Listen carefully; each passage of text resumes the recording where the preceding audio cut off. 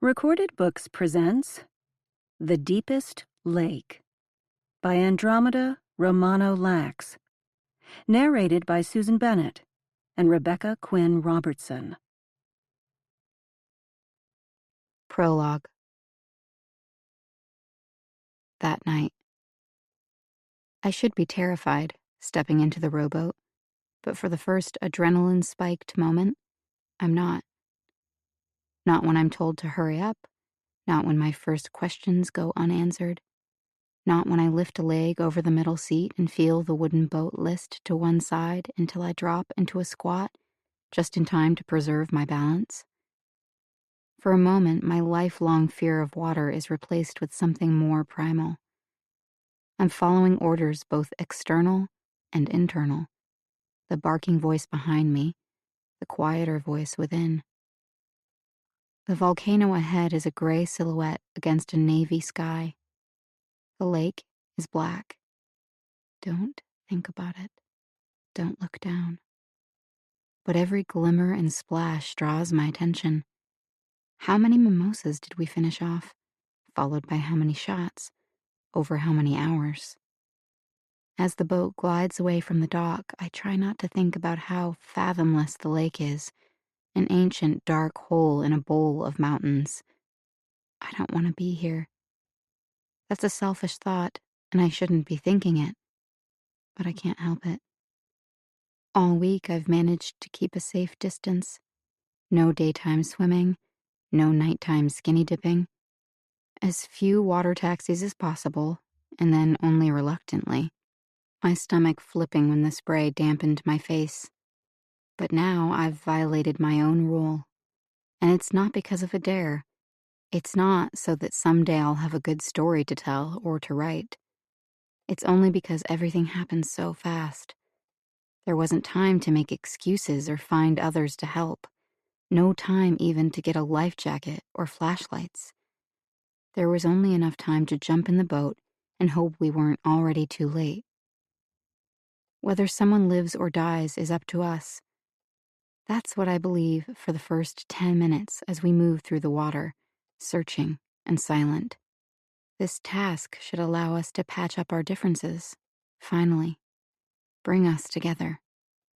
That's what I try to believe, still, as our trajectory incrementally shifts until we are heading out into the very center of the lake. You're taking us out too far, I say. No reply. I'm shivering. Alarm bells are beginning to ring in my brain. But I have to face the truth. There is no shared goal. There is no we. Herringbone clouds slip across the pale face of the moon. One more angry dig of the oars and then we are stopped in a pupil-black slick of still water. I want to go back, I say. But it's too late. Part 1. Chapter 1. Rose. Now, 3 months later. Rose didn't count on this. The view itself has stolen her breath. Before she thought a lake is a lake is a lake. But she was wrong. This is where it happened. And this is why she had to see it firsthand. Because you can't count on others to look past the pretty surfaces of things. "Gorgeous," says one of the other women, exiting the shuttle bus just behind her. "Don't you think?" Rose doesn't answer. Her hand has crept to her chest, massaging the tense spot below her collarbone where the ache sits. A hard knot of grief and regret. You can dislike a place even without seeing it. But you can truly despise it only when it's in front of you, glittering quietly, making a mockery of what you know, and even more, what you don't. One by one, they all exit the small bus and gather at the bottom of the sloping, sun-baked concrete ramp, alongside a half-rotted wooden dock united in their confusion about the geography, not sure what will happen next. They've been told they're taking a water taxi to their cabins. "But why couldn't the bus have taken us there?" someone asks. "We must be staying on an island," another woman guesses. "Not an island," explains the 20-something guide, Anna Sophia, gesturing for all 12 women to come closer. "Villages ring the lake. San Felipe is only a few miles from here, but the road doesn't go all the way around. It's easier to hop from village to village by boat, or sometimes by tuk-tuk. Anyway, it's more magical, yes?" That will be the answer for every inconvenience, Rose thinks. Bad roads, limited internet service, and 3-wheeled mini-taxis are magical. Boat trips and seasickness are magical. Rustic cabins that aren't conveniently located by the famous writer's house, more magic.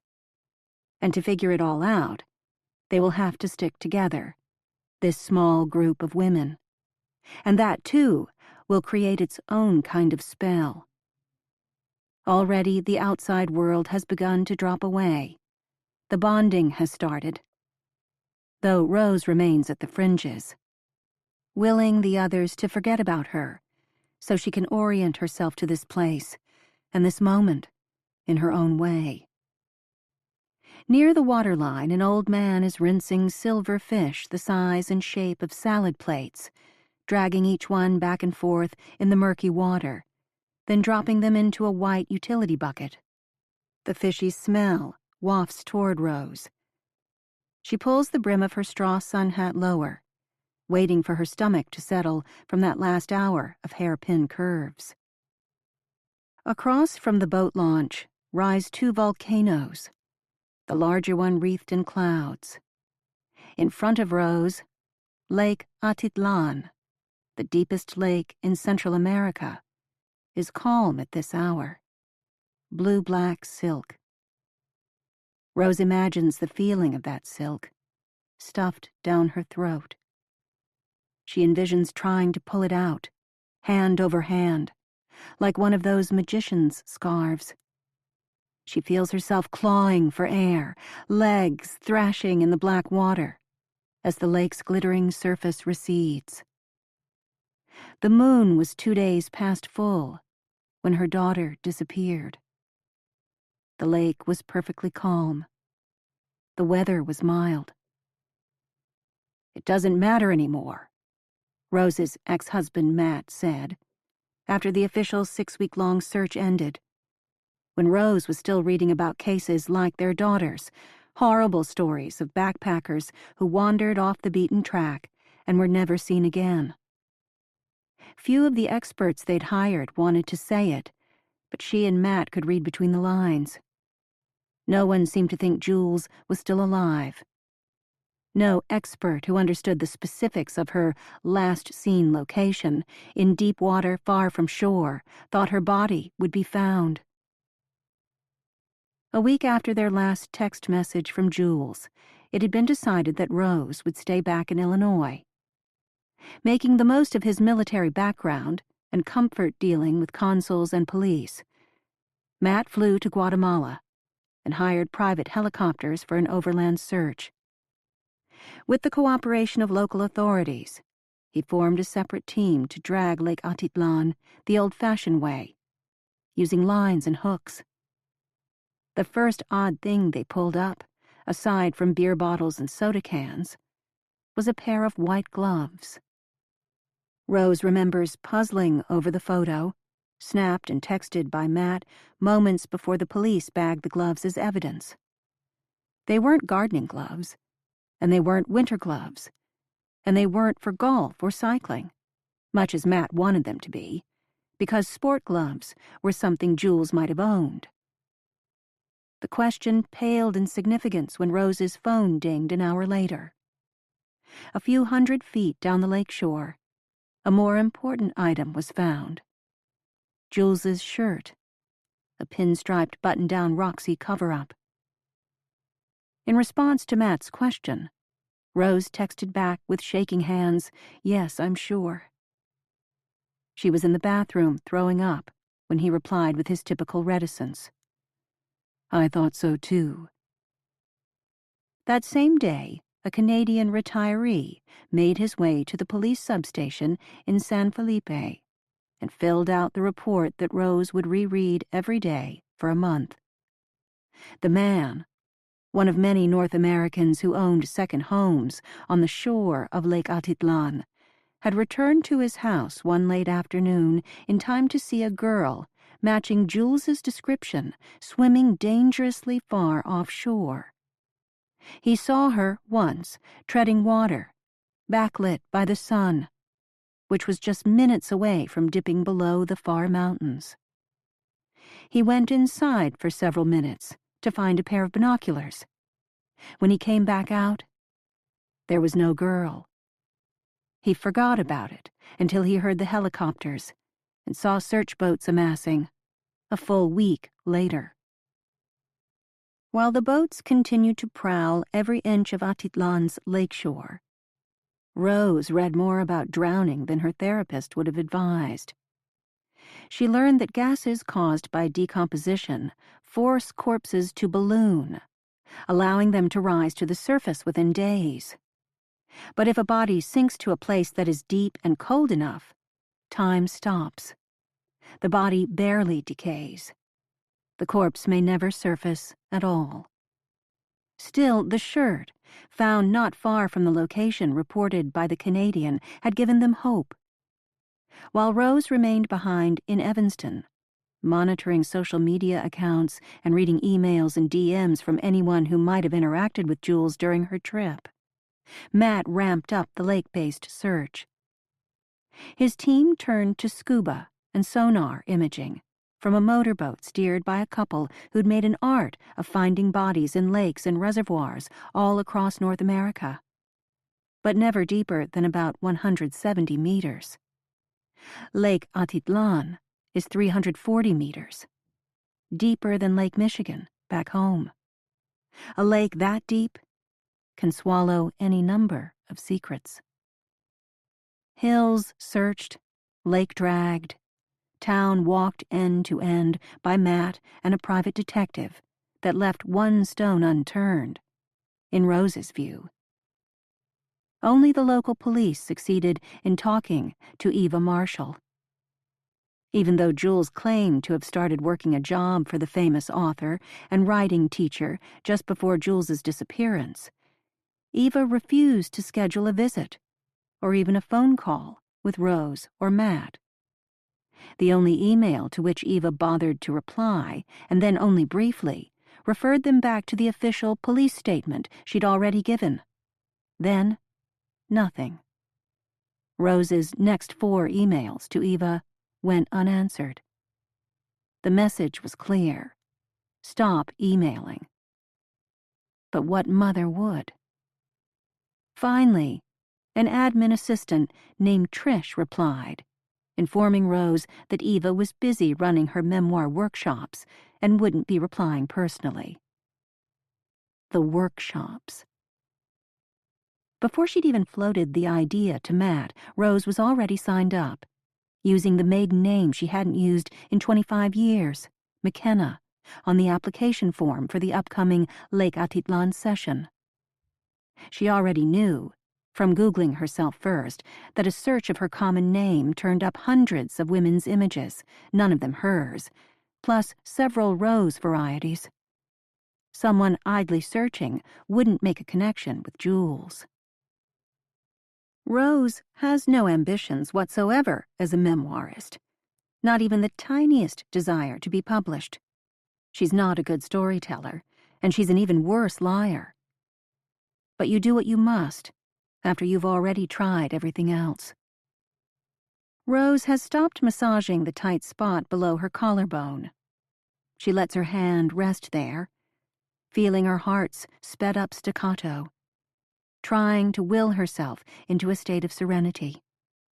The closest she can achieve is a tense, purposeful dread. Near the bottom of the concrete ramp, A cute little girl with ink-black hair approaches the women travelers and tries to sell them woven bracelets by tying them directly to their wrists, accepting payment after the fact. Even the guide gives in and buys one, allowing the precious little fingers to secure the knot. The little girl's dark eyes flit toward Rose, but she seems to know better than to approach. At the end of the ramp, Anna Sophia hands out bottles of water, warning the group about the mile-high altitude and the potential for dehydration. When the guide holds a bottle high in the air, shaking it in Rose's direction, Rose nods without hurrying over. She needs one more moment to take it all in. Out on the lake now, a small white dot motors toward the women and their pile of luggage, churning the silky waters into froth. Anna Sophia calls Rose and a few other stragglers closer, but before Rose can comply, her seatmate from the bus, a British woman named Pippa, approaches. She puts an arm around Rose's shoulder. The women are so touchy, as if they're all friends already. You've been quiet. Savoring every moment, are we? Oh, yes. Smart girl. Treat every day as if it could be your last. I do, Rose says. Stepping off the San Felipe docks, the women move slowly, despite Anna Sophia's attempt to rouse them with cheer. Someone else will get the bags. You're almost there, I promise. We'll gather in the reception area first. It's just up this little path and then into a garden. Past a stony beach is a low wall around some sort of compound, with several trees and lots of vines and big-leafed tropical plants.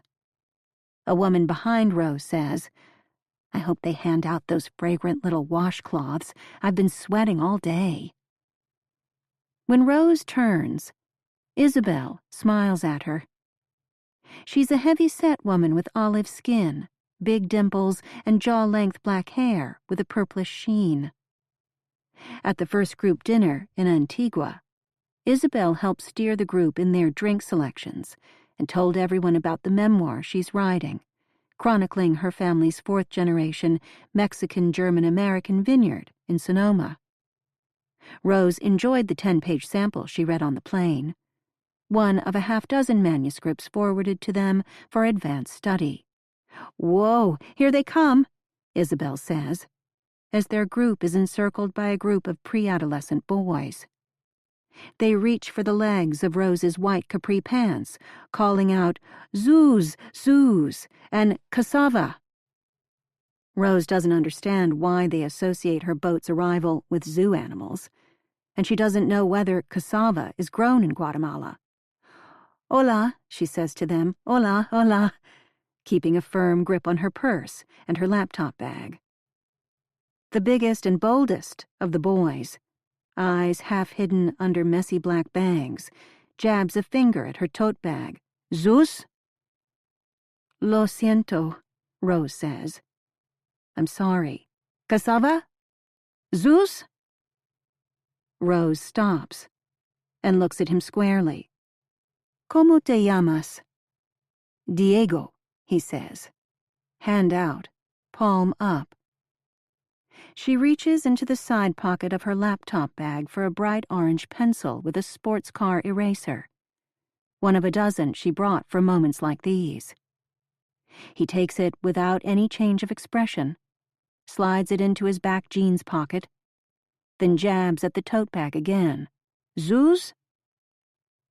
Anna Sophia herds the group of visiting women through the garrulous children, up the beach, and through a gate. He thinks you have shoes. Eva collects and distributes hundreds of pairs. If you did bring clothing donations, just remember to bring them tonight, when we gather for the party at Casa Eva. Casa Eva. Casiva. Cassava. The clothing donation notes were in the 30 pages of instructions all the participants received, A torrent of emails that arrived within 3 hours of Rose submitting her short writing sample. The lame, partial essay about several years of estrangement from her sister, which, God only knew why, evidently passed muster. The emails never came directly from Eva, though they always contained her best wishes and firmly worded advice. Bring sufficient quetzales in small denominations for tips. Bring U.S. dollars as well for Guatemala City and Antigua, but not for San Felipe. Don't wear skimpy clothes. Don't wear jeans. They don't dry quickly enough. Consider leaving your makeup at home. We are an all-women group. Try something new and go natural. This is a big adventure, but it will be wonderful, and you're going to have a life-changing experience. And most important, you're all going to be okay. The countdown is almost over. Rose remembers Jules's first text about the new job. I just got the most amazing opportunity with the most amazing person. With a peculiar sense of apprehension, Rose sees it more clearly now. This is what Jules was doing, holding the hands of some dozen or more skittish visitors, first by email, later in person. Tell me, what are you doing? Everything. You didn't ask who the person is. What's everything? I'm a troubleshooter. Meaning? A girl Friday. But every day. Whatever is needed, I do. You really don't get days off. It's only 12 days. Writing workshop plus 4 days before and a couple after. Mom, you still haven't asked. Who is it? Eva Marshall, the author. Getting paid? Jules evaded the question. It's a learning opportunity. Does that mean only tips? Most of the women who come are loaded. I'll take you to dinner in a few weeks when I'm back. Promise. A few more weeks. Before coming to Lake Atitlan, and somehow meeting Eva, Jules had been talking about coming home any day. She'd already been in Guatemala over a month, Panama, Nicaragua, and Costa Rica for 6 weeks before that. She'd gotten her travel fix, she told Rose and Matt in a rare video call. Rose and Jules didn't argue often, but they did argue about Jules's post-college plans. Last year she'd been rejected by 2 creative writing programs, a huge blow to her dream of becoming an author. Rose thought she should keep trying and get a master's, in hopes of teaching later. Jules said there were no teaching jobs anyway. Taking on so much debt was risky. Plus, a degree didn't make you a writer. But then Rose had tried asking Jules without success what did. Jules completed several new grad school applications just before leaving for Guatemala. She seemed to be bouncing back from rejection. But that was before the week at Eva's. Then, something changed.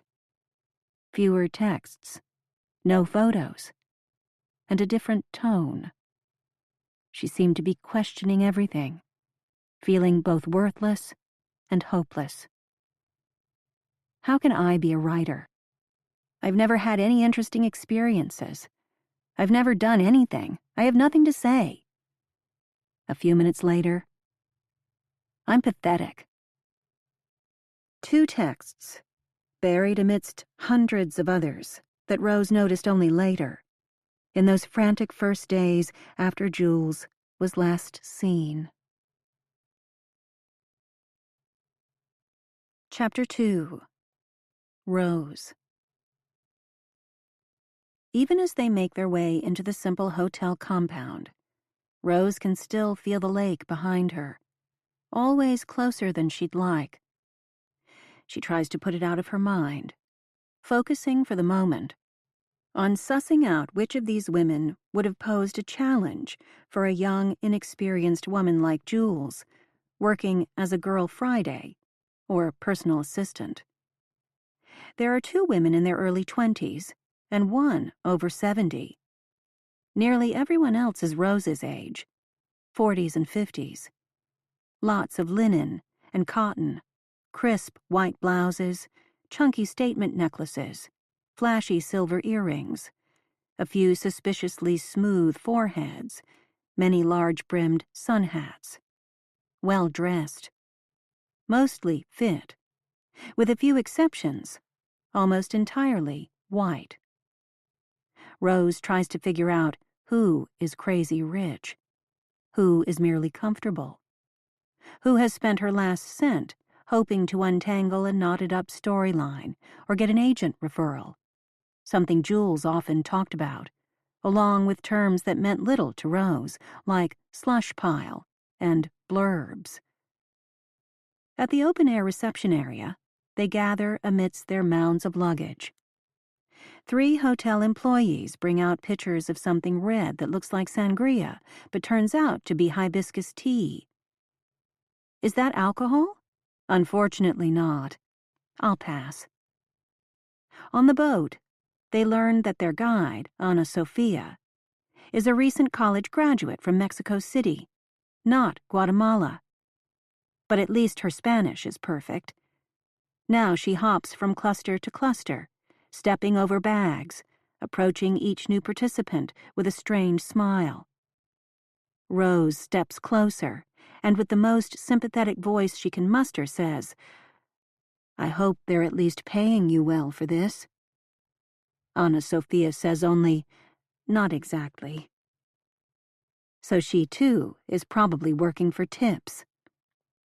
"Are you a writer?" Rose asks. "No." Ana Sofia doesn't bother to look up, too busy focusing on the damp sheet of paper in her hands. Her smooth black ballerina bun has begun to escape its pins. Rose feels bad for distracting this young woman, who is busy doing the sort of thing her daughter would have done, a thought that makes Rose both uncomfortable and determined to keep talking to her. "Have you been doing this job long?" 2 weeks. Eva only has full staff when the workshop is running," Ana Sofia says, distracted, moving her finger down a list of names. "This is all wrong. Pippa can't do the stairs, so we'll have to switch her with someone. Diane, you wanted a private room, but the bathroom is broken, so I think you would be happier in a double." Other women huddle closer to hear what Ana Sofia has to say. One of them, an older woman with gray blonde hair, done up in an elegant twist, says, "Will you be staying at Casa Eva with us, honey?" "No," Ana Sofia says, focused on her sheet. "I am the town enlace. How do you say contact?" "Liaison, yes," the old woman purrs. "But whenever I come, Eva has a nice girl helping." Rose asks, "Were you here for the last session?" "No," the woman frowns, shaking off Rose's interruption. "Anna, I need to ask someone about my massage.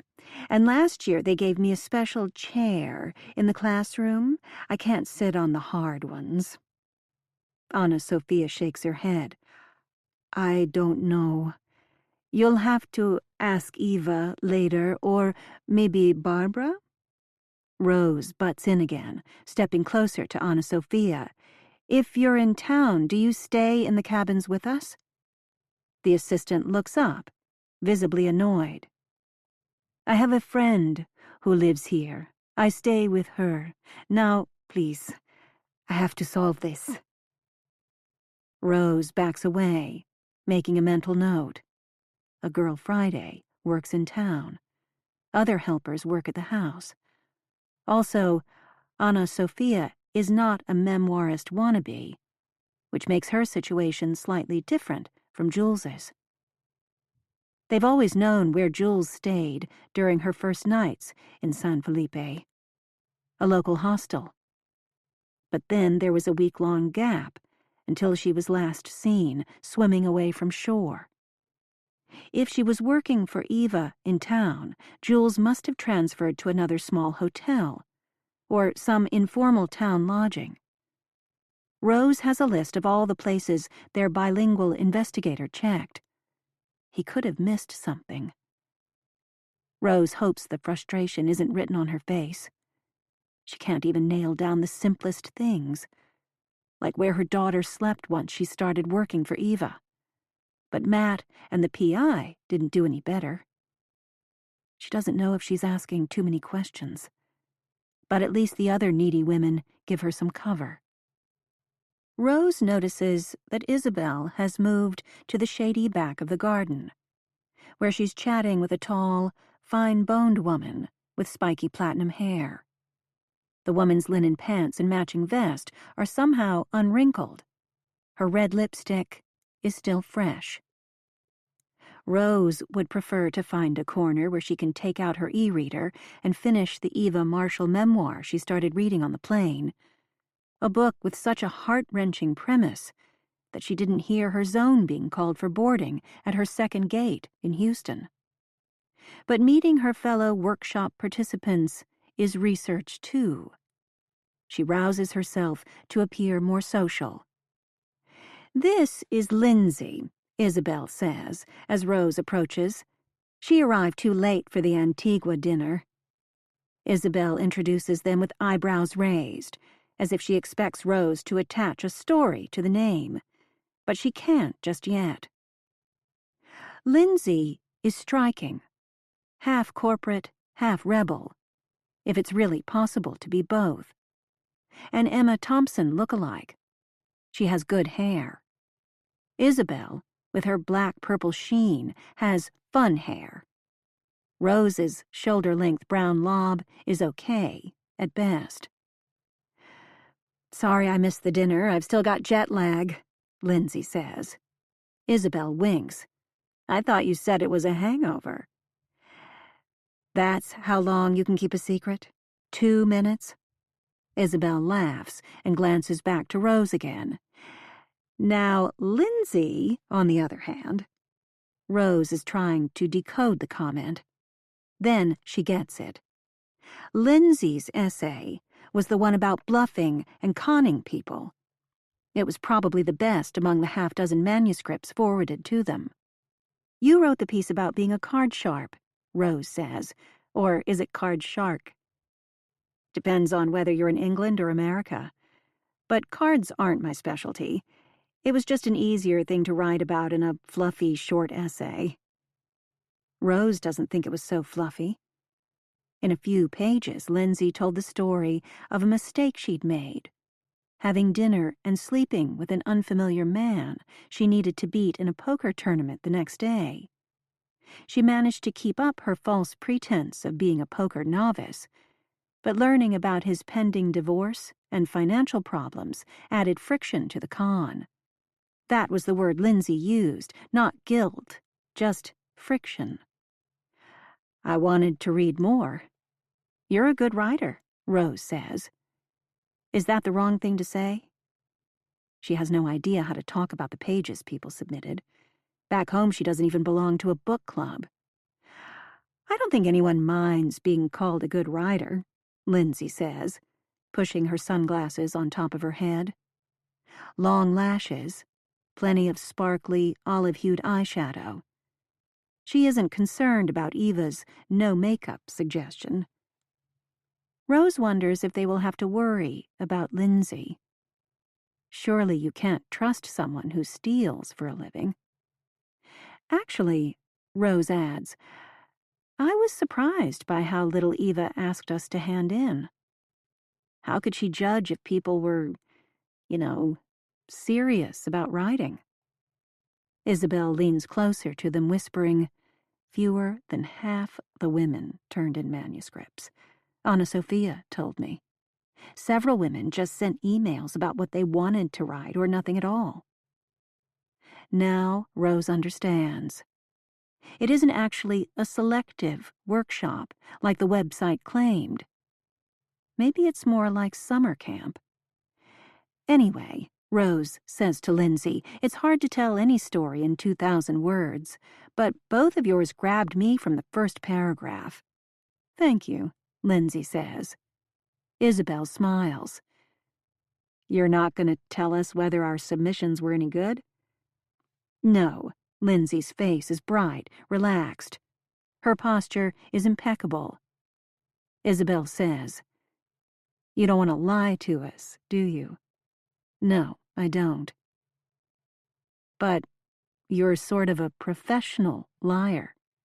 "Yes, but I'm on vacation." Rose finds herself staring at them both, wishing she could borrow a touch of Lindsay's self-assurance, a little of Isabel's color and shine. They must find her plain. Jules once criticized her mother for dressing like a kitchen cabinet. "Mom, do you even own a sweater that isn't white, gray, black, or brown?" She told herself to buy some more colorful shirts, to schedule a shopping trip with Jules. And then Rose ran out of time. Clients wanted their remodels finished well before Memorial Day. Weeks flew by. Jules left on her trip. Too late. "Is the altitude bothering you?" Isabel asks, gesturing to a rusty garden bench at the back of the shady garden. "Do you need to sit? Let me get you something to drink." Rose doesn't want to sit. She's breathing heavily, almost sighing on the exhales as if she can't get enough oxygen. From the corner of her eye, she sees a young woman leaning against the pile of luggage in the center of the open-air reception patio. Dark blonde hair, an eyebrow ring, and admirably muscular quads, visible beneath a sporty wraparound skirt. Rose thinks, "Jules." The hallucination lasts no more than a second. She's had these flashes countless times, in Chicago, at the airport in Houston, now here. She knows there are parents of missing children who imagine their children will show up one day. But that isn't Rose's issue. She believes Jules died in the lake. She doesn't think her daughter is wandering the world as an amnesiac, or ran off to join a cult, or was ambushed by aliens or drug traffickers. The sorts of helpful suggestions that popped up on social media and in the Chicago Tribune comments section, waning within mere days as public attention migrated to fresher tragedies. Maybe it was the nightmares that convinced Rose, because they felt like a vivid glimpse into Jules's final moments. They started the day Matt called home from San Felipe, with the authorities' conclusion of Jules's likely fate. Ever since, Rose has woken up at least once each night, gasping. The nightmares are telling her, Jules is gone. The universe has given her a piece of the truth, just not all of it. So when will the sightings and the nightmares stop? It will stop when you properly grieve. Matt told her that, as did her sister via long-distance phone call. Jules wasn't a runaway. She was a young woman at the end of a pleasant trip, ready to come home. Someone saw her in the lake. The last time she texted, she was drinking, and maybe dabbling beyond that. She wasn't a good swimmer. What more is there to know? A lot, Rose thought. Everything important. Why and how. Her daughter's last hours. Why she was swimming when she hated to swim. Whether she was depressed and suffering, or just unlucky. Her therapist came closest to understanding. You need a narrative. That's how humans are. We are story-making creatures, some of us more than others. Your husband needs facts, maybe just one fact, that Jules drowned. You need a story. Yes, she does. But Rose is afraid of stories, too. There's something about being here in person, with the lake's smell of fish and boat gasoline still in her nostrils, and the sound of Spanish in her ears, that makes her feel uncomfortably far from home, and dangerously close to admitting Matt was right to question her trip. Rose might be doing something worse than wasting time. She might have come all the way to Guatemala only to prove she didn't know her daughter as well as she thought. Meaning, she was a bad mother. Unobservant, clueless, insufficiently caring. That's an even more terrifying prospect than discovering nothing. Isabel comes back with a plastic cup of agua de Jamaica for Rose. Ana Sofia is still trying to sort out the room assignments, Isabel says. And who are all these women? I thought we had 10 or 12 people, but there's like 20 women waiting for their room keys. Eva's alumni groupies, Lindsay answers, nodding toward another group of women, talking and laughing in their own circle.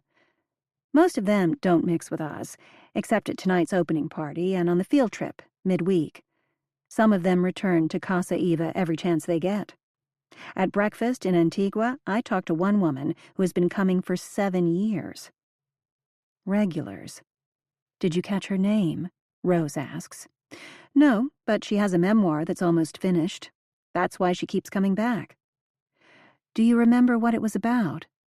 Incest? Death of a spouse? Recovery from a rare disease? Maybe all three. That would be the winning ticket. You're terrible, Isabel says to Lindsay. Do you think she comes for every session? Rose asks. I doubt it.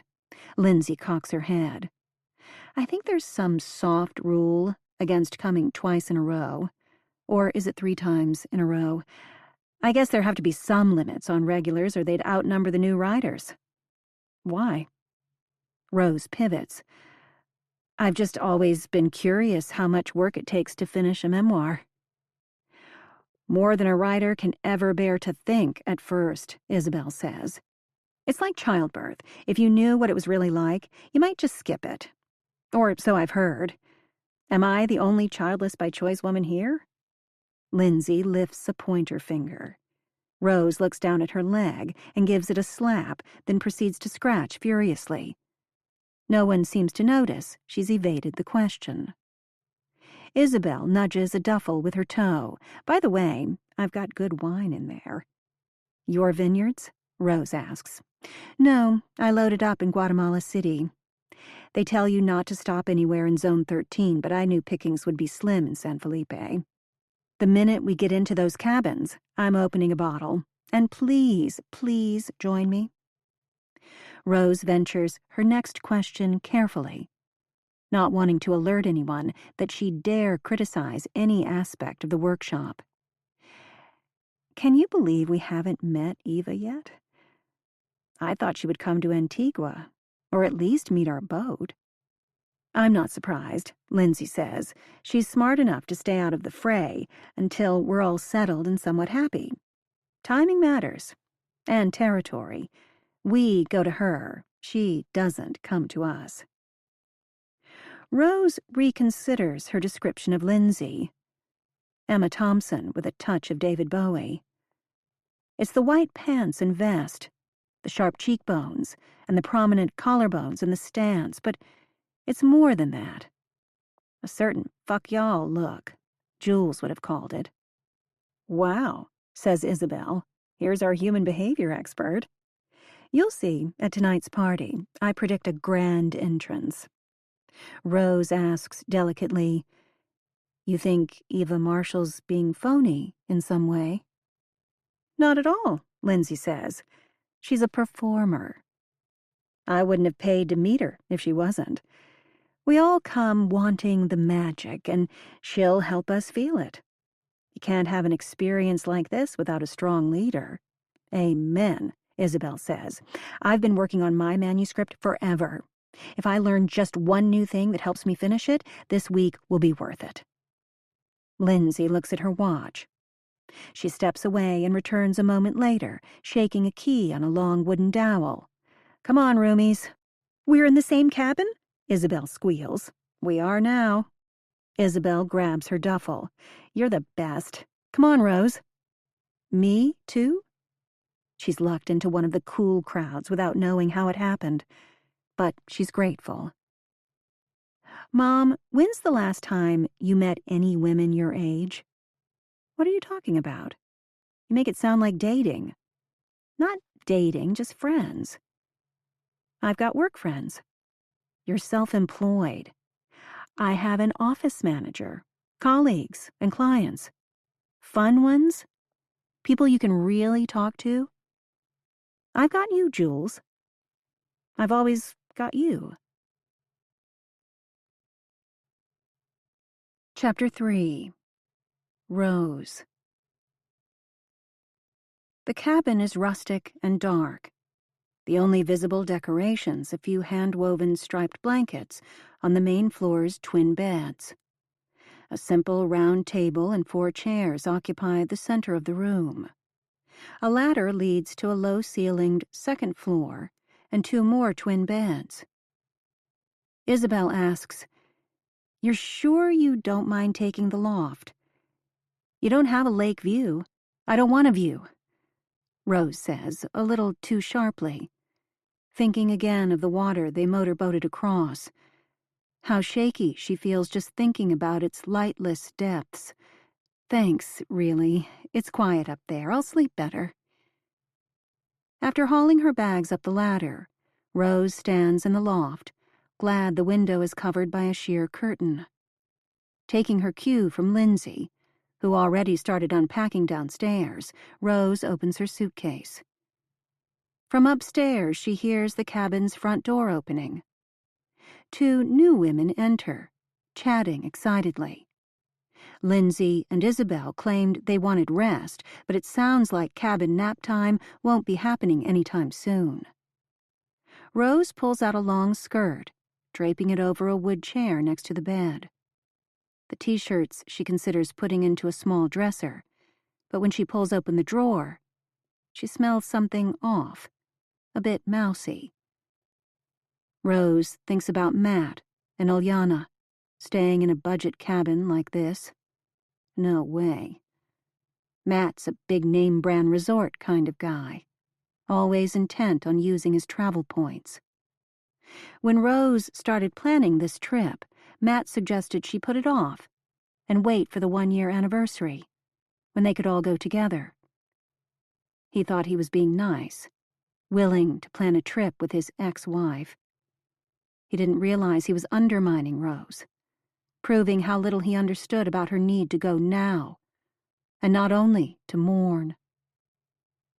Whenever they disagreed about whether a search should continue, Matt pointed to the good work that the local police had done, and would keep doing, supposedly. It's not like they'd close the investigation. When the first active phase of searching had wrapped up, Matt returned to Illinois to tie up some work details. He intended to return to Guatemala within the week, to meet again with police and press for ideas about a Phase 2. But then Police Chief Molina called, telling him there was no need. His men had made 2 critical discoveries. First, they'd arrested a local small-time drug dealer who confessed to supplying a girl Jules's age and general description with a locally popular party drug. The police, desperate for a win, sent Paco to the capital, where they promised Matt he would rot in jail. Second, they'd caught a German backpacker shoplifting in a larger village across the lake from San Felipe. Inside his bag was a paperback belonging to Jules, with her name and endless personal annotations. Luca claimed he'd gone for a dawn volcano hike with Jules and a van load of fellow travelers, but barely knew her beyond that. She'd given him the book to lighten her own load. The group volcano hike checked out. The date of the hike matched up with the date the party drug was sold to a girl who looked like Jules. The last known sighting of Jules swimming on the lake occurred later that afternoon, just around sunset. Check, check, check. In response to which, Rose, even now, standing near the cabin loft window, catching the glimmer of light on the lake through the gauze curtain, thinks, no, no, no. Rose doesn't believe that her daughter was the person who bought the strangely unspecific party drug.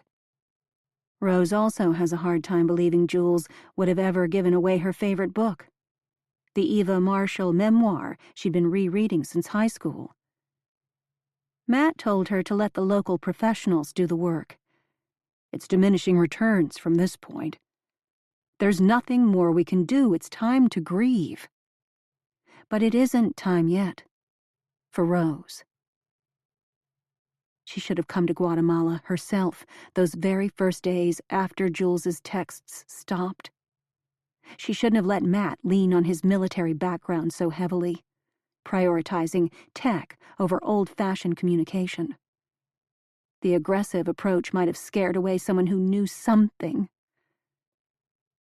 They should have shouted less, demanded less, talked less, and listened more.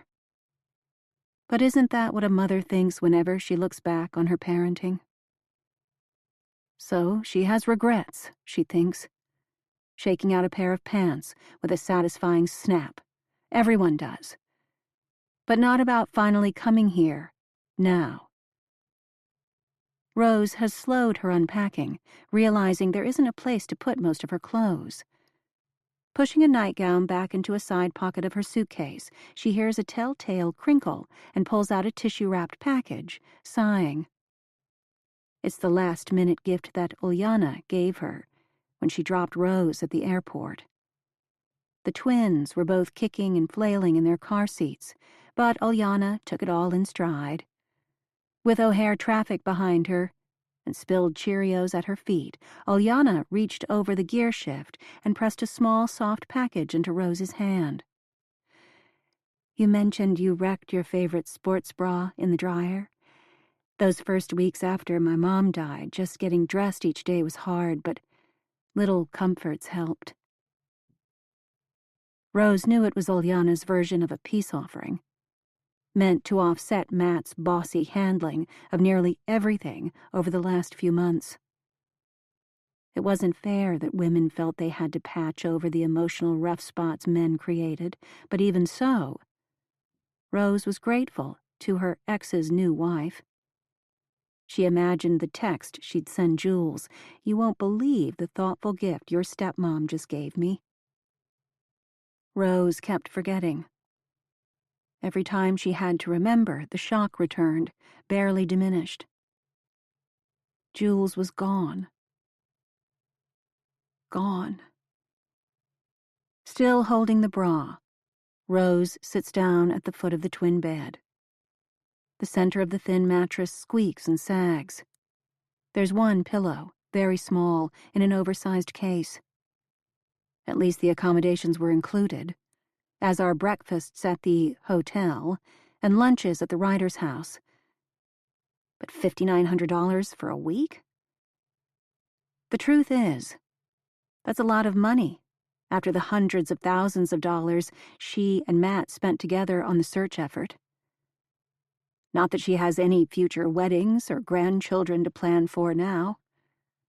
To make things worse, she isn't scheduling new remodels for the time being, despite her office manager's warnings that long-term clients are deserting them. But Rose can't think about design work. Kitchens are gathering spaces for families. Rose doesn't have one now. She'll keep receiving occasional holiday invitations from Matt and Ulyana, and from her sister Christine, but really she's just the pitiful outsider looking in. Hey, Rose! Lindsay calls up the ladder. Only the platinum spikes of her hair visible through the opening in the loft floor. You coming down for some wine?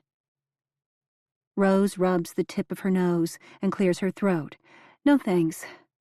I can wait for the big party. Suit yourself. Downstairs, the group laughs without her. She hears them quizzing Lindsay about her grifter life. She explains, as she did to Rose and Isabel before, that her submitted essay isn't representative of her normal jobs. Then what do you do most of the time if not beat men at poker? A girlish voice asks. I give them what they want. Someone whispers, sex? With the big jobs, they never even meet me.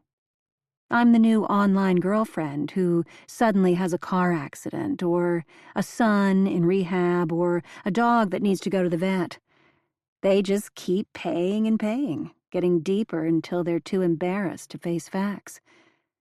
Sometimes we break up without them even knowing they were conned. Rose is glad to listen from afar and not respond. What would she say? How can you trick people like that? How can you lie about things that are so serious? But Rose is planning to lie, here in Guatemala, to everyone she meets. Well, if they're that dumb, Isabel says from below. On the other hand, Lindsay says, at least they know what they want, even if what they want is a fantasy. I promise you, many of them feel like they've gotten a good deal. Everyone laughs again, a sound that makes Rose feel even more alone, and suddenly cold. Fully dressed, she pulls back the thin blanket and gets into the sagging bed, e-reader in her hand, intending to finish the second of the 2 Eva Marshall memoirs. Jules begged her to read both books, the first that Eva had published when she was only 19, and the second, Eva's runaway bestseller, published 5 years ago, after a string of modestly successful novels. Rose read the first one, Last Gasp, a month ago, when her focus cleared up enough to read anything longer than an email. It wasn't until this week that she started the second one. From online summaries, she already knows that In a Delicate State ends sadly, with the death of a child. Her allegiances were torn. She couldn't read about other people's tragedies for more than a few pages without spiraling into her own dark and paralyzing thoughts. At the same time, she wanted to know everything about Eva that might tell her something about Jules, or at least why Eva was Jules's favorite author. As it happened, In a Delicate State engaged her so quickly it wasn't a hard read at all. Not the happy early chapters, anyway, when Eva Marshall makes the bold decision to have a baby in her early 50s, against the advice of family and doctors. Reading the first half of the book yesterday, in airports and on the plane, Rose lived through all of Eva's difficult midlife reproductive questions. She's never admitted it to anyone, scarcely even to herself. But once Matt remarried and became a father again, Rose realized she regretted that her mothering years ended when they did. She would have given an arm to have another baby. Even now, when she spots famous women in the tabloids having babies, even twins, at 50 years old, she thinks, why not me? Rose knows why. She's a normal person, not a Hollywood actress with a millionaire husband, or a best-selling memoirist, or even just a privileged woman with great health insurance and admirably thick skin. The sad part of In a Delicate State will come at the end. Rose hasn't gotten there yet. She swipes to the next page, reading slowly, knowing this is part of the process, connecting with a book beloved by Jules and facing the universality of grief. By the last page, she might even feel a special kinship with Eva. Once she fully understands what the author has suffered and survived, possibly even why she won't answer a grieving mother's emails. Downstairs, the voices continue. One of the younger women shrieks with laughter. About what, Rose has no idea. She can't read here. She needs to get out of this cabin. Rose packs the e-reader into her purse and descends the ladder. 4 faces look up, including the young, fit blonde from the reception area who reminded Rose so much of Jules, and an equally slim, ebony-haired girl who could easily be a model. In a workshop of mostly older, wealthy women, they're the young ones, tan, taut, and brimming with energy. They don't realize how beautiful they are, how fortunate. She shouldn't start resenting young women just for being alive, but she can't help it. "Scarlett and Noelani are here," Isabel calls out as Rose reaches the bottom ladder rung. "Come join us." Rose seizes the first excuse that comes to her. "I have to find the ATM in town. I couldn't get the one in Antigua to work. I want cash on hand before we all gather for the party." "I'll loan you some quetzales." "Thank you, but I really just need to do this."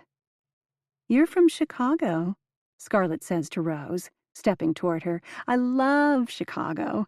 I stopped there on my bike trip. You read Scarlett's chapter, right?" Isabel interrupts. "From her travel memoir? She biked across America on $10 a day. This girl is amazing." So was Jules, Rose thinks. She could have biked across the country. She could have climbed peaks in all 50 states.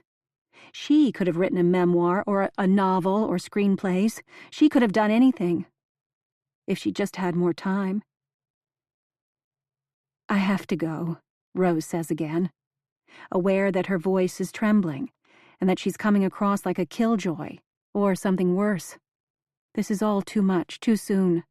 She's out the door before anyone else can beg her to stay.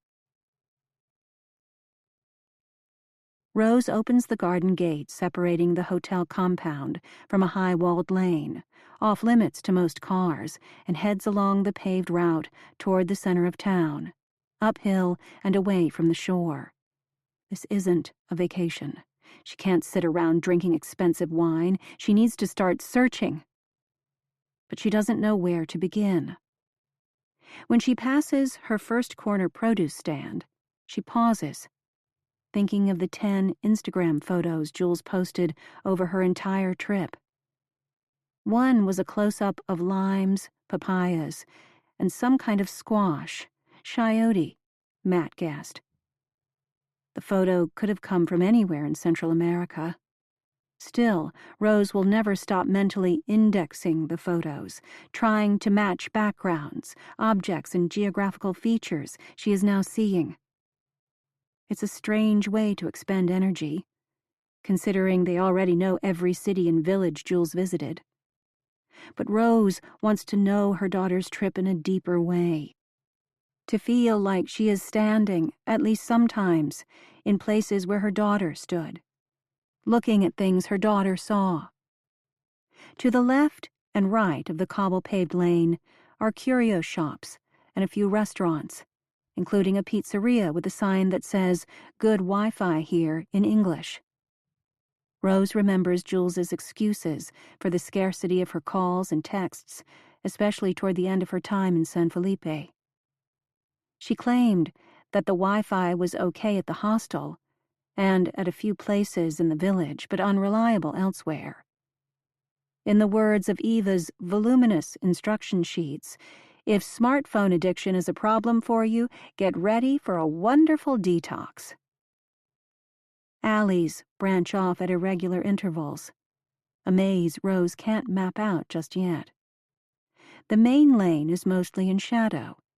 Some side lanes are so narrow that with her arms outstretched, her fingertips can almost brush both walls.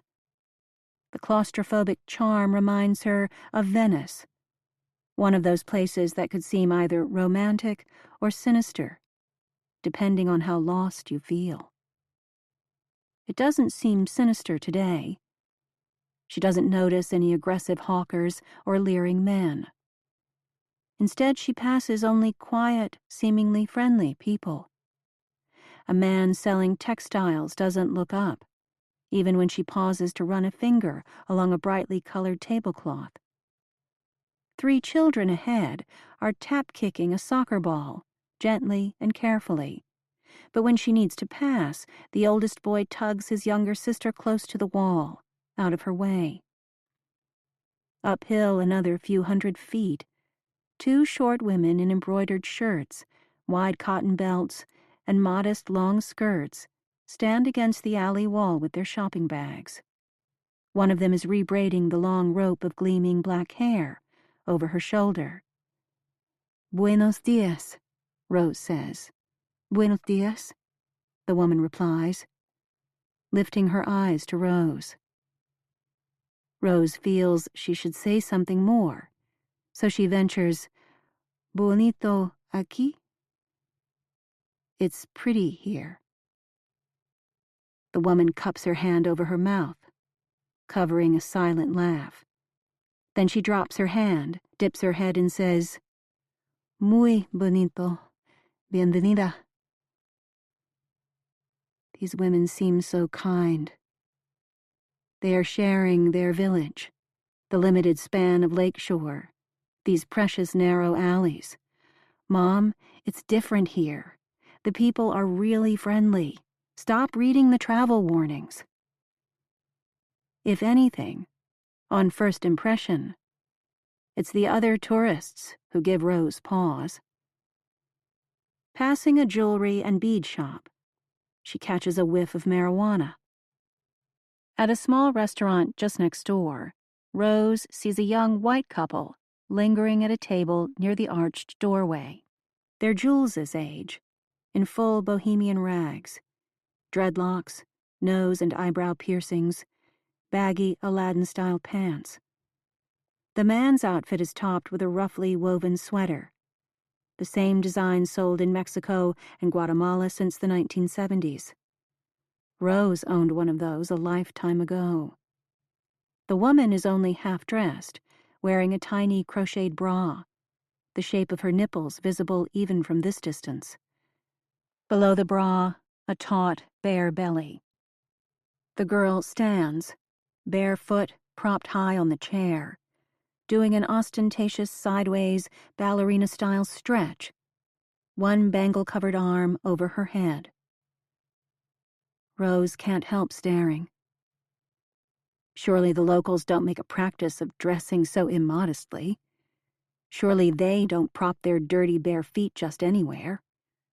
The tourists, who seem to have less spatial intelligence than the locals, are the ones who block the alleyways. They stand in spread-out throngs, puzzling over signs advertising locally made chocolate, weaving co-ops, and Mayan medicine tours. They're oblivious to the locals, like a child with a starched white shirt, blue pants, and a tiny backpack, trying to dart around their legs. But Rose knows that she's noticing more because she's alone. If she were in a large group, she'd be distracted as well, taking up too much space, chatting too loudly, high on the adrenaline buzz of being in a new place. Going solo has its advantages. Her daughter had tried to tell her that, but she wouldn't listen. "I'm not alone all that much, Mom. I always meet people in hostels. I find friends. But when I want to move on, I can. And I like to be alone. That's when locals talk to me. That's when I start to feel part of a place." Rose replied with anxious questions about the Civil War, which Jules said happened a long time ago. The mid-90s didn't feel long ago to Rose. They sparred about crime rates. Rose refused to drop it. It wasn't true what everyone said about the capital being the only dangerous place. The countryside was dangerous too. "Not Lake Atitlan." "Mom, this is why I travel. You can read about a place, and you can go to a place, and the two are completely different things. Please, let's not fight about this." Rose gets to the top of the alley, a T intersection on the main road, where all the colorful three-wheeled tuk-tuk taxis line up. She pauses, out of breath and overwhelmed. This larger road's swirling dust makes her eyes sting. Guatemala is just different. "Mom, I can't explain." The drivers give her a moment of peace before one of them calls out in good English, "Señora, are you trying to go somewhere? Do you need a ride?" She must look dazed. She is lost, more lost than she's ever been in her life. Rose has had dark days. Depression in her early 20s, divorce not much later, the loss of her own mother to cancer.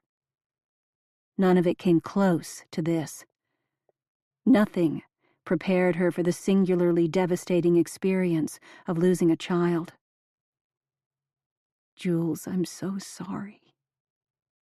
Her vision blurs. She has to turn away, pretend to be studying the glass window of a small corner grocery, puzzling over the display of Coke products and a chalkboard boasting the currency exchange rate. She doesn't want to keep apologizing. She's here, isn't she? But this is a new apology and a new realization. One she couldn't have had back in Illinois. "Jules, you had every right to travel alone. You had every right to go out in the world, to see new places and talk to people and be yourself. You were absolutely right. Every place can be dangerous, and every place can be kind. We can't just stay home being afraid."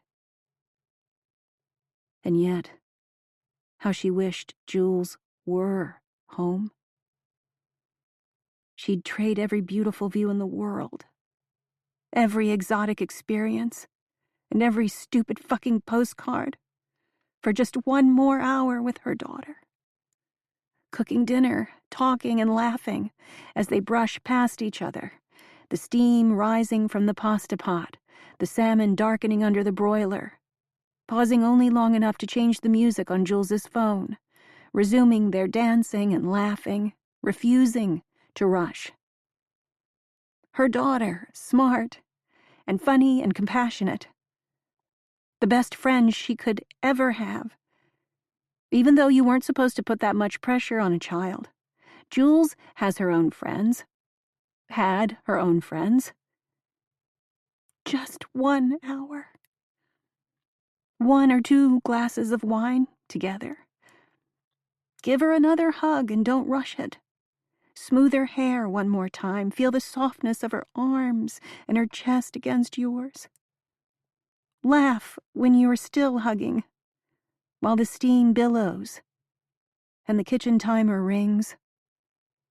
Rose wipes her nose on her bare forearm. But one discreet swipe isn't enough. She was supposed to be doing something, looking for clues, making notes, noticing. Instead, she is back to wishing she could turn back time, a delusion more easily fostered from the comfort of her own home. The tuk-tuk drivers are all staring at her. The only way she can stop crying is to be angry at someone. The image of that dreadlock-wearing woman with the crocheted bikini top comes to mind. Didn't anyone teach you to have respect for the places and people you visit? Her daughter had respect. Always. Her daughter didn't stay up all night, running half-naked along the stone-covered beach, making the married women nervous, sleeping with the local men. At least, Rose doesn't think so. Chapter 4. Jules. "You are so nice to meet with me on such short notice," I say, clasping my hands together to keep them from shaking. "You met Maurizio at the pizzeria in town?" Eva asks over her shoulder as we climb the stairs to the second story of her house, an adobe-walled building with huge windows overlooking Lake Atitlan. I'm glad she can't see my stressed and sweaty face as I fumble for an answer. "Yeah, just a chance meeting. We didn't talk long. He said you're always looking for staff." In less than a minute, I've told 3 lies. First, it wasn't chance. Maurizio walked by my table and saw I was reading my old copy of Eva's first memoir, Last Gasp. He's never read it, but he recognized the cover, of course. Second, we talked all afternoon, ending up on the beach, where we finished off a 6-pack of Coronas, chatting the whole time in Spanish. Third, Maurizio didn't say Eva was looking for staff, only that the lady workshoppers were on the way, and everything was getting crazy. When I pressed for details, he got skittish. He wanted to see me again, in town, but he didn't want to lure me to Eva's semi-hidden lair. My words, not his. I have to assume it was for my own benefit. You're on vacation. Why would you want to work? But I don't need anyone, even a gorgeous 20-year-old guy with cafe au lait skin, hazel eyes, and dark, wavy hair, telling me whether or not I need a job. The answer is, I do. We're almost there, Eva says, gauzy fern green pants fluttering as she strides through the living room and toward a large bedroom, a corner of which is occupied with a desk, printer, and banker's boxes. Not the best layout, pardon the mess. We'll use the balcony. I swallow hard, eyes so dry that every time I blink it feels like I'm clicking the shutter of an old-fashioned camera, taking in the huge framed photo of Eva posing in an adoring crowd of 20 dark-skinned children, all dressed in matching t-shirts, like it's a charity event. Red dirt, acacia trees, Africa, probably. Another click as I try to capture the decor. Narrow kilim rugs from the Middle East, underfoot, Guatemalan tapestries on the wall, and folk art on low tables. A final click as I pass a framed photo of Eva standing in a one-piece bathing suit at the end of a weathered dock. I saw that one a year ago in the New York Times travel section. Eva calls out to some invisible helper. "Iced coffee, please. Out to the balcony." I hope she isn't calling Maurizio. He'd be appalled to see I'm here, carrying my backpack, having checked out of the hostel one night early. I'll settle things with him later. The truth is that I've fooled around with 3 guys, 4, on my Central American tour, but I've only met one famous author, and she happens to be my favorite writer of all time. A girl has to have priorities. I emailed you my resume, I tell Eva, following her through a combination bedroom office, then back out into the open sunlight, through French doors. On the balcony, she moves yellow legal pads and piles of paper-clipped printouts, clearing space on a white stone bench. Aside from the clutter and a few wilted plants that have seen better days, it's gorgeous up here. Red and turquoise throw pillows everywhere. A small table with an inlaid mosaic and sunset colors. "I didn't get the email," Eva says in a low, throaty voice. "Ever since Simone left me high and dry, I haven't been able to manage the inbox." She gestures to the stone bench. I sit. She doesn't. "You said you're a yoga instructor?" "Among other things," I say, ready to rattle off my resume. Planned Parenthood internship, various short-term secretarial gigs, tutoring. Eva glances toward the doorway where a teenage Guatemalan girl has appeared, wearing a traditional long skirt and woven faja sash. A tucked-in t-shirt reads, Gucci. "Gabby, this is..." "Jules," I offer. In fluid, accented English, Gabby says, "Hans wants to know if you're still going to eat the yogurt or if he should put it away." "Never mind the yogurt," Eva says. I pull my backpack onto my lap sideways, talking over it. "I saw on your website that you have a new workshop session starting in 4 days, which is awesome." "Gabby," Eva says, just as the teenager is turning to leave, "you're off the hook." Gabby's mellow smile fades into a confused pucker. "You don't want the coffees now?" "No, I don't need you to teach yoga to the women who are coming. We might have a real teacher." "Oh," I say, realizing what I've done, and only by mistake. "You were going to be the new yoga instructor." Gabby's shoulders droop. Now, Eva reprimands her. "There's plenty to do in the kitchen. We've got to prep meals for 30 people, and Mercedes hasn't been feeling well lately." Eva turns to me, explaining. "Mercedes came to us when no one else would hire her. Epilepsy and a developmental delay of some kind."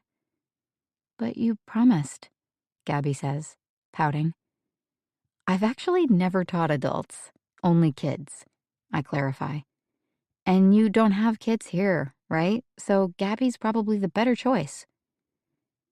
Eva doesn't seem overly offended by my transparent fib. Or does she believe it?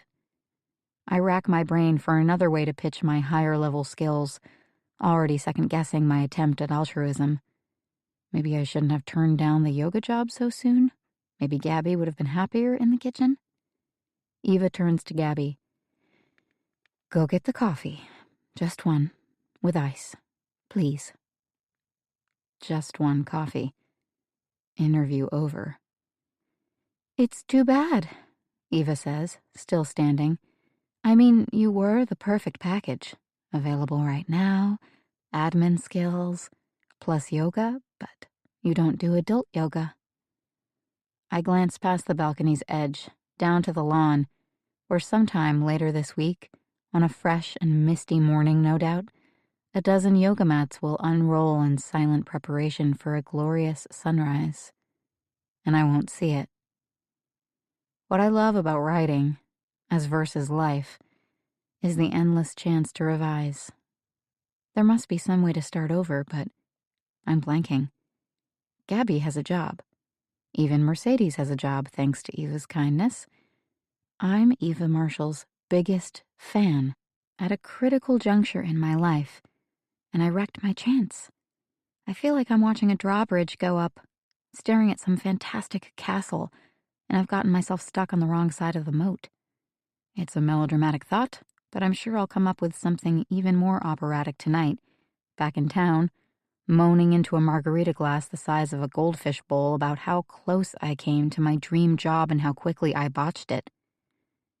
Frazzled, I reach into my backpack and slide out Eva's first memoir, the one I was rereading at the pizzeria. Would you sign it before I go? Eva rearranges her lips into a thin-lipped smile of benign indulgence, taking the book in hand. She flips it open, not to the first page, but to the middle, and extends her arm, seeking the right distance to correct the focus. No reading glasses. My mom won't wear them yet either. 10 seconds pass. Her smile relaxes and broadens. I lean forward and see what she's seeing. My underlining and margin comments. The smiley faces are the marks I left when I was only 15. The more thoughtful scribbles and private codes are from early college. Oh my God, how can I explain? I've been making notes in this book's margins for 7 years. Is this the time to tell Eva Marshall that I first read Last Gasp when I was a sophomore in high school? Should I admit that after losing my virginity to a guy I didn't like in the bathroom of a Subway sandwich shop that reeked of ham, I went home and cried and didn't feel better until I'd reread the scene in which she lost her virginity on a London park bench to a man who smelled like glue? I get exposition and flashback, she says. But what's A? Awesome, I say, tongue thick in my mouth. There's nothing worse than letting someone see directly into your brain and discovering there isn't much there, but I have no choice. You write in your books. That's good. You can't believe how many of the women I teach think they're not supposed to. At a loss for words, I grin vacantly. Eva grabs a pen from the little table. So you're a writer, she says, signing the title page with a quick slash. She closes and hands the book back to me. I want to be. 4 words that can't begin to contain the dreams I've built up so dangerously large, I'm terrified of being crushed by them. Which you didn't tell me when you first asked for a job. I take a deep breath. It didn't occur to me that Eva Marshall would want to know about my small ideas and overheated ambitions. Even the word writer makes me uncomfortable. I haven't earned it yet. Interesting, she says. Sometimes what we hide is more important than what we tell. I want to think that she's right, that I might have depths, hidden even to me, and strengths that could be nurtured by the right person in the right situation. Never mind that I feel like an imposter. Everyone feels that way, right? Eva leans against the waist-high adobe wall that encloses her second-story patio, an eyrie high up in the trees, and gestures to the stacks of paper-clipped pages which must be the work of the women writers on their way to Guatemala soon. You've got to see these manuscripts. There's practically no point in reading the first pages. They never admit what the real story is. They hold on to it. You have to wrestle it away from them. I believe that. All my creative writing workshops at Northwestern were the same way. Eva doesn't look impressed. She never went to college. She may even have a grudge against formal writing instruction. But I didn't really learn much there. Not about writing, I say, improvising. Travel and life have taught me more. They haven't. But I'm here. I'm willing. I've shown up. Eva seems to be thinking. Over her shoulder, 2 hummingbirds dart behind a bush and dance into view again. Flash of purple, shimmer of green. Stay focused. Don't mess this up. Julie? Actually, Juliet on my passport, but I've always gone by Jules. Eva narrows her eyes again, like she's tasting my name in order to decide whether she likes it. Behind her, the lake sparkles. I can't stop glancing from Eva's face, framed by her tasseled blonde bob, to the shimmering blue water, to the cloud-topped volcanoes. It's more than a view. It's a combination of things I never even knew I wanted, because I've never seen them all in one place. Natural beauty, timeless inspiration, and the signs of Eva's success. Everywhere. This place represents enchantment, but it's an earned enchantment. Eva deserves this. I know from following her life story a little too closely. I want to be the kind of person who deserves it too. Let's start over, Eva says, big green eyes fixed on me. I don't need just admin help. I need help dealing with everyday hospitality issues once the women get here. Stuff happens when people who are used to being comfortable leave their safe bubbles, and I desperately need social media, too. You do that? Maybe it's time for a little truth at this point. I could learn. Let's have you learn right now. Okay, I say, letting the backpack slide down to the floor. I scooch my rear to the hard edge of the stone bench. Take out your phone. Make me a video. Tell me what you liked about one of my books.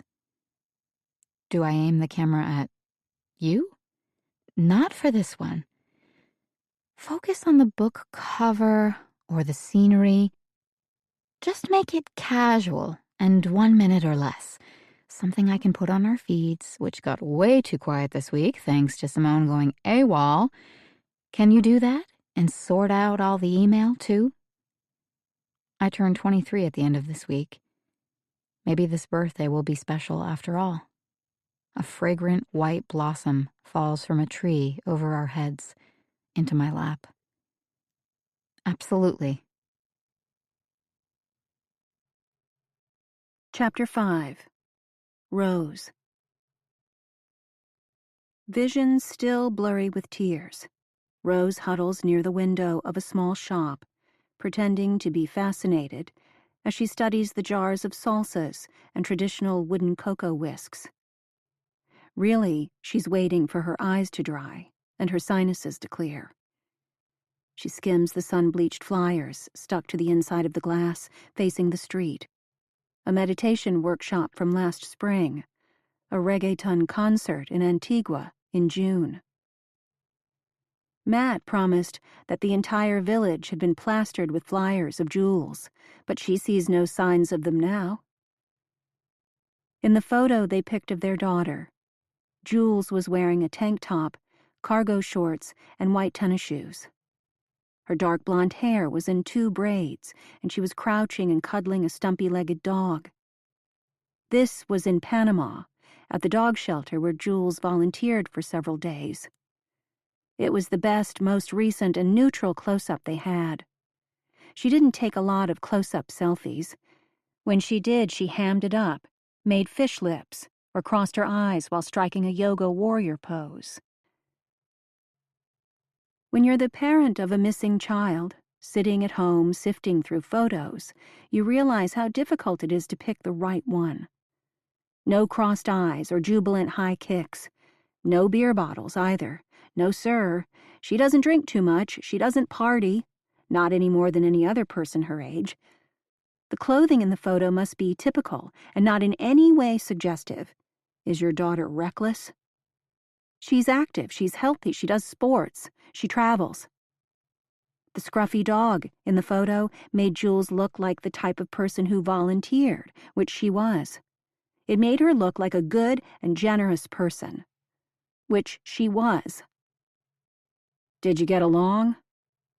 Any serious disagreements? The police, consul and private investigator, all asked stupid questions, and they all seemed equally incurious about the answers. They didn't want to know about Jules's life and the normal sorts of arguments they had, that any family has. Like Jules's admission to Rose a week before flying to Panama that she wanted to get her own apartment after the trip, which made no sense financially. Jules had 3 parents, 2 bedrooms available in 2 perfectly comfortable houses, if she wanted to go to grad school, if she wanted to be a writer, as she claimed. If I want to be a writer, Jules asked, at that final dinner before her trip. A dinner that was supposed to be celebratory. If... Rose thinks about all the thought they put into those flyers. The social media posts, the hiring of so-called experts. Maybe what they should have paid attention to was Jules herself. Those early signals. As a mom, you're always underreacting or overreacting. There seems to be no happy middle ground. Because Jules was born premature and those first months were so hard, Rose treated her like she was too fragile. In some ways, she seemed to be. No child got more colds and ear infections in those first 5 years than Jules did. The grade school years were different. Jules became ultra-sporty in defiance of her parents' concerns and the dire warnings of one especially gloomy physician who told them about preemies' higher asthma and heart problem rates. Then came college. Jules attended nearby Northwestern, a compromise. She'd had her heart set on California, but Matt's faculty discount was too valuable to ignore.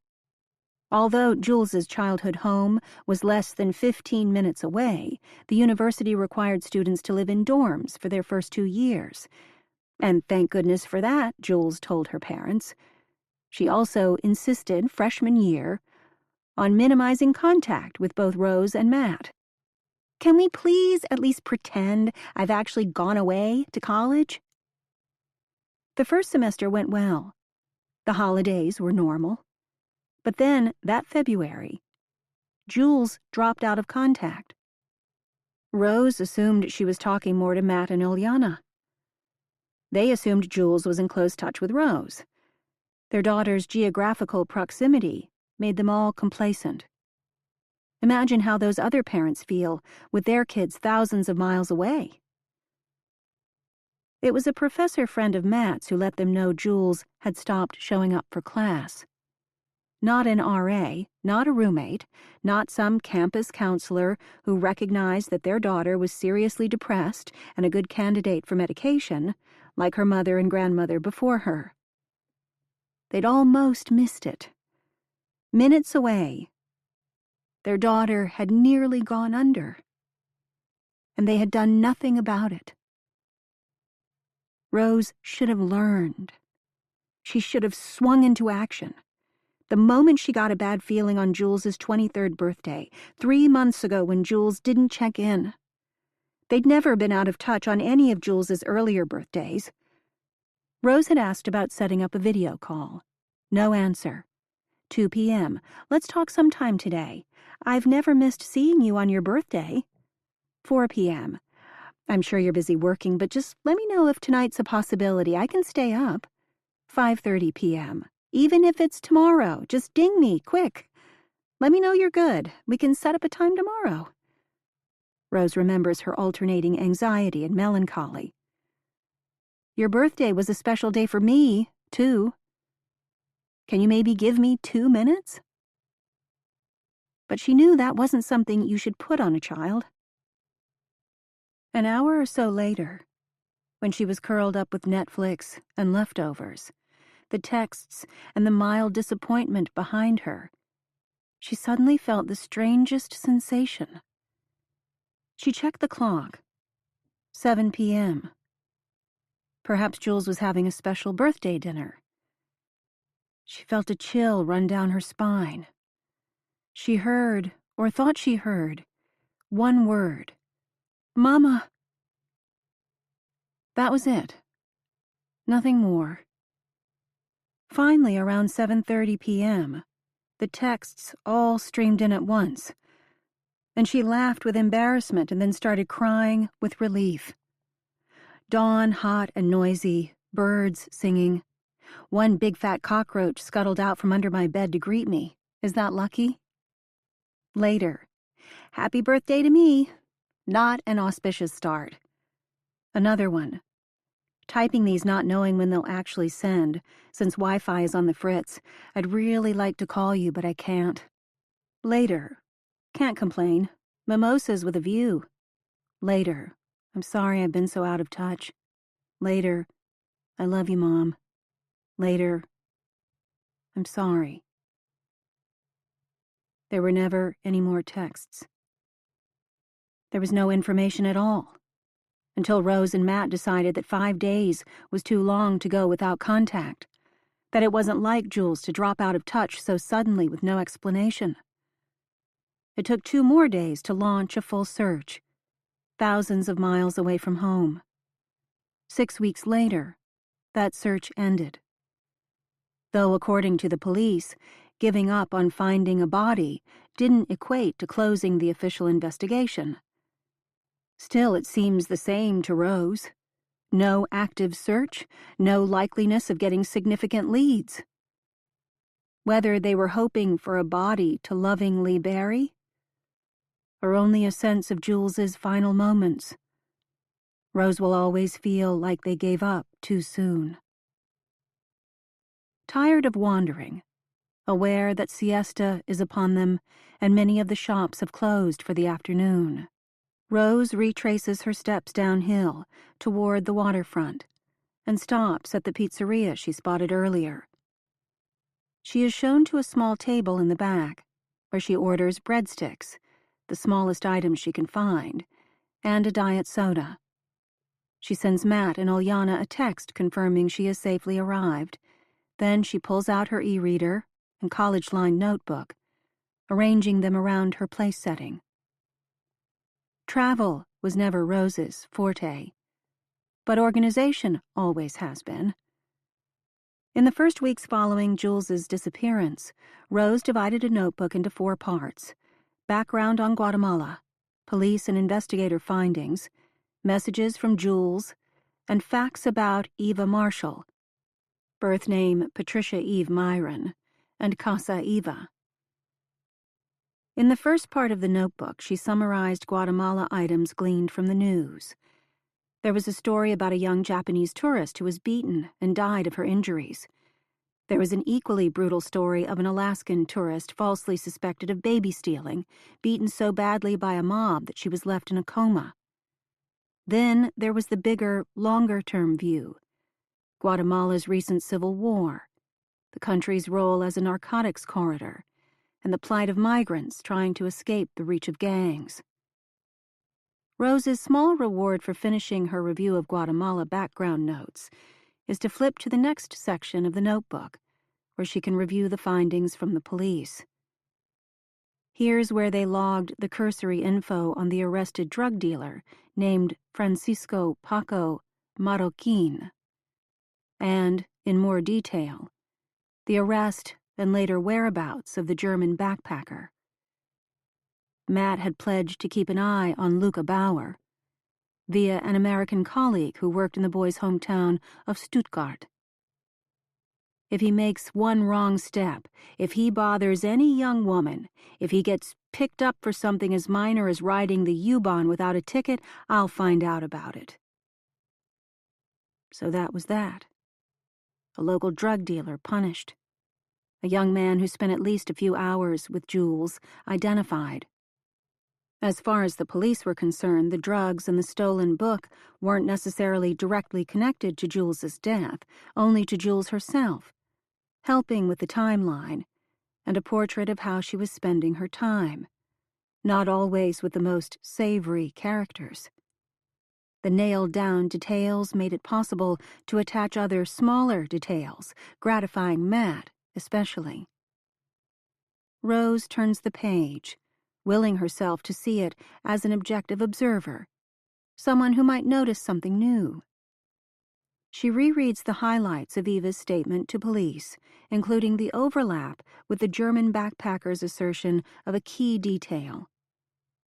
Eva said she'd been forced to let Juliet May go when Jules insisted on her plan to go on the Dawn volcano hike with Luca, quote, regardless of her work responsibilities mere hours later.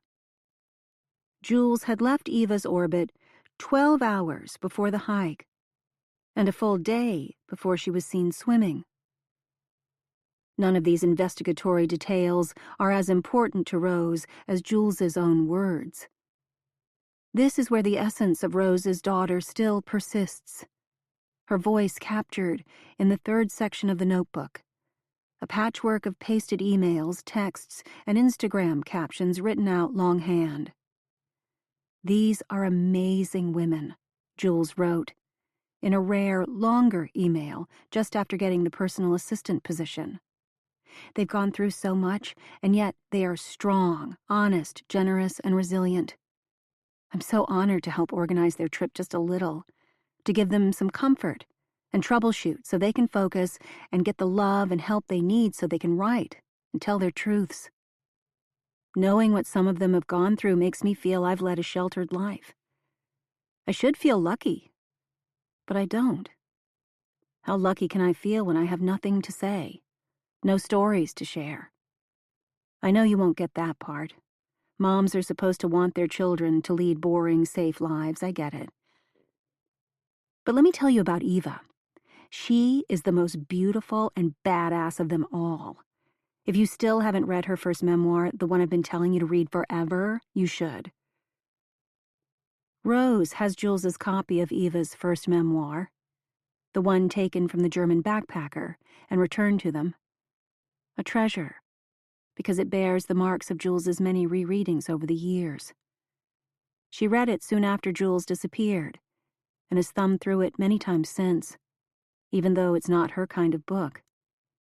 It's her daughter's kind of book. That's what matters. Last Gasp, or The Mascot, as the UK edition was called, is about Eva Marshall's years as a runaway teenager, daughter of wealthy absentee parents from Palo Alto, who never once came looking for her. Eva lived as a groupie in the world of London punk rock from its late heyday in 1978 through the death of Sid Vicious in early 1979 and just beyond. A young American innocent abroad, Eva contributed no skills as a musician, but she did often pose nude, flat-chested, raccoon-eyed, with a blonde buzz cut, on liner notes and in flyers. Within limited circles, she became a symbol of that era. No wonder Jules developed a crush on Eva when she was only a high schooler. It wasn't just that Eva lived a more adventurous life. It's that she turned every sad or scary thing that ever happened to her into a globe-trotting career, maybe even into art. It was a much better story than Rose's own. Settle on a business degree because it seems practical, marry young, and start a kitchen reno company. Rose is more interested in the epilogue to Eva's adolescent story than the punk memoir itself. After moving from London to New York, Eva piqued the interest of a major imprint.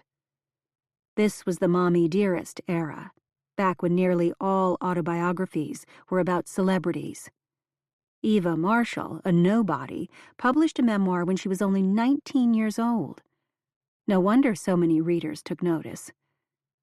In her early 20s, Eva next tried acting and singing, but the New York stage didn't embrace her the same way publishing had. She lived off magazine freelancing for a couple of years, then turned to fiction, where she flourished commercially, if not always critically, for several decades. Some of Eva's novels were dismissed for being too domestic, women's fiction, with much attention spent, as one reviewer quipped, on babies, bodies, and bonding, often of the female friendship variety. Rose flips to her cut-and-paste compilation of Eva's newspaper and magazine essays, which spawned an equal number of counter-essays by other writers who got a kick out of criticizing Eva for, quote, oversharing. In her 50s, Eva admitted that she was estranged from the daughter she'd had at age 20. A web journalist gleefully accused her of deserving the rift, given how often she'd invaded that daughter's privacy, using her as fodder in personal essays. But even when Eva wrote only about herself, the critics excoriated her. Eva wrote candidly about her small breasts, grown saggy after childbirth and breastfeeding. A critic sniped, "Many of today's writers have an unfortunate tendency to navel gaze. Eva Marshall's attention doesn't even reach that far." Reading that comment now, while sipping at the warm remains of her second diet soda, Rose feels a hollow and fading sort of satisfaction. Despite Matt's constant reminder that Eva answered their key requests, filing a police statement, bringing her house manager to do the same, Rose always felt that Eva was holding back. The most detailed thing Eva told police was that she, quote, got the impression Jules frequently traveled alone and disregarded common sense precautions. But Eva also said, quote, following our brief interview, I saw her so infrequently that I'm not the best person to make guesses about her risky habits or state of mind. Eva's actions might not be suspicious, but they were at the very least unkind.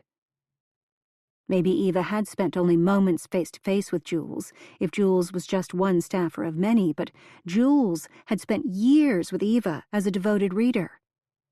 Did that matter? Should it? Only now, reading public criticisms of Eva with all the detachment she can muster, Rose feels an uncomfortable new insight taking shape. It's not just that death is bad for business, as Matt said ad nauseum as justification for Eva's stonewalling. It's also that celebrities were criticized whether they engaged or hid away. For over 30 years, Eva was treated harshly by critics, trolls, and everyday Goodreads reviewers. Any smart woman would come to rely on publicists and lawyers who'd tell her, don't link your name to anything sordid. When in doubt, keep a low profile. Rose hates to admit it, but it makes sense. Rose checks her watch. Still an hour before the party begins. Tonight, she'll meet the woman herself. She opens her ebook and returns to reading Eva's second memoir. Unlike the punk-era narrative that appealed so much to Jules, this one involves no gritty setting or provocative setup, just a voice whispering in her ear, as if this woman, Eva Marshall, has simply pulled up a chair to tell Rose the truth. It's a truth that hurts almost more than Rose can bear. There was one thing I wanted more than anything in the world: to hold a child, my very own flesh and blood child, again.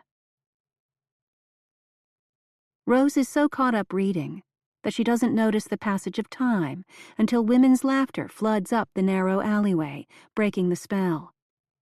She looks up to see a group strolling past the low front wall of the pizzeria. Rose's fellow workshop participants changed into evening wear, long skirts, pretty jeweled sandals, cardigan sweaters, heading toward Casa Eva. Rose never changed or freshened her makeup. Maybe she'll get points for looking more natural. By the time she's settled her bill, she's been left behind. She speedwalks to the main plaza, beyond the alleys, where this afternoon's line of red, green, and yellow tuk-tuks has been reduced to only one. The other women are puttering up the road without Rose, crammed in groups of 3 and 4 into colorful, toy-like vehicles, another feature of these charming villages. Charming. Yet Eva and company warned them, via the emailed instructions, do not walk the road alone. Do not walk even in groups after dark. Do not go more than a quarter mile beyond Casa Eva. On the way back to town, take a boat or a tuk-tuk, always with a partner. Well, Rose has no partner for the 5-minute ride up the mountain road. Hola, she says, crossing the narrow street and swinging into the back of the sole tuk-tuk. Buenas noches. Un minuto, por favor. She opens her bag, pawing through printouts of instructions, but there are so many she can't find the address for Casa Eva. When she looks up, Rose notices an old, dark-skinned man with bowl-cut hair and a thick, boxy shirt, homemade, hand-woven, looking back at her from across the narrow road. He neither smiles nor frowns. He takes a step closer into the street. One of his eyes is filmy blue. The tuk-tuk driver shoos him away. Vete. What does he want? Rose says, forgetting for a moment to use Spanish. ¿Qué quiere el hombre? Maybe the old man is a beggar. Maybe he's offering his services as a guide. Maybe he simply wants to share the ride. The man steps closer, oblivious to an oncoming truck. Vete, the driver shouts more forcefully. The old man steps back just in time to avoid being hit by the produce truck. But still, he doesn't stop staring at Rose. ¿Dónde? The driver asks Rose, sounding annoyed. Casa Eva, she says, hoping it's enough. Casa Eva, adelante, bienvenida, he says, finally smiling into the rearview mirror. Habla español muy bien. She smiles back. But the good feeling evaporates as soon as he guns the motor.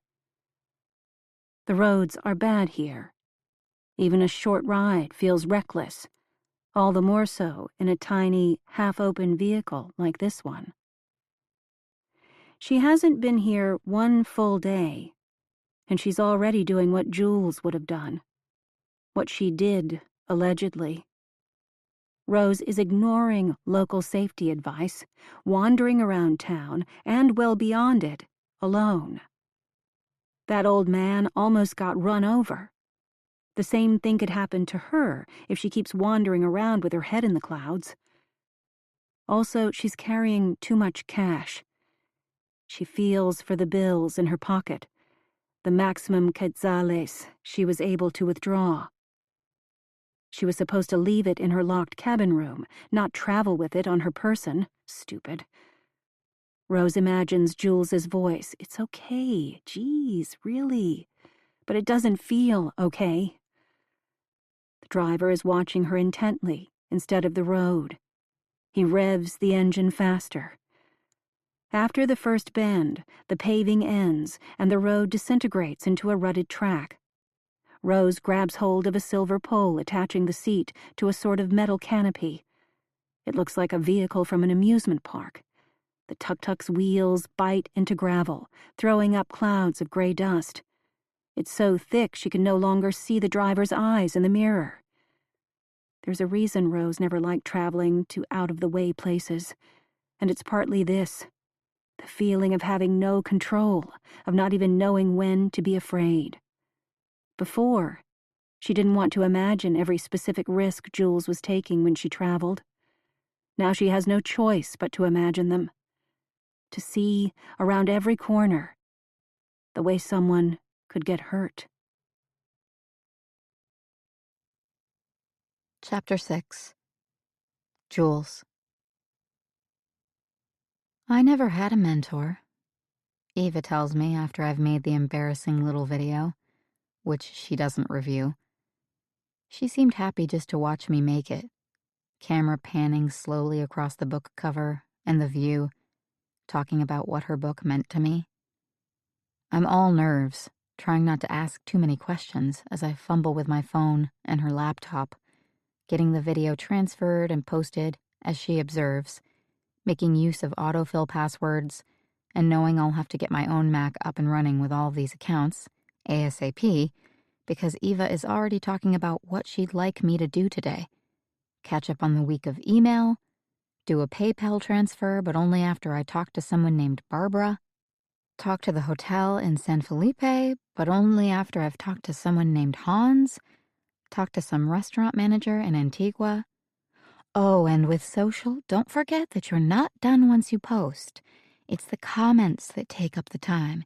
If we're not engaging, it's pointless having the content. Engaging? Reply to people's comments, not everyone's, just the first, to reward readers who keep me in their notifications. And don't just like them. 4 words or more so you affect the algorithm, but you probably know all this at your age. I don't, actually. So you want me to reply to people as myself? You reply as me. That's the point. We're turning readers into fans and fans into superfans. Of course. She warns me, furthermore, that the Wi-Fi is only strong in certain places around the house. But even so, the signal is variable. Plus, it can just plain flicker off for hours. Is there anything we can do about that? You mean like relocate to somewhere that's not Guatemala? She lets loose a long, pleased honk of laughter. Never mind, I say, unable to resist smiling in response. Right. And don't leave anyone hanging. Between the airport and the Antigua Hotel and the launch and the cabins, women get nervous. That's why we send them all those instructions. She chuckles again. If only they would read them. Those instructions. Find them. Antigua Hotel. Which one? Launch. She must mean the dock at Pana? Cabins. Must be the ones closest to the San Felipe dock. She's treating me as if I've already attended the workshop, as if I will intuitively grasp the schedule and all the possible problems on the horizon. Mundane details like shuttles, allergies, and special requests seem to bore her, understandably. She'd much rather talk memoir, which is incredible, when I'm not staring at the hummingbirds and straining to memorize her every word and trying to pinpoint why the coffee is so good. Is it cinnamon? I'm pinching myself. You did it, Jules. You walked right in, and you did it. Eva sets down her empty coffee glass. She runs a hand through her blonde tresses. But let's talk about your writing, she says, still refusing to sit. And I'll want to read it, of course. All that other stuff will get done, but you came to Lake Atitlan for the same reason everyone does. Because it's inspirational. She wants to read my writing. I keep trying to keep my expectations in check, to not let my brain get stuck on the M word too soon, because jobs are easy to get. Mentors are something else. And yet, Eva already used the word.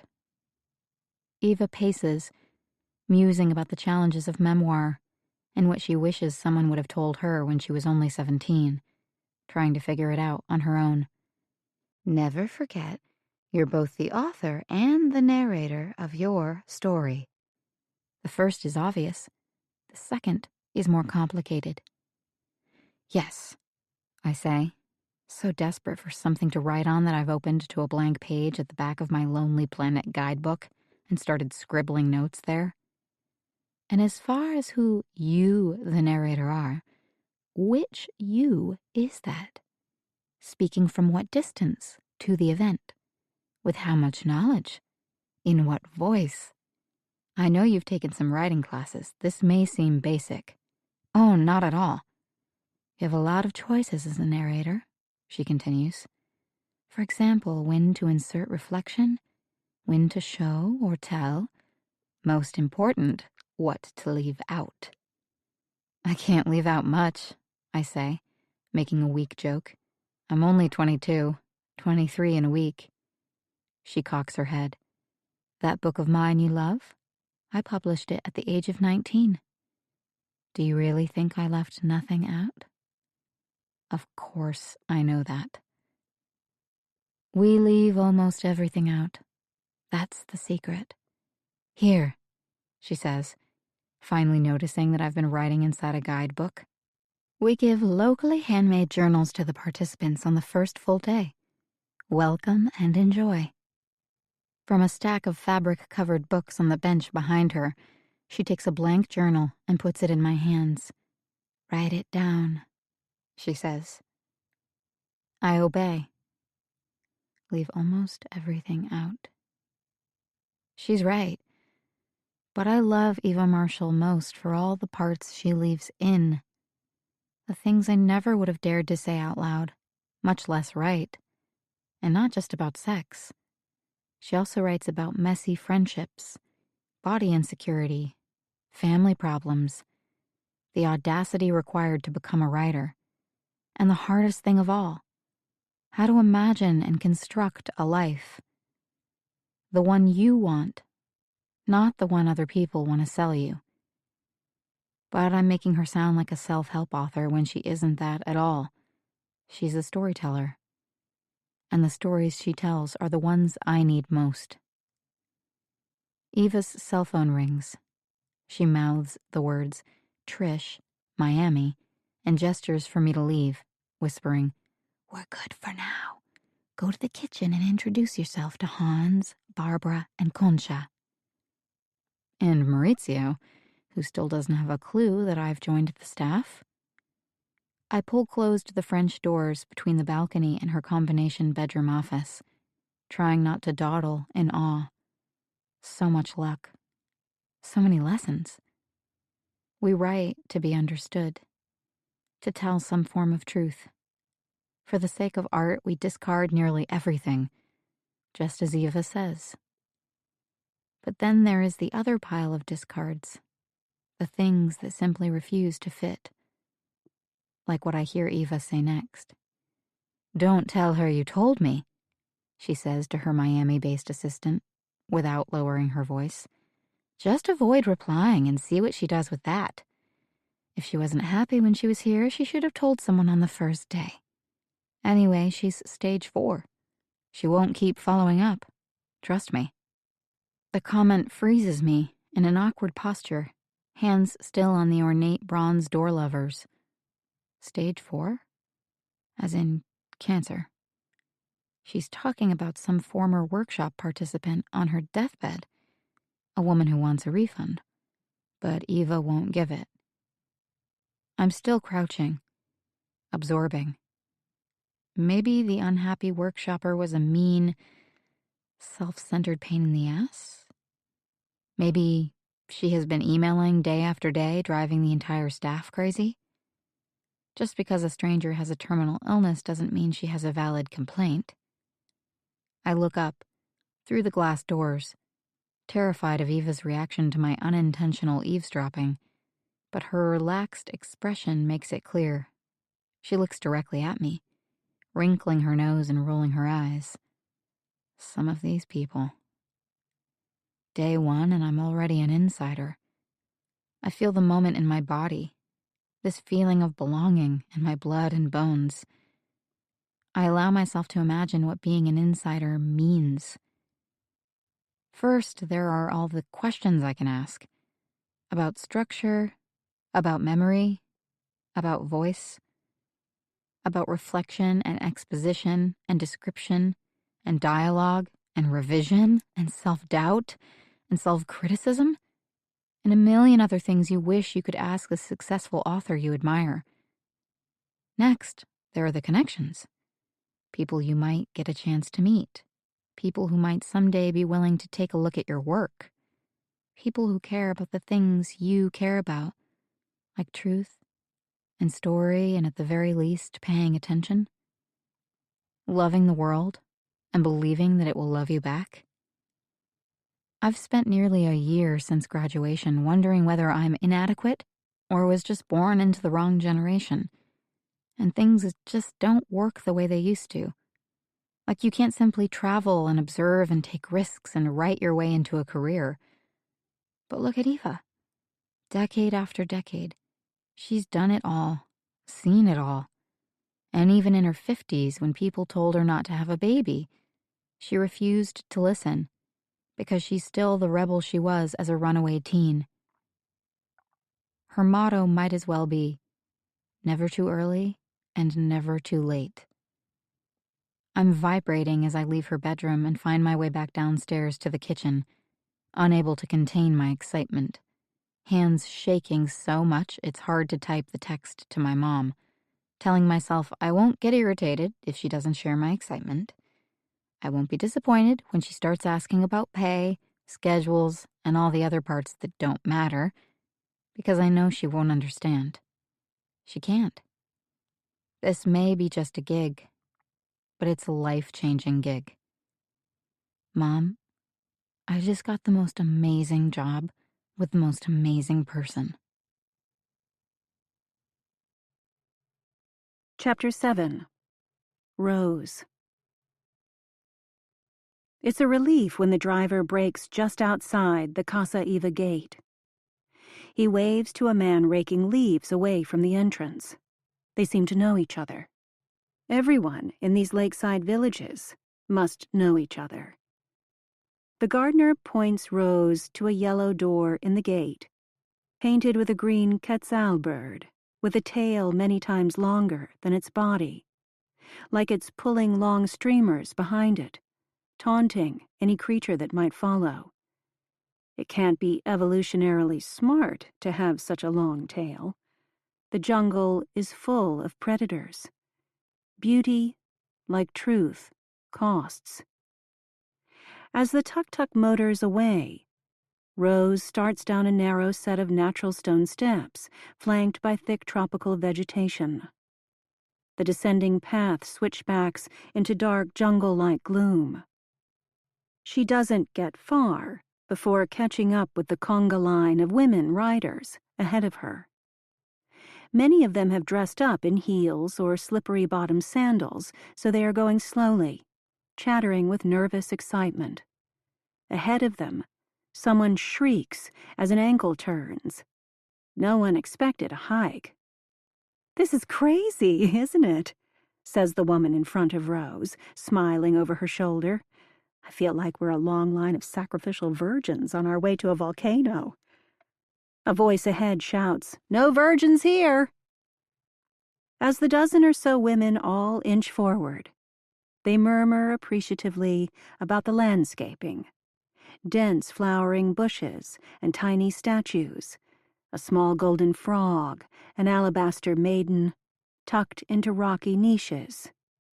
"Hold on," says the woman ahead of Rose, reaching down to take off her shoes. "That's better."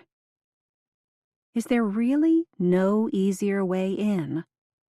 There must be a separate gate, a driveway for deliveries. Rose remembers Lindsay's comment, predicting that Eva will make a grand entrance. In fact, what Eva has done is arrange for the participants' own grand entrances, single file, one at a time, as they leave behind the rutted road and enter Eva's lush, magical realm. Even the smells here are different. Back at their cabins along the road and the lakeshore, everything is dry and mostly scentless, except for a faint chalky smell along the beach. Town itself is clean, a bit of wood smoke, but mostly nondescript, without the strong smell of overripe fruit and garbage Rose associates with touristy tropical towns. Only on this vegetated path does Rose realize what she's been missing.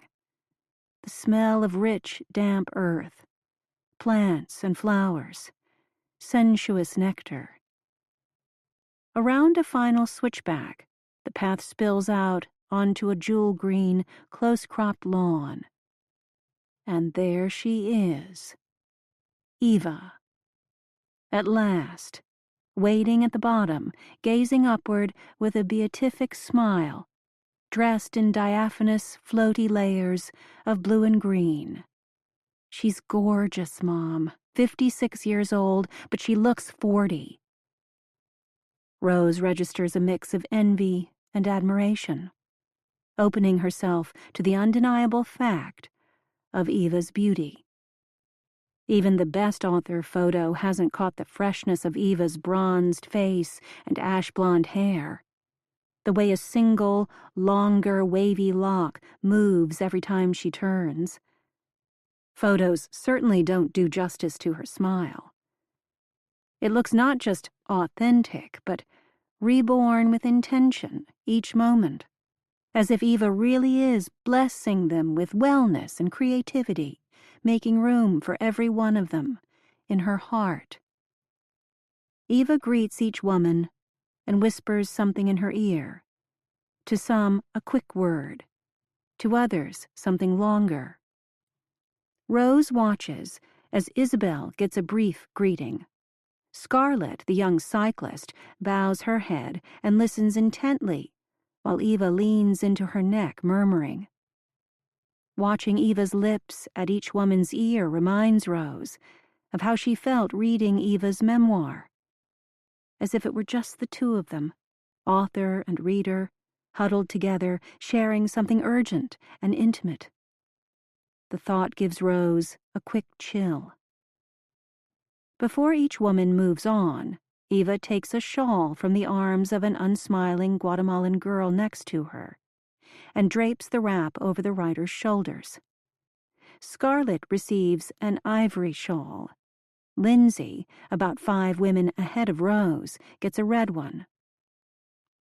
They are being categorized somehow. Rose suppresses a nervous giggle, thinking of the sorting hat from Harry Potter. Rose wants red, but she knows she isn't red, or innocent white either. She isn't Lindsay, able to resist giving false praise.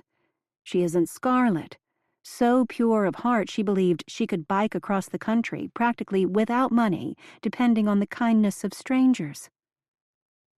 Rose's heart thrums within her tight chest. She feels queasy. It must be the altitude, all the travel, the anticipation. She's surprised by her own nerves. Then, it's her turn. She shuffles forward, preparing to greet Eva calmly and pleasantly. But Rose can't help it. She lets the bubble of excitement well up inside of her. Beginning to grin, she notices how odd her cheeks feel. She hasn't managed a wide, spontaneous smile for months. "Welcome," Eva says. "And you are?" Eva's eyes are green. The eyelids at the corners slightly heavy. Her forehead, close up, is finely lined.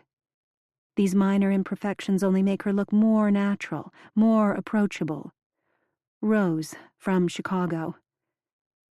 Eva's smile vanishes. A lightning-quick shift that makes Rose hold her breath. Does Eva know who she is? Rose banishes the thought. There's no way for Eva to know. Since she refused to schedule a call, she's never heard Rose's voice. If Eva suspected, she wouldn't have let her register. Matt was right. Eva knows that death is bad for business. Eva helped the police, but they never had reason to step onto her property. Eva's expression has softened, but she's still studying Rose. She leans forward, taking both of her hands, lips close to her ear. "You needed to be here, and we needed you." Rose freezes, still feeling Eva's breath on her neck as she continues. "You have a long way to go, but that's all right. The journey starts today." Rose closes her eyes. "You needed to be here. We needed you." The words are a rope lowered down a deep well. Rose feels the warmth of the shawl being draped over her shoulders. Then Eva does something she hasn't done to anyone else in the line. She clasps Rose in a full embrace. When Rose opens her eyes again, Eva smiles and winks. "You need more hugs, honey. Now go grab a glass of wine." Rose nods, dumbstruck, then steps forward, getting her bearings. The wide lawn is situated on a low bluff overlooking the lake, with a stone-walled two-story house to one side. The entire property is lit up like a wedding. Strings of fairy lights glimmer between the trees. Candles and hurricane lanterns flicker on linen-covered tables, next to vase after vase of birds of paradise and stalks of wild ginger. At the back of the yard, Guatemalan cooks with wooden paddles tend artisanal pizzas baking in two enormous stone ovens.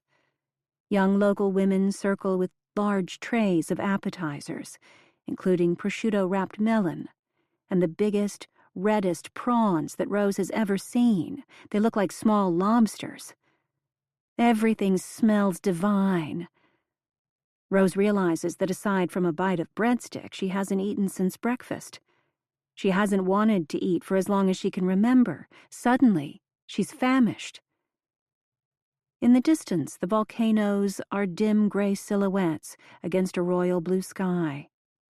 The black lake glimmers, reflecting the evening's first stars and the blaze of lights from Eva's lawn. Just over the bluff, a pier jets into the lake, nearly obscured by the bluff's shadow, with one lone rowboat tied alongside. Rose heads toward the bar table on the patio. Vino tinto. Whatever you've got, gracias.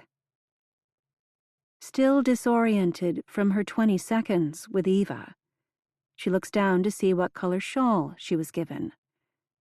Green. It must mean something. She's an inexperienced writer. She's a jealous person. She's desperate for growth and renewal. All of it's true. From Rose's short writing sample or from something else, intuition. Eva knew. Everything here seems to mean something. Every moment feels saturated, purposeful. The very opposite of the last 3 months, when life seemed random and cruel. You needed to be here.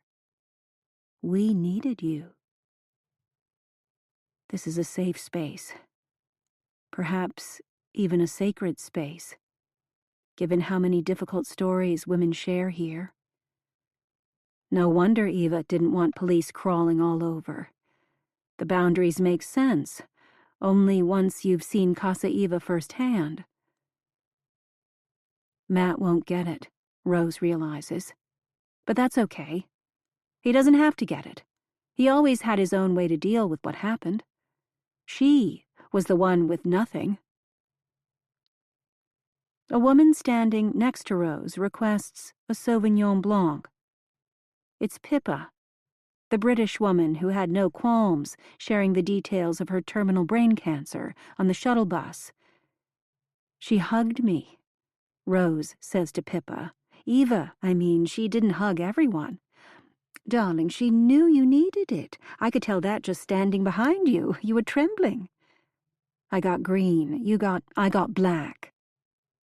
Pippa laughs in response to Rose's look of shock. It doesn't stain. That's the color I requested. On the form, remember? She asked our favorite colors. Oh, right. The logic drains the moment of its full import, but a sense of kismet lingers. Rose gulps her wine, turns to the petite Guatemala bartender, and asks for the glass to be topped up.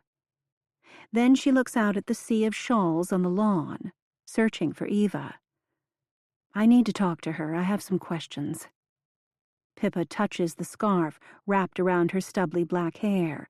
Oh, dear, I think the serious writing talk starts tomorrow. And if it's a house tour you want, I already asked, not tonight. But the bathrooms are all inside, so every time you have to go, you can take a little peek. I love her folk art collection. Rose is still studying the crowd, trying to decide what to do next. She doesn't want to give away her identity. She doesn't want to trigger Eva's defenses or do anything to wreck this beautiful party. She just wants to absorb her presence, her strength, and her clarity. I just want a few minutes of Eva's time. All these women want the same thing, Pippa says. You should try tomorrow morning, ahead of the workshop stragglers. But enough about Eva. Tell me the truth. How do I look? Pippa is wearing loose tie pants, printed with elephants. Underneath the shawl, a bright blue sequin top winks in the light. Large hoops dangle from stretched earlobes. Black stitches are visible above one of Pippa's ears, through the stubble half covered by a scarf. You look spectacular. Definitely colorful aside from the shawl. Pippa laughs. My children would hate this outfit. That's why I wore it tonight. Anyway, I've never been good at cocktail parties. Me neither. But it's different here, don't you think? There's no small talk. You walk up to a woman and she says, I was raped in the army. You walk up to the next one, I lost every cent in the last financial crash and tried to kill myself. It's kind of refreshing. And kind of exhausting. Rose thinks of the stories she already heard on the bus and glimpsed in the writer's submitted pages. That was only a preview. But she can't keep trying to close her heart to others' tragedies. It's why they're all here. Except for you, Pippa adds. You're not writing anything like that. You seem to have led a charmed life. They are halfway across the lawn, each carrying a skewer that was handed to them by a passing waitress. The comment stops Rose in her tracks. You're a lucky woman. If the worst thing you could write about was the time your sister stopped talking to you. Rose winces. She'd tried writing about her divorce, but it was just as bland. Not enough conflict, no scandal. Obviously, she wasn't going to write about the last 3 months. Not for this workshop, not ever. Writing about Jules would be like stepping off a cliff. She isn't that brave. I'm not much of a writer, Rose says. There's my confession. Pippa takes a bite of shrimp and rolls her eyes with pleasure. I think you have other confessions. I'm really boring, Rose insists. And lucky, like you said. I think you're just dipping your toe in the shallows, to make sure it's safe first. Rose doesn't know how to respond. But you don't have to tell people very much. She is discovering. Most people, even the kind ones, are lost in their own stories. When dinner is served, Eva sits at the table farthest from Rose's. Stuffed on the first courses, Rose nonetheless manages to plunge her fork into a Guatemalan stewed chicken entree with green sauce and pumpkin seeds, delivered in an individual lidded ceramic dish, as well as rice and tortillas and a side salad, all produced in a flourish by the big bald chef named Hans and his half-dozen assistants, most of them women in traditional huipil blouses and skirts. More wine appears, not without a little finagling. Officially, the bar has closed, but new bottles are coaxed out of the kitchen by Isabel, badgering the staff, sliding them folded cash, making them giggle. Rose's bits of Spanish help, but it's Isabel's fluent, native Spanish that really opens the doors. With the additional booze come more speeches. An alumna rises to talk about her memoir, recently accepted for publication by HarperCollins and optioned for a television series. Cheers, whistles, hoots. You rock, sister. Hit it out of the park. Fucking awesome. Less predictable is the next speech from a different alum, who has attended many times but never managed to publish her manuscript. The woman, whose name is Sam, explains that she started coming here 5 years ago, when she was a mess. She thought writing a memoir would heal her. It didn't. She thought her memoir would be published and praised. It wasn't. I wanted my book to prove that I had emerged unscathed. I wanted Eva and every woman in my group to see me as a heroine. But Eva finally showed me. I was broken. I still am broken. Everyone stands stock still on the lawn, clutching the stems of half-empty wine glasses. Eva loved me for who I am as soon as I got here, Sam says, even before she read my pages. Sometimes it's easier when you come to Casa Eva with no pages at all. A few women share a knowing laugh, quieting as Sam continues. For years, I couldn't write anything worth reading, because I kept focusing on the perfect thing I wanted to be, or on the mess that I was, and I couldn't find a way to describe that other thing. Here she trails off, and Rose is confused. Dizzy, also. Definitely drunk. What other thing? Sam clears her throat and manages to finish. A still broken, beautiful thing. Cracks and all. Eva wraps her arms around Sam, who seems more beloved even than the writer with a publishing contract, as if the fact of her failure, and her acceptance of that failure, makes her the biggest success of all. The two of them sway in a continuing embrace as Eva shouts, "Cracks and all!" It seems to be an anthem because the alumni know to shout back, "Cracks and all!" "One more time," Eva says, raising a glass. "Broken, but beautiful." Rose is confused. But still broken? Complete healing is a lie, in a sense? That's what her gut tells her, too. She will never fill the hole left by Jules. She doesn't want to. Maybe Eva means that you can heal and yet still be scarred, and you will fail at first but eventually succeed. Or you will succeed because you have failed. Or something that is just beyond Rose's ability to absorb. Maybe all of them will become the broken, beautiful things they were always meant to be if they only listen and pay good attention, and that's the problem. Rose is having a hard time paying attention. Her glass is empty. She wants more wine. "I didn't hear you," Eva shouts. All the women call back, "Cracks and all!" Rose tears up, knowing that she would probably tear up no matter what they were saying. It's not the words so much as the energy of the group itself. Women, united in a quest of self-knowledge and self-actualization, if people still use that word, embracing their flaws and espousing confidence in some hopeful, forward-moving effort. Rose doesn't go to football games and she hasn't attended church in over 20 years, but she knows why other people do. There's something special about those places, where defeats create cohesion as much as victories, where the bitter is accepted alongside the sweet. She has felt superior, at times, for turning away from pop culture, religion, and any kind of groupthink.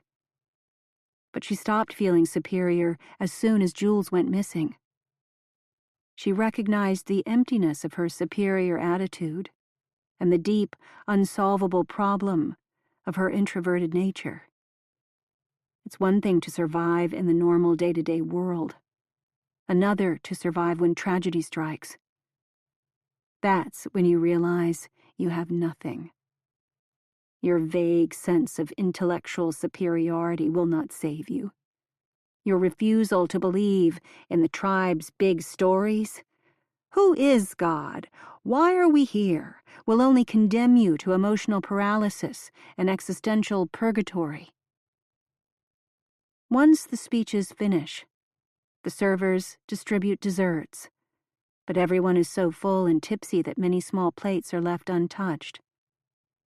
Rose retains an image of chocolate cake crumbs scattered across the tables, and her own silver fork dropping into the dark, thick grass. She intends to pick it up, but instead she only stares at the sharp tines glinting beneath the fairy lights, too dizzy to bend over. Sometime later, she finds herself talking to a tall, slim woman named Kay, the only one of them who has dared to wear jeans, paired with a sleeveless mock turtleneck that shows off her fit arms, honed by early years spent boxing and wrestling. She's the only black person at the workshop, as she herself mentions, not surprised. I knew there'd be a bunch of Liz Gilbert and Cheryl Strayed types here, but this is crazy. What is it about upper-middle-class blonde women and memoirs? Rose doesn't bother to point out that Isabel is Mexican-American and a young woman named Noelani is Hawaiian, and her own hair is shoe-polish brown, not blonde, because she gets it. There is, indeed, a type. In addition to being the daughter of a famous Chicago coach, Kay is a well-known stand-up comic, evidently. They have withdrawn to one side of the lawn, with the silvery black lake sparkling below them, when Scarlett walks past. She does a double take. Is that really K-Tap? Rose has never heard of K-Tap. Scarlett says, You've seriously never heard of her? The new Chris Rock? But female and queer? I'm sorry, Rose says. I haven't been to a comedy club in 15 years. Works for me, Kay says. I don't need stalkers here.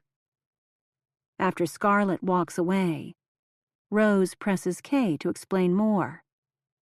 That's when Kay confides that she is waiting to hear back about a Netflix special, hoping for it, worried it isn't going to happen, and her agent told her exactly why. Because she is good at making people laugh, but she doesn't know how to make them cry. And that's what long-form stand-up needs now, a full arc, ups and downs and unexpected twists and turns with a, quote, dark night of the soul moment around minute 40. I'm too one-note, my agent says. Drunk people in a club want to laugh till their stomachs hurt. People watching long-form comedy want laughs plus Greek tragedy and a Mozart sonata on top of it. The same agent, a friend of Eva Marshall's agent, wants Kay to finish the damn memoir, the one she's already gotten an advance for. If Eva can help me find the sad, emotional pieces, I'll do anything for her. Anything? Give her a kidney, at least, Kay says. No, that's too common. Maybe a lobe of my liver. You know you can lose a piece and it grows back? I just read that in a science magazine. I wonder if Eva would accept my liver. She goes quiet for a moment, smiling to herself. And Rose gets the idea this is how someone like Kay works. Think of something absurd and try to turn it into a story. Experiment, exaggerate, discard. But that's not how memoir works, right? Rose is still figuring that out. Memoir is about hard truths. Invent or inflate too much, and readers will know. It must be hard to be a comic and memoirist simultaneously. Anyway, Kay continues, that part about Netflix isn't for public consumption. I don't want to read that in a tweet 2 days from now. Lips are sealed. By the way, what does the K in K-Tap stand for? Wouldn't you like to know?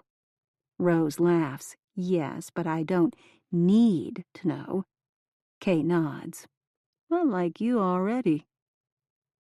They both seem to be enjoying standing comfortably just where they are, on the edge of the party, toes planted in the thick grass. Oh, it has been so very long for Rose. A party of strangers, without the feeling of being miserable, with no yearning to be back home, no sense of time at all.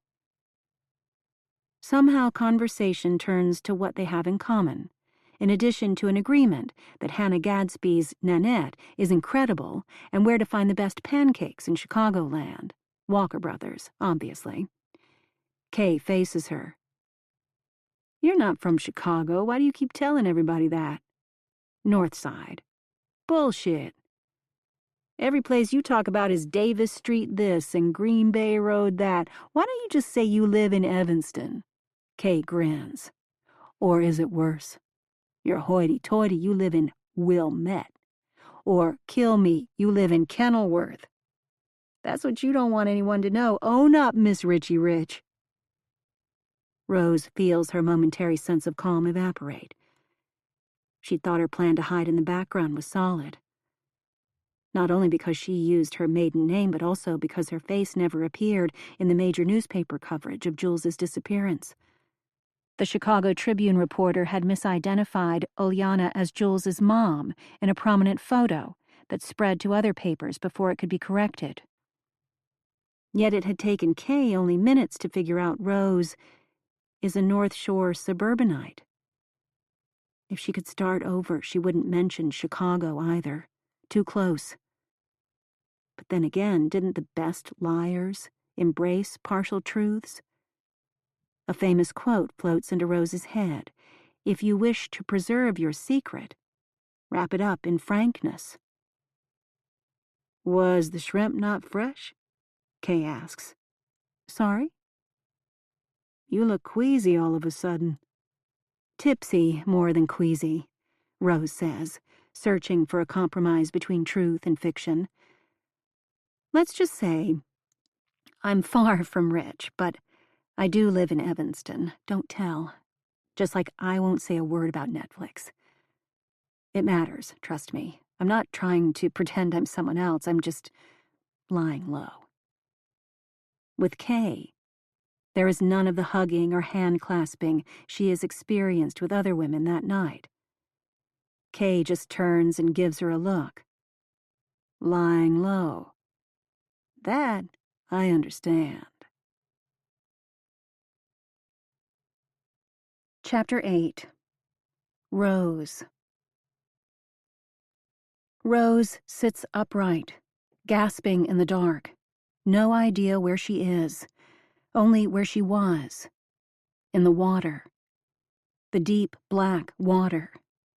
She couldn't breathe, couldn't touch bottom. Something was pulling her down. Glimmer of the moon receding overhead. Body cold, esophagus aching, lungs filling until the pressure became unbearable, and yet she couldn't scream. She grips the scratchy, woven blanket.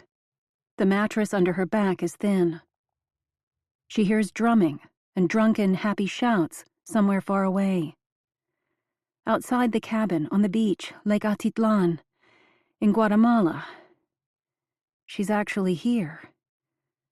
At home, she would turn on the bedside lamp, go to the kitchen, flood the entire house with lights. Wish the recurring nightmare away, as she has for the past 3 months. But here, she's in a rustic cabin with a sleeping roommate. And there's another problem. Her tongue is dry and sticky. A yeasty smell emanates from her pores. She licks her parched lips and only feels woozier.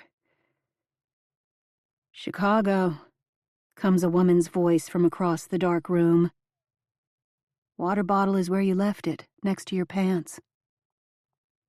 Rose reaches down toward the floor next to her twin bed. In search of the plastic bottle, her fingers brush against damp cloth. Wet. Her capris are soaking wet. Next to them is the soft mound of her shawl, damp at the edges. Oh, shit. The party. Way too much wine. At some point, sparklers were handed out. Anyone who hadn't yet slipped off her shoes finally took them off. The next hour evaporated. Then it was midnight. Anna Sophia, Chef Hans, and a few other staff members herded the 30-some party attendees down to the dock, where 2 water taxis had arrived to take them back to their cabins. The party had to shut down so they could all get up and meet for workshop in the morning, but not before a noisy argument erupted. The spark came from Rose's disagreement, not with Anna Sophia or Hans, but a third member of the staff, a huge woman, tall and wide, arms folded over her chest like a bar bouncer. Barbara, that was her name. "It's too late for tuk-tuks," Barbara insisted. "And you're not walking back, everyone's going by boat." Rose refused. The night sky was a threatening spiky shimmer, an excess of stars. All those pinpricks of light, doubled in the mirrored surface of the lake, were messing with her head. She wanted nothing to do with boarding any boat. She wanted nothing to do with this horrible lake at night. Then something happened. A misstep, a wobble, and Rose fell off the pier and into the shallows. Only her bottom half got wet. Now Rose finds the bottle of water, sucks down as much as she can tolerate, remembering only light bulb flashes of what came next. Barbara barking orders, other women, the participants trying to be helpful. Another flash, Pippa tugging at her waistband, one foot lifted, trying to step out of her tie pants with the adorable elephants. Rose's own pants were wet, and she was going to be walking the road, whereas Pippa was only going for a 5-minute boat ride. Therefore, Rose needed them more, according to Pippa. Drinker's logic. Rose remembers Pippa talking about her underwear, in her plummy English accent. "They're so pretty, but who sees them? My husband insists on keeping the lights off, such a waste." Until someone, Barbara again bellowing, stopped Pippa from undressing. Dear Pippa. Even when the search for Jules's body was at its most intense and Rose was at her most sleep-deprived, anxious worst, no friend had been that outrageously kind. No one had offered to pull off his or her pants on the spot and hand them to Rose, saying, "This might cheer you up for 30 seconds, good for a laugh."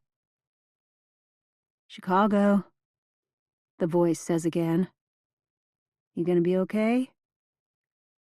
"I've got to go to the bathroom." "Gonna be sick?" "No, I just really have to pee." "Flashlights at the top of the ladder where we left it." From outside the cabin comes a relentless bongo rhythm. "Did I wake you?" Rose says, remembering now who that voice belongs to. It's her third roommate, Kay. "I was already up. Damn drumming." "It's making my head pound," Rose agrees. Her head would be pounding even without the drums, of course. The shame floods her now. Both what she did, drank too much, didn't keep track, didn't eat enough somehow, even though she'd been starving, didn't keep alternating with water no matter how often Pippa reminded her, then the fuss she made refusing the boat ride, then whatever came next. The larger shame, the paralyzing shame, is that she can't remember. Bad enough when it was Ambien, and only days after Jules went missing, a justifiable loss of sanity. This time it was simple alcohol. At a party. She was actually enjoying herself, sort of. That realization leads to another, more complicated sort of shame. Some part of her brain must have kept functioning, though, no matter how much she drank. Her shawl may be damp, but she didn't leave it behind. Rose can feel it now, the weight of it over her shoulders, trying not to weave as she turns away from the departing water taxi, one hand reaching for the staircase rail, the other patting herself. Does she have everything she came with? Her eyes widen in the dark, a spike of panic forcing her to sit upright. She reaches for the floor again. Her bag. The one she'd taken to the pizzeria. Filled not only with her various writing supplies and retreat printouts, but also the notebook stuffed with culled information about Eva, her staff, Guatemalan crime, Jules's messages. She'd meant to leave all that back at the cabin, but she'd never come back to the cabin before proceeding to the party. Stupid, stupid, stupid. "Kay," she whisper-shouts hoarsely, "did you see my bag anywhere?" "Like a purse?" Rose can see it like a glowing X-ray, the pasted printout of Eva's police statement. What would a fellow workshopper think? What would Barbara, Chef Hans, or Eva herself think? No, like, shoulder bag, royal blue, papers and notebooks, and an e-reader inside. I think I left it at the party. Maybe it's sitting in the grass under a table in the dark. She can get there before dawn. She can retrieve it somehow. Oh, yeah, Kay laughs. That bag. You were clutching it to your chest like a baby. Yes? Yeah, it's downstairs. Rose feels sick with relief. Bringing a shaking hand to her forehead, she notices how clammy it is. If she moves too quickly, she'll get the spins. How did I get home? It wasn't bad. No cars, bats overhead. You wobbled, but we got here. You walked with me, thank you. I insisted. I didn't like how that woman was talking to you. Eva? She was in the house and missed the whole thing. It was the other woman, the big one. Now she remembers Kay making her own fuss, saying to Barbara, I live on Chicago's South Side. I'm not afraid of walking a mile on a road without traffic. Give me a fucking break. Don't tell a grown woman what she can't do. Stand aside, Frankenstein. So that wasn't just a mean, silent thought. Kay had called Barbara Frankenstein. But it was Lindsay who got you all the way to your cabin, Kay says. The last quarter mile through town, I had to pee so bad I took off. Rose tries to dig up a memory of walking with Kay, then Kay running ahead to pee, and Lindsay sticking with her for the final drunken ramble. Her mind is a blank, a complete blackout void of the type she hasn't experienced since college. Oh, God, is all Rose can say, horrified by her amnesia. It's fine. I mean, you were crying, but it was fine. Crying? It couldn't get any worse. She just hopes she wasn't talking. Hours later, Rose still can't sleep. It's nearly dawn, but the drums are still going. Outside the cabin, pulling the door shut carefully so she doesn't wake her downstairs roommates, Rose wishes she'd brought a jacket. She keeps forgetting that Lake Atitlan is high altitude, dry and often cool, not steamy hot. Most of the stars are obscured by a high veil of thin clouds, but every now and again the moon becomes visible, sending its light down to the lake, making it shimmer. Farther out, in the middle of the lake, there's one ribbon of water that's glassier than the rest. Maybe that's a current of warmer water, Rose thinks, breathing heavily as she barely catches herself from falling a second time. She hops from the last of the big rocks to a flatter area of dry pebbles, just a little larger than beans. Grubby black beans. A beautiful sand beach, this is not. She post holes with effort, keeping her eyes fixed on the bonfire ahead, far down the beach. Shadows move. The bongo drums get louder. The flames brighter as she approaches. A loud pop, and sparks climb into the sky. Now she can smell pot. Voices rise above the drumming, blending at first, then breaking into the tinkle and squeal of a girl laughing and two boys talking over each other in good spirits. One pushes the other, and he staggers sideways, opening a gap in the bodies around the fire. Hey, a person says, as Rose reaches the edge of the circle, hands in her sweatpants pockets. Hey. Approaching from behind, she mistook him at first for an older woman, due to the thin gray braid down his back. Rose studies the glowing orange faces, lit up by the fire. Except for this man, they all look to be in their 20s, light-haired and light-skinned. A scrawny white guy with dreadlocks is pounding the biggest bongo drum. He's got big, spiral-shaped horn earrings in his stretched-out earlobes. Rose moves her chin with the rhythm, inventing a story in her head. She can pretend she's a solo backpacker. Gray Braid here? He doesn't need sleep, why should she?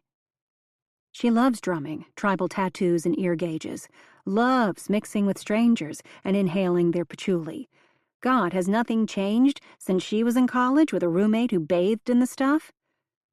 Have some. Gray Braid passes her a joint. Okay, sure. He sways, bumping hips with her. Shit. He thinks she approached him on purpose. They're the only ones over 40 here. His eyes are closed and he's whipping his thin braid, the end woven with a bead and a black feather. Several times the bead strikes her lower back. Mom, you're uptight. Yes, I am, Jules. Just a little. She's startled when one of the younger men opposite her lifts his arms, screeches, and sprints for the water's edge. Heads swivel. One of the drummers loses the rhythm, finds it again, repairing the beat. Then a girl breaks the circle. She dashes to the edge of the lake, chatters like a monkey, flings her bikini top in the air, and dives into the water. Others follow, shedding clothes as they race. Well, damn, Gray Braid says. Rose, ever the mother and field trip volunteer, counts them as they go, 1, 2, 3, 4, 5, 6. With the first 2, that makes 8 in the water. Which of these young people is smart enough to be traveling with a friend? Who will be missed in the morning if they don't show up at breakfast? Be safe. Come back to shore. Think of the people who will miss you. There, a flicker of white and another squeal before she sees gray outlines rising from the shallows, walking back to dry land. The water is cold. The moon is not yet full. Its most enticing phase. Half of the group is returning, but there will always be one who, in search of solitude or some kind of thrill, wants to see just how far she can go. Back at the fire circle, a guy and a girl plop down on the pebbles and fall onto their backs, intertwining their closest legs. One young man lifts a can of beer to his lips and stares into the bonfire. Eyes so big and round that Rose can see his dilated pupils even at this distance. He's clean cut, wearing a pale yellow Oxford shirt, rolled at the elbows, jeans and the kind of white-bottomed deck shoes that Rose associates with sailing. He drops his empty can, steps closer to the fire, passing both palms over the leaping flame. Rose keeps watching, wondering if he can feel the heat, wondering what drug he's on, wondering also how many of the people swimming in the dark are tipsy, stoned, or just bad at swimming. Accidents happen, especially in places like this. Beaches, the dark, drugs, and alcohol, it's a simple story. Why must Rose make it needlessly complex? The sky is beginning to lighten when Rose sits down on the gravelly beach next to Gray Braid, whose real name is Dennis. It doesn't take long to get his story. He lives in San Felipe nearly year-round. Retired, she asks. More or less, studio guitarist. You? Writer, Rose says. Trying the lie, on for size. Fiction? Non-fiction? Rose panics, needing to choose. Fiction. Nothing highbrow, just your basic paperback thriller. Dennis asks, would I know anything you wrote? Probably not. I mean, you can't blame a mid-list author, given this whole stupid blockbuster culture. Rose is channeling Jules, repeating one of her rants almost verbatim. Hey, Rose says, as if the segue makes sense and glad that it doesn't have to. Dennis is stoned. She's possibly still half drunk. Can I show you a photo? She swipes to a photo of Jules from home. It shows her face in full, well-lit focus. Do you recognize this girl? He pushes a long piece of hair out of his eyes. Oh, yeah. Adrenaline jolts Rose from her pre-dawn mental fog. Yeah? You're sure? She hung out at the beach parties. I saw her at least twice. Nice girl. We talked about hiking trails, spoke Spanish, too. Did you see her go swimming with the other kids? Nah, he said. She kept her clothes on. Said she didn't like to swim. Did she, party? Take drugs? I never saw that. She came, drank a beer with an arm hooked around the waist of her boyfriend the whole time. Boyfriend? A young German guy named Luca? Definitely not. A Guatemalan guy. Drug dealer? A little guy named Paco something? Here at last, Dennis squints and shifts. You're asking about Paco? The little guy missing all his bottom front teeth with the big swallow tattoo on his neck, that guy? Rose has never seen a photo of Paco. She just knows what the police told Matt, that he was local scum, now rotting in some Capitol jail cell. Yeah, that guy, Rose says, I think. Last time I saw little Paco Marroquin, he was leaving town, on a really nice motorcycle with a new jacket. I heard he was arrested. Dennis scoffs. Nicest arrest I've ever seen. Going away party, I'd call it. She resists the urge to ask why the police would do that. Let someone leave. Possibly even give them money to do so. Maybe his family gave him the money and the party. Dennis laughs. Only the gringos here have that kind of money to throw around. Rose shakes her head. But you mentioned this girl did have a boyfriend.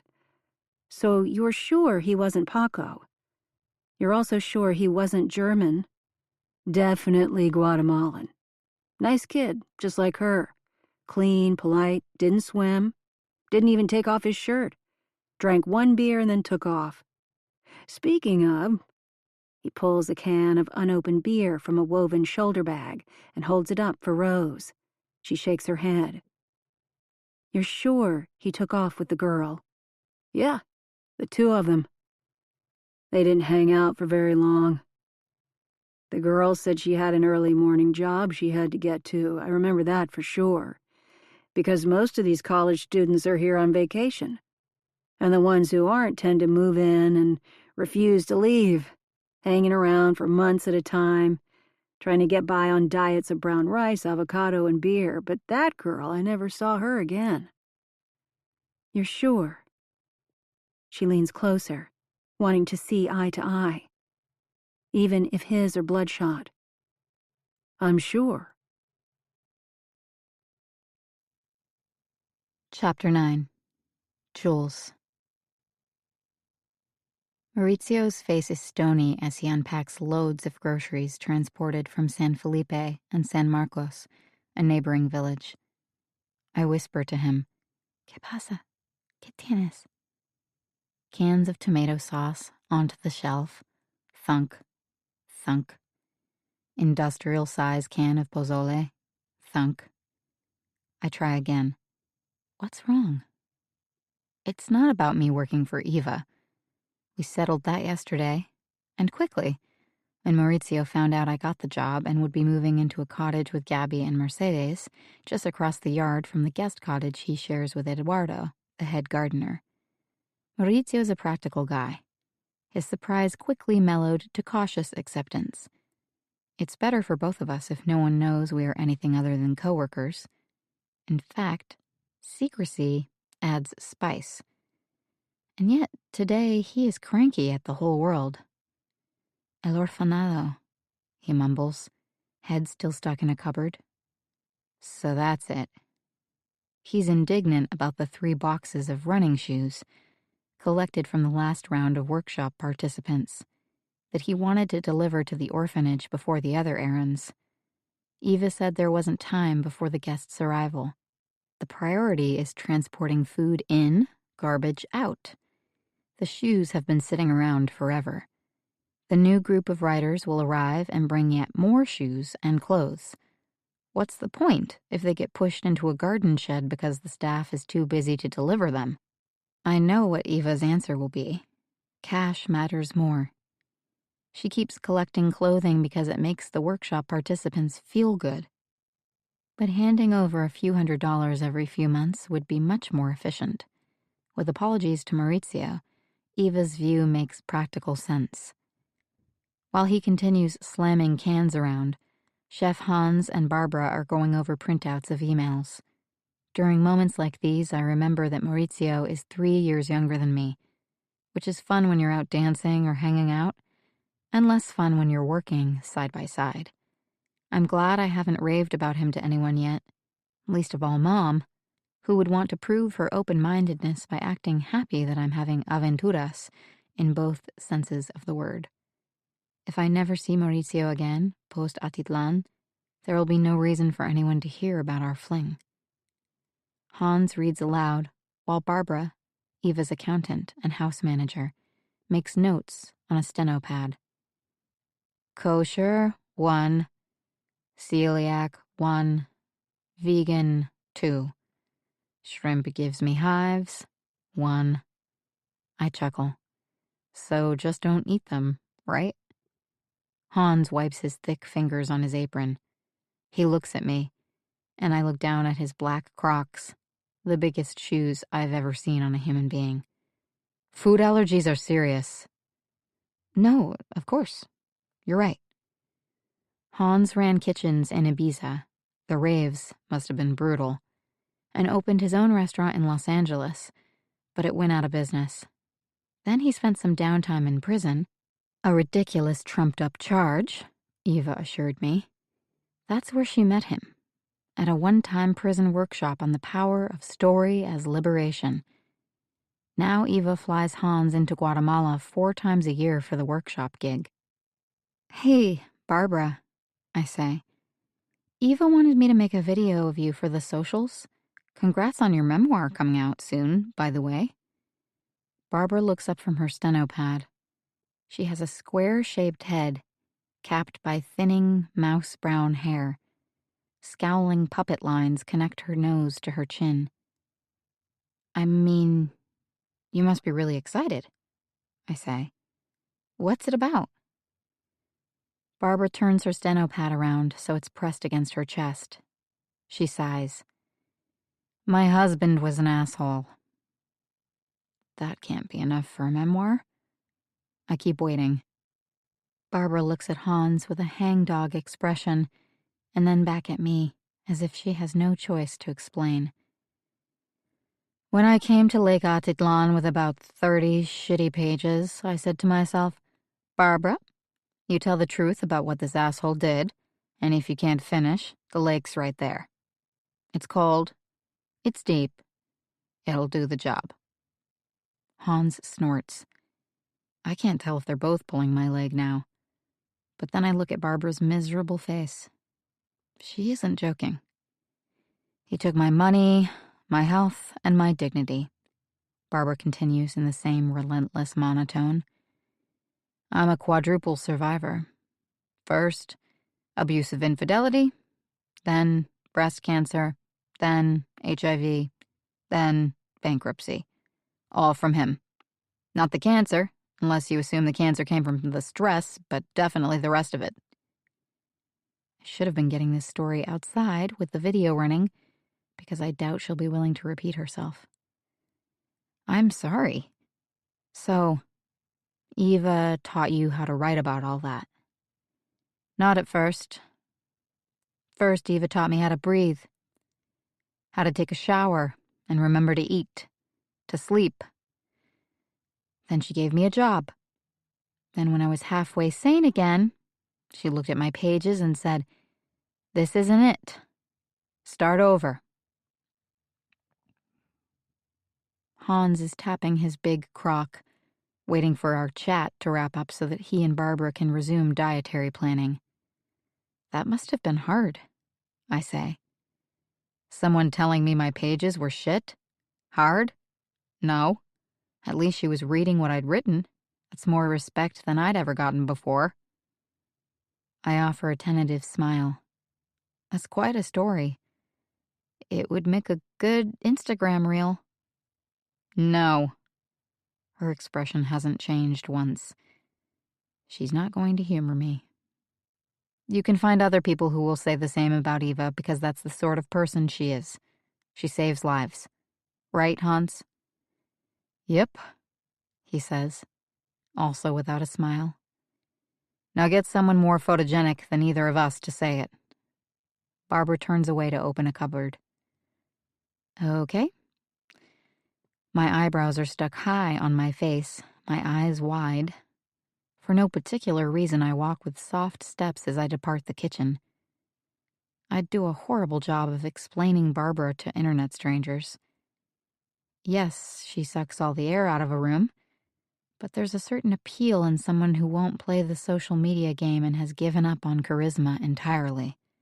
I think she might write honestly. I'd be willing to give her memoir a chance. Unfortunately, I need to bother Eva again because late workshop payments are coming in and I'm not sure whether to reply to the folks who have paid or only the ones who haven't, or just turn to the backed up emails in which people are asking once again about weather, crime, and currency rates. Google is your friend, ladies.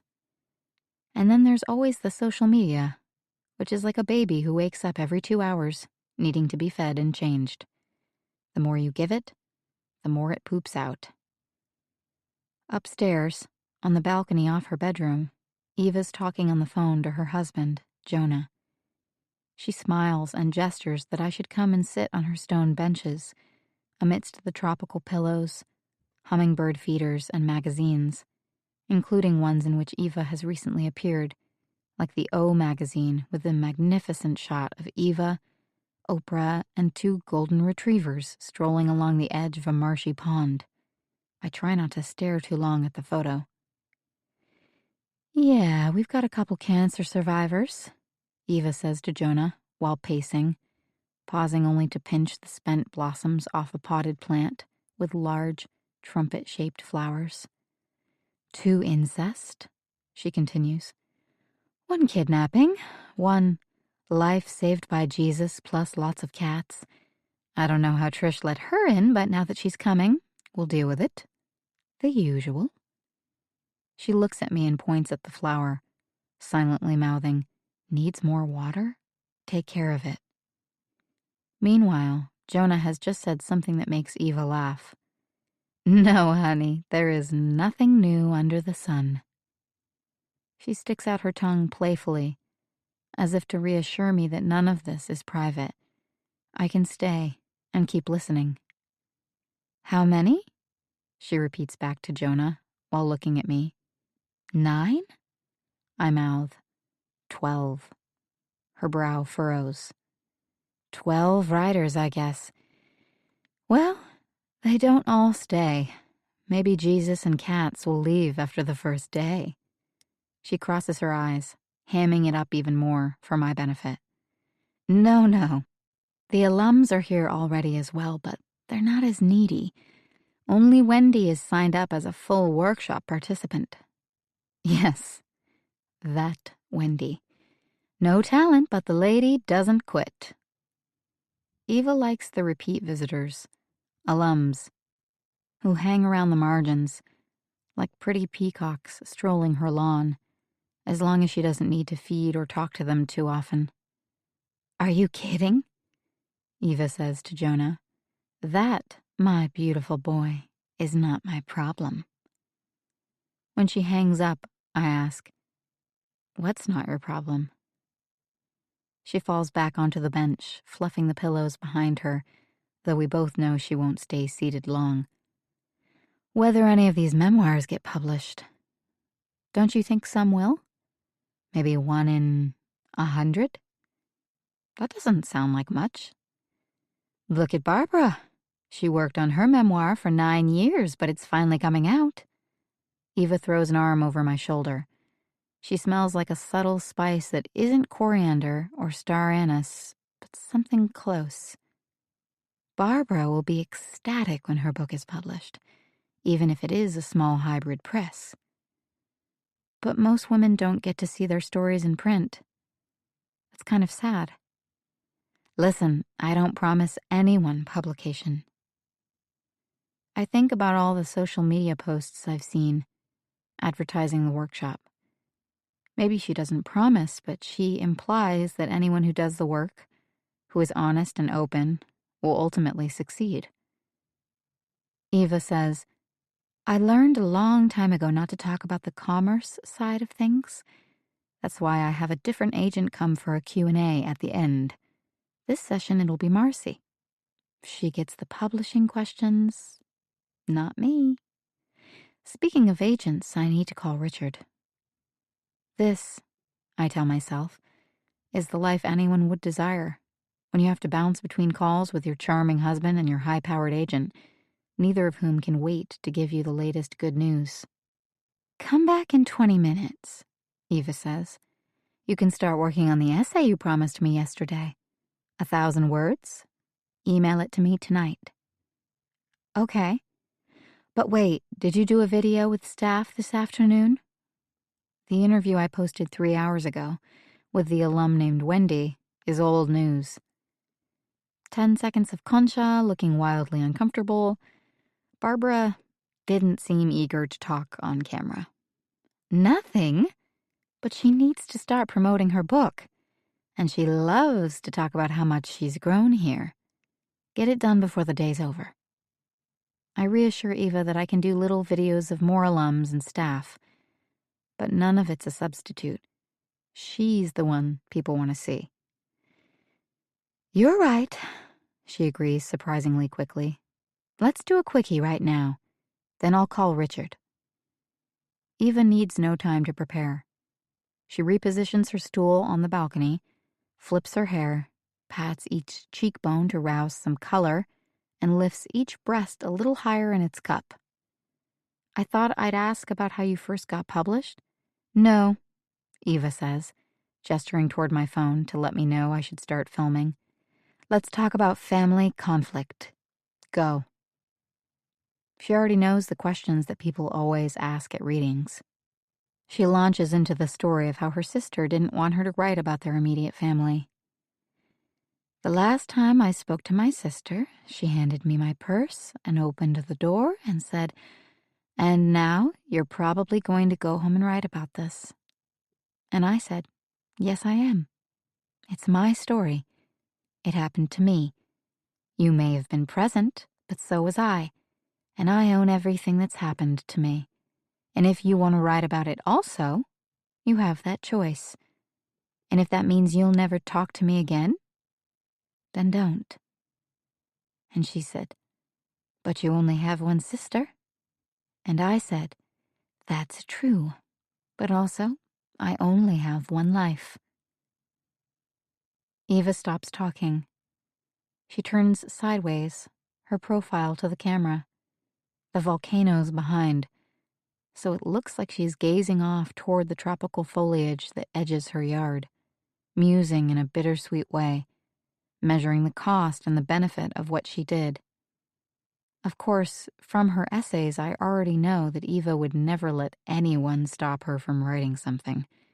Not a sibling, parent, spouse, or grown child. I also know that my love of her writing began well before people got their top book recs or writing tips from online videos. But, sad as it is, the world changes. Ironic that it's a woman more than twice my age who is reminding me of that fact.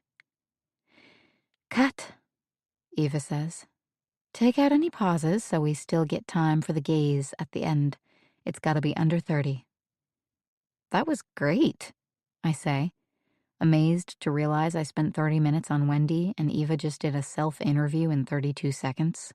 Over the next 2 or 3 days, keep catching the alums when you can. Wendy was okay, but see if you can get anyone less doddering. Old, you mean? And don't film anyone who looks clearly unwell."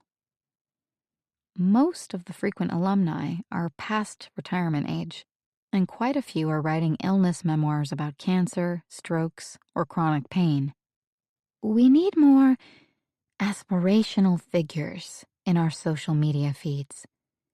But I keep telling you, you are the aspirational figure.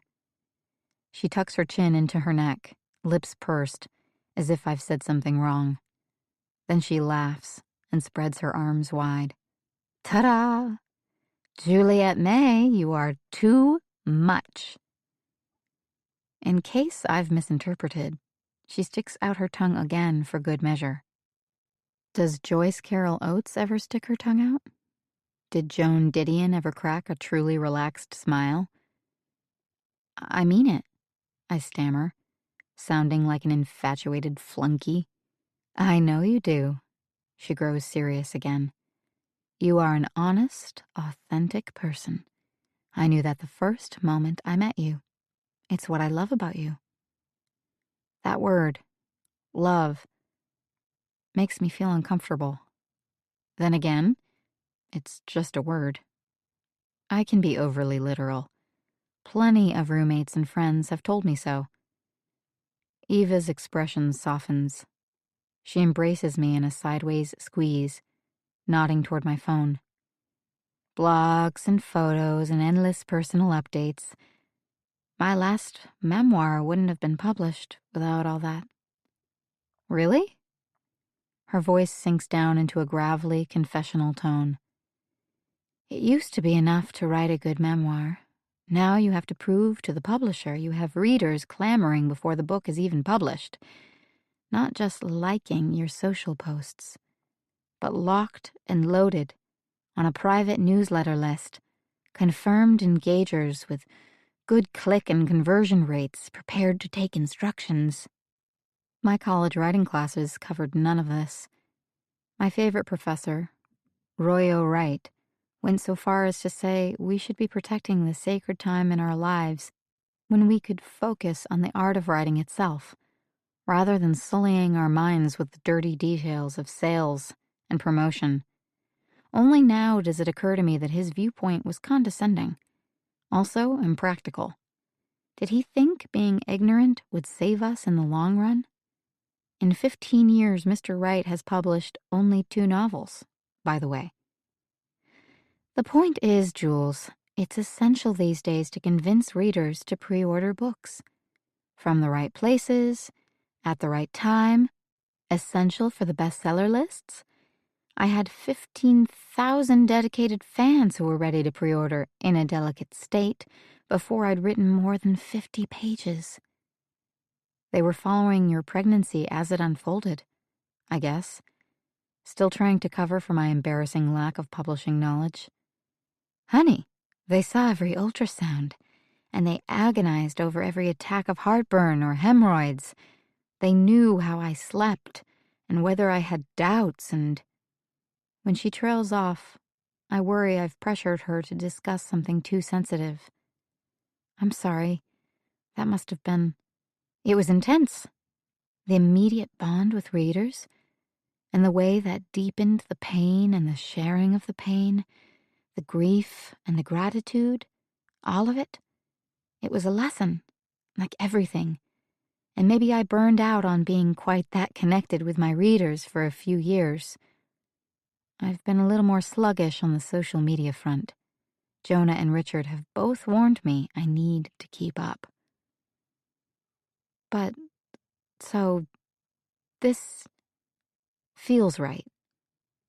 I'm still not sure why she's so happy with my videography, given that she's been posting and communicating with her public for so long. Yes, and it's about time. I spent years taking selfies and doing shaky videos. That seemed charming when it was all new, but at my age, the close-up selfie shot? Ugh! I'm close enough to see the pale veins on her eyelids, the feathery wrinkles forming above her lip. But her green eyes dazzle, and her skin glows. Anyone would be thrilled to look so good in her 50s. I'm happy to help. Only happy? Eva says, crinkling up her eyes. I can't tell if Eva is teasing me for using bland language or testing me in some other way. Ecstatic? Flattered? Grateful? I'm watching her face, hoping she interrupts me before I get to a really hard letter. I love that. And I see you. Your gratitude is refreshing. Eva leans in for another sideways hug, and I try to relax into it. Accept love, show gratitude. And I am grateful, of course. Who wouldn't be?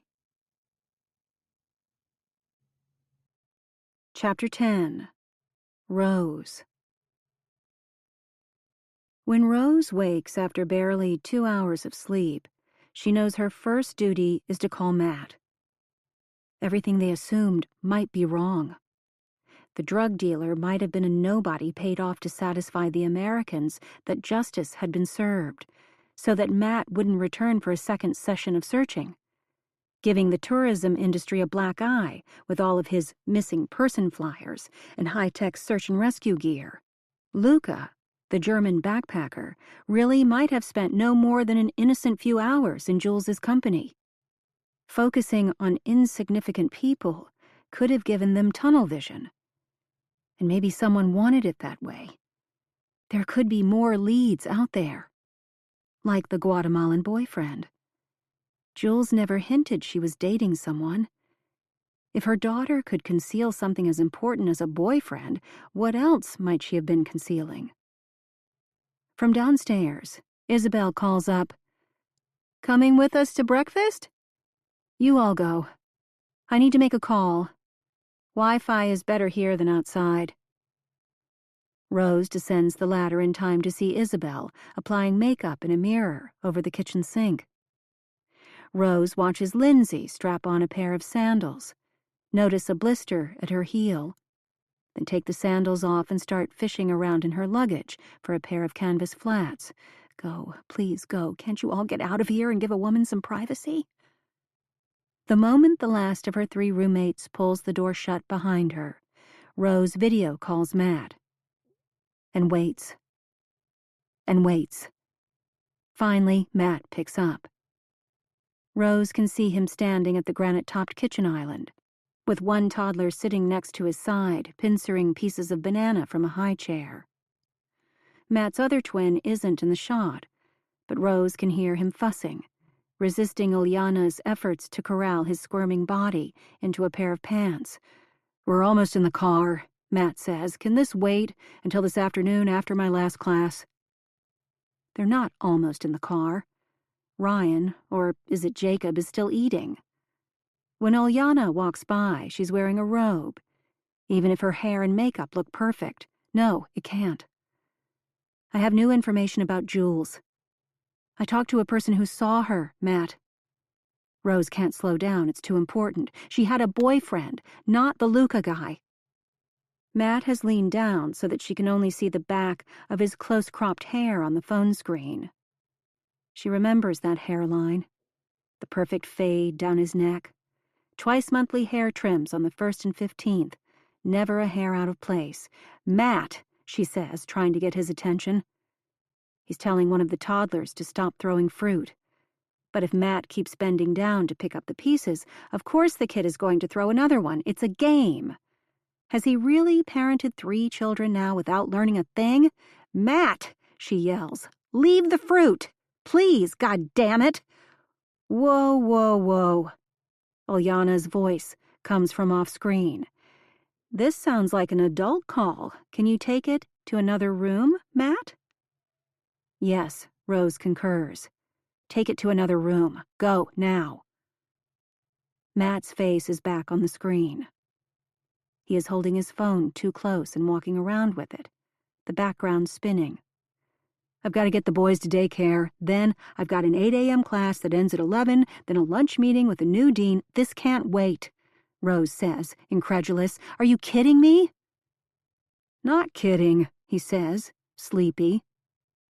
Matt has been sleepy for the last 3.5 years. Rose has listened to endless stories about twins, how raising them is not twice as hard, it's 10 times as hard, how they are picky eaters and never sleep, unlike Jules, who was easy. But Jules was only easy because Matt was never around to help. "Can Ilyana take the kids to daycare so I can get a half hour with you, please?" Matt sighs. "She's got her own schedule to worry about. Must be nice to have a wife who is 10 years younger than you. To have the wisdom, as a father now in his late 40s, to know that time with your children matters. Every time Matt turns and the background blurs, Rose's stomach does another flip. Yes, it's from the alcohol and from getting only a few hours of sleep, but Matt is the one making her dizzy from the effort of suppressing her exasperation. "Let me get to my study," he says, voice still sleepy. "And then I can give you 5 minutes." She hears Matt call to Ulyana again, asking for her permission. Her permission. As if Rose was calling to ask whether she should bring salad or dessert to their next potluck dinner, instead of calling to explain that the man with the swallow tattoo and no bottom teeth might have nothing to do with Jules's death at all. "I'm waiting," Rose says, feeling hot tears fill her eyes. "I get along great with Jules's father." Yes and no. I even get along with his new wife. You could say we're friends. Mostly yes, but also sometimes no. Finally, there is quiet at the end of the line. She recognizes Matt's home office, with its dark brown bookcases, wall of diplomas, and a folded U.S. flag in a glass display frame. "You've got intel?" he says. She rolls her eyes at the word intel, but rewinds to the beginning, speaking quickly, her excitement building all over again, mixed up with her own frustration that they didn't know this all before. Paco, Luca, Guatemalan boyfriend. "Okay, wait," Matt says, sounding like he hasn't managed to drink a single cup of coffee, even though she knows he would have had a full pot by now.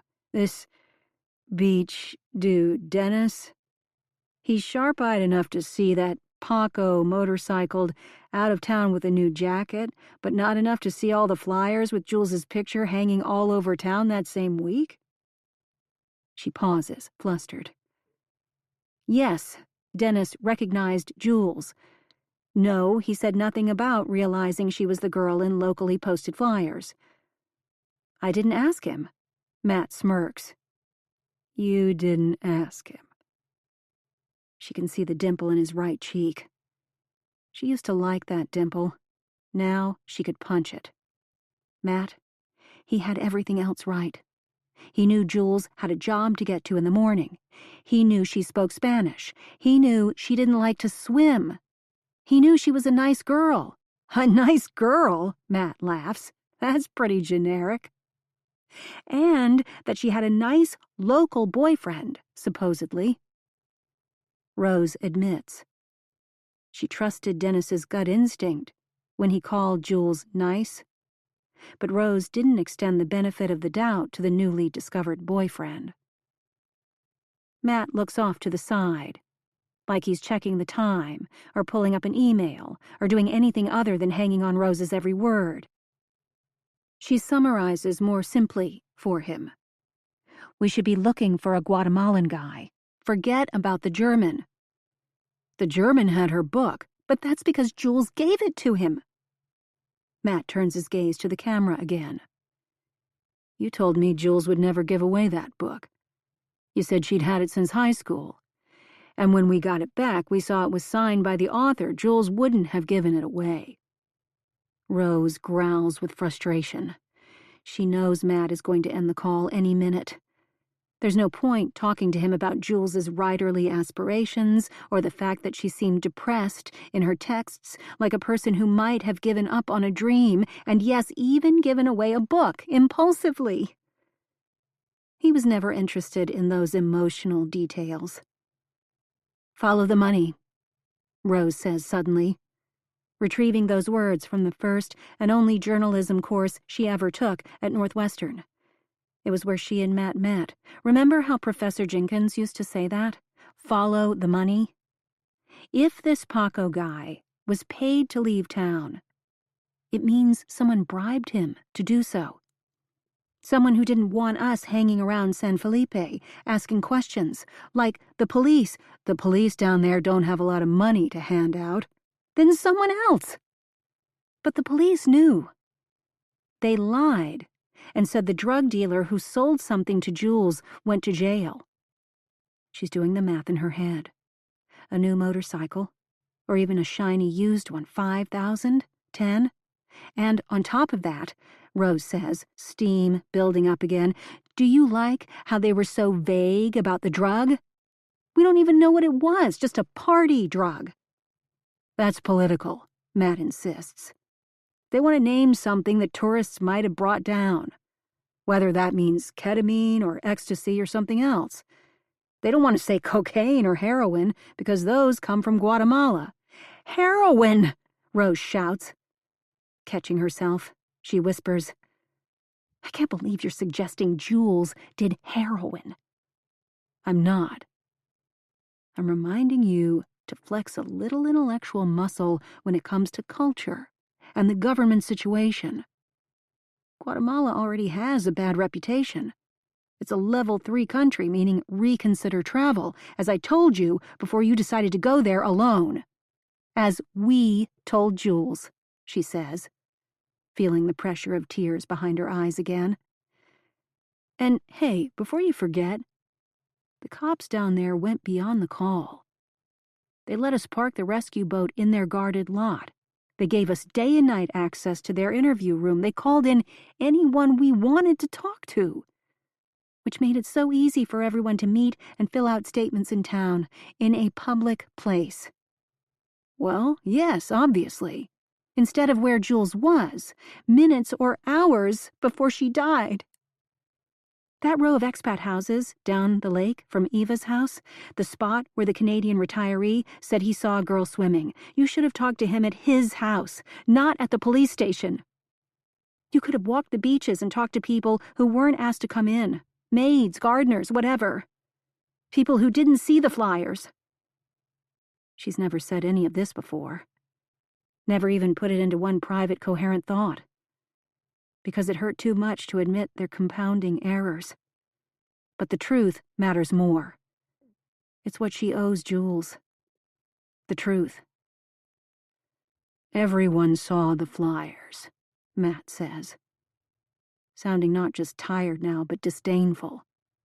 Like what he's most tired of isn't feeling demolished by paternal heartbreak, but managing Rose. Except, evidently, your beach buddy, who is too nearsighted to see a flyer, but not too nearsighted to spot a man's neck tattoo. Rose feels stranded, no longer part of an evidence-sorting team. Was it always this way? Was she just too distressed to realize Matt didn't trust any of her intuitions? The white gloves, she tries, grasping at straws. We should have narrowed it down. Size, type. If they belonged to some boyfriend who, she can't say it, who might have killed her. We did, Rose, he says quietly. They were women's, a very small size. Whoever wore those gloves probably couldn't have subdued another person. If that's what you're still worrying about. Did you tell me that? I did. You even asked about 2 months ago if they were Jules's size. At the time I told you that yes, they were, more or less, but it didn't matter. I'm sorry, Rose says, deflated now. I don't remember that conversation. It's okay. Rose hears the sound of Matt's office door opening. Olyana calls from off-screen, saying she just put the kids in their car seats, and the car is running. She'll wait for him outside. Yeah, I know, Rose says. You've got to go. Okay, he half smiles. Good work. Fuck you, she thinks. But instead she says, I'll call again if I find anything else. After the video call closes down, Rose leans her head against the door, wishing away her headache, and that image of Matt with a toddler, the scene of domestic chaos, but also domestic contentment. I even get along with his new wife. You could say we're friends. She'd said it to her therapist as recently as last week. She said it within Jules's earshot many times when anyone expressed surprise that they all still gathered for Thanksgiving and the Super Bowl year after year. Now Rose remembers Jules's reply, the thing she said a year ago, just before Jules's graduation, when they were having a minor civil disagreement about where the graduation party should be held. The choices were Rose's house, with the new patio furniture she'd bought just for the occasion, or Matt's house because the twins might need to nap and it would be easier for Ulyana. Mom, you don't have to pretend to agree with Dad about everything. Even though you've had a so-called amicable divorce, Jules said. It wasn't so-called. We took pride in handling that well. And you don't have to pretend to get along with Ulyana. I'm not pretending. She's great. She is great. I love her too, and I like that you get along most of the time, but what? You're both moms. So? Put two moms in the same room anywhere, and they're going to compete. That's ridiculous. I don't compete with other moms. All moms compete with other moms. Is that what you really think? That's what I think. You're just too blocked to realize it. What does blocked mean? You shut out the bad stuff. You don't notice, you don't reflect. You'd know a lot more about yourself if you tried. Maybe keep a diary. A diary? At least she hadn't told Rose to write a memoir. Rose would have laughed her out of the room. Chapter 11. Rose. Rose doesn't want to eat, but it's the only way to blunt her hangover. 20 minutes after ordering, she is served breakfast on the guests' veranda, halfway between the cabins and the reception building. She's unable to eat more than 2 spoonfuls of yogurt, mango, and granola, but she makes up for it by sucking down vast quantities of water and caffeine. Other participants from the cabins puzzle over the breakfasts delivered to them. One woman's request for eggs somehow yields a delivery of French toast, while another woman's request for dry toast results in the production of a perfect omelet, topped with orange slices. Isabel stands with hands stretched over her head, working out the kinks aggravated by her bad mattress. Nothing can be as perfect as Casa Eva. We wouldn't be able to appreciate her standard of luxury if we got it here, in town. Contrast, Scarlett agrees. That's what I love about travel. When you've been pedaling through rain all day and you're starving, that free grilled cheese a person gives you at a campground tastes like heaven. Rose has interacted with Scarlett only briefly, in the cabin and at last night's party. Avoided her, in fact. But now she allows herself to look long and hard. There's no question. Scarlett is beautiful and fit. Though she started her cross-country cycling trip 70 pounds overweight, as her manuscript explained, she lost the extra pounds, leaving only curvy muscle. Today she's wearing close-fitting exercise tights and a high-neck t-shirt. Her hips are wide, but her waist is tiny. All of her skin is covered, from ankles to collarbone, but her body is so naturally shapely that even the waiter can't help staring as he sets a plate of pancakes in front of her. I ordered chilaquiles. Scarlett doesn't seem to notice the waiter blushing. Did you really get free food from people? Asks Diane, a woman with chestnut-colored hair pulled back in a dressy ponytail, the top artfully back-combed in a poofy 60s style Rose would never dare attempt. All the time. Weren't you worried about depending on people's spontaneous charity? Never. But what if you got to the end of the day and no one invited you to their campsite to share some soup or whatever? Then I didn't eat. But that was okay. I started the trip a size 20. I had a good safety margin. 5 women are seated at their table, with another 4 from their workshop at a second table across the veranda. looking at photos posted from last night's party on Eva's social media. Kay is the only one of them who hasn't signed the waivers. Kay browses, taking a surprisingly long time. Does Anna Sophia really post that much? Does Eva really have that many different feeds? Instagram, Facebook, Twitter, TikTok. And maybe there were others. Jules never mentioned that, but why would she? Jules didn't care for social media very much. Even so, Rose thought she'd studied all the mainstream platforms in the weeks after Jules's disappearance. But she might have missed something. The self-criticism stings, reminding her of the fight with Matt, who was willing to lob even sharper attacks. Rose resents the way he disregarded every new piece of information she gathered from Dennis.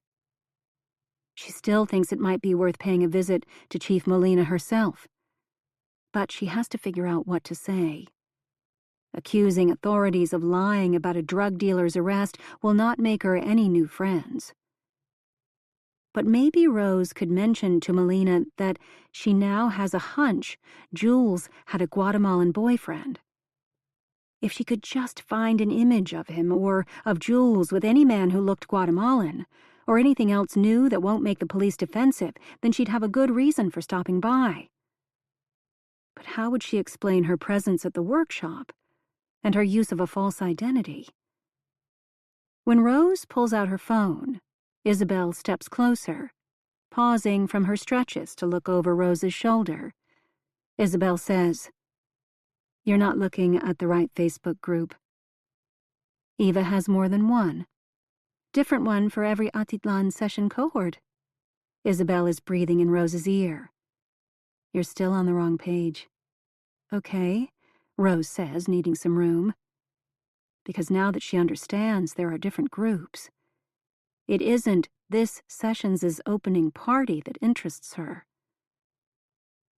She stays on the page from 3 months ago, but she sees no images of Jules. Rose pauses her scrolling at a video titled "Last Gasp, Still Great." When she hits play, the video judders forward, but only for a second, stuck on an image of a paperback copy of Eva's first memoir, sitting atop a mosaic inlaid table with blue water and volcanoes behind. Rose's throat tightens. It looks like Jules's copy of the paperback. The same copy the backpacker somehow got hold of. The paperback Rose now has in her bag. Then she catches herself. Every paperback looks the same. Even the crease on the cover means nothing. The video starts and stops and freezes again. The audio failing, the camera still focused on the book cover, with only 46 seconds left. Maybe Rose did see this video before, way back when Jules first went missing. Her temples are pounding. The internet here is maddeningly slow. Never mind. She gives up trying to play videos with the slow Wi-Fi and pushes her phone back into her laptop bag. The rest of the group is more interested in figuring out the schedule for the days ahead, including how the workshops will be organized. Evidently, there's a public session for each participant, but also a private one. "I just hope we all get enough individual attention," says Diane from behind her big black lenses. "How many of us are there? Someone's still missing." "Maybe the heroin addict with the vomit essay," Isabel says. Rose remembers. 5 pages, one long scene. An alcoholic, drug-addled, stomach-curdling fugue. She lost custody of her children. Isabel drops her voice as a woman with stiff, steel-gray curls slowly mounts the 2 stairs leading to the open-air veranda and pauses to rest, attracting the attention of the waiter. "Her name is Rachel," someone whispers. Rachel wrote about a binge the day after she nearly killed her children in a car accident. She lost custody of them both, a teenage son and daughter, before recovering her own sobriety. The woman in front of them has started talking to the waiter, but she seems to have a speech defect. She stammers. She keeps one arm tucked across her chest like it's damaged. This woman looks anything but recovered. "I'll give her my seat," Rose says, rising to leave, still gripping her coffee cup and hoping the final slugs will quell her headache. There's a patch of clean grass just past the veranda. I'm going to spend my last bit of free time reading. Rose is only pages away from finishing Eva's second memoir. She's riveted. But the last few chapters have been harder than the first ones. Rose has lived vicariously through Eva's many complications, both physical and emotional. When Eva decided to have a baby at midlife, she already had a grown child, Adarsha, the same daughter who doesn't talk to her now. One of their conflicts began with an essay Eva wrote for the New York Times column Modern Love, reliving a fight Eva had with her daughter when the 30-something found out that her future sister would be named Adhika, more or extra in Hindi. Adarsha thought the names were too similar. She resented being yoked to this extra afterthought child, a product of privilege and naivete. Adarsha thought Eva was being selfish, refusing to take genetic tests that would offer previews of any serious abnormalities. Eva's choice to hash the disagreement out in public was the last straw for Adarsha, a fact Eva candidly reports. "Algo más?" asks the waiter standing over Rose's shoulder, gesturing to her coffee cup. "No, thank you." Rose turns and smiles, handing him the empty cup. In Spanish, she adds, "I'm reading a good book. I want to know how it ends." "Con una muerte o una boda," he answers. "With a death or a wedding." Rose laughs. "You're right. I think that's the rule." What would Jules have thought if Rose had decided to try for a baby in her late 30s or early 40s?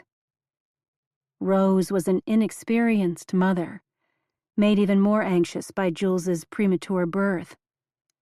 Then she was blindsided by a profound case of baby blues, just as her own mother had been. Proof of how little accumulated wisdom we managed to pass down, generation after generation.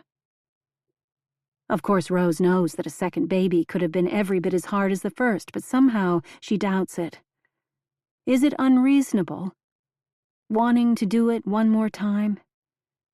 Is it just a pipe dream? To long for that soft, fuzzy scalp cradled in your hand? That warm little body tucked into yours? She imagines Jules would have judged her for it. But maybe after Jules read this book and saw Eva's side, they could have had a mature discussion. Rose feels it again, the question caught in her throat, the yearning ache in her chest for missed conversations. That, coincidentally, was what this memoir seemed to be about, too. The things we try to hold on to too tightly, the chances that slip away. Rose has only 2 pages left when Lindsay crouches down next to her on the grass. "You want to catch a boat with us, or are you going by tuk-tuk?" "Tuk-tuk," Rose says. "The moment I finish this. Eva's second memoir, did you read it?" "Oh, yes. Horrible ending. Don't ruin it for me." Lindsay winks and leaves, fresh as ever in tight white jeans and a satin blue blouse with a bow at the collar. In the memoir, the baby, Adhika, is born, apparently healthy, to 50-year-old Eva. The second-time mother, bold enough to venture into the world of online dating while pregnant, carpe diem, has gotten involved in a serious relationship with a handsome lawyer named Jonah. He is a prince, especially during those first blurry, blissful days home from the hospital. Eva writes a newspaper essay about how much she revels in this baby moon, in a way she simply couldn't with her firstborn, a difficult infant. That essay, too, published in the following year, ahead of the finished memoir, will annoy Adarsha. Then, a week after coming home from the hospital, sometime after 3 a.m, Eva dreams of a gray, misshapen stone falling out of the sky and plunging into a lake. Eva has always loved lakes and swimming. Her dreams are often filled with water images, but the weight of this stone dropping leaves no doubt. It's a dark omen. Eva checks the clock. Adika hasn't woken to nurse. It's well past 4. Eva goes to lift her out of her crib. Adika is cool to the touch and strangely heavy. Eva lifts her, rocks her, lays her back down. The baby is gone. Simple as that. Dead. 10 days old. Eva cups a hand around the baby's smooth, cold skull. Impossible. The boyfriend, Jonah, has not moved in yet, though he will later. They will marry within 2 months. Una muerte y una boda. Eva, stunned and alone, knows what will follow. If not a standard investigation, at least public recrimination. In her heart, she already knows that an autopsy will find some genetic abnormality or disease, casting the blame back on her, the middle-aged mother. It's just what the naysayers predicted. You can't have it all. Even if you are 50, white, and financially comfortable with a great team of doctors. Many will say she shouldn't have dared to try. Rose doesn't lift her head, because she doesn't want any passerby to see the tears streaming down her face. Only 1 page left now. The baby is dead, stiffening, in the crib. Dawn is an hour away. Eva could call an ambulance. She could call her doctor directly. She could call Jonah. But there's no hurry now, is there? Nothing is going to change. Instead, she makes a French press of coffee, extra strong. She brings the coffee, her favorite mug, and a box of thin ginger cookies to her bedroom. She turns on her laptop. She begins the book that Rose is reading now, which Eva will write in a 7-week delirium. She writes the very first page, the very first line that tugged at Rose's heart. There was one thing I wanted more than anything in the world, to hold a child, my very own flesh and blood child, again. Chapter 12. Jules. It's hard to wake up on my 3rd day at Casa Eva, even when sweet Gabby comes to my bedside at dawn with a cup of coffee. For our roommate, Mercedes, who has been granted the day off, Gabby brings a special sedative healing tea. It helps with her seizures, Gabby explains. I shouldn't be envious when I see Mercedes snuggle back under the covers, but I am. I jump up to dress, already anxious about the many tasks facing me today. Gabby watches me getting tangled in the overcomplicated straps of my sports bra. Tomorrow I can bring you a bigger coffee, she says. Is it that obvious I need it? She doesn't ask why I left the cabin in the middle of the night. I have a feeling she knows where I was going, and why. I just hope I can trust her not to say anything to Eva. Maurizio told me about a time Eva went into a sulk just because a 70-year-old workshopper gave Maurizio an innocent peck on the cheek.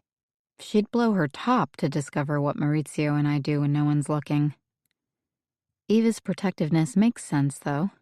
When she first met him, after losing her baby and while she was recuperating at Lake Atitlan, Maurizio was staying in the orphanage.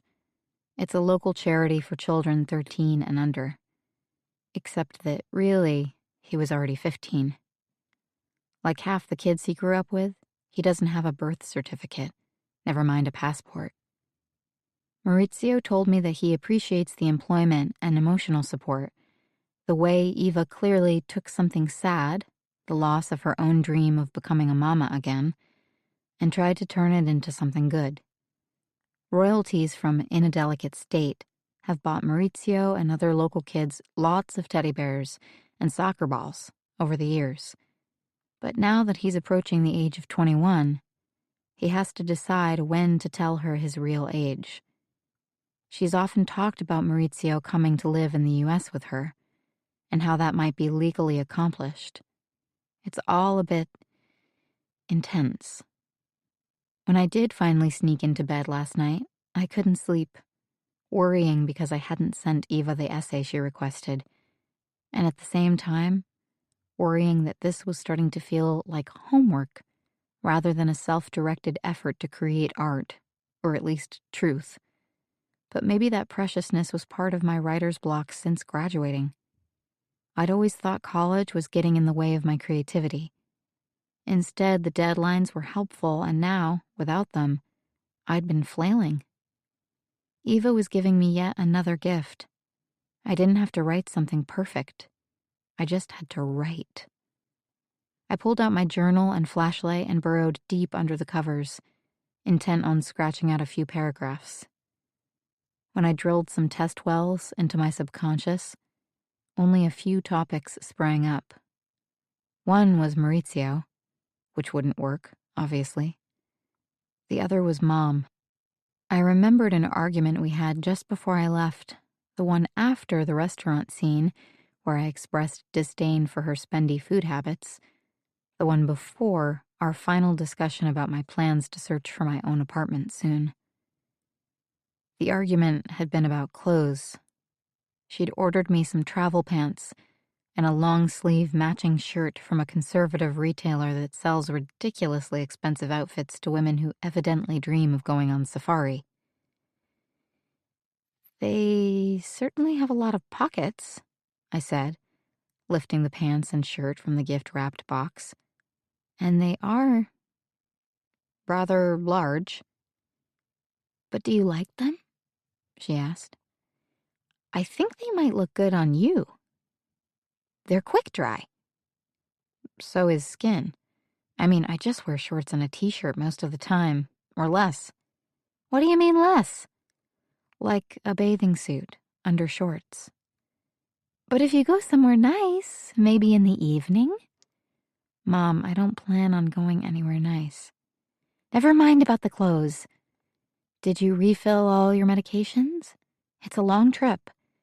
Are you sure you're bringing enough? And make sure to bring the prescriptions in case you lose the pills or some border agent takes them away. Mom, I know how to pack, and no border guard is taking away my birth control pills. You never know. Catholic countries. Mom. But it wasn't my birth control she was really worried about. It was my other pills. The ones she has been terrified I'll stop taking ever since my freshman year, when I was prescribed them in the first place. I'm not ashamed to be on antidepressants. For my mom, it's like this big secret or this thing she wants to talk about and not talk about at the same time. She's on them too. Nana wasn't willing to try them until she was already old, but she should have, obviously. What's the big deal? I just can't imagine what would happen if you were in a third world country. No one uses that term anymore. And suddenly decided you didn't need them. Mom, that won't happen. We both know how quickly things spiraled the first time. Admittedly, even I don't like talking about that part. I knew how sad it made her to remember. It wasn't like I attempted suicide. I just became lost and strange and deeply disconnected. And the first time she saw me, 6 weeks after we'd last spoken, she started sobbing, which only made me feel more like a zombie. As if I had, in fact, died. Or worse, become something she could no longer recognize.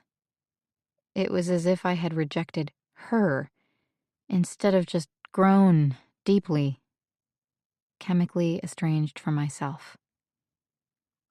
Okay, so you don't want the clothes? I'll return them. She grabbed the pants and the shirt from my hands before I could say anything more, her eyes filling. Be nicer, I told myself after that argument. And that's been my plan, to think harder before I speak the next time I see Mom. To realize I don't have to spew every last thought in my head. To realize she loves me and does her best, even if it's not enough sometimes. And there I went again. Was my relationship with Mom really not enough? Wasn't it the kind of relationship anyone my age has when she's made the mistake of living in the same town as her parents past the age of 18? My late night thoughts about Mom were uncomfortable, but they were mostly resolved, which made for a boring essay. No journey, no discovery. To find something richer, I had to dig harder, further back into the past. What I ended up with, just the first 500 words, was the start of a short piece about my dad's marriage to Uliana. Nearly as lame. I had been given the gift of an audience and a deadline. I told myself that we all write shitty first drafts. It didn't make me feel any better. Laptop under my arm, I hurry from the cabin to self-serve breakfast and grab some cut-up fruit just before it's put away. Popping pineapple chunks in my mouth as I stroll, I find my way to Eva's balcony, where she's already talking to someone, as usual. Phone pressed to her ear, she points to the stacks of paper-clipped pages I see on benches and the little bistro table, the same stacks that have cluttered this space since I first arrived at Casa Eva. Copy? I guess. She shakes her head. Recycle? She rolls her eyes. Eva pulls the phone away from her ear and says, Just wait. Sorry. Okay, waiting. Barbara's face appears on the other side of the closed glass door. Eva flaps her hand, making a go-away gesture. I raise my eyebrows and wrinkle my nose as if to say, Sorry, but I'm on this side of the door, and Barbara is on that side. I'm close enough to see her nostrils flare. It's not like Barbara should be jealous. She lives here full-time and she knows everything about everything that makes the Casa Eva universe go around. As Eva said yesterday, the ideal assistant takes care of messes so that I don't have to see them. That's what Barbara and Hans and Trish in Miami all know how to do. I can only learn. Juliet May. Eva has barely disconnected her call when she points to the paper-clipped stacks again. Have you read all of the manuscripts yet? I get to read them? Get to? You have to. She explains that she wants a 5-minute summary for each, plus anything I think she should know in advance about the writer, based on cover emails plus online searches. Online searches? Especially for the writers who might need extra hand-holding. This one, for example. She points to a pile of pages on top of the rest. Zahara is written on the footer. Eva's eyes brighten again. Is she still under contract with Glassnote? I've never heard of Glassnote. Trish read Zahara's cover email, something about a bad boyfriend and Las Vegas, but I didn't catch the rest. You get to sample her story first. Great, I say, scooping up the manuscript printouts. Is this all of them? We might get some emailed last minute. And remember, if you have only cover notes and no pages, focus on the writer. Okay, I can't pretend to understand that. In college writing workshops, we were always told to focus on the pages. I wouldn't want anyone to think I'm stalking them online, I say. Eva blinks and inhales, slowly. Sorry, I say. Initiative. Right. Eva's smile wilts. She puts her fingers to her temples, like she has a headache. Anything else you'd like to ask me today? You're here to help me. But you're here to help yourself, too, right? Right, I repeat, as if it's that simple. Help her, help myself, and also help her feel good that she's helping me. That's why I asked you for an essay when I hired you. If you're going to audit any part of this workshop, I need to see your writing. I want to help you, Juliet May. I always have time for that. Every woman needs a mentor. I'm relieved that Eva hasn't forgotten she used that word before, and that even though I haven't provided any proof of my abilities, she's still giving me the benefit of the doubt. I think back to what I wrote and feel panic. Even as a shitty first draft, it's still not good enough. Her instructions were clear.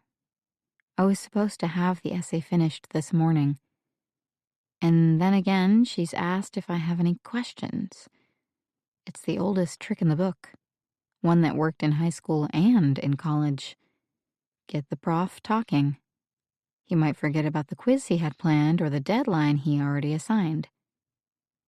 Dialogue, I blurt. Your books are amazing, with these long scenes that feel just like life. Everything your mother said when you came back from London, just for one example, her voice and the long speech she made about your teenage years. It's incredible. Eva nods, looking bored. She rotates one finger in the air as if to say, keep going, get to your point. I mean, this is basic, but did you take notes right after that argument, like in a diary? Or did you try to remember when you started the book a year later? Yes, I'm trying to distract her, but at the same time, it's a question I've always wanted to ask. I've never understood how memoirists can make the past so cinematically vivid.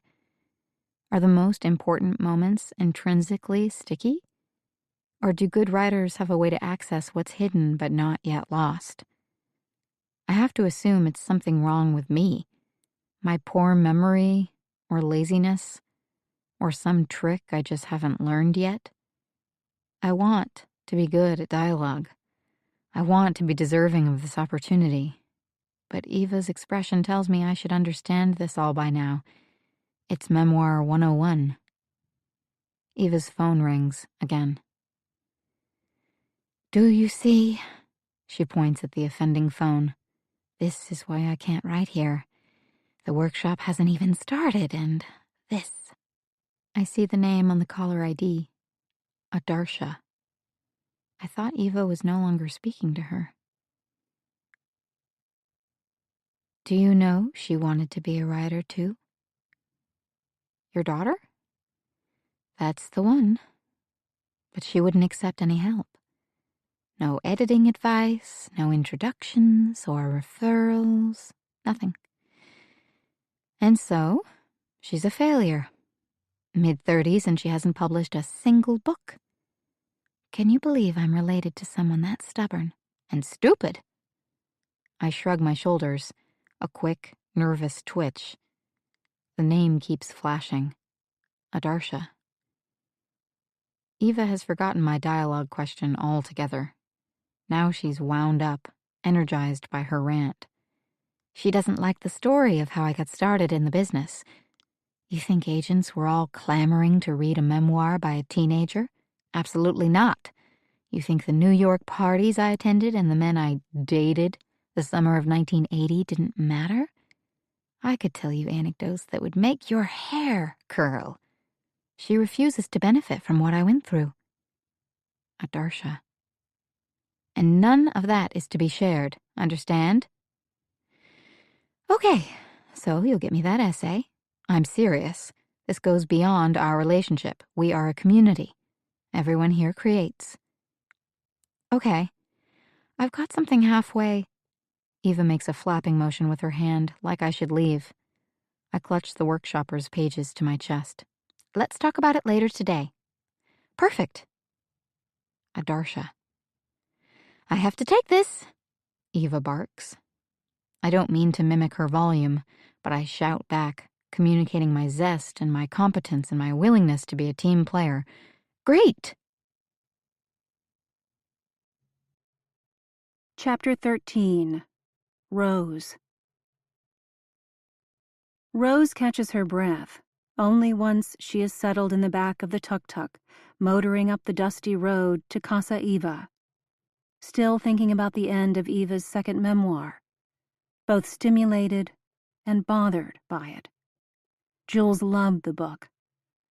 Trust in Jules.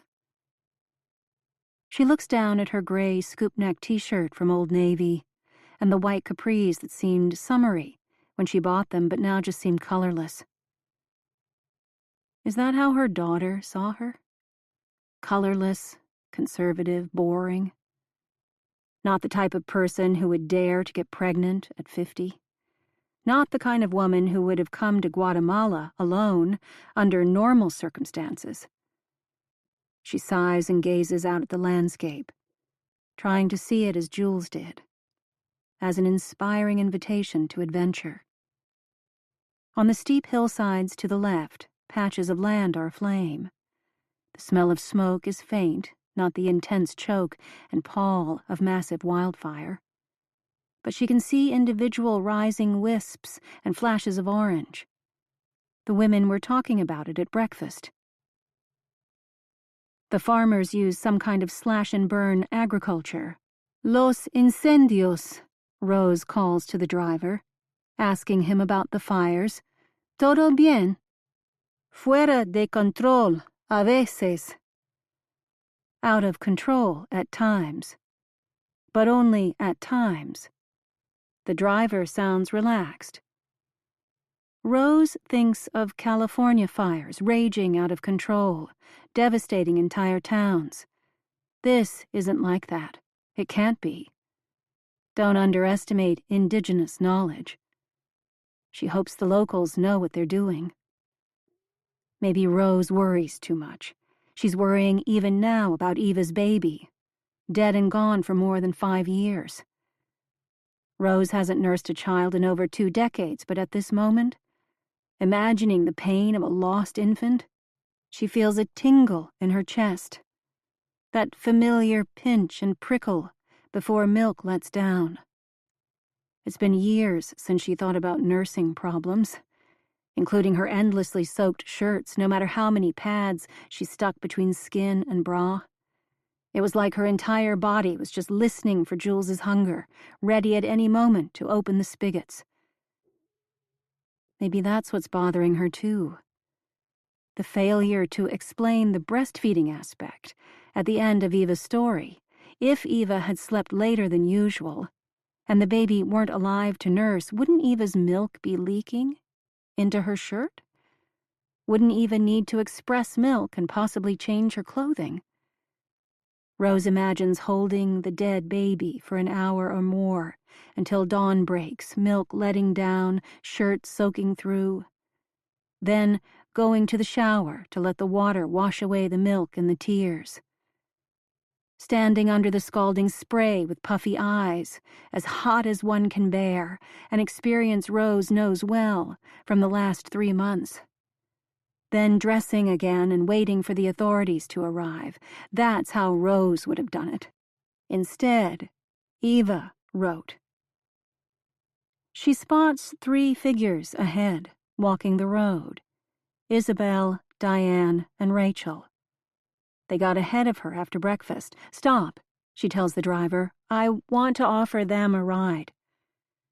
Diane is the first to hop in. Good, I wanted to be early. She smooths down her white slacks, gold bangles sliding up and down her narrow wrists as she rearranges herself. Don't wear valuables around the village. Few of them are being sufficiently careful. When the noise of the tuk-tuk motor forces Diane to turn and shout over her shoulder, Rose can see what she overlooked at breakfast. Behind the dark glasses, Diane's left eye is surrounded by yellow and pale purple bruising. Yet she's in a fine mood. We'll beat everyone coming by boat. We can get our names on the sign-up sheet. For being workshopped? Rose asks. No, today's critiques are already scheduled. Diane pantomimes, sticking her finger down her throat. I got an email this morning telling me I'm up first. I meant sign-ups for the other stuff, like private feedback meetings and massages. Rose is confused. So, to ask for a personal response from Eva, we have to schedule our own meeting? If it's up to them, Rose missed her chance to sign up early. But still, she'll get a one-on-one at some point, won't she? We were discussing it at breakfast, including the fact that we have to pay extra, Isabel says, lowering her chin to give Rose a meaningful look. Diane glances at them both, then snaps her head back. It's only another $100. But we already paid nearly $6,000 to come here, Rose says. I thought getting personal feedback from Eva was the point. The extra goes to charity, Diane says, pushing her sunglasses higher up her nose. It's, Rachel says, a little unexpected, Rose fills in, trying to help. Strange, Rachel says, finishing her own sentence. In this smaller group, she speaks more smoothly, as long as they don't rush her.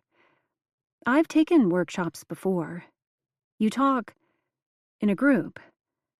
Maybe you also get a private hour with the teacher. It's usually included. I don't think $100 is worth complaining about, Diane says. Isabel says, true. Rose looks to Isabel, who is gazing off into the distance, frowning, like she has more to say but doesn't want to, which isn't like Isabel at all. It makes Rose wonder. Isabel seems financially comfortable. She wouldn't worry about $100, but maybe she's thinking of Scarlett. As they all heard at the opening night party, the young cyclist had to do a crowdfunding campaign just to come here. Last week, Scarlett was still $1,000 short. Before she could board a plane, she had to sell her bike. Rose asks quietly, did Scarlett manage to pay the extra fee? Isabel murmurs, I helped her. Oh, good. Rose gently taps the back of Isabel's hand, a private wordless gesture of appreciation. Rose doesn't really resent Scarlett's youth, of course. It was just a feeling. The bigger feeling is that she wants Scarlett to have a good experience, given how much she's sacrificed to come here. I don't even know why you're talking about it, Diane says loudly, wanting the last word. It's absolutely worth more money to get Eva's expertise. The tuk-tuk motors along, crunching the gravel and spewing dust. No one speaking. To break the tension, Rose turns to Rachel. So, you've taken workshops before? Aspen, breadloaf, Rachel says, blinking and jerking each time she speaks. And in my MFA program, we workshopped every semester. The tuk-tuk takes a sharp curve. Rose clings to the metal pole on her left, feels the weight of the two other women sliding into her. When they straighten out again, she asks, Diane, you loved Eva's last memoir. What did you think of the ending? I cry every time. I can't listen to the end when I'm driving. Rose tries to prioritize the questions in her head, the sorts of things she would carefully ask Jules, not wanting to offend. Don't you think Eva should have called an ambulance and let someone try CPR on that baby, just maybe? Isabel seems eager to make peace with Diane. I love Eva's novels, and even with the ending, which was a little hard to read, I thought her memoir was exceptional. Up ahead, they can see Eva's gate with its bright yellow door. The tuk-tuk brakes. Rachel is trying to say something. It's interesting to think about the selection of details, the French press. Yes, Diane says, and the cookies, the ginger thins. But that's the second thing Rose wishes she could ask Jules. Would a woman who'd just lost a baby want to make coffee and eat cookies? For Rose, eating was one of the hardest things to do. When Jules went missing, her stomach started doing flip-flops. When they found out Jules's most likely cause of death, Rose's entire GI tract, from aching throat to doleful belly, rebelled completely. She can't imagine sitting peacefully munching ginger thins next to a blue-gray infant corpse. And then again, grief affects everyone differently. Some people retreat into paralysis. Some may disappear into work or a hobby. Rose thinks of her late mother, gardening with a vicious fervor the day of Rose's father's funeral, tearing at root balls, planting so haphazardly that half of the annuals died in a week.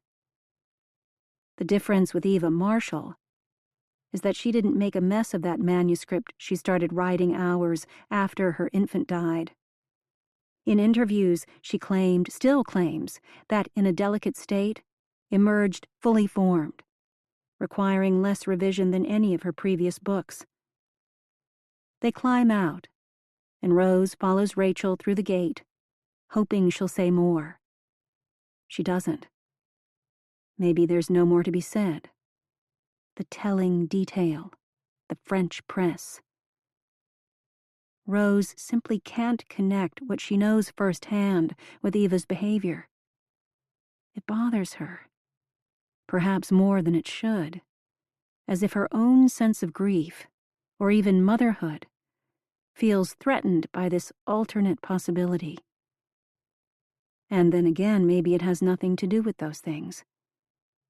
Maybe it only has to do with art, which is something Rose knows nothing about. The real artist, it could be argued, channels her fiercest emotions into productivity. At least, she thinks so. Jules must have thought about these same things. How could she not, after reading In a Delicate State? Stepping from one stone stair to the next, down the lushly vegetated path, Rose can only continue the discussion in her head, with Jules, the only person she'd trust to explain. Is writing what you would have focused on, Jules, if you just lost your own child? Chapter 14. Jules. At the water's edge, I'm all set up to read. The volcano is the color of an old brown fedora with the same crushed dent near the top. A light breeze etches delicate veins across the navy blue water. The stories in my lap are far from perfect, but they are stories. A woman named Beatrice just found her son hanging in the garage. I red flag it. This happened 6 months ago? A little early for critical workshopping, maybe? Tell Eva. Another found out her husband had not just one other family, but 2. One in the Philippines, one in Haiti. Men. The energy. I pay extra attention to the manuscript by the indie singer, Zahara, who seems to be a hot mess. Reading her excerpt about the kidnapping by the psychotic boyfriend, I should think, I am so lucky. Instead, I note that she's only 3 years older than me. She already has a career, or rather, several of them. Her first side hustle in the years before her music took off was selling homemade purses covered in recycled computer keys. Her second side hustle is modeling. It's one thing to know that Barbara, an older woman with a long resume of life tragedies, including divorce, breast cancer, and bankruptcy, has a book about to come out.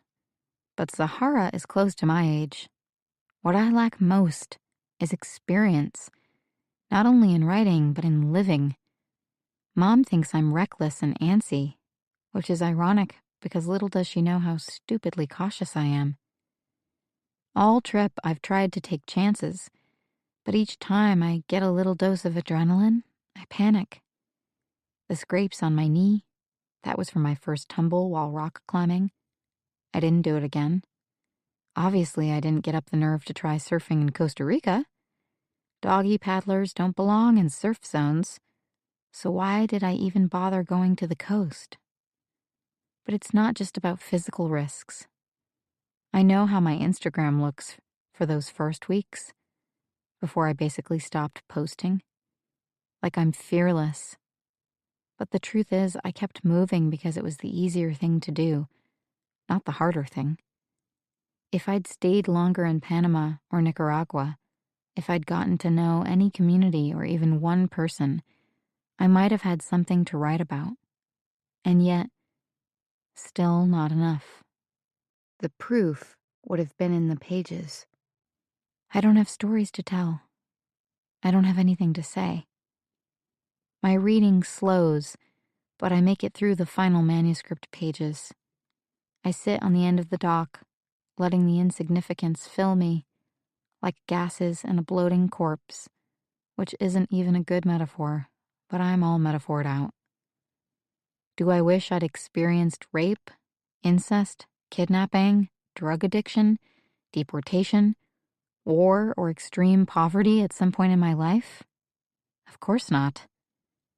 Do I wish I'd started taking chances earlier, risked more, worked difficult jobs that helped me understand the heart of America, hacked through more jungles, cavorted with more lowlives, only the interesting ones, and maybe had just one eensy brush with death that ended safely?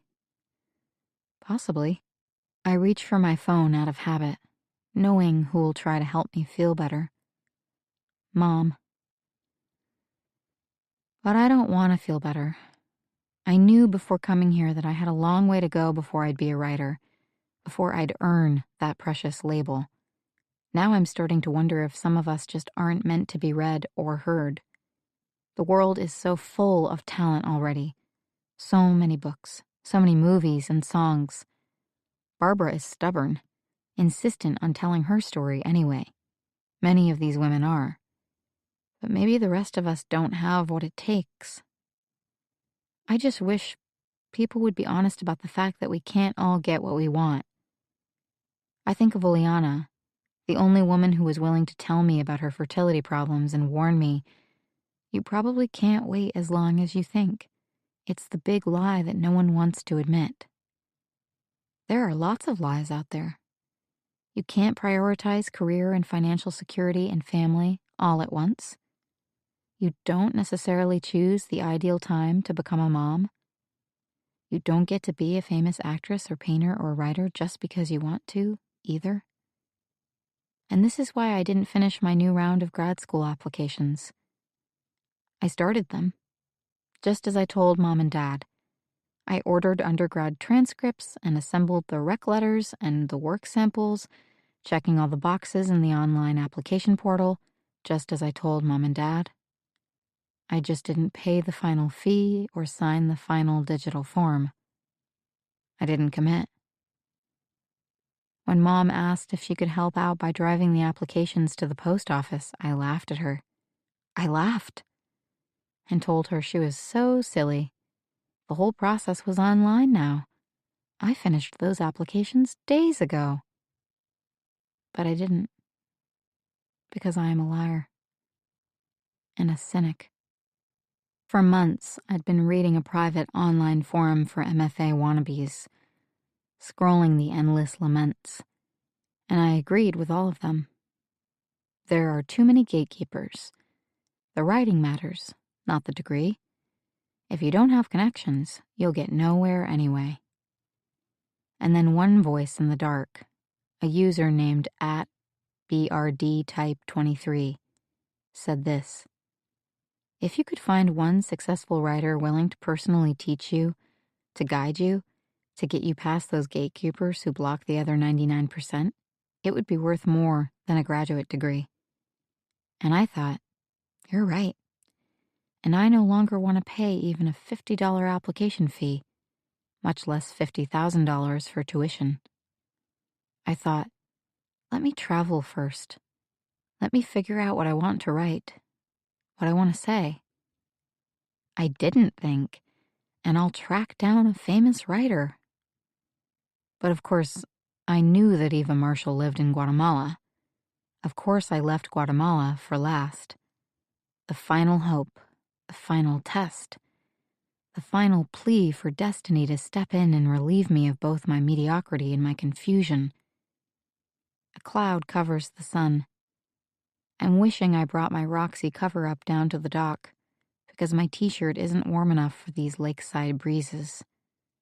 I'm still sleepy from staying up too late. Up at the house, people might be looking for me. I could use another coffee. Frankly, I could use a hug. Or a face slap. Wake up, Jules. You're fucking this whole thing up.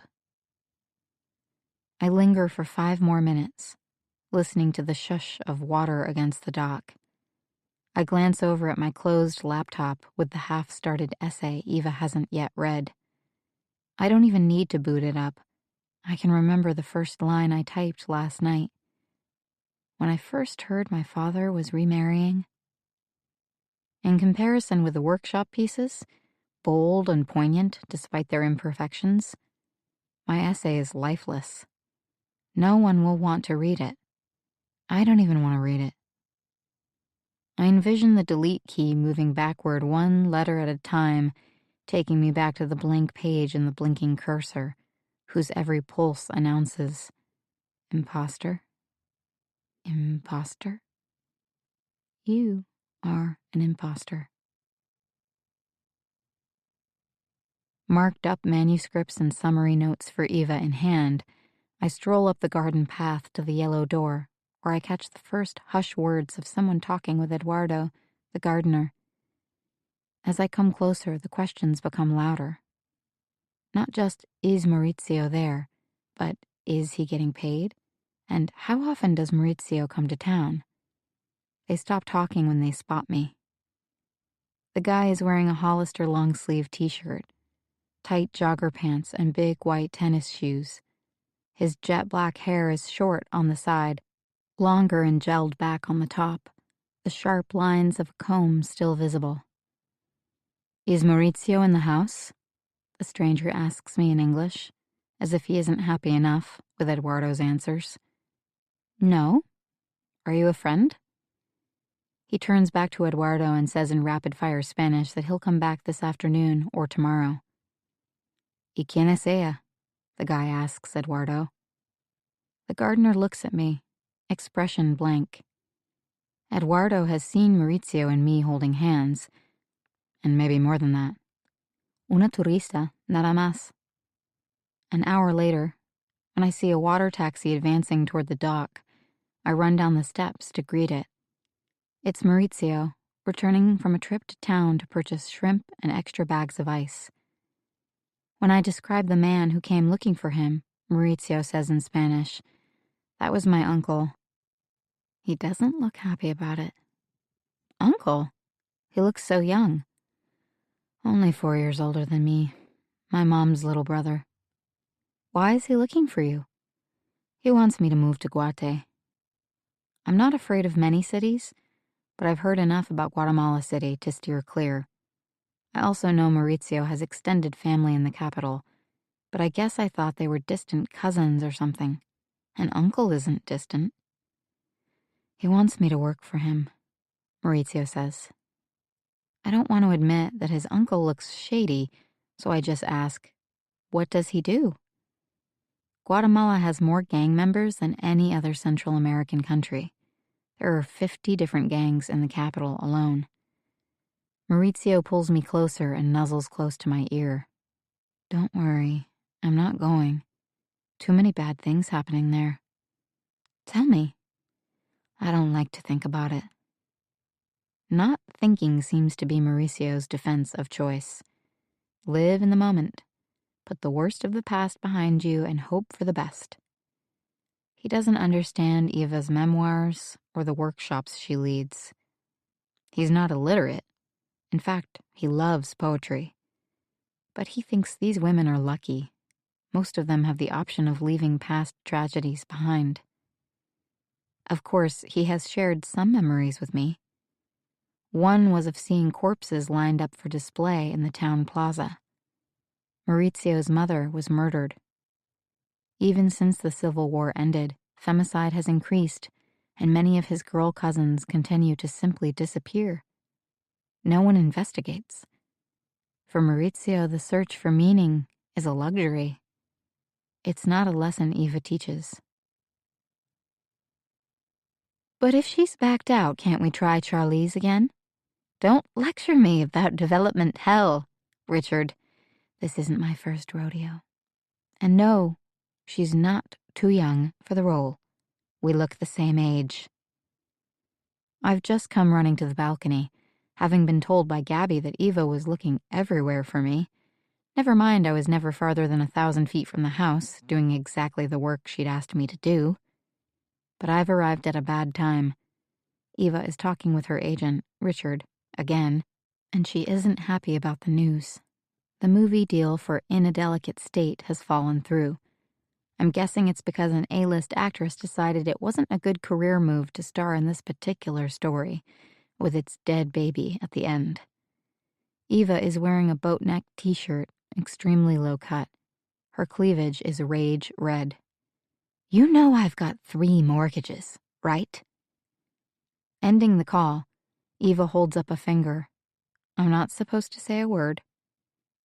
Goes to her bathroom and comes out again, face and hair damp.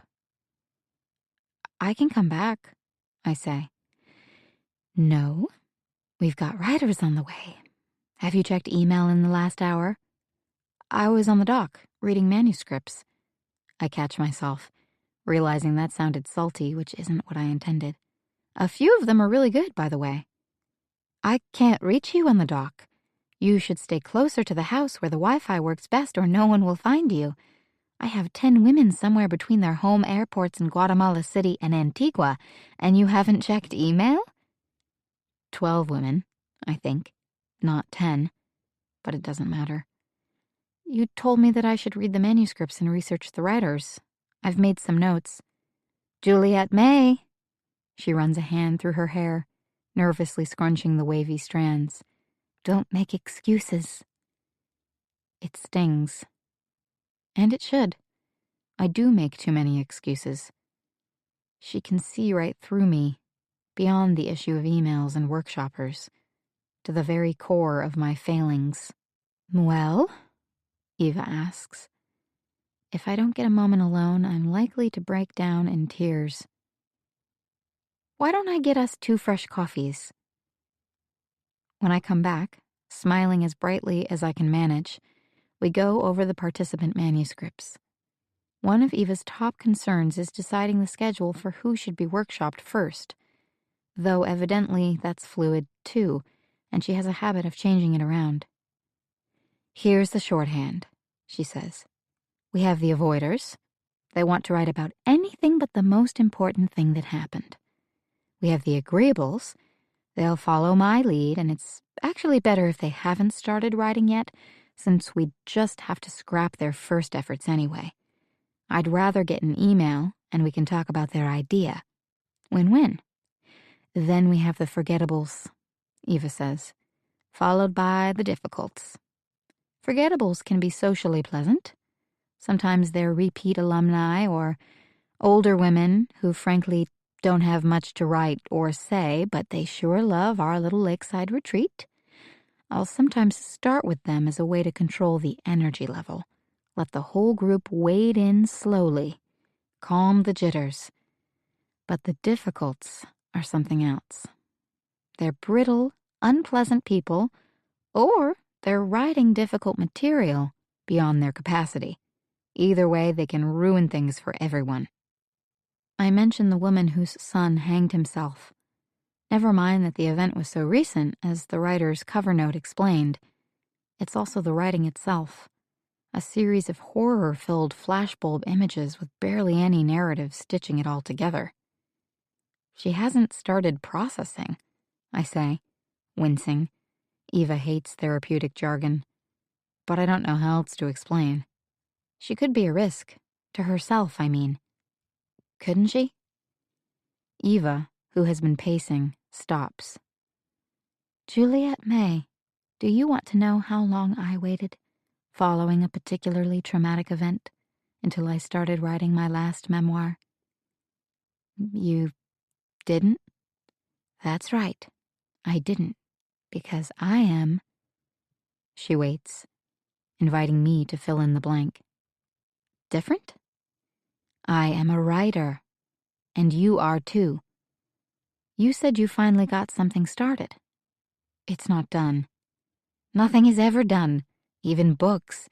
You just give up and finally hand them over to someone else, same as you do with kids. Okay, I say, booting up my tiny, battered Mac, a process that takes about 5 years. I know how busy you are. You really don't have to do this right now. Honey, she says, I want to. Quit stalling. Eva takes a seat on the bench next to me, pulls the computer onto her lap, and moves her face back and forth in a strange motion that reminds me of a hypnotized snake, until I realize she's just having a hard time reading the screen. I reach over and magnify the text. Okay, she says. Let's see. Watching someone else read your prose for the first time is difficult. Watching Eva Marshall read, chin tucked, brow furrowed, eyes squinting, is excruciating. She searches for the scroll button, gets through page 1 and into page 2, thank goodness there's a little more, and then softly, quietly, almost tenderly, closes the lid. Well, she says, turning to me. We're seated so close that our thighs are touching. Her face is just inches from my own. Tell me about this essay, Eva says. Not your essay, but this essay, as if it is a distasteful thing that can be held between pinched fingers. It's not my typical writing style, I say quickly. I wrote it fast because you gave me that deadline. I'm not even done. I stop myself. But those are excuses, and I don't want to be someone who makes excuses anymore. Relax, she says. Now try again. Tell me about this essay. I thought I'd write about my father's second marriage to a woman who is only 10 years older than me, and even though I like her, love her even, how uncomfortable the whole situation was at first, those aren't very high stakes. I was finding my way into it. I was trying to figure out my own feelings. You know how the word essay comes from the French essayer, to attempt? Eva shivers with disgust, as if I've just blown my nose into a Kleenex and then pulled it open to show her the contents. Don't use foreign words or quote that kind of academic mumbo-jumbo to me. Know exactly what you're writing before you write it. I'm thinking of all the advice I've ever read from Anne Lamott, John Steinbeck, and Stephen King about how it's okay to write fast and imperfectly and revise later. But Eva nods her sharp chin, decision already made. You can do better. You're going to send me a new essay tonight. I'll read it before bed. We'll talk about it tomorrow. But the women are coming tomorrow. The opening party. The girls and the gardeners and Hans will be busy. I won't be. I don't have a clue what to write about, and I can't fall behind on my other tasks, but of course I say yes. Why? Because I'm an agreeable. It's better than the other choices. At least by agreeing, I've got to learn something. I turn towards the French doors, about to leave. One more thing, Eva says. Your name. Who calls you Jules? My mom. Well, everyone, but she started it. Changing my name from Patricia to Eva was the best thing I ever did. Tell me the significance of your real name, the whole thing, Juliet May. This story. I enjoyed telling it when I was a preteen, not since. I was a preemie. They planned to call me Juliet because of my due date in July. They thought it was clever. But then I slipped out in May, and Dad wanted to name me after my actual birth month. Mom wouldn't budge on their original plan. She kept calling me Juliet, then Jules for short. Eva was bored by my dad essay, but I can tell from her expression that she is interested in this. My parents argued about a lot of silly things back then. They're more reasonable now. No, Eva purses her lips. That's not the story. Dad was stubborn. They laugh about it. Forget Dad. You already tried writing about him. Okay. Mom's the one who won't adjust to reality. You were supposed to be born in July, but you weren't. Your premature birth was a failure of sorts. Her failure. Her own body's failure. She expected one thing and life gave her something else. I'm sure that's defined your relationship more than once. Daughters are always turning into something other than we planned. I can tell she's talking about me, but not only about me. Your mother will never completely get you, she continues. She's still one step behind. Juliet or Jules, not May. What else does she refuse to understand about you? I wait for her to tell me. When she doesn't, I say, I'll think about that. Do, she says, granting me a wide, dazzling smile, the one I've been longing to see. Eva is never happier than when she's cracked someone's story code. And honey, she says, I think Juliet May is too long. Thank goodness. I've been feeling like a weird Southern belle every time she uses both names. I agree. I think we should just call you May. In this case, your dad was right. But he never did call me that. He wanted to, for maybe a week, but he didn't. All the better. Then it's still fresh. It isn't polluted with bad associations. Part of me thinks, do I get a say in this? But a bigger part of me thinks, a new name, new possibilities. Energy surges through me. Family arguments, crap writing, wasted months trying to decide about grad school, all of it can be left behind. Not just left, like all those program catalogs gathering dust under my bed. Erased. You're smiling, Eva says. It's a different smile. You look different. I feel different. Even when I met you, I didn't think you were a Jules or a Julie or even a Juliet May. I think you left that identity behind weeks ago, probably back in Mexico or Panama. Do you think? I shrug. When you walked in this door, you were already someone else. We just needed to find out who that person was. Eva keeps staring at me. Do you know what I mean? I'm not sure, I say, trying my hardest not to look away. I see you, the real you. That's one of her phrases, like cracks and all, and broken but beautiful, and story is liberation, and tell your story, reclaim your soul. I see you. It's a gift. A gift should be accepted. I suppose I'm accepting it now, by pretending to understand, when I don't. I've always wondered if I'd look back on my life as a series of chapters, most of them exciting, hopefully. I thought a new chapter was starting the first time I stood on Eva's balcony, when she hired me. But I was wrong. That was just the last chapter winding down to a close. The real new chapter isn't about a mere job. It's about the chance she is giving me right now, I think, to live a bigger life. Eva is still gazing intently, but then she nods once. We're done. Don't think too hard. Close the door behind you, May.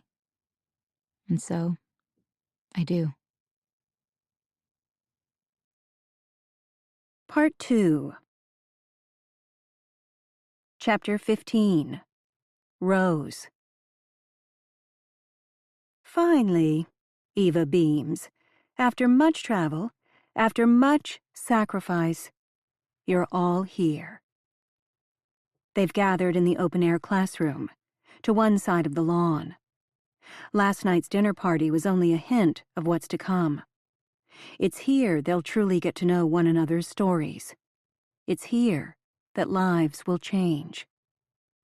Eva glances from face to face, pausing to smile, scrunch her nose, raise an eyebrow, make a connection. When it comes to Rose's turn, she feels it too. The kindness of that unhurried, attentive gaze, like they are continuing an unspoken conversation. It helps her let go of everything else. Her exhaustion from the crazy night of broken sleep, meeting Dennis on the beach, reading Eva's second memoir, seeing the wildfires. What she must do, what she wants to do, is be here now. Direct questions have provided Rose with only one new possibility: that Jules may have had a Guatemalan boyfriend. That matters, but it's not everything, because if it was, Jules wouldn't have sent all those texts and emails about Eva and the women, about how she felt honored and excited to be helping them, until suddenly she wasn't. A fling can't be the whole story. Something happened. The thatch-covered classroom, or aula, where they meet, nestles against a vine-covered rock wall. The open side faces the lake. Across the blue water, the volcanoes form a permanent and bewitching backdrop, today made softer by haze. The scenery, fused with buttery light, could be a photograph, especially with the water so dreamy and still. The day is holding its breath. A series of benches with pillows, casual seating for a half-dozen, are on two closed sides. Most of the riders have already staked out their places in the other chairs, of which there are several kinds: directors' chairs with canvas seats, slouchier camp chairs, a few stiff plastic chairs with attached desks. A whiteboard and stool are at the front of the class, where Eva stands, arms as busy as an orchestra conductor's. "I hope you're comfortable," Eva says, gesturing to the open-air space with its mixed seating. A far cry from the typical boring college classroom, comfort is important, as is good food. You're going to be asked to do difficult things here, but in between those difficult moments, we hope to make you feel fabulous. That's why I encourage you to sign up for massages, to swim, to take breaks whenever you need them. I'll be working around the clock. You don't have to. My concern for your comfort is also why I gave you the shawls, since the winds pick up at midday, and here in the shade it can be breezy, but it's a good breeze. You'll see here that even the weather knows what you need. It gives you quiet when you need quiet. It gets stirred up when you need stirring. A few people laugh, but Eva isn't joking. She waits for complete silence before continuing. When I've had a problem, Lake Atitlan, this magical, ancient place between volcanoes, has solved it. I mean that, literally. Fight this place, and it will fight you back. Listen to it, learn from it, and you will not simply improve as riders, you will be transformed. She takes another moment, closing her eyes to breathe deeply, prompting nearly everyone to copy her, until the whole aula is breathing as one. Good. That's right, she says, eyes opening again. I don't use the word transformation lightly. You might be surprised, but a few participants have changed their names after coming here. That's how much they feel like different people when they leave. Rose shifts in her seat.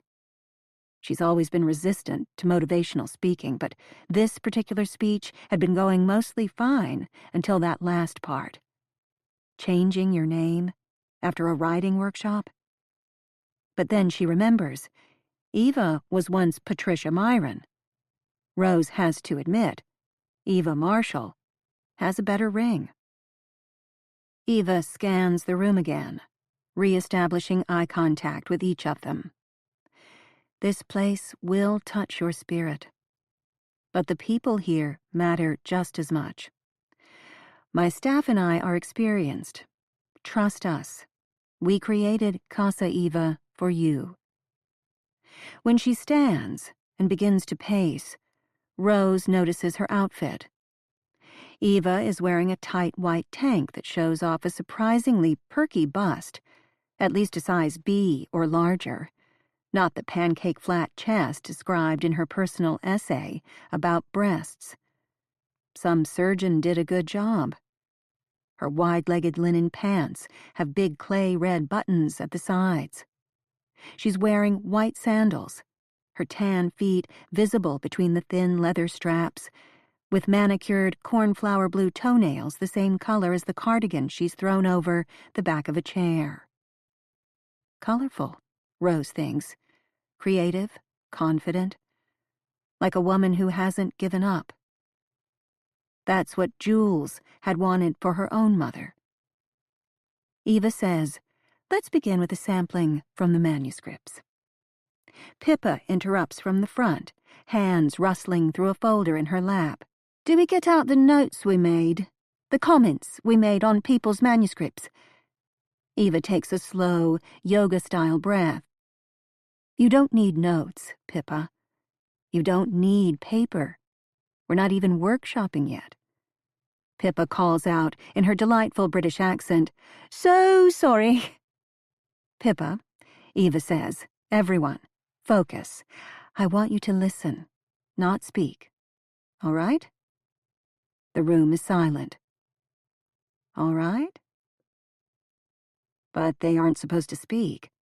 Except for now, possibly. Just in this one instance. A chorus belatedly kicks in. "All right. Yes." Good. As I read aloud, I want you to pay attention to the language. Try to find the common element in everything I read to you. Just take it all in. Holding a sheaf of printed-out pages in her hand, Eva begins to read single words and phrases. Some of the gathered participants close their eyes. One woman even reclines on a pillow-festooned bench. Rose can't do that. She sits at one of the schoolhouse-style chairs with an attached desk, pen gripped in her hand, notebook ready. "Here goes," Eva begins. "Depths of sorrow. Daddy issues. Damned if you do, damned if you don't." Rose is tempted to scribble, to try to capture whatever pattern Eva is revealing. But she's supposed to listen. The common thread seems to be emotions, unhealthy thoughts, alliteration using the letter D. Eva continues. Inferiority complex. Normalized. Reframed.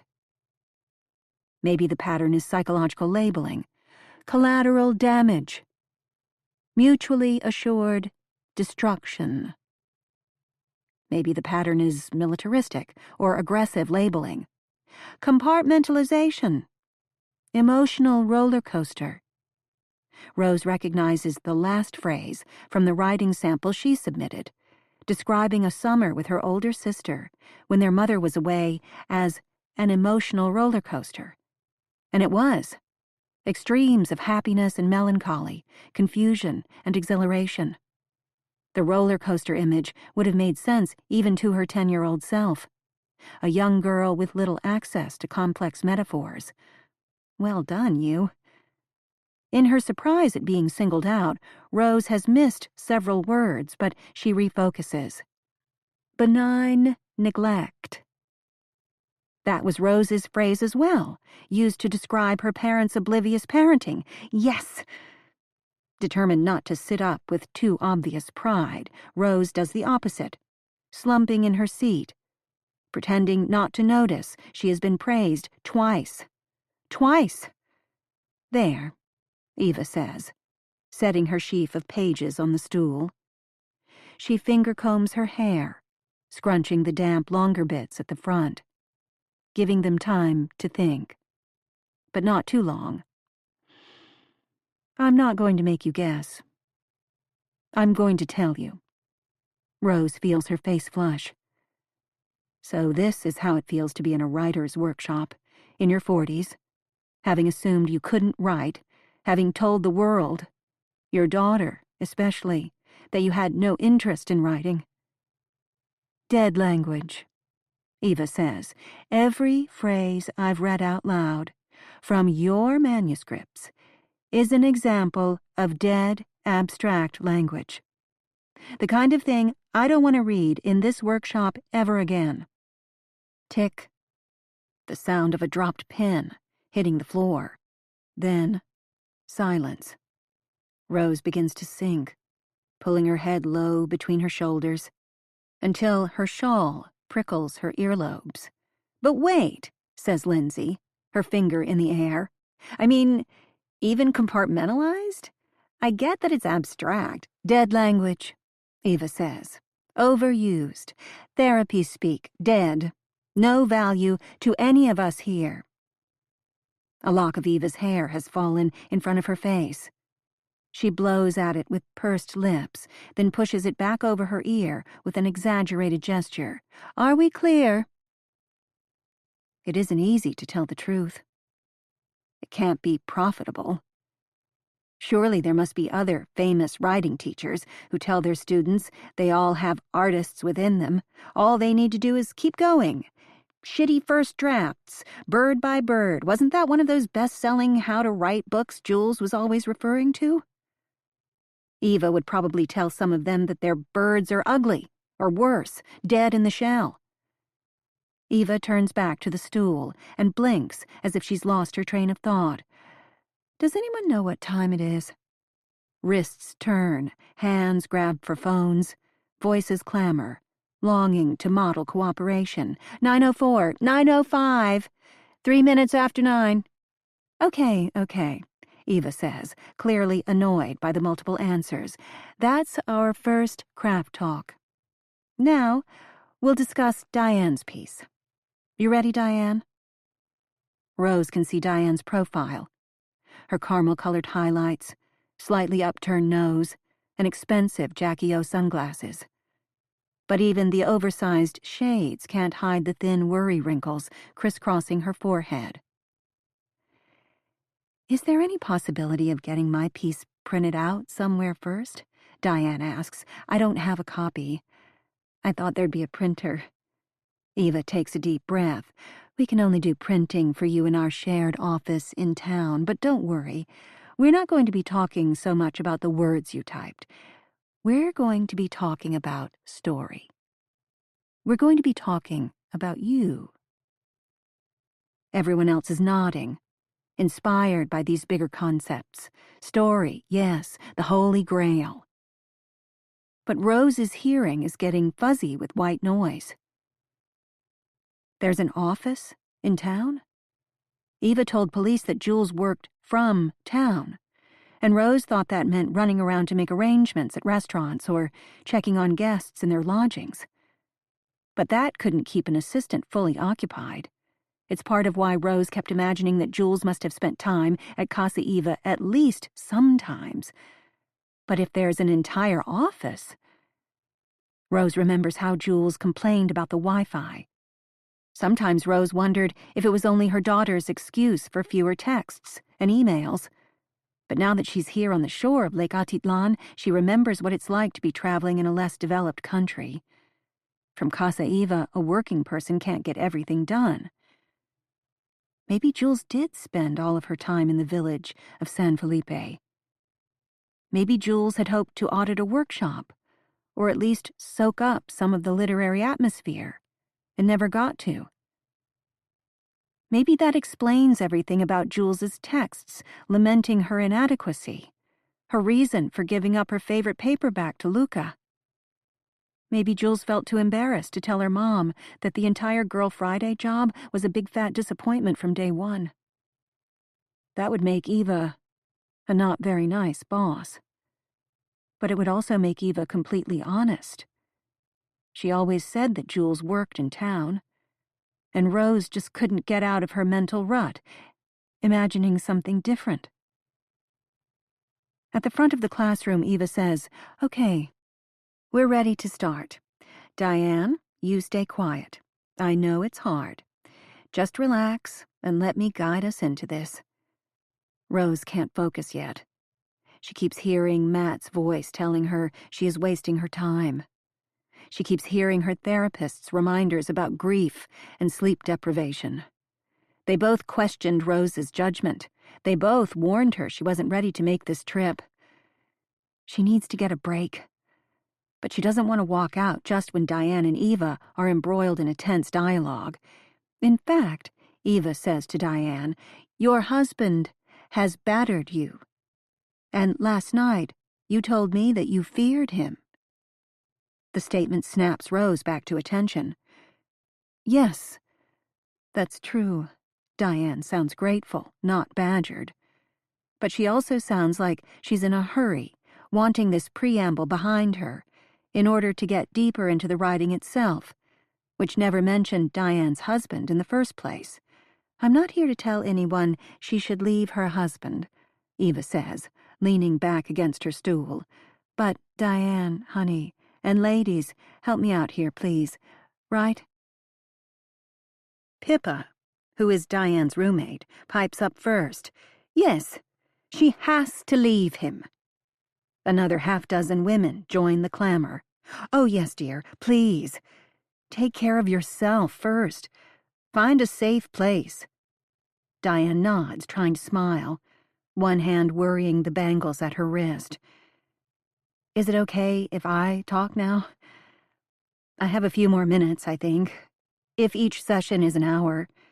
She holds up her phone so Eva can see the numbers. "I'd like to ask about what I actually wrote. I know it wasn't good, but what exactly could I do better? I mean, only if we have a little more time." Eva walks toward the open side of the classroom, as if she's taking sustenance from the view. They all wait until she turns back. "Diane has an amazing story," Eva says finally. "By day, she manages hundreds of people. She has testified in front of Congress. She has attended parties with famous tech people. She has attended orgies with famous tech people. Sex, drugs, detoxifying smoothies, and a whole lot more." Rose finds herself wondering, did Diane give Eva permission to share this with everyone? These parts weren't in the manuscript pages any of them were given to read. Eva continues, "As Diane told me last night, it's practically common knowledge, the decadence, the long weekends at retreats. Is that where you met your husband?" "No," Diane says quietly. "He would have felt threatened in that atmosphere. As I said, I met my husband after." "Don't get caught up in chronology," Eva corrects her. "Does anyone have the time now?" "It's been 1 hour, exactly," Noelani says. "Then we have to move on." Diane raises a hand to get Eva's attention, which has wandered back to the printouts in her hand. "I just want to thank you, Eva. Not just for this, but for everything. Your books, especially the last one. Your strength and your honesty." Her voice cracks. A tear slides down her cheek. "That's why I came. Just to learn from that." Pippa, sitting 2 seats away from Diane, hands her a tissue, then takes one for herself. Rose feels tears welling behind her eyes, simply because crying is contagious. But she feels something else, too. A scratchy lump in her throat, like she's swallowed a sharp bit of food.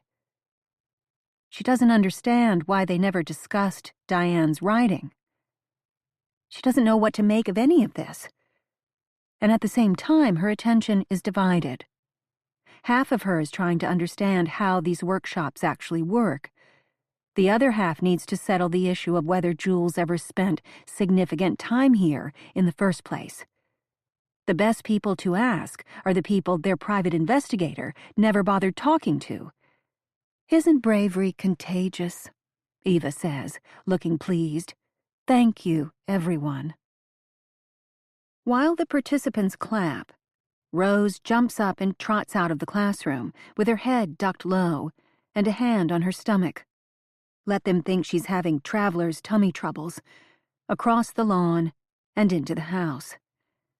When she gets to the main floor bathroom, it's already occupied.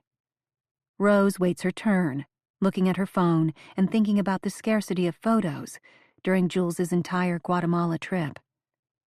She scrolls through a few volcano shots that could have been taken anywhere along this shoreline. But there's one photo that's more personal, even if it doesn't show Jules's face. A girl who is undoubtedly Rose's daughter poses with an apparently female acquaintance, their kneecaps side by side, their hands splayed as if they're doing a before and after manicure pose. Jules's hands are tan, her fingernails short and uncared for, matching her scabby right knee. The apparent friend has perfect pale fingers, French polished nails, and slim, scratch-free legs. Rose closes the phone in frustration. Why couldn't her daughter have taken more selfies of her face instead of her hands and knees? Why couldn't her daughter have used social media the way everyone else does, to show off and make one's life look perfect, instead of posting an ironic mystery shot? After her turn in the bathroom, Rose pauses at the doorway of the kitchen, where Barbara stands with her arms over her chest, prohibiting entry. Are you lost? I need to talk to the kitchen staff. About? Food allergy. Didn't you put that on your registration form? I forgot. It's really important. Outside, on the patio, near the kitchen's side doors, an alumna is having trouble with the coffee carafe. She pumps with vigor and spills extra on the table, leaving the sugar bowl open to a circling wasp. Oh, for heaven's sake, these people, Barbara says, advancing toward the table, rag in her hand. Rose grabs the opportunity to slip into the long, narrow kitchen, past Chef Hans, who turns and frowns at her. He's big and wide, with meaty forearms and massive feet tucked into enormous, ugly Crocs. His head is large, too, a shiny bald pate, with a blue and red Buffalo Bills insignia tattoo on the bulgiest part of his skull, and below that, on his neck, a tattoo of a cleaver. His hands are hidden in oven mitts as he tends a glass pan of enchiladas. Rose smiles and keeps moving, as if she knows exactly where she's going. Eva wanted me to tell the women in the kitchen that the workshop session is running behind. He rolls his eyes. They won't understand you. I'll do my best. Fine. Concha's back there. Rose focuses on the 4 Guatemalan women standing around the big butcher block table in the back, peeling scorched peppers and chopping ingredients for pico de gallo. Hola, Rose says, trying her best to sound casual. Vamos a comer tarde, según Eva.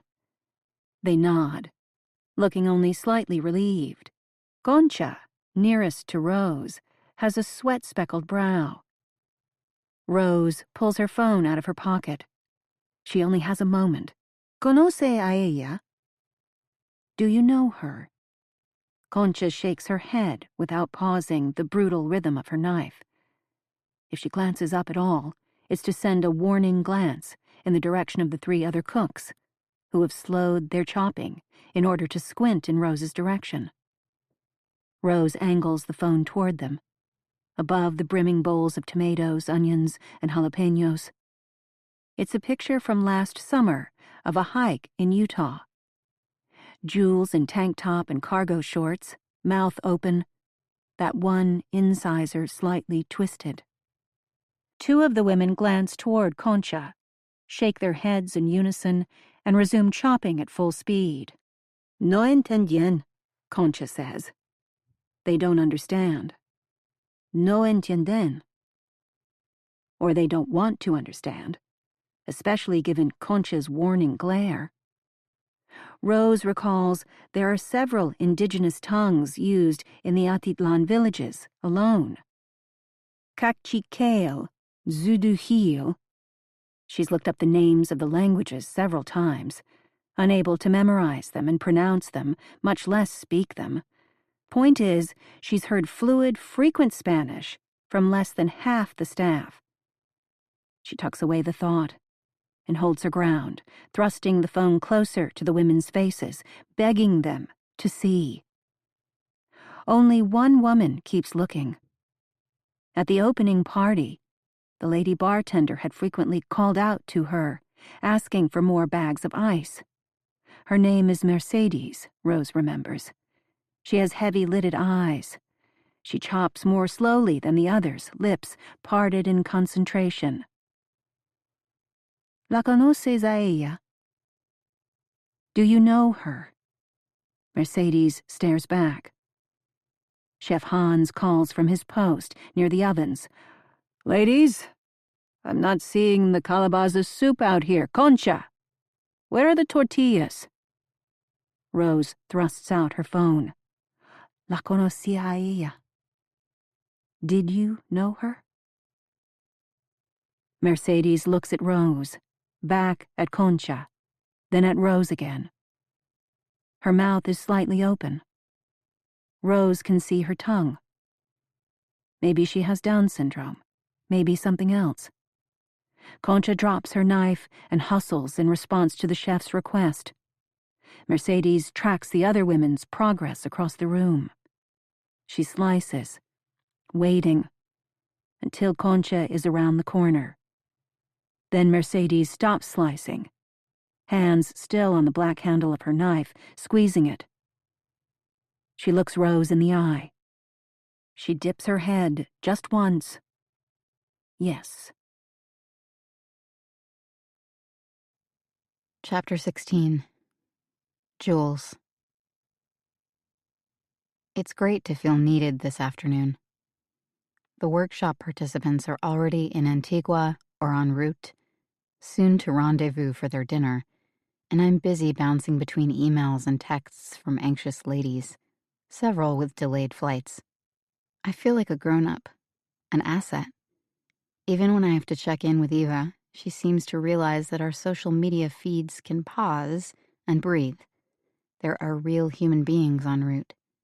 The staff are excited, with the opening party just 24 hours away. Maurizio doesn't mind being told to run into town again for yet more wine, and even Hans chats with me, if only to ask whether the salsa is too spicy. In the evening, I'm shocked to find I have nothing to do at 8 o'clock. The Antigua dinner, hundreds of miles away, is going well. No incoming participant has been involved in a mugging, as happened one year, just outside the airport. No one is canceling, freaking out, and demanding a refund. I'm about to head to my cabin and stop first in the kitchen, refilling my water bottle from the big purified water garrafon, when my phone starts dinging with texts. I'm relieved to see they're personal, from Uliana. I don't like to interfere, but your mom mentioned you haven't been texting as often. I told her it means you're having fun, but she keeps talking about mother's intuition. I thought she'd retired her psychic's hat once you graduated college. Text her? I love Uliana. She's part stepmom, part older sister. As usual, she's right, and yet her message pushes too many buttons all at once. First, there's guilt. I shouldn't worry Mom. It's my fault she's such a worrier, because at least once in my life, I gave her something to worry about. Then I check in with another voice in my head. No, it insists. My mother worried about me before college, before kindergarten even. She worried because I was born early, slightly undercooked, as Dad likes to say. She probably worried about me before I was conceived. That long a history requires some serious retraining. How will I stop reinforcing her tendency to catastrophize if I keep answering every text? How will I convince her that I actually can have my own life for several weeks at a time without it meaning something has gone wrong? I'm just starting to respond to Uliana's text message when Uliana follows up. Please don't tell your mom I texted you. Our secret. Secrets. Uliana and I have lots of them. I knew about her fertility problems a year before anyone else, and about Dad's financial problems due to the IVF. Thanks to Uliana, I also knew what Mom told her one boozy night when they were both trying their hardest to bond about the bad case of baby blues she had when I was a newborn. I don't know why Mom wants to hide the fact that she was depressed. Her generation has more mental health hang-ups than mine does. One reason of many I didn't want to tell her the first time I got severely depressed in college. The fact is, she survived her postpartum depression, if that's what it was, and I'd be the last person to blame her for it. If there's anything worse than temporarily losing your marbles, it must be losing them while you're responsible for another living, breathing thing. And I was going through my freshman year crisis. I wouldn't have been able to take care of a hamster. She also got over divorcing Dad. Much as I love him, I don't think they were ever well matched. In the end, I ended up with 3 great parents. Even when I've felt desperate for my own apartment and my own life, I never wished Mom were a different person. But I still have a deadline for Eva. I know my audience. Eva loves stories about secrets, difficult pregnancies, and mother-daughter conflicts. It's time to apply what little I know about my mother's postpartum depression, with some embellishment, if necessary. You are so creative. Even Mom said it. Time to find out. 3 hours after emailing the essay in the middle of the night, I wake to the sound of roosters and the ding of my phone, a text from Eva. Brava. I stare at those 5 letters, feeling a warm flush of pride. Finally, I've done something right. My thumb hovers over various emojis. None of them will do. I keep my response brief. I'm glad you liked it. Her reply is swift. Liked it? I loved it. Another ding. And sorry for yelling at you after my bad phone call with Richard. For a moment, Eva's apology feels great, like she gets it, and gets me. That feeling, in turn, makes me want to apologize and hastily explain, I'm so glad you read and enjoyed my pages, but I may have exaggerated just a little. Or, the essay doesn't quite capture how I feel about my mother, but revision will fix that. Thanks so much. And that would be stupid. You don't respond to praise with a confession that makes the person doing the praising seem less perceptive. You don't respond to possibility with reflexive self-sabotage. Right, Jules? My thumbs hover. Last night I felt boldly inventive. This morning I feel sheepish and fake. That imposter feeling, it never goes away, whether you are writing with all your heart or only with half of it. Take the praise, I tell myself. If you're lucky, this isn't the only thing you'll write for Eva. They're just words on the page. A third ding. Get ready. I'm taking you into town. Breakfast and mud facials. I squeal, loud enough to wake Gabby in the twin bed across the room. Gabby mumbles.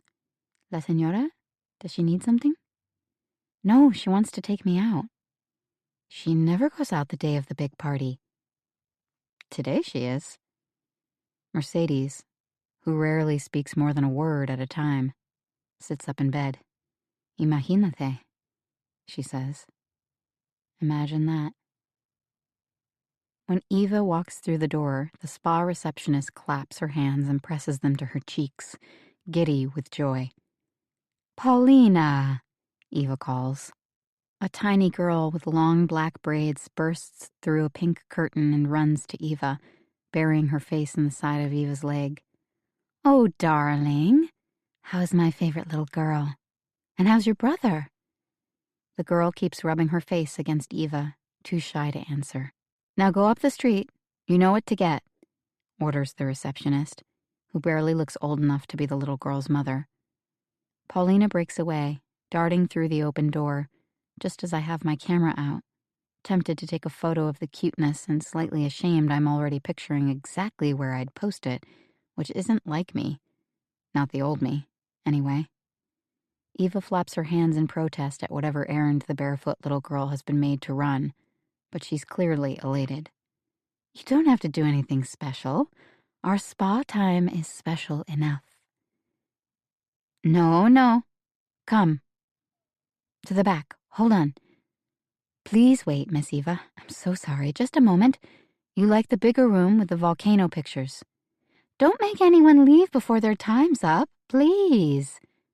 And here, special for Mercedes, the receptionist says, ready with another gift.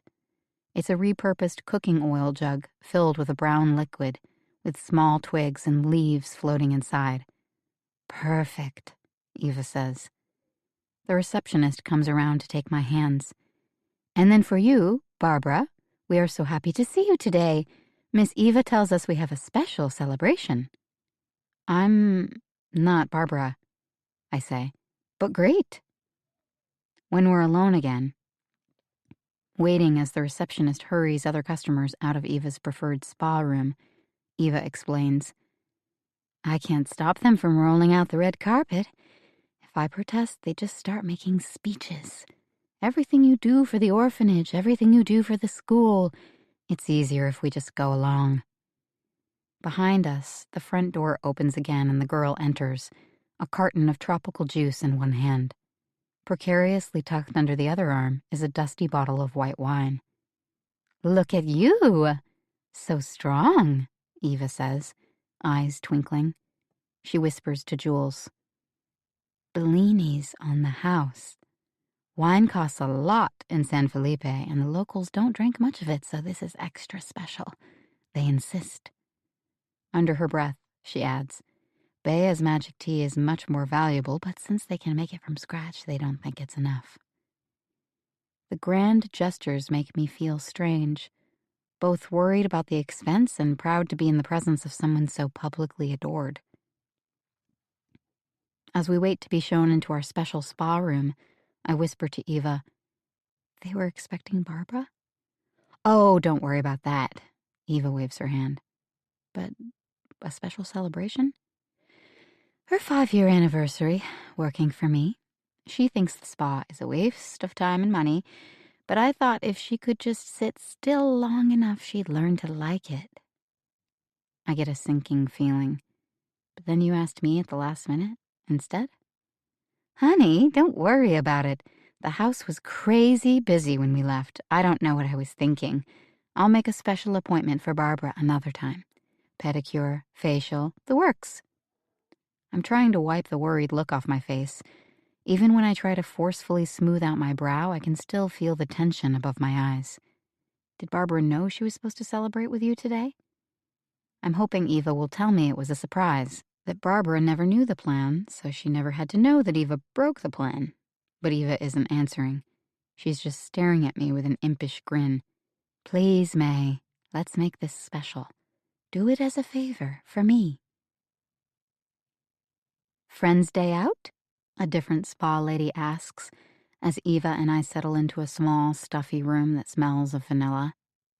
Opposite our reclining white leather chairs, the wall is papered with a blown-up panoramic photo of the 3 lakeside volcanoes, Atitlan and Toliman, close together, with San Pedro further off to one side. We're family, actually, Eva says. Ah, the woman said, plunging a thin wooden stick into the volcanic mud mixture. Sisters? Eva gives me a sideways glance, winking. Do we look like sisters? The woman hesitates. I try to spare her the need to answer. Almost. May, take a quick video, okay?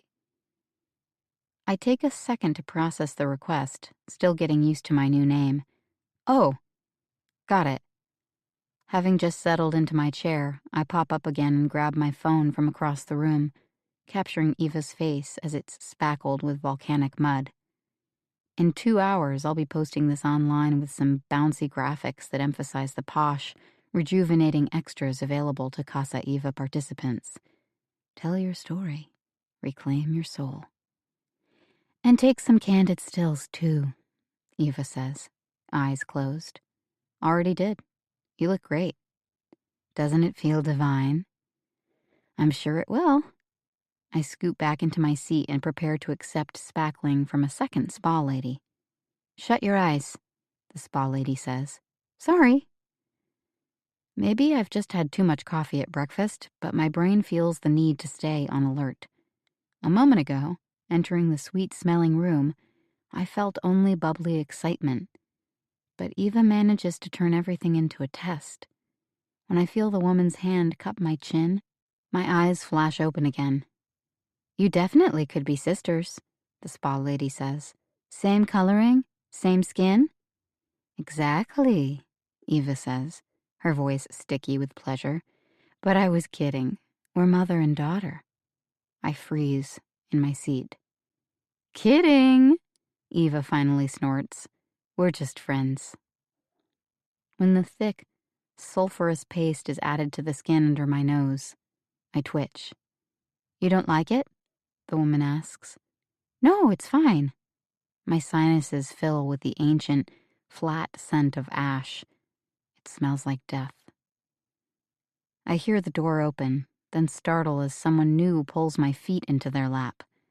I didn't ask for a foot massage, and I can't exactly relax and enjoy it. I'm on the job. From her purse on a corner chair, Eva's phone dings repeatedly. Looks like the house Wi-Fi is working at least. No one silences it. The buzzing and dinging is making me tense. Bea, tell May here about what Lake Atitlan means, like you told me last time. At the water, the voice from near our feet answers.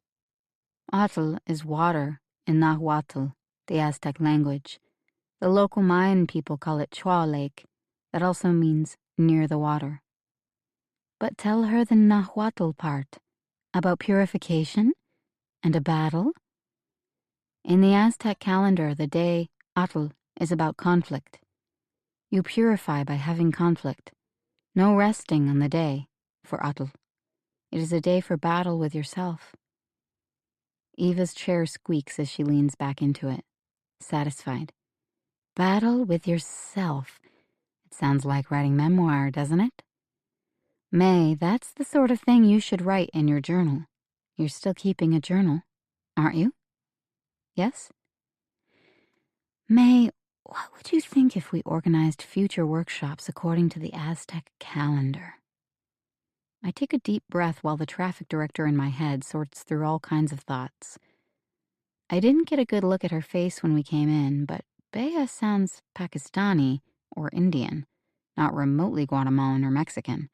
Wasn't she actually wearing a red bindi dot between her eyes? I'm not sure if her knowledge of the Aztec calendar is even correct. I think it would require some help from a local shaman or an anthropologist to get it planned properly. And isn't the Mayan calendar a little different than the Aztec calendar? Eva isn't listening. She tells me about another property she has, a mile from Casa Eva. There are a few old yurts there, an old bus that's been turned into a tiny house, even if the roof leaks, and several adobe-walled huts. It was all part of some Mayan medicine eco-lodge that went out of business before the main building was finished. The Tamascal huts are great places to fast, sweat, and cleanse. We could offer Bea's tea. I thought that tea was for Mercedes's seizures. It's good for much more than that. Think of all the riders who come to us with anxiety, depression, migraines, chronic pain. Think of the creativity that could be unleashed if we could make them healthier and more serene. First. Eva's phone dings for the 100th time. That must be Barbara. She's peeved I went out. My concern exactly. And she doesn't like when I try to expand my brand in too many directions. Well, she's probably right, I say, feigning disappointment. Still, I think people underestimate the power of natural rhythms, cycles, the pulse of creation, both cosmological and personal. Eva brightens. Bea, in the Aztec calendar, are there any good fertility days coming up? Day of the Rabbit. Bea says. And when's that? May 12th, 2 weeks from now. Interesting, don't you think, May? Hello? I hesitate, forgetting again. It's not just the month we're talking about, it's my new name. Oh. Yes. And you were planning to leave when? I clear my throat. On the 7th. Oh, that can't be right, Eva says, sounding playful. So soon? On the tuk-tuk ride back to the house from the spa, I'm not sure I've heard correctly. Eva's in the front, next to the driver. I'm in the back. Sir, what? Surrogacy, Eva shouts over the loud tuk-tuk motor and the crunch of wheels over gravel. You'd be perfect, she laughs. We'd be perfect. Perfect for making a baby. You didn't think I stopped wanting a baby, did you? I thought you were my closest reader. I thought you'd given up. The wind is whipping her ash-blonde hair into a cotton candy cloud around her head. She claws loose strands away from her mouth, then looks back at me. Since when do I ever give up? I shake my head, confused. I'm asking a real question. You know everything about me, May. When do I give up? I shrug, and she scoffs and then mumbles something that's stolen by the wind, though her scowl can't be missed. I'm perfect, but I disappoint her. We seem locked into that dance. Maybe we really are becoming like family. You seem surprised. Yes, I say, trying to buy time. Well then? I'm shocked, and I'm not. The same way I felt when Rudy, my college newspaper faculty mentor, said he'd write me a grad school rec letter if we could go out to a bar and discuss the details first. Part of me thought, hey, he's just asking. The rest of me recognized I'd been demoted. From student and writer, a whole person, to a mere body, a physical, female body. Rudy never did write that letter, by the way. He wasn't just asking. $10,000, Eva says, plus room and board for a year. I'd choose the father, obviously. You'd spend the year in Guatemala. Her reasoning is that I have enough in common with her, coloring, smarts, interest in writing. Given that her eggs have proven to be too old, this is her best, last shot at making a baby that could pass as her own. You should be flattered, Eva says. I nod. It's the best I can do. This is so sudden, so seemingly random. Eva isn't just sharing a daydream, she seems to want an immediate answer. You said you interned at a women's reproductive clinic, she continues. I assume that means you're in support of a woman's right to choose? Absolutely. Well? Wow, I say, waiting as I drop the bucket into the well of my flustered thoughts, waiting for the splash. Is this why you hired me as a personal assistant? She turns, triceps soft against the top of her tuk-tuk seat, trying to face me. No, I just thought of it this morning after I read your essay. I said to myself, she's got some chops. She's a lot like me, which made me very happy. Eva's natural joy is undeniable. I believe her, and she knows I believe her. She knows how much I need this. Not just the money, but the validation. If this were all a big misunderstanding, it would be easier to laugh it off. But it's the opposite. It's an understanding. At least in part. She adds, which isn't to say I haven't thought about surrogacy before, but everyone's always discouraged me, even when they know everything I've gone through, how much I've already sacrificed. I don't think that's fair. Do you? I think of my parents' attitudes about my dream of becoming a writer. No. She points to her ear. I think about the 2 MFA programs that rejected me. No. She shakes her head, annoyed, still pointing to her ear, though I'm sure she can read my lips.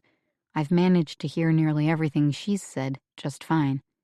No, I shout, over the wind and the tuk-tuk engine. It isn't fair. She nods, satisfied. Jonah doesn't necessarily want to be a father. He had a vasectomy years ago and has no plans to undo it. For him, what happened might have been a relief in some ways. But Jonah's a good man, on the short side, with psoriasis, but a good man. My mind is reeling, still trying to assimilate the not very large cash offer for surrogacy, a huge ask, a potentially life-changing transaction, plus the news that Jonah might have been relieved about Eva's baby's death, plus the fact that his lack of interest in children, like his stature and his skin flare-ups, did not prevent them from marrying. A mixed bag of the poignant and the trivial, which one might say is Eva's brand. Why hadn't I ever noticed that before? Barbara says, "You're out of time. You'd be 74 when the kid's 18. But then I think, well, I would have been only 72 if you'd been more supportive of the idea 2 years ago." I'm grateful that we're having this discussion in the tuk-tuk, and that we'll be returning to a house in flux, the party only hours away. There won't be time for further discussion. Young riders leave MFA programs in debt, Eva says. Depending on the school, what, 30 or 40,000? 120,000 at a school like Columbia. Their own teachers can't make a good living from riding. It's a Ponzi scheme. You know that, right? Yes, I shout. I do know that. That's the problem. I wish everything about this were wrong, but it's only partly wrong, and it's the wrong part that has settled deep down into my gut where I can't take it out and examine it properly. Details can be worked out. Payments and timelines can be negotiated, but what I'm feeling can't be negotiated or silenced. It's a big, screaming air horn. Eva bangs on the roof of the tuk-tuk with her hand. "Slow down, will you?" When the driver ignores her, I say, "Más despacio, gracias." "See? Good with languages, that's a plus." She puts a hand to her neck, sore with the effort of trying to look and shout over her shoulder. If I were a young writer all over again, 22 with no publishing record, I'd find a way to make a quick 10 grand. Then I'd settle myself in a place just like this where I could live on less than 1,000 a month. That would give me a year to write a book. You know how long it took me to write my second memoir? 7 weeks. And they were good weeks. She looks wistful. When it's the right story and you're in the right place, both geographically and emotionally, it's magic. And my most recent novel? She quizzes me. 4 months, but really just 3 because during one of those months you were on tour and that doesn't count. I hear myself still trying to get the right answer, still trying to get the good grade and the recommendation letter and the someday blurb, still trying to please her. Good girl. Anyway, I'd be covering your room and board. You wouldn't spend 1,000 a month. You'd end the year with savings in the bank. Don't like Central America? Try year 2 in Thailand. Her cost of living math is sound, and I've Googled how much a woman can get by selling her eggs. That's how I know she's underpaying. If eggs are worth close to 10,000, surely surrogacy should be worth 5 or 10 times as much. It isn't like pregnancy is easy or risk-free, but it's not all about that. It's about much more. I want out of this tuk-tuk. When we come around the final curve to Eva's house, I say, "I appreciate that you think I'd be a good candidate, but you're scared." Eva flutters her fingers toward me, wanting me to reach back and take her hand, which I do. Pregnancy is a beautiful thing. No one tells you this part. Months 2 to 6, you're a goddess. Big breasts, Waist still not too thick if you start out thin and athletic like we are. It's not that. I'm just not interested in selling my body. Eva starts to open her mouth and protest. It has nothing to do with selling, or even renting it out. Our hands separate. She faces forward. I lean back. Just past the yellow door in Eva's gate, the tuk-tuk driver stomps on the brake. A cloud of dust rises and quickly settles again. It reminds me of a magician's flash powder, the perfect bit of stagecraft to signal the end of one trick or the beginning of another. I see, Eva says, chin up with a girlish grin. I try to return her smile. Sorry? I don't have quetzales. She slides off the bench without looking back at me. Pay him? I dig a hand into my pocket, glad I happen to have the right coins. And jewels? Think about it. But I have. I've given her my answer. There's so much I need to tell you about my last pregnancy, she adds, turning back to give me an attempt at a smile, which really looks like a waxy grimace. The facial, instead of adding to her glamour, has left her with a shiny face and red eyes. I think it's about trust, she interrupts, her words smothering mine. Her need is an uncomfortably warm, pulsing thing. She wants to confess something, and she also wants my body. She wants my youth and my health. I wrap my arms around my ribcage, feeling the need to protect myself. It's not logical. She can't talk me into something I don't want to do. There isn't any part of me that thinks she would try. And yet, something has changed now. Eva adds, We'll talk more when the workshops are all done. It's impossible to think clearly until then. Chapter 17. Rose. If Rose hadn't gotten that nod from Mercedes, she would have walked out of this workshop and never turned back. But at least one person in the kitchen recognizes Jules. Her daughter might have worked in town, but she spent enough time at Casa Eva for a kitchen helper to recognize her. The other women's reactions were just as telling. Concha barely looked at Rose's phone. The other women looked to Concha before making up their own minds. Mercedes's reaction was cautious. Rose can't be misreading all of their body language. They've been told to forget Jules. Rose returns to the classroom, mulling over what she saw, and glad that she can sit without being called on. If the next workshop is like the last one, they won't be asked many questions. This next one is extra hard, Eva says, when everyone has finished their 5-minute break. It's Rachel's turn, and Rachel is not a weak writer. Strong syntax, active verbs, no dead language. Rose feels herself relax. She doesn't want to hear Rachel being interrogated about her present situation without any discussion of what she has written. To be honest, she struggled with Rachel's submission. The drugs and the vomit and the car crash in which Rachel nearly killed her own children. But now Rose has met Rachel. Rose wants to understand her story. She can imagine Jules here, wanting to listen and help, wanting also to learn. How is meaning extracted from grief? All right, Eva says. The vomit scene. What did we think? Lindsay's hand goes up. Eva doesn't call on her. Too long, Eva says. We're not willing to follow you as you vomit in the taxi, down the front hallway, in the bathroom, and finally all over the bed. A few colors and textures fine, cramps, shivers, spasms, spins, spittle, dry heaves. But Rachel, really? She's turned her head to one side, one eye shut. like she's looking through a peephole at Rachel. You expect us to read all that? 5 pages?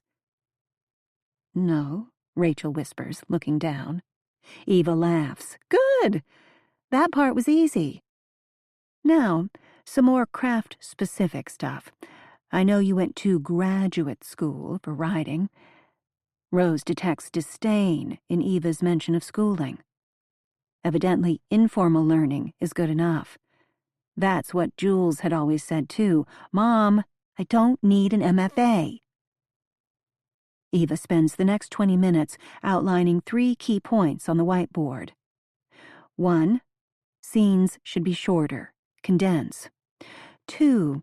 No habitual actions reduced to boring summary.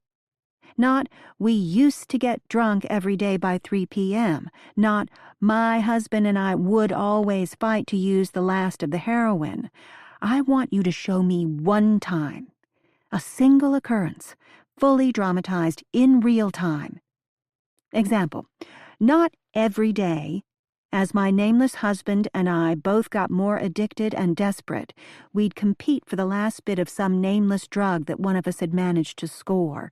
Instead, Joe pulled the needle away from me just before I was about to stick it between my toes. Beat. He backed up against the wall, tightened the rubber ligature, and plunged the needle into his own arm. Beat. 10 minutes later, he passed out, but I was still awake. I pulled on my wool coat, hands shaking so much I couldn't button it. I stumbled out the door, leaving it unlocked behind me. I had Tim's phone number. I knew I could find heroin without Joe. Beat. Rachel's husband wasn't even named Joe. And no dealer named Tim had been mentioned, and for all Rose knew, Rachel didn't own a wool coat, but none of that was the point. Someone behind Rose whispers, Jesus, wow. Eva scans the room. We all get that? One time that stands for many times, she did the same thing. It can be seen. It could be filmed. Should she be so lucky to have this memoir optioned? Basic stuff. Do you understand, Rachel? Okay, that's point 2. Point number 3, because we can't spend all day on this. Dialogue. Hello.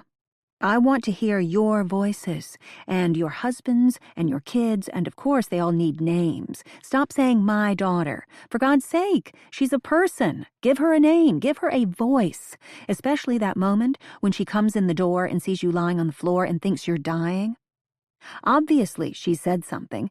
Don't make me slow down for every sensory impression of the vomit and then fly into fast forward when there are other human beings in the room. I care about people. People break our hearts. And people speak, Rachel. God damn it, let me see, let me hear. Rose can't tell how Rachel is taking all of these critical notes. Unlike Diane, with her bobbing head, Rachel is sitting erect, her head of tight gray curls motionless. But here's the problem, Eva says. Like I told the class, it's not the writing. No, the problem is Rachel herself. You ready for this, Rachel? Eva retreats back to her stool and leans against it. The rest of them are scrunched down into their chairs, cocooned in their shawls. Eva is the only active one, made warm by her ceaseless motion. Her bare shoulders glow. Now she pulls the stool closer to Rachel, closing the distance between them by half, then places her palms on the knees of her linen pants, anchoring herself for a hard truth.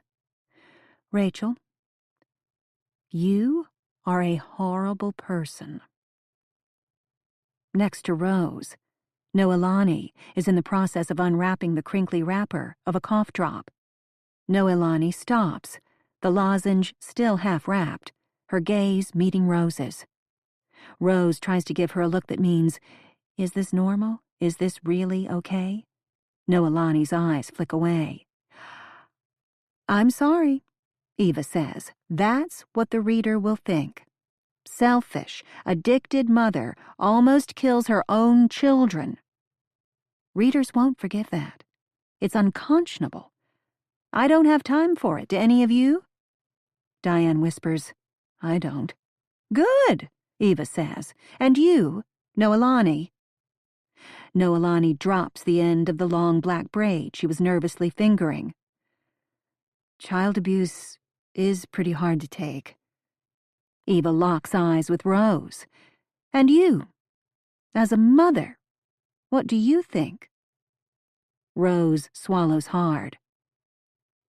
I'm not a mother. Sorry? Rose clears her throat. I said, I'm not a mother.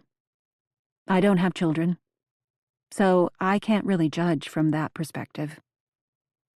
Rose fixes her eyes on her notebook, head swimming with the words she's just uttered. Not a mother. She waits to feel something, either guilt or triumph for managing such a bald lie. She feels only sick. Maybe that's why time is dilating. It feels like Eva pauses a peculiarly long time. No one else seems to notice. Eva snaps her fingers, like she's just thought of something. Simple question for you, Rachel. Have you seen your children since the court assigned custody to your husband? Rachel's mouth opens, but nothing comes out. She seems to give up on speaking, shaking her head instead. Even though he was an addict, too. There's got to be a reason. Even the judge thinks you're a worse parent than he is. Rose's chest aches from the tension. Her own insecurities roused, hearing another person attacked for their parenting. Rachel may have been a bad parent, but worse than her husband? Why are women always the ones judged more harshly? Eva shrugs, moving on. Who in this room is ready to forgive Rachel? Rachel's face is frozen, her colorless lips pressed together, awaiting the verdict. No one speaks. Perhaps that means no one is ready to forgive. Perhaps it means that some of them, Rose included, don't understand why they would be the ones to do the forgiving. Lunch is brief and quiet. As they prepare to gather for the final workshops of the day, Rose passes Isabel, K-Tap, and a red-haired woman named Hannah, whom Rose hasn't yet spoken to, lingering to one side of the patio. Isabel whispers, Do you think she approves of anyone? I'm not sticking around to find out, K-Tap says. This whole thing was a mistake. I'm such a fan of your stand-up. I really wanted to hear your workshop, Hannah says, gripping her phone tightly, like she's trying her hardest to resist asking for a photo. I've got to work a room in order to test out new material, K-Tap says. I can already tell that Eva won't let me speak. She's a one-woman show. Rose can't believe this is the same woman who was joking about wanting to donate a lobe of her liver to Eva. I hear you, Isabel says, fanning herself. Isabel hasn't had her workshop or her private session with Eva yet. But she did receive an email this morning that she read to her roommates. What you submitted for discussion isn't memoir, it's history. It's too abstract. All that stuff about racism, no one wants to read that. You're going to have to start all over. Isabel, Rose observes, is taking the note. She's been rushing off with her laptop at every opportunity, trying to write some new pages to save Eva the trouble of publicly trashing the old ones.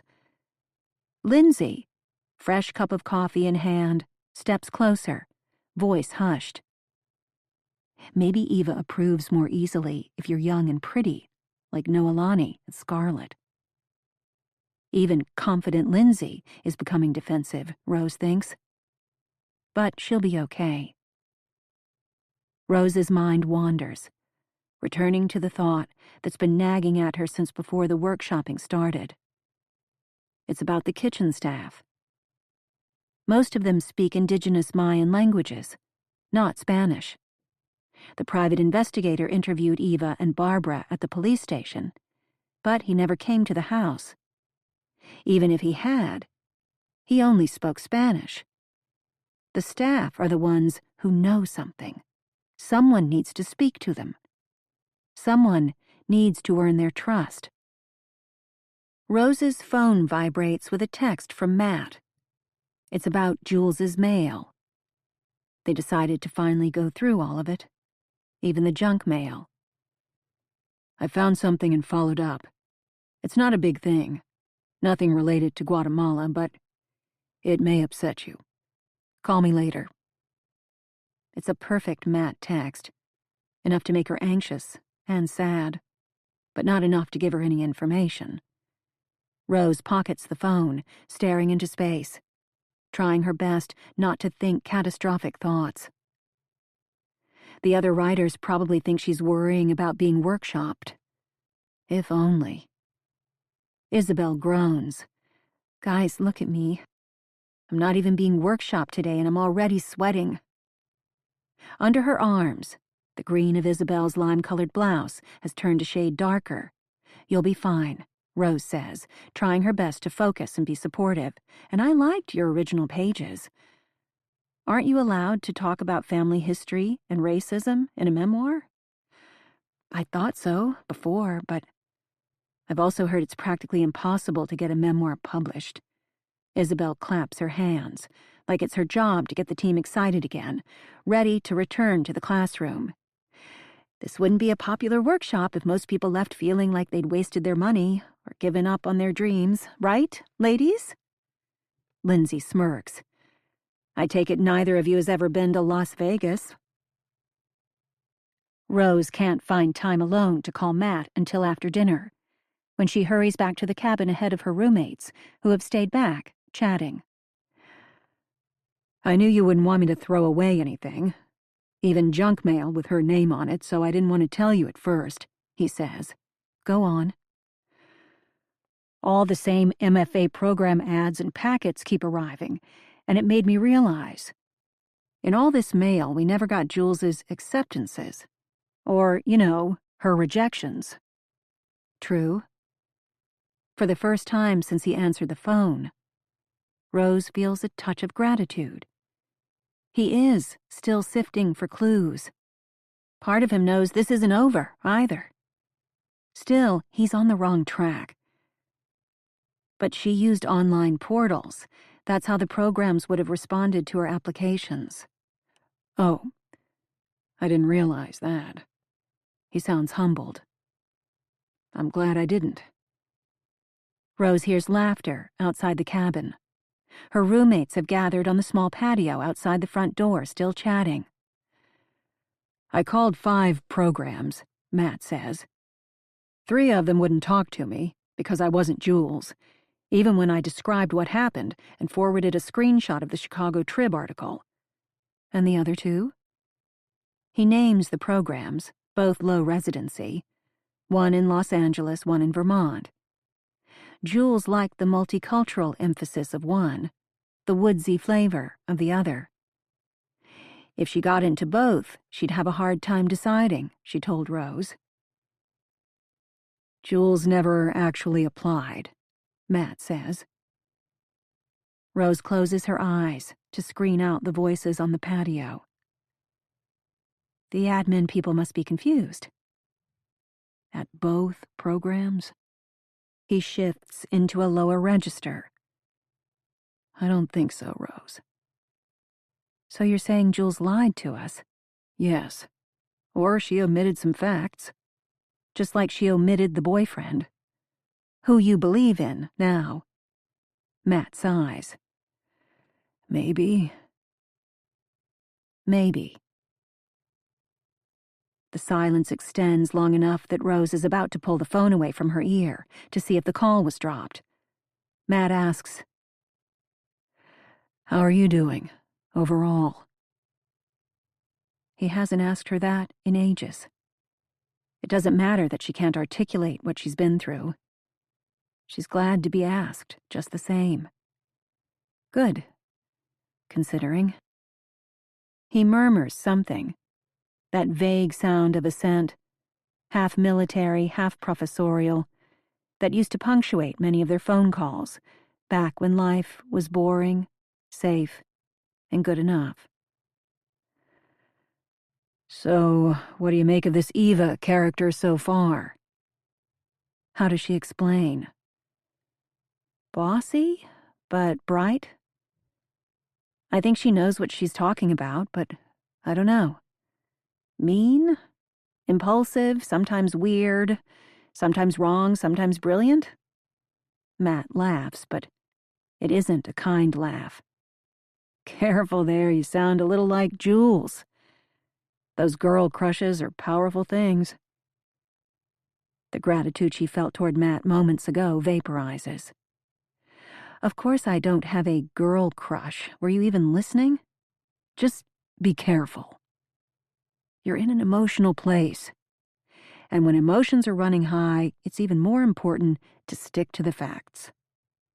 There's a noise at the door, as Lindsay, Isabel, or K-Tap struggle with the sticky latch. Rose heads for the ladder, so she can be halfway up to the loft before they see her weepy red eyes. It would be easy to make up an unhappy conversation with someone back home. Her roomies love a good story about family conflict, one that can be nailed down in black and white. But she can't stand the questions. Correction, she can't stand the questions without answers. Rose, the main thing, I believe now, is that we didn't know Jules the way we thought we did. I don't believe that, Matt. You don't? Or you can't? Chapter 18. Jules. The opening party is scheduled to start before dusk, 5 hours after we've returned from our spa day, but those hours are busy with preparations. The stringing of fairy lights, the folding of freshly laundered napkins, the arrangement of flowers and lighting of candles. I might have succumbed to the enchantment if the surrogacy offer weren't still spinning in my brain. I'm grateful there's no time for Eva and me to share more than fleeting glances as the whole team dances around the kitchen and yard. An hour before guests are expected, we're all dispatched to our cabins to change into clean clothes and nap, if we'd like. Even if I had more time, napping would be impossible. I'm too nerve-jangled. When I enter the cabin, I see Mercedes already sitting inside, fully dressed in traditional huipil, but tucked into bed, eating a cookie. When I ask her where she got it, she points toward my desk. The surface has fewer papers than I remember. I open a drawer. My passport isn't there. My journal isn't either. Someone was in our cabin? I ask her. She lowers the half-eaten cookie, eyes wide. Did you see anyone take things from my desk? Her bottom lip begins to quiver. Whoever invaded my privacy knows that Mercedes isn't a talker. Maybe the cookie was just to keep her occupied so she wouldn't run off to Concha before the snooper was finished. Tears begin to flow. Mercedes raises her fist up to her face, hiding behind it. It's okay, I reassure her. You didn't do anything wrong. But the tears keep pouring. Never mind, we're going to have fun tonight. Let me change my clothes and then I'll braid your hair, okay? An hour later, I'm still trying to believe my own promise. This will be fun. Eva's only comment, let's be sure everyone's having a good time. After the shawling, and once everyone has a glass of wine, I spot a woman with stringy, dyed black hair that's shaved on one side. She's standing in the food line, talking with a woman 4 times her age. Well, your hair's okay, the older writer says, but the tattoos and all that, it's just too much. I tell my granddaughter, if you want a good job at all. And what kind of work does your granddaughter do?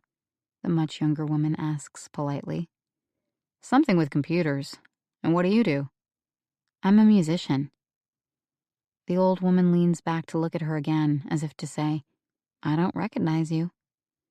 But I do. I think your granddaughter will find her way, Zahara says. I'm sure she was raised with a good work ethic. It'll turn out fine. A nice person, though admittedly eccentric.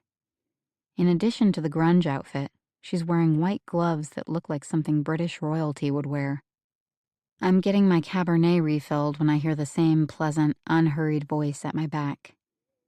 Perhaps one did not want to be loved so much as to be understood. She's reading the tiny vertical typewriter font running down the back of my right triceps. Wow. That's like the motto for why we're all here. I turn and see two kohl-rimmed eyes looking up at me. She's a wisp of a girl, swimming in an oversized men's t-shirt and overalls. In photos, holding her guitar under bright stage lights, she looks bigger in every way. Hey, I say, you're right. George Orwell. Your tattoo, I mean. She reaches a free hand out to shake, then drops it when she sees my hands are full. My name's Sahara. I'm really coming across like a dork. And I guess it's dark enough to take these off. She peels off the gloves and stows them in her overall pockets. Sorry. I'm a hand model. Yes, it's weird, but I need the money. Let's get that out of the way. It's fucking bizarre. I start laughing, not sure what to say next. No one ever gets that my tattoo is from Orwell, not even people who have read 1984. I wrote a song called Clocks Striking 13, she says, taking a glass of white wine from Gabby, who's bartending. Is 1984 your favorite? No, Homage to Catalonia, actually. That's my favorite too. Oh, wow, Zahara says. I've never met anyone under 50 who's read it. And there it goes, from intimidation to platonic girl crush. I have to resist the urge to commandeer her attention all evening. But Eva, seeing us chatting at the far end of the lawn, approves. I know she wants me to chaperone Zahara. On top of that, Eva's hoping to ask Zahara to perform a casual duet sometime this week. Eva nods toward us both just before going to a microphone, where she welcomes everyone and launches into a speech about how everyone is broken, but everyone is beautiful. And if we listen, we all will succeed, and all of our stories matter equally, etc. A few days ago, I would have been shedding an inspired tear. Now I feel dry-eyed and somber. A chant has started up, call and repeat, with applause between each round. Cracks? Cracks and all. It lets the light in. You are all standing in that light. You are broken, but you're beautiful. Cracks and all. Zahara, standing next to me, wraps her French-polished fingernails against a wine glass. She gives me a knowing, skeptical look and mouths the words, Leonard Cohen? That's it, I shout back, but instead of catty pleasure, I just feel numb. There is a crack in everything. That's how the light gets in. That isn't Eva's line. She borrowed it. Why am I not surprised?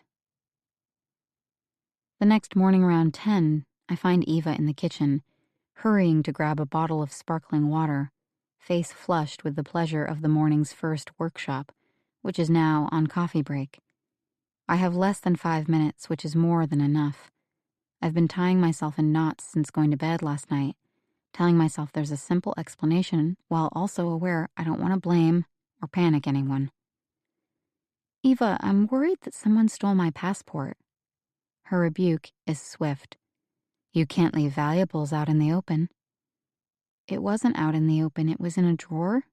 I trust my roommates. And I trust my staff. But people wander around. We get visitors. A shifty guy was seen up on the road, by the gate, just the other day. The shifty guy, Maurizio's uncle. So you think someone took it? Her expression softens and her glance wanders like she is remembering something or else making up a story. I want her back on Earth. It's my passport, something I can't easily replace. I stammer, because I... Don't worry, she interrupts, laughing as she cracks the cap on the fizzy water. Leaning back against one of the counters. It's in my safe. Dismay must be etched on my face because she rolls her eyes, adding, hotels keep people's passports while they're checked in. It's more secure. I'm relieved, I guess, I say, though I'm not at all. But my journal is missing too. Oh, that. I just wanted to take a look. You can run up to my office to get it. It's next to the printer where Barbara works. Heat flares through my body. I try to remember everything I've written about. My starry-eyed worship of Eva. She would like that part. But I also scribbled a bit about Barbara, Hans, and of course Maurizio. She won't be happy to know I've been canoodling with her darling orphan. You read it? I say, straining to control the tremor in my voice. Not every page. I don't have time for that. She winks. And don't worry. I've heard you and Maurizio chatting in Spanish like you think no one will understand. I've seen how he looks at you. My blood is boiling with indignation and embarrassment. I don't believe for a minute that Eva understands much Spanish beyond taco and guacamole, but it still unnerves me to think she's been spying on us. I'd like to get my passport back, too. Let me look into that, she says. May, it's busy around here. Focus, please. Concha and Chef Hans enter. I'm in the way. Remembering Eva's permission for me to retrieve my own journal, I head through the house, up to her bedroom and into the office corner near the French doors. Barbara uses this spot, and I've sat here once or twice, making printouts. My journal is easy to spot. Even as I grab it, I know I'll never write anything personal or authentic in it again. Then I spot a box of recycled office paper under the desk. Blank paper isn't abundant in San Felipe. I grab about 30 pages, fold it in over into a makeshift booklet, never mind that each page is already printed with old spreadsheets on one side, and push it into my backpack. Journal number 1 will be the decoy. Journal number 2 will be this. Sloppy, but private. Then I go downstairs and use my final 10 minutes of freedom to free write about how violated I feel, and how strange. The rest of the day, although the workshops are fully in progress now, the whole reason I was excited to be here, really, I'm only half engaged. As I watched Eva interact with the participants, shutting them down when they simply want to explain or ask a question, probing sensitive areas the women clearly don't want to talk about and didn't write about in the first place, I can feel myself judging, deciding, emotionally retreating, giving up on the idea of a mentor, giving up, perhaps, on the idea of writing memoir altogether, at least at my age, cutting my losses. At mid-afternoon break, I find myself standing in a shady corner of the yard, next to Eva, who is doing her stretches. It's been a rough first day, I blurt and immediately wish I hadn't. What do you mean? Beatrice and her son hanging himself? That wasn't rough. We found her key scene. I gave it to her wrapped up with a bow. Now she just has to go write it. Eva is wearing a transparent blue shirt with wide, flowy sleeves over a tank top. She always wears elegant clothes, but often there will be just one thing wrong. Yesterday, after swimming, she put on her shirt inside out. Today, she's misbuttoned the overshirt. I point, finger an inch from her chest. Your button. She bats away my finger. It's fine. The rough physical contact startles me. Sorry, I whisper.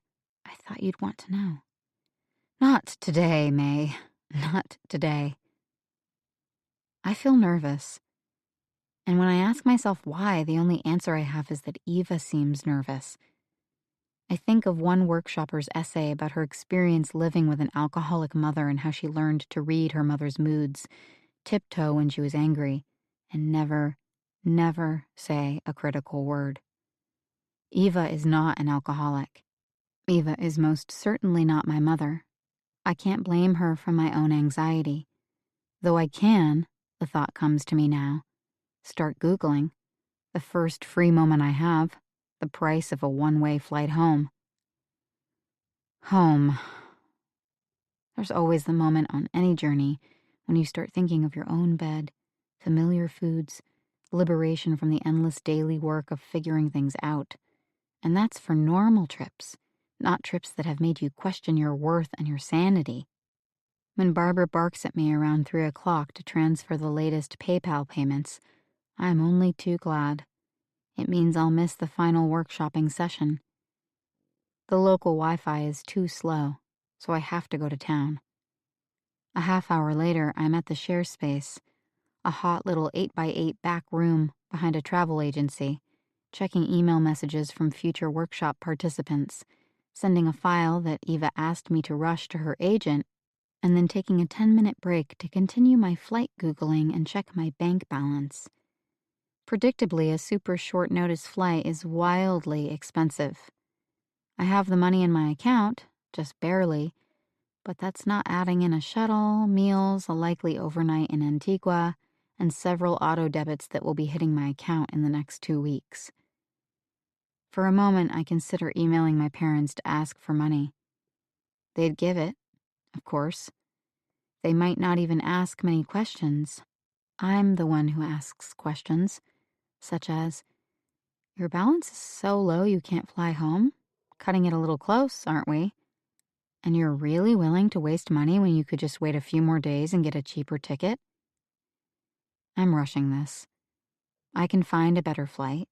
I can even leave Atitlan and kill some time somewhere else before I fly out. Maybe somewhere less touristy than Antigua.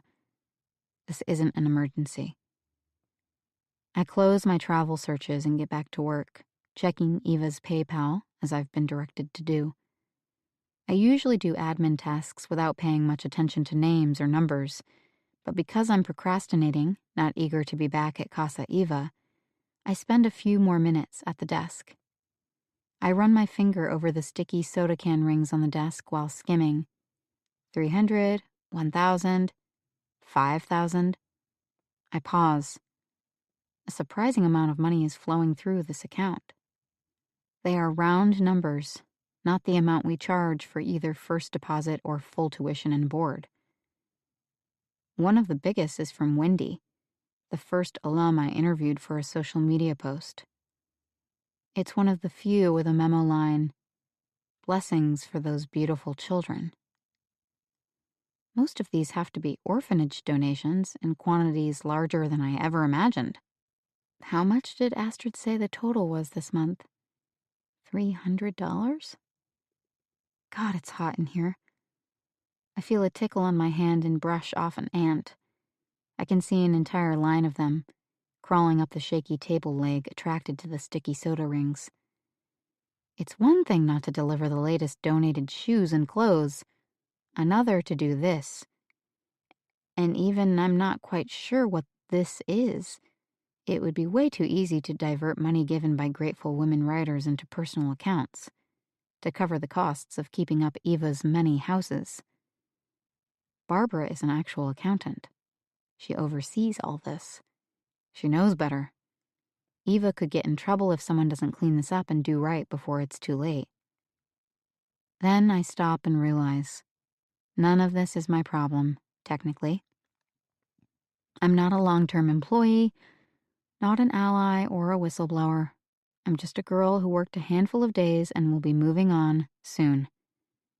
On top of all that, tomorrow is my birthday. It would be nice to spend just one day not thinking about Eva, her plans or problems or moods. I've got no way to celebrate it, but maybe something will come to mind.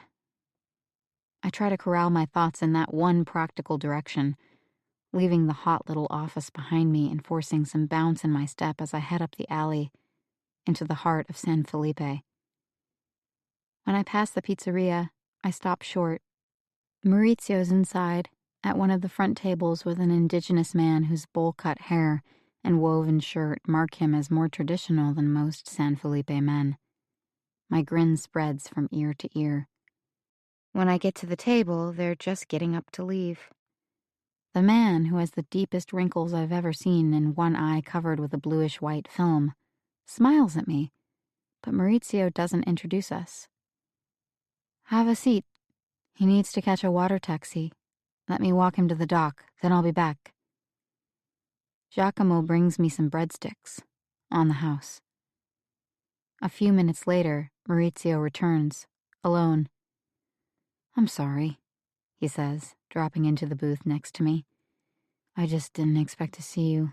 My father and I were having a difficult discussion. Your father? It seems like everyone I've met at Casa Eva has an odd relationship with the truth.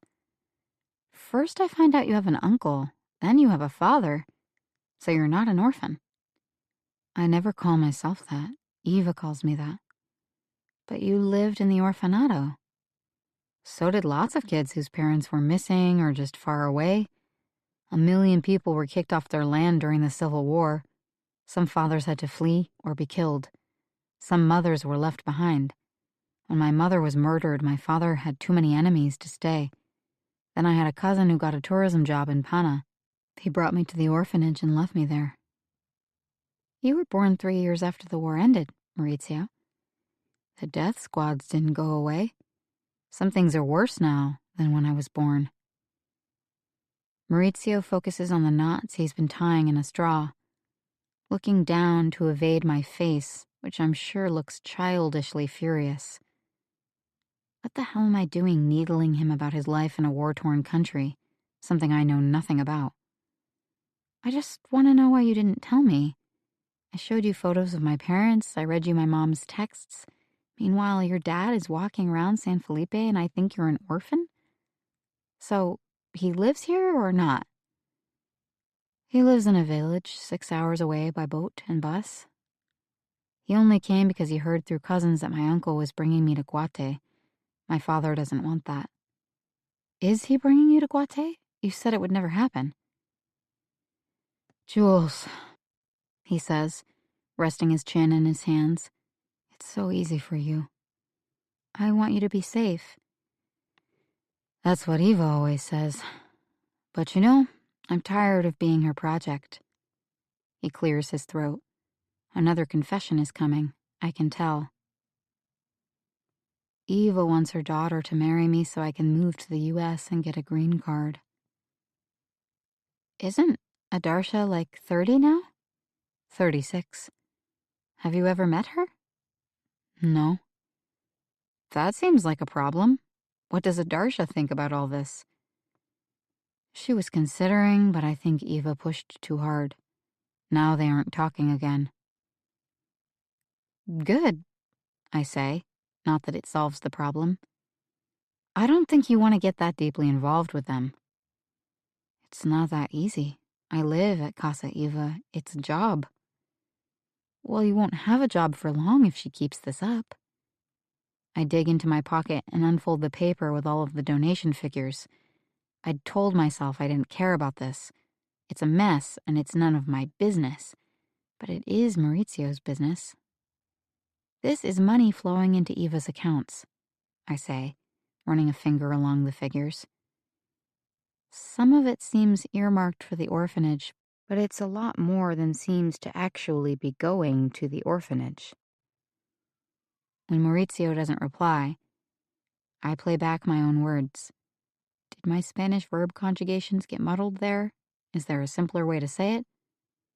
But his eyes don't reflect confusion, only exhaustion. Did you even hear me? Baby, he says. Everybody takes a cut here. 10% is a cut. This is not a cut. I lean back into the booth. That's it? You're mad about the shoes and the clothes, but you're not mad about this? It's just the way things are. So are you going to talk to Eva about it? Me? He scoffs. Shit, no way. But you care about the orphanage, Maurizio. I do. I'm trying not to share every thought that flits into my head, but I'm also disappointed. Can't you stand up to her? You have a close relationship. She treats you like a member of the family. His head shaking intensifies. You don't get it. That makes it worse. She's sensitive about betrayal. Listen, it's not just about what I'd say, it's about the timing, too. With all the guests here, Eva gets really stressed. You sound like Barbara. Barbara's right.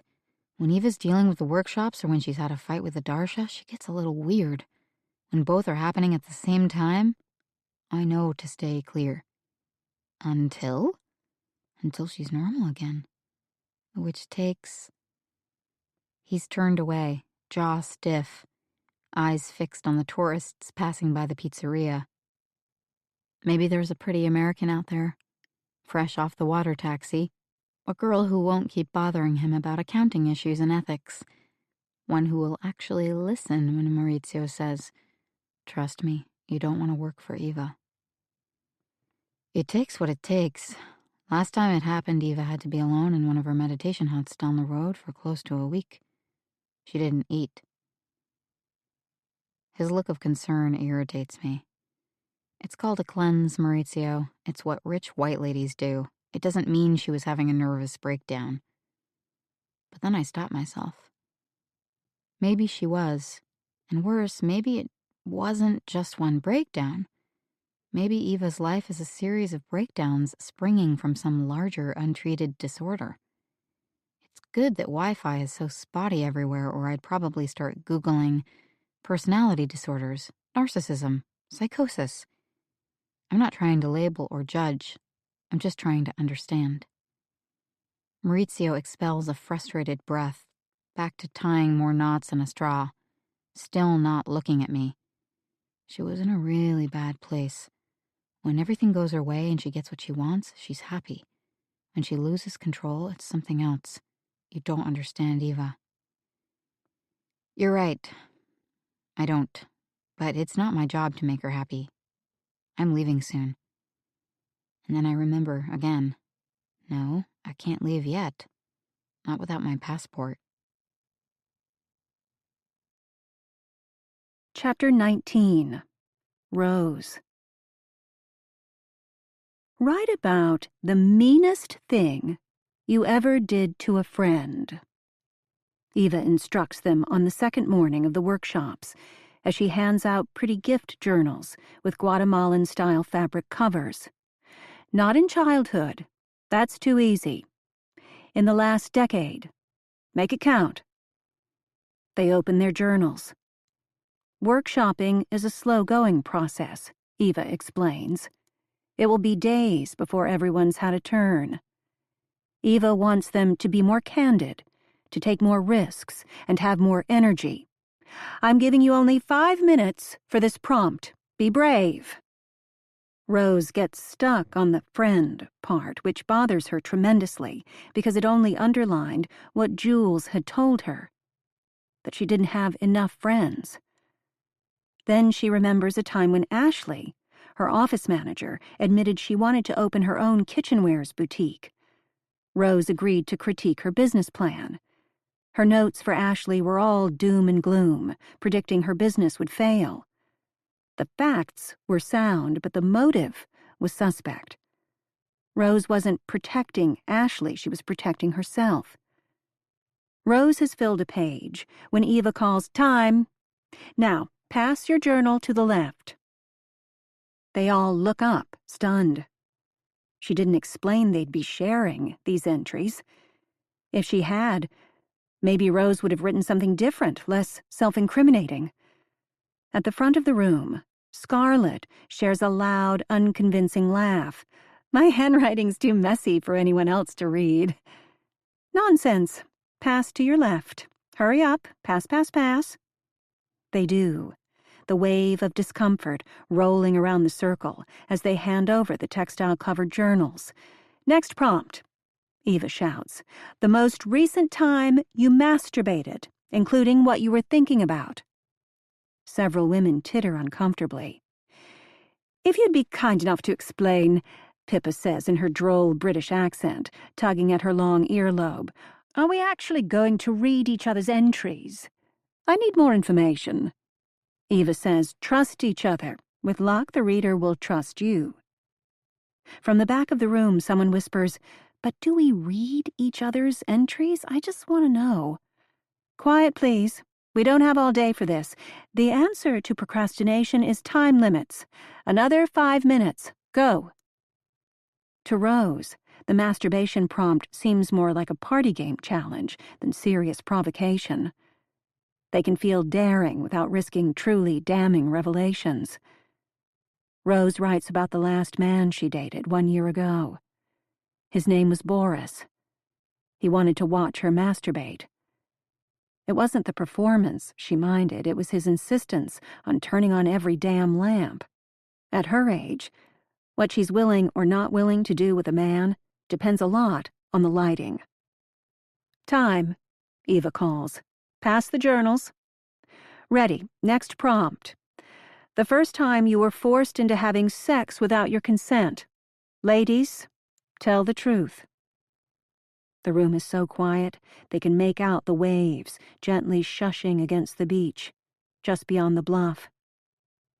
Out on the lake, a man stands in a small boat, casting a net on the silky waters, hand over hand.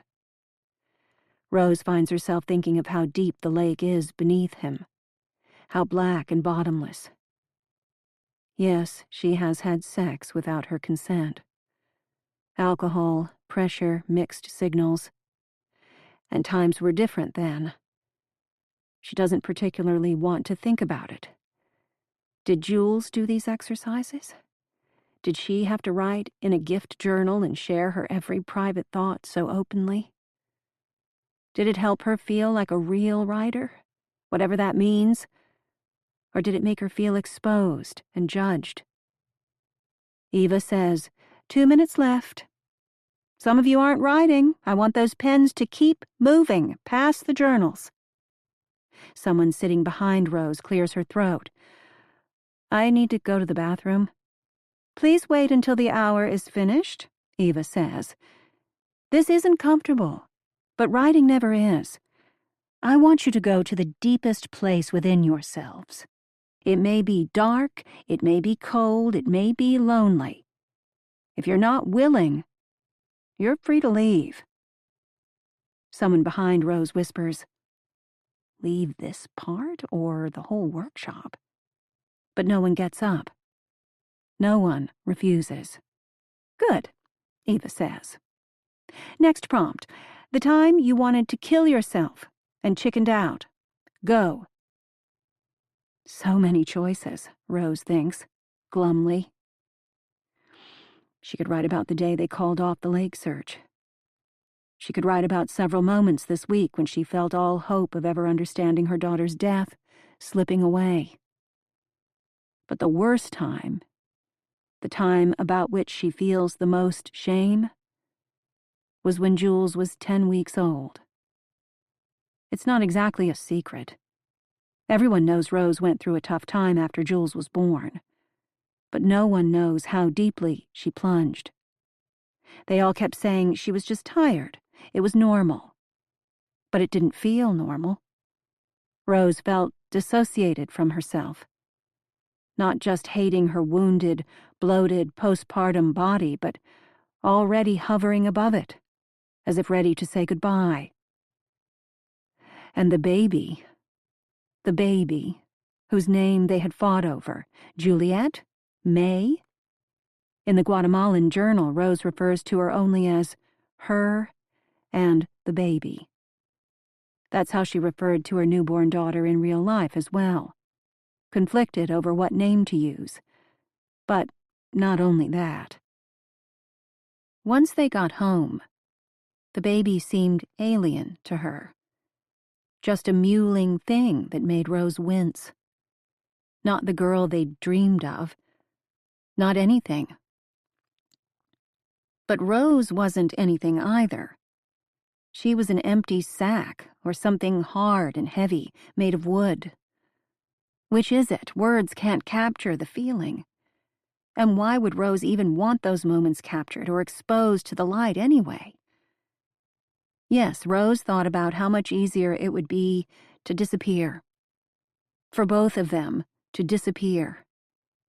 It wasn't logical. It was just a feeling of nothing mattering, of wanting this whole mess done with.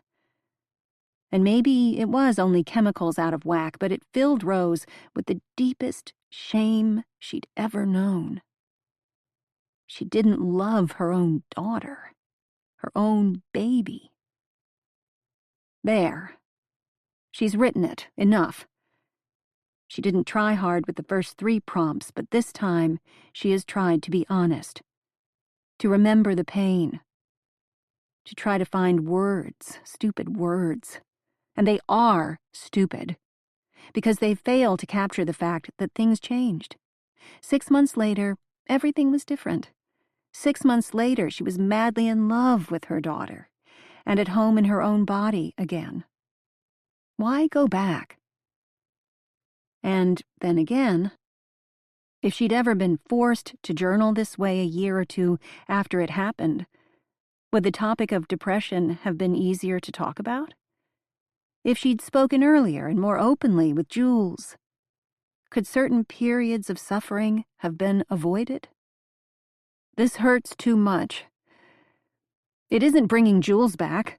It's just making Rose realize how many mistakes she made all along the way, and those moments can never be relived. There is no revision in life, there are only consequences. 1 minute left, Eva says. Pens should still be moving.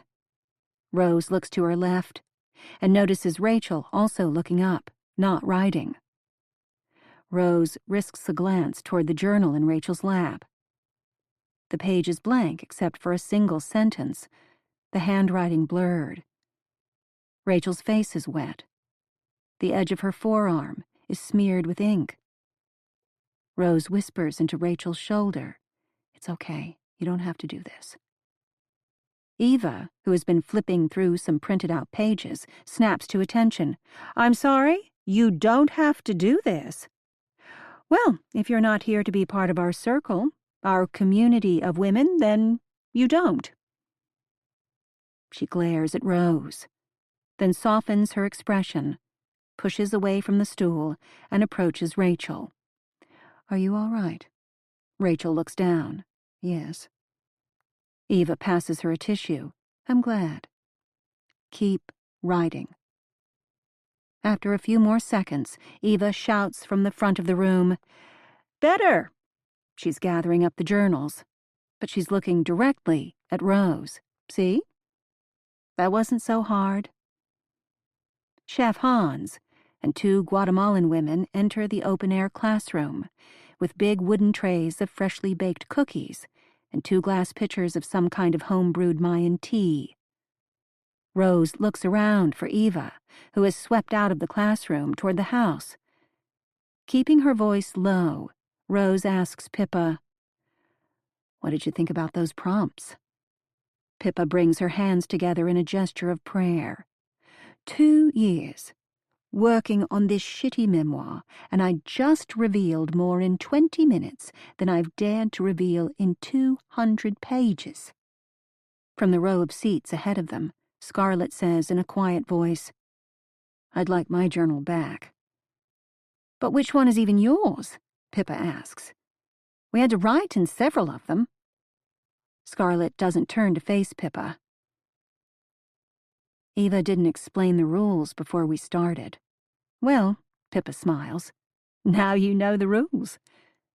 Anything goes. Chapter 20. Jules. It's 5 o'clock, and the second day's workshops are finally over.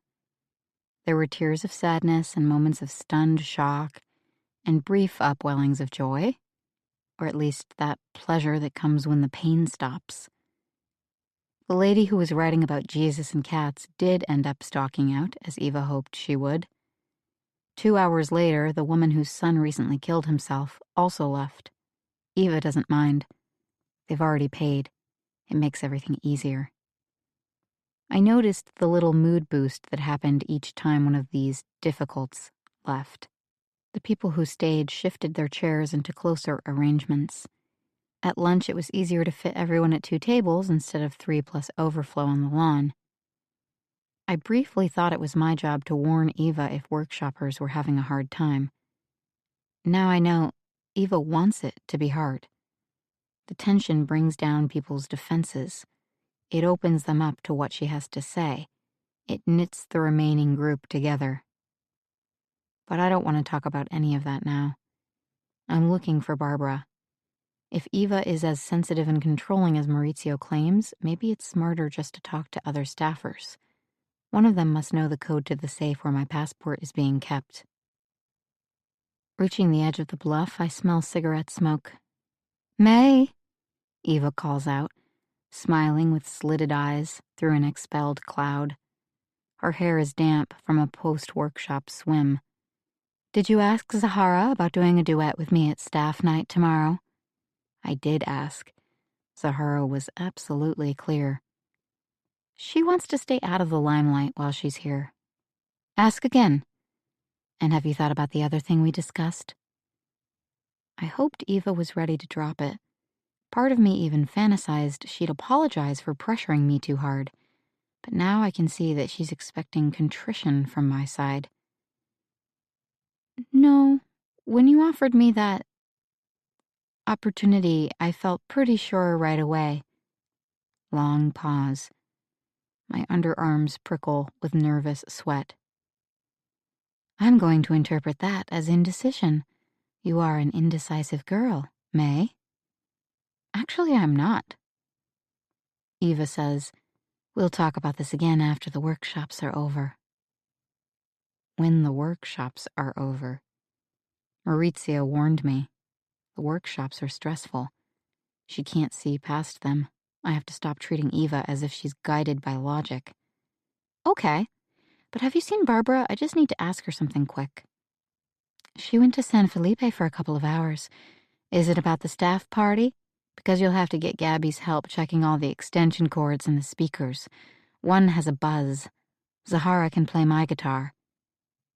I'm really sure that Zahara doesn't want to. But we don't have enough content without her. The videos you've posted weren't very good.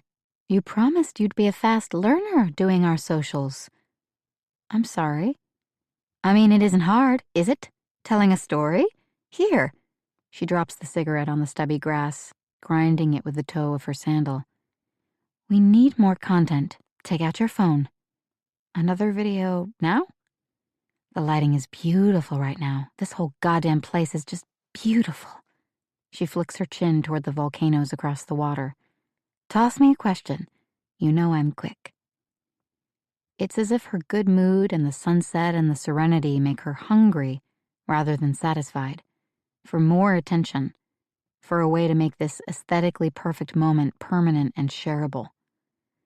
Fine, I say, holding my phone up to record. I can do this. I can perform. And then by tomorrow or the next day at the latest, all of this will be over. In a delicate state, was it written here at the lake? Oh no, she smiles for the camera. I came down here after I finished the first draft. Atitlan feels like home to me now, but I was just getting to know it back then. So you spent your final trimester where, exactly? Something happens to Eva's face. Her smile, which was a little lopsided but natural, becomes a stiff, unmoving line. She doesn't blink. I don't want to keep asking questions because I'll have to edit them out of the video. It's better if she just keeps talking. But she isn't talking. She's frozen.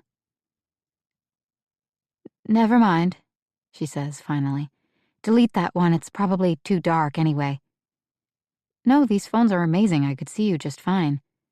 She holds out a splayed hand in front of her face. Delete, delete, delete, delete.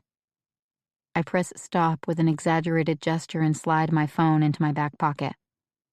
Sorry, you're right, it was too dark.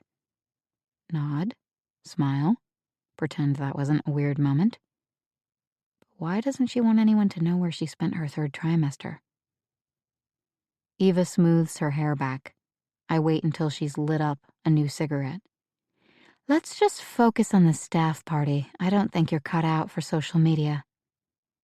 Possibly. Some of us learn faster than others. Anyway, Eva says, Astrid will be our MC. Astrid, I say. That reminds me. I feel in my pocket for the paper scribbled with PayPal figures. Maybe it's because Eva keeps bouncing between insulting me and giving me new trivial things to do, on top of pressuring me about the thing I am absolutely unwilling to do, as if I'll simply get flustered and give in to all of it.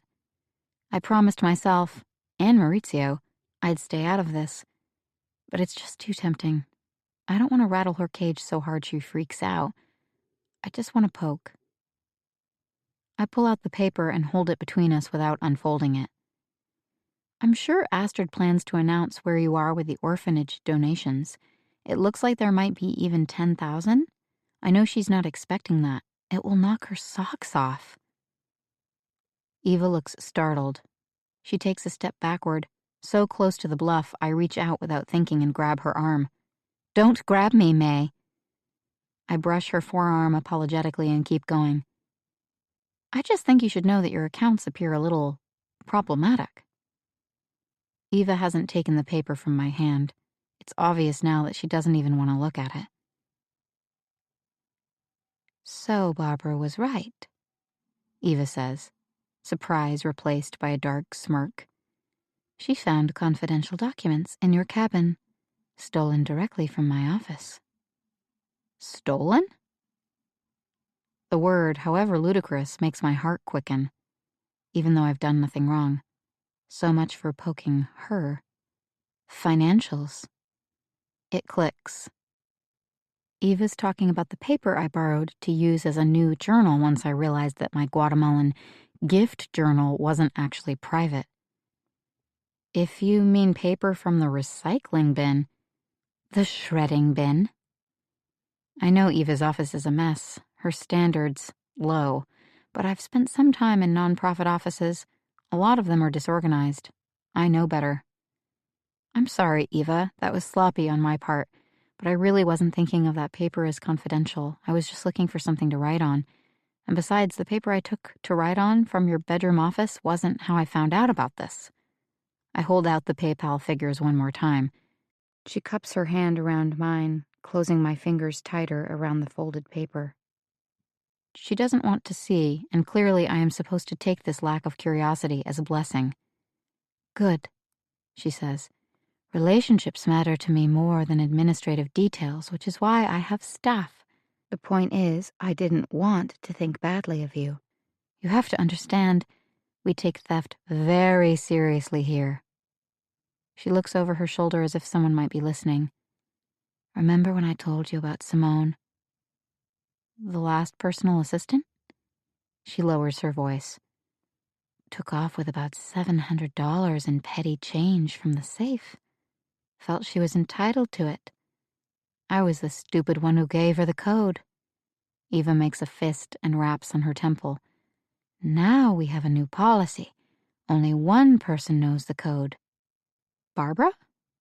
Nope, she says, flashing an enigmatic smile. But then she's serious again. May, it was terrible. The worst part was that we accused 3 locals first. Concha, Eduardo's brother. He won't even work for us now. I felt so bad. I was the one who let Hans off his leash. Not a good idea. Off his leash? I ask, but she doesn't elaborate.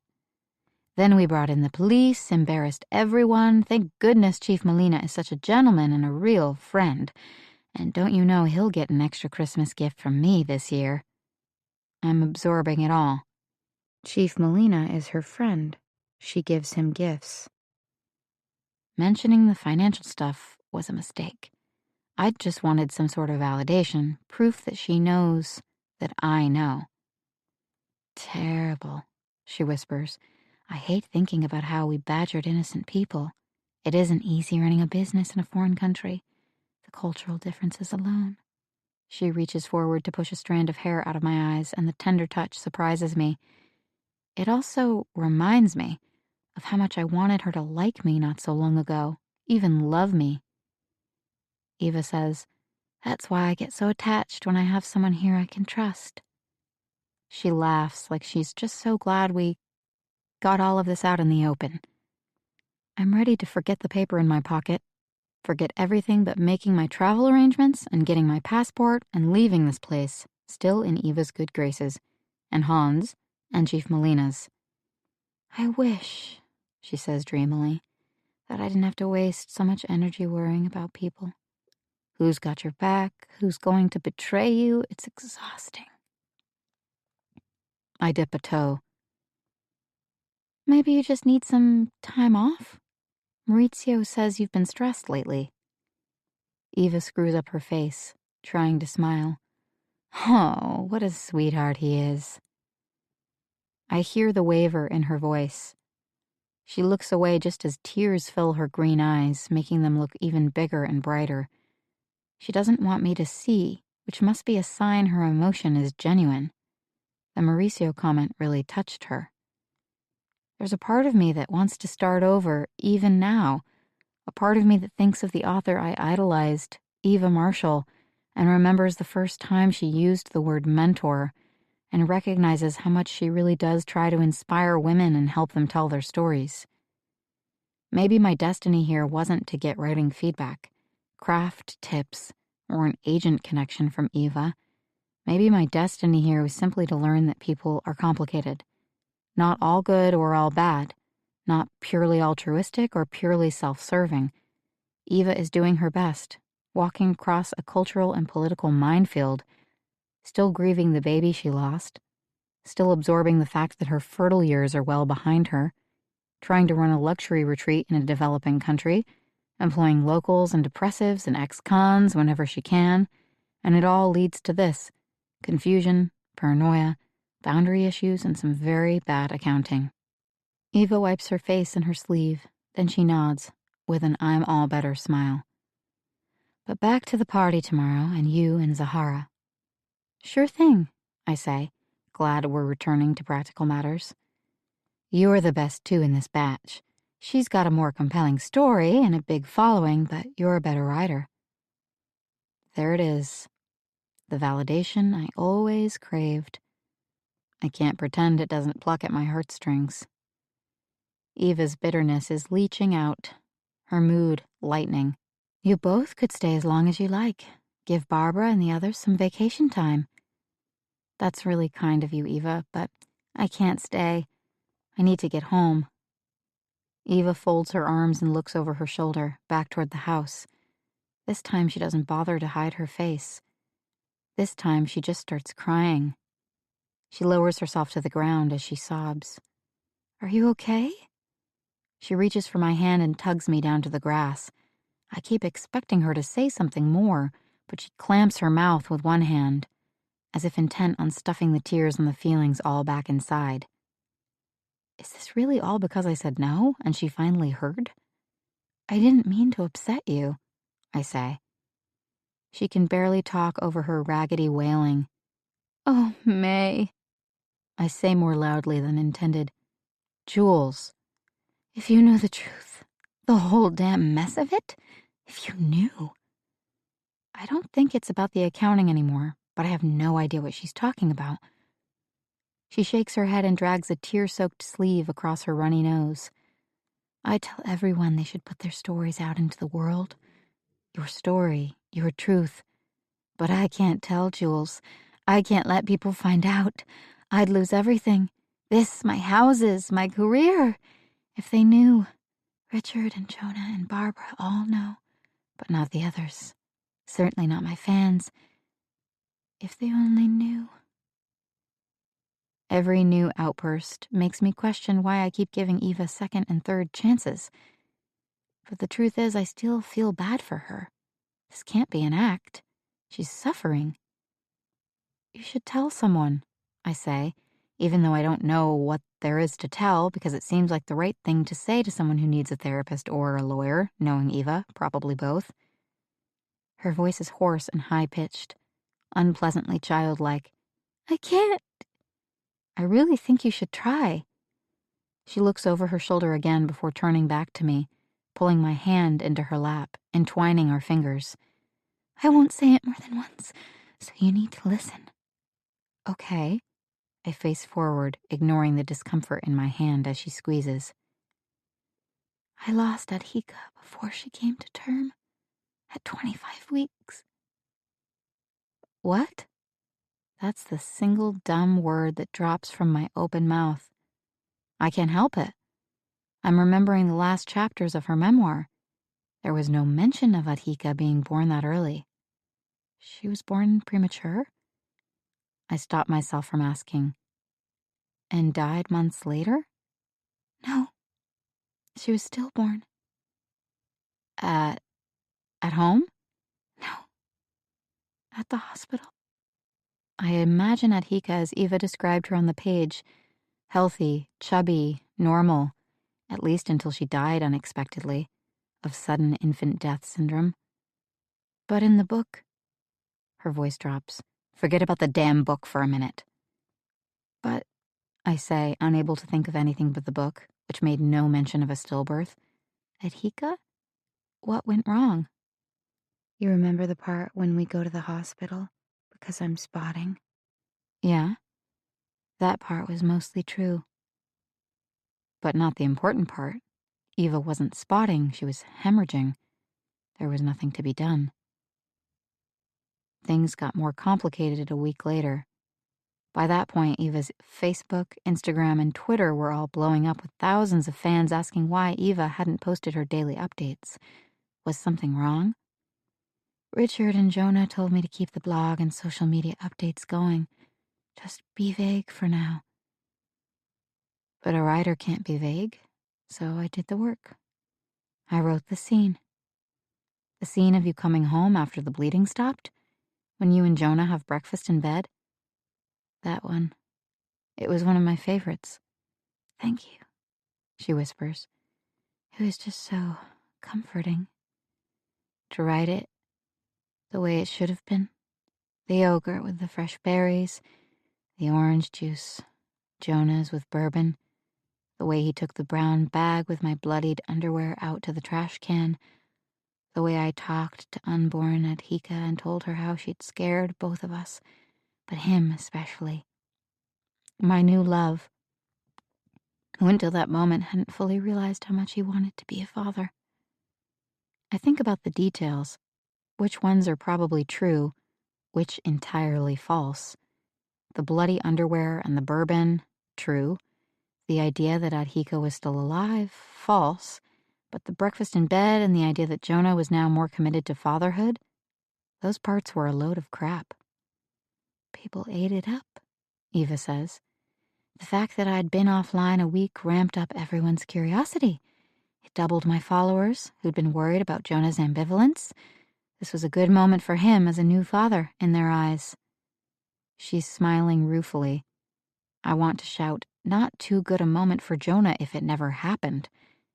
But I can't process this yet. I still don't completely understand. Richard had been telling me to keep my platform growing, Eva says. He told me to keep doing what I was doing. More blog posts and updates followed. She wrote about bed rest, about eating well for healing, about her ever-swelling breasts. She wrote about the true cost of middle-age fertility treatments for AARP's magazine. She wrote about 50-something sexual desire for Cosmopolitan. She wrote about her love for Jonah and the trickiness of third-semester sex. For Modern Love, an essay that was optioned for a television episode. Now her fans thought she was 8 months pregnant. In reality, she was 1 month past losing Adhika. I considered everything, says Eva, who has been squeezing my hand so hard it's gone numb. I was staying up all night, researching adoption. I thought I'd get that arranged, then come clean about the death, but still managed to write about it all in one package, including my brief inability to tell the truth. But it would have a happy ending. My fans would understand. We hate a person, we decide she's beyond forgiving, and then we do forgive. Hate the sin, love the sinner. We feel better about ourselves for being so generous. It's sunshine after a storm. Everyone feels clean again. My beautiful new adopted child would be the focus. It would be fine. But you didn't adopt. It's not so easy, she says, spitting out those words with a final burst of venom. And Jonah didn't want to adopt. I would have gone ahead without him, but with the time pressure and everything else going on. That week, Richard sold the unfinished memoir at auction with 6 publishers bidding. He knew everything, but he wasn't concerned. One thing at a time. The recent articles and essays and Eva's solid follower numbers sealed the deal. She kept blogging about the end of her pregnancy, and about the birth itself, and about the first days after the pregnancy. She blogged about her decision not to post baby photos, much as she claimed she wanted to, because she had considered the matter in depth and taken inspiration from Uma Thurman and other Hollywood actors who keep their babies out of the media. I'm losing track of it all, stuck in Eva's hall of mirrors. She gets a dreamy look. The responses. People loved that I was opening up. But you weren't opening up. You were inventing. I can't reconcile this complicated deceit with the author who guided me through my adolescence. Those candid, heartbreaking stories had to be true. The idea that any place or event or even something simpler, a face in the crowd, an emotion, even a smell, was invented, makes me feel not only distant from her but from my own younger self. The girl who felt trapped in suburbia and lost her virginity in a sandwich shop and would have given anything to be Eva Marshall, mascot of the punk era, living it up in her teens and then, decades later, still refusing to take shit when her dream was on the line. I couldn't bear to lose that version of Eva. I couldn't bear to lose that hopeful version of myself. But all this you're telling me now, it's all true? Of course it's true. Why wouldn't it be true? Eva is pulling so hard on my right arm that it's impossible to sit up straight. I'm awkwardly hunched, my back aching, my expression frozen. Even now, she talks about the death of her baby at home, as if it were real. So you didn't find her that way. You weren't at home. You didn't sit down and start writing the book with her next to you. But that's what I would have done. And even that tender portrait of a mother's grief was enough to make people write terrible things online. Imagine if they knew those last 3 months had never happened. Imagine if they knew where I was living when I... Wait. Where you were living? Or back to that question again. I try to remember scenes from the later chapters of her book. I recall the vague outlines of a beautiful house, a brightly lit kitchen with oil lamps and a blue ceramic bowl filled with local organic pears. I picture evergreen trees visible out the window, light and fog. Was this her California house? Her other one in Maine? Or maybe it was Vermont. Pears or pine cones in a decorative bowl, cypresses or spotted cows visible through her kitchen windows. Such beautiful, concrete details in everything Eva writes. But the details don't matter. None of it happened. Eva presses the heels of her hands against her cheekbones, blotting the tender, damp skin. People are always asking me where I am, wanting to send me wine from their vineyards or goddamn fruit baskets. And those cookies! When my biggest fans heard I was in the hospital, they deluged me. DM me your address. I won't share it with anyone else. I just have this wonderful thing to send you to make you and Adhika and Jonah feel better. This was when I was at the hospital, spotting. In real life, she was bleeding heavily. In real life, Adhika was stillborn. In real life, I am putting it together, finally, including why her location mattered so much. Hospital records might be traceable. Individual records are private, but what if someone could determine that in a certain small town or county, not a single infant died on a certain day, week, or even month? That video you asked me to delete when I asked about where you were, when you wrote in a delicate state, and just before? That's right, she sniffles. It all got so complicated. It wasn't my fault. The lake is a shiny black mirror beyond the bluff. A band of bright stars is visible through a break in the cloud-streaked sky. We've been talking for over an hour. I smell cigarette smoke.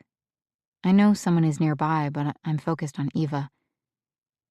I have no idea what to say. I don't feel sympathy.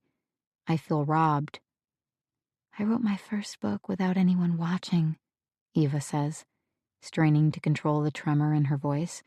No one cared. I was already at the end of the experience. I had time to figure out the story and tell it on my own terms. But now, in today's publishing climate, with today's technology, a book can get away from you, and then what do? Return the advance? Pay back the royalties? Apologize to every reader personally? But, I weighed in carefully, you got away with it, right? Got away with it? Her shout veers alarmingly into a sobbing, animal-like grunt. I still don't have a goddamn baby! Then she looks up. Eva smells the cigarette smoke, too.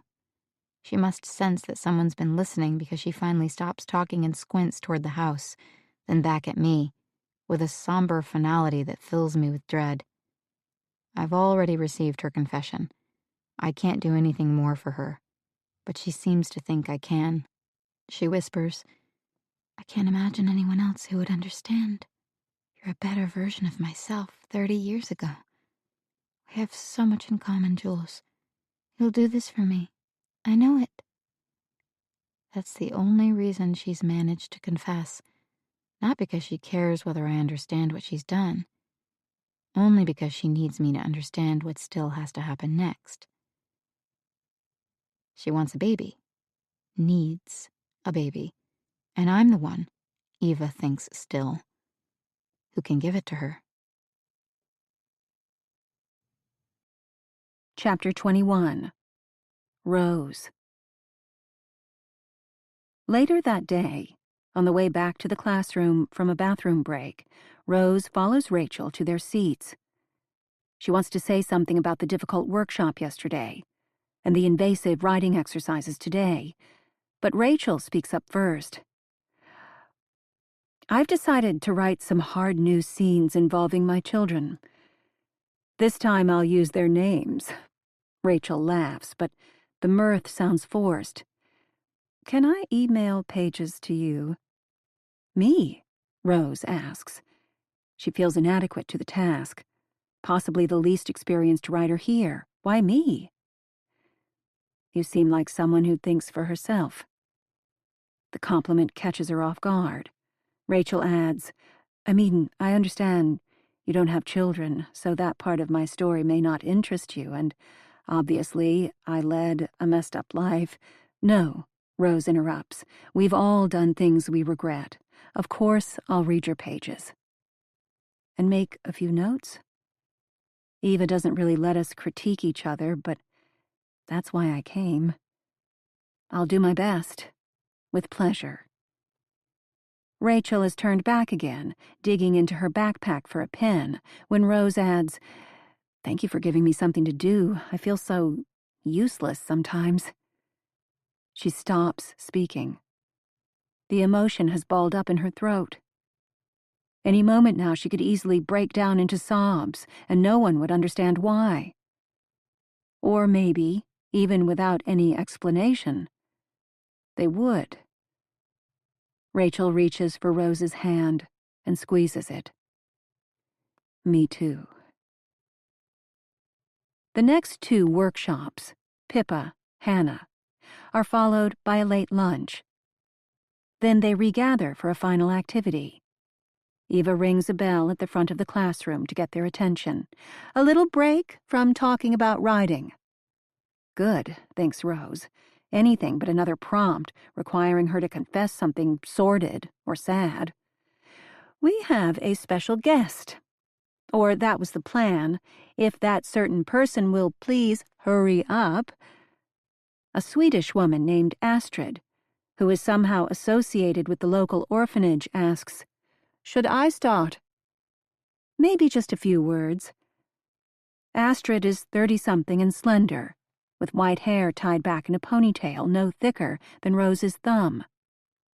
A brightly colored woven belt cinches her slim jeans.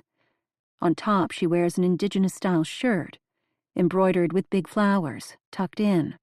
Guatemala, as you know, has spent many of the decades since its independence in 1821 struggling through various periods of conflict. Let me just go see what's keeping him, Eva says. Astrid, go ahead. Beginning with the United Fruit Company, Astrid starts. Eva interrupts. Maybe skip to the Civil War? Not the U.S.-backed coup first, Eva says. I'm sure they all know about that. Rose looks at the blank faces around her. No, they don't know about that, and they still won't, because Astrid has now jumped ahead. From 1960 to 1996, for 36 bloody years, the government clashed with leftist groups. Among the issues were land distribution and the inequality between mostly white European-descended landowners and the indigenous poor.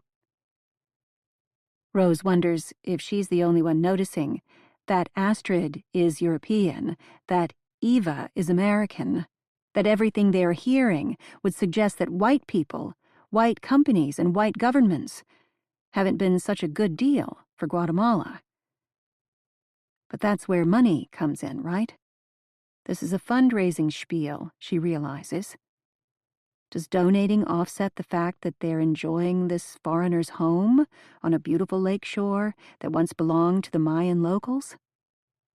A figure emerges in the kitchen doorway, separated from the open-air classroom by 300 feet of lawn. As soon as Eva sees him, she spreads her arms wide, like she's greeting someone at the airport. There he is, Eva interrupts. Astrid stops her speech mid-sentence.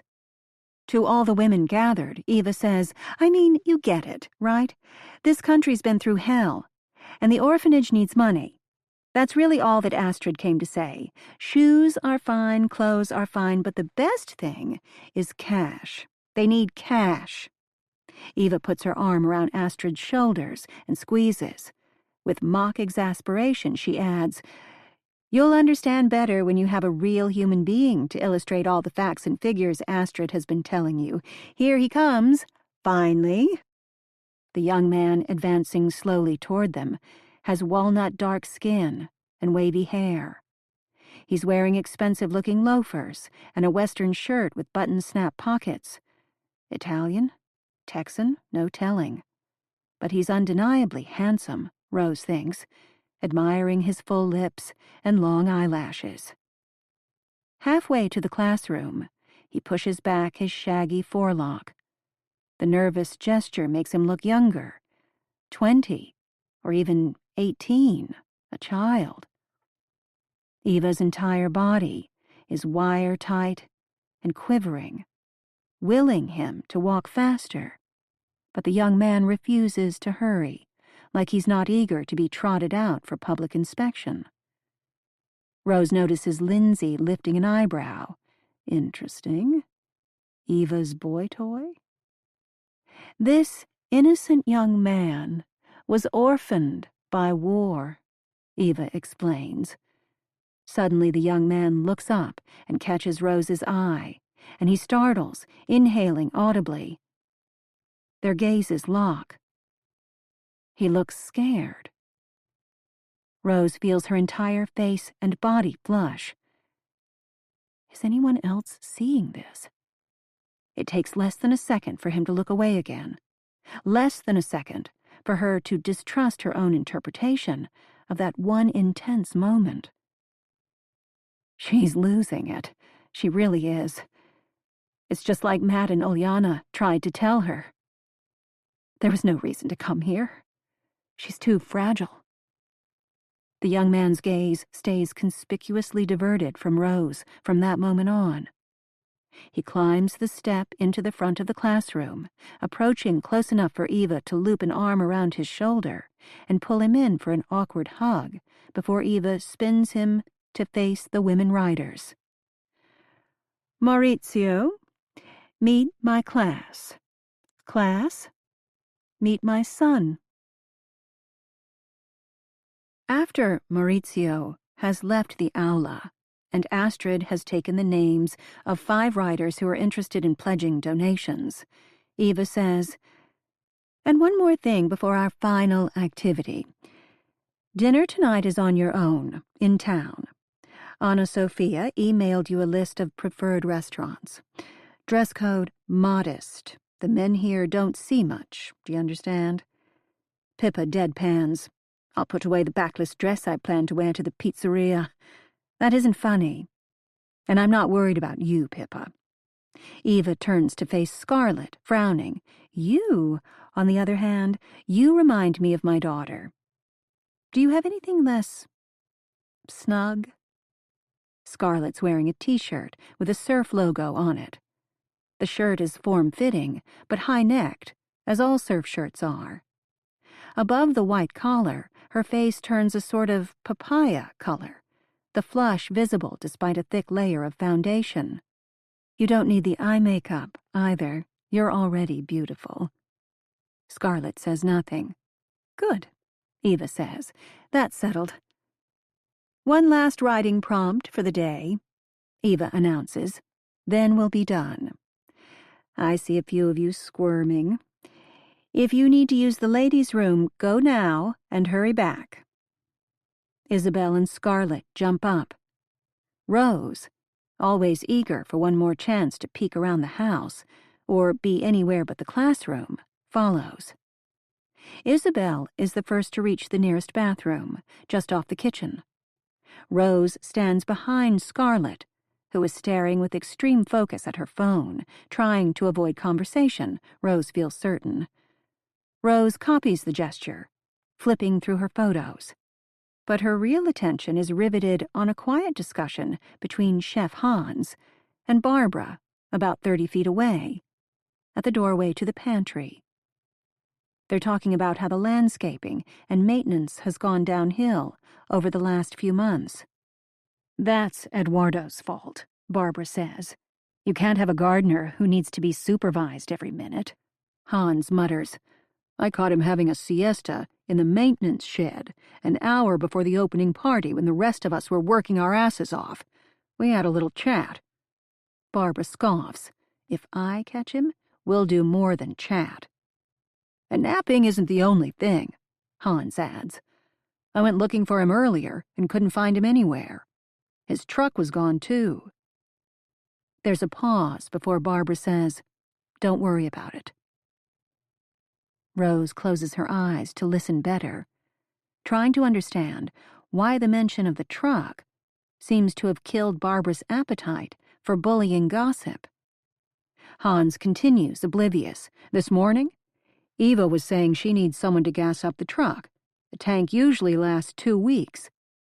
She must know Eduardo is using the truck too often if she realizes he's emptied the tank. Unless they're going somewhere together." Rose waits for Barbara's reply. It doesn't come. Hans says, "You don't think that's weird?" Rose wishes she could see their faces to get a better sense of whether Barbara is simply ignoring Hans or actively shutting him down. Eduardo, the old gardener, and Eva. It's hard to imagine they're having a tryst. Barbara looks up and catches Rose staring. Rose takes a step closer to Scarlet, pantomiming renewed interest in her eyebrow piercing. "I just noticed the area around your brow is swollen." "Oh, yeah." Scarlet acknowledges Rose over her shoulder with a slight smile. "It gets that way."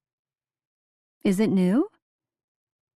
"Mom, what do you think about my piercing?" "I'll get used to it," she thinks. 2 years. It gets infected when I travel or when it snags on something. I've caught my shawl on it 3 times this week already. Rose looks right and left. Hans has stepped deeper into a pantry. Barbara has stepped out to the patio and doesn't seem to be coming back. Conversation over.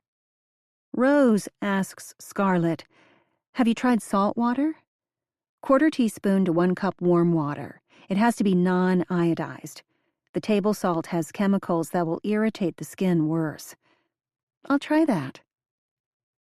Rose misses giving advice, even if that advice was usually ignored. She misses, too, letting her daughter know how beautiful she was. Though how many young women are ready to believe it? Scarlett is gorgeous in that same effortless way, with hourglass curves on top of it all. Rose remembers Eva's essay about deflated boobs post-breastfeeding. But looking at Eva now, you'd never know it. She's no longer flat. She's no longer saggy. She wears close-fitting outfits. But evidently, a young woman like Scarlett shouldn't. Rose had to bite her tongue around Jules, too, knowing that men can be predatory. When Jules was 13, Rose wished she wore less mascara. By the time Jules was 16, Rose realized that a little less mascara wasn't going to save her daughter from harm. Any thoughtful woman knows it, too. It's one thing when Eva attacks writers about their manuscripts, but watching Eva pressure Scarlett about her appearance opens up a gap in the clouds that have hovered too persistently around Rose's head lately. Light, fresh air, and common sense all come streaming in. Eva attacks them all where they are weakest. Sometimes about the writing, sometimes about the serious life mistakes they've made. But a woman as young and vibrant as Scarlett hasn't had time to make many mistakes. Like Jules. Even when Rose tries to care about someone else, even for a moment, it always comes back to her daughter. She can't help it. "Can I ask you something?" Rose asks Scarlett. "It's just that I saw you looking at your Instagram." "Oh," says Scarlett, snapping the app shut. "Bad habit. One I almost kicked before coming here. When my anxiety flares, I go right back to it."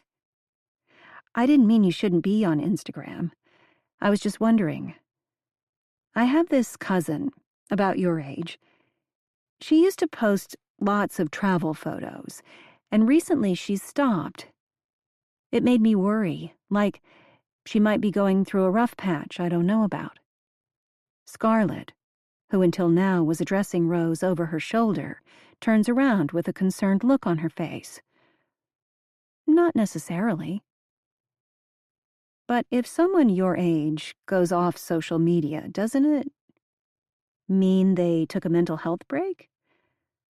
Maybe they realize that social media is a ploy to make us compare ourselves to each other and feel bad?" Rose laughs. "I guess it could mean that. I'll be honest, I posted a ton of photos at the beginning of my cross-country bike trip. I loved the comments. 'You're so adventurous, so brave. You can do it.' And then a month into my trip, 'OMG, you've lost a ton. What, you're effing gorgeous now.'" "I can imagine," Rose says, smiling. But Scarlett doesn't smile back. "I'd take a shot of my strong calves or do a selfie with a bicep curl. Nope, not 'you're a beast,' just 'you're so pretty now, you're skinny. Now we see what was hiding under there.' By the time I got halfway across the country, I refused to post anything with my body in it. It was all barns, bridges, and water towers. Even my best friends kept saying, 'Show us what you look like now. Gels.'" Scarlett pauses to explain. "That means jealous." I guessed. The bathroom door opens. Isabel steps out, wincing. "Sorry, ladies, I should have let you go first. I think I was trying to avoid the final prompt." "Understandable," Rose says, with a conspiratorial wink. But Scarlett doesn't hurry into the bathroom just yet. Her eyebrows knit together. She might even be tearing up. Sometimes, when you stop posting, it just means you finally got a fucking grip on what matters in life.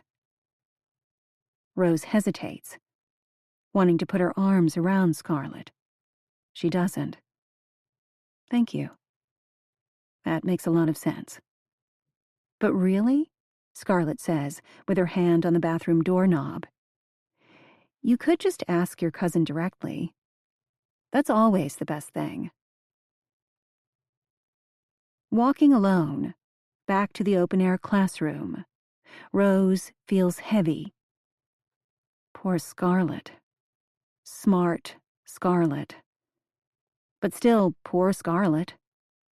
To ride thousands of miles, only to realize your friends are idiots and the only thing people are excited about is your weight loss. And poor Jules. When she stopped posting lots of photos, why didn't Rose simply ask? For the same reason she doesn't like memoirs. She reflexively turns away from things that are sad or uncomfortable. She doesn't like digging into the past, or focusing on the negative, or unleashing barely tamed inner demons. You don't have to pretend to get along with Ilyana, Mom. You shut out the bad stuff. You'd know a lot more about yourself if you tried. Maybe keep a diary. 3 months ago, Rose might have replied to Jules's sassy criticisms by saying, "Look at your Instagram. You're a private person too, hiding your face all the time." Maybe Jules hadn't been hiding at all. Maybe she was hiding back in college, when she posted hundreds of falsely cheerful photos, even when things weren't going well. Maybe, over the last year, Jules had decided to stop playing that game. Maybe, in the final months of her life, she was on the way to becoming her best, most authentic self. And then again, Jules lied about the grad school applications. No, Rose thinks, refusing to let the doubt infect her all over again. No. Jules tried to tell her. A degree doesn't make you a writer. Rose was the one who wouldn't listen. Jules would have told her when the time was right. She was trying to put her foot down. She was ready to decide her own future. Jules may have been anxious, but she wasn't apathetic. Rose knew Jules. She knows her still. The view in front of Rose gets glassy. Never mind her daughter's Instagram. Rose has her own family photos, and the smiles in them are genuine. She brings her phone closer, flicking in search of a favorite image from their last family holiday, when a hand drops onto her shoulder. She spins around, startled. It's the young man, Eva's son, from the orphanage talk. He grabs her by the arms, his thumbs firm against Rose's biceps. "It's you." His voice is strange. He's standing too close. Rose's heart bangs hard in her chest. She twists out of his grip. He lets go of her arms and takes both her wrists, clasping hard enough to make her wince. "I thought, he stammers. His eyes seem to be fixating on something. Maybe the silver bangle she's wearing. He whispers, "Don't be afraid." But it comes out as a guttural sob, like he's overcome by emotion. She follows his gaze to the spot above her left wrist bone, where she has a tattoo no bigger than a dime, half hidden by the bangle. R and J in cursive, intertwined with a rose next to it. Her daughter had the same one on her ankle. It was Jules's idea to get matching tattoos for her 21st birthday. At that moment, Astrid comes walking toward them from the house. He releases Rose's hands, their faces still close, switching to Spanish. "I have to talk to you. Do you understand me?" She nods, her biceps and wrists still registering the pressure of his fingers. Astrid smiles at them, sauntering past. "Hey guys, workshop almost done?" "Yes," Rose barely manages to say. "You and Maurizio doing a little garden tour?" Maurizio reaches down and snaps a blossom off a flowering bush at the base of the stairs. "Pretend we're not talking about anything serious," he continues, in Spanish, holding the pink blossom close to her face. "Smile. Am I talking too fast?" If Astrid spends a lot of time in Guatemala, she must understand some Spanish, Rose thinks. But maybe not. Eva doesn't. "You do a great job with the plants," Rose says in English, feeling torn between wanting to hear what he has to tell her and needing to put some distance between them. She can't quell the alarms in her body. He grabbed her so roughly. She stammers, "What's this flower called?" Astrid stops 10 feet away from them. "Maurizio, is Eva still in the classroom?" She shades her eyes with a hand. "Never mind. They must be wrapping up. I see her coming." "It's not what you think. Don't let anyone know we've talked. It's important. You understand?" Maurizio pushes the flower closer to Rose's face, his hand crushing the petals as his eyes continue past her, tracking the progress of not only Eva, but all the women pouring out of the classroom. "We have to go somewhere private, so I can explain." "So pretty," Rose nods. "And who are you, exactly?" "Maurizio. That's not what I meant." But she knows already. The boyfriend. He must be. Rose leans closer, pretending to smell the crushed petals. And she can smell, not the flower, but him. Layers of scent. Cologne, hair gel, but also sweat. She can see a sheen on his forehead, the panic in his eyes. His trembling fingers touch her cheek. She can smell his fear. In Spanish, he whispers, "If I can't find you again in a few minutes, I'll meet you in town. I can't let her hear." Rose whispers back in Spanish, "You know where I'm staying?" He nods. "I'll find you, please." His face is reddening, like he's about to shout or cry. "You're her mother." That last phrase weakens Rose so suddenly she almost falls to the ground. "Su madre." Yes, she is. Oh my God, yes, he knows something. He whispers, "Tengo miedo que..." Afraid? Her mind is spinning. The words won't come fast enough. "Sobre qué? Dígame." "No confíes en..." Don't trust who? Which one? "Please," Rose manages to say, and then it's too late. Eva strides toward them, her voice a bright bell, ringing with adoration for Maurizio. "Honey, there you are. We need to meet with Astrid about the orphanage, all three of us." She steps between Maurizio and Rose, physically parting them. To Rose, she says, "You missed the prompt." Eva might as well be talking gibberish. Prompt. Not on your life. Rose has found someone who wants to talk. Someone who knows. Even the most gripping tales need a moment of rest. Let this pause refresh your senses.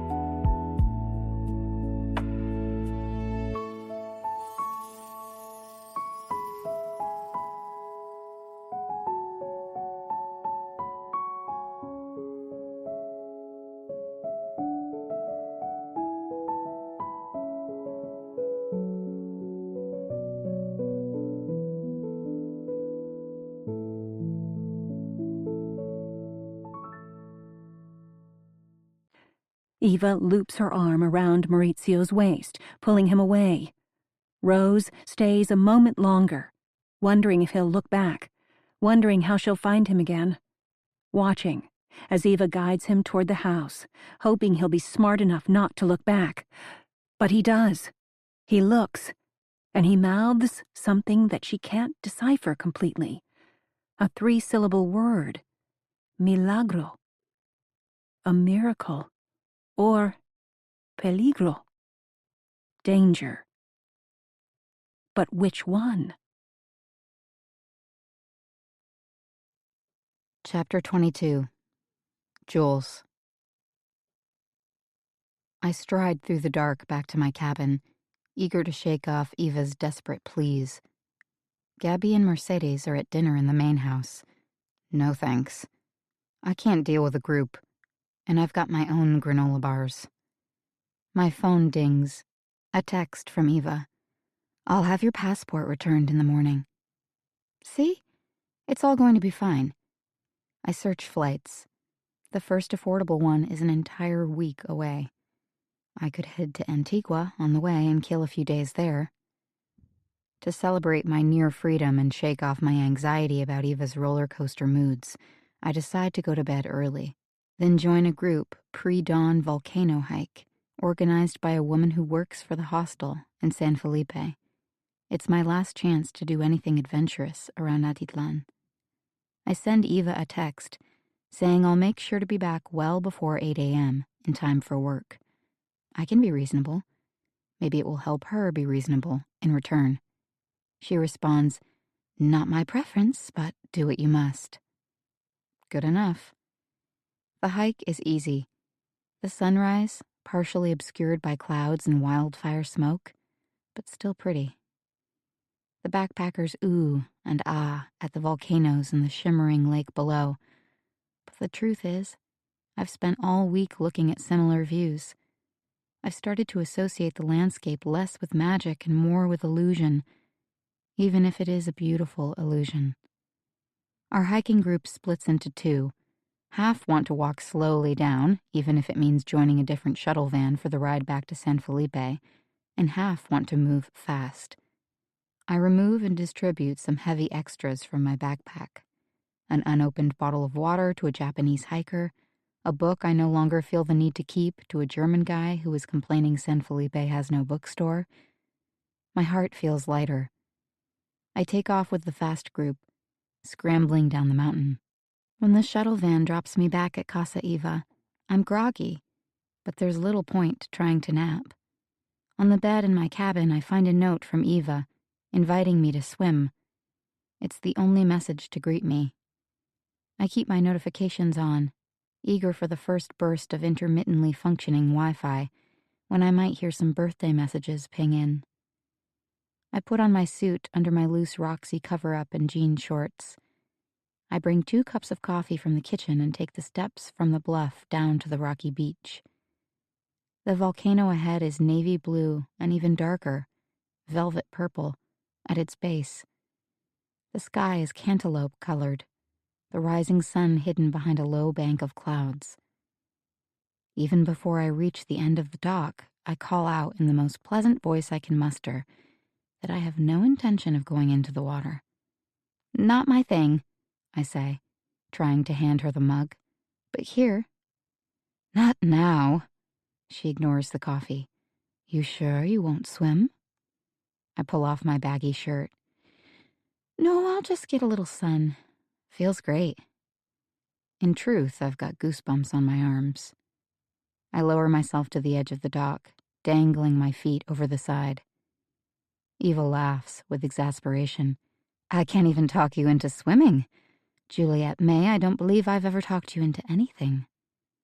When I don't reply, she asks, "You really haven't changed your mind about our important decision?" I'm fascinated by the mess she's made of her life, and as someone who idolized her from a distance, I feel cheated. But I don't hate her, and I don't want her to hate me, even now. "I'm sorry," I tell her. "I will never, ever tell your secret, but I can't help you make a baby." I wait as she lowers herself to join me. She's wearing only her bathing suit, and when she sits, her thighs are narrower than mine, the skin loose around her knees, but the line of her hamstring defined, all the same. She's fit and strong, a woman who has constructed a life that includes most of what she wants. Daily swimming, multiple beautiful homes, a swarm of adoring, loyal people catering to her whims. I wish it could have been enough for her. I want to clear something up, she says. I'd rather talk babies, but I guess we are really, truly not destined for that. You'll have to forgive me for being so obstinate. I'm like a dog with a bone. It's fine. Good. As long as that part isn't happening, let's just make sure your visit here hasn't created other problems. Barbara says I'm stupid sometimes.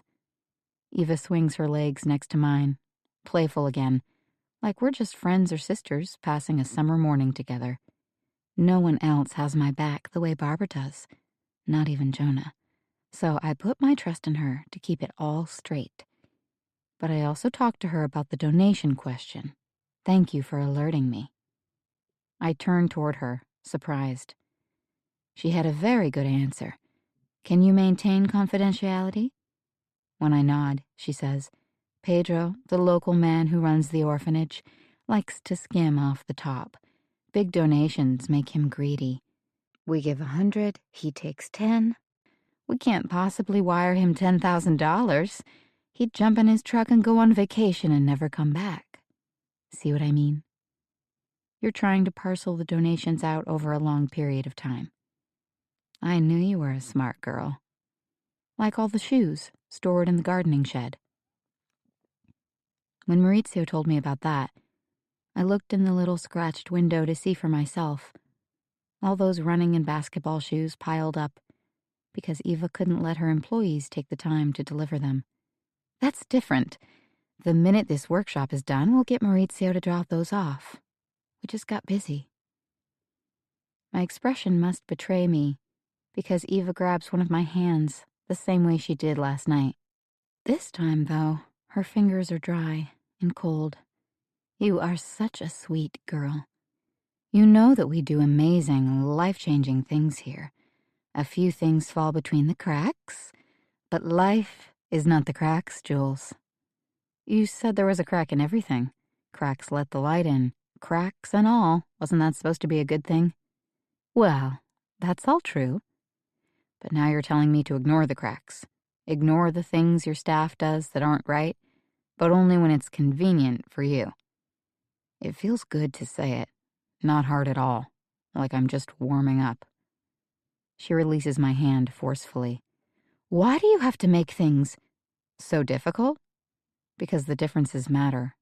Words matter. Eva has lifted one hand like she's preparing to slap me.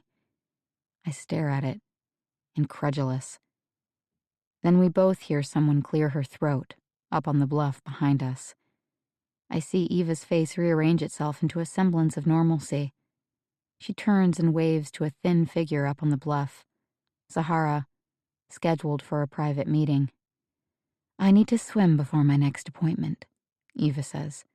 The offending hand returns to where it belongs. You stay and think a bit. Cool down. I close my eyes, trying to let the irritation pass. You were right about Barbara, by the way, Eva adds quietly. She really is upset with you. She's worried you're trying to replace her, and she still thinks you might spill the beans about the orphanage money. I remember Maurizio's lack of shock about the missing money. I remember, too, how Eva referred to her good friend, Chief Molina. Not that anyone would do anything about a little missing money, right? Well, people will donate less if they have concerns. Most of all, it would be a distraction from the good work we do here. The good work. She still believes, despite everything, that her moral ledger balances. I promise not to talk about the money stuff. And you can definitely let Barbara know that replacing her is the last thing on my mind. Even so, she feels threatened. When she gets like this, I can't talk her out of it. Anyway, I had your passport returned to your desk drawer. Nothing can stop you from going home tomorrow. I've already let Hans, Concha, and a few of the kitchen girls know. You can say goodbye tonight at the staff party. One last fun evening. Wow, I say, genuinely surprised.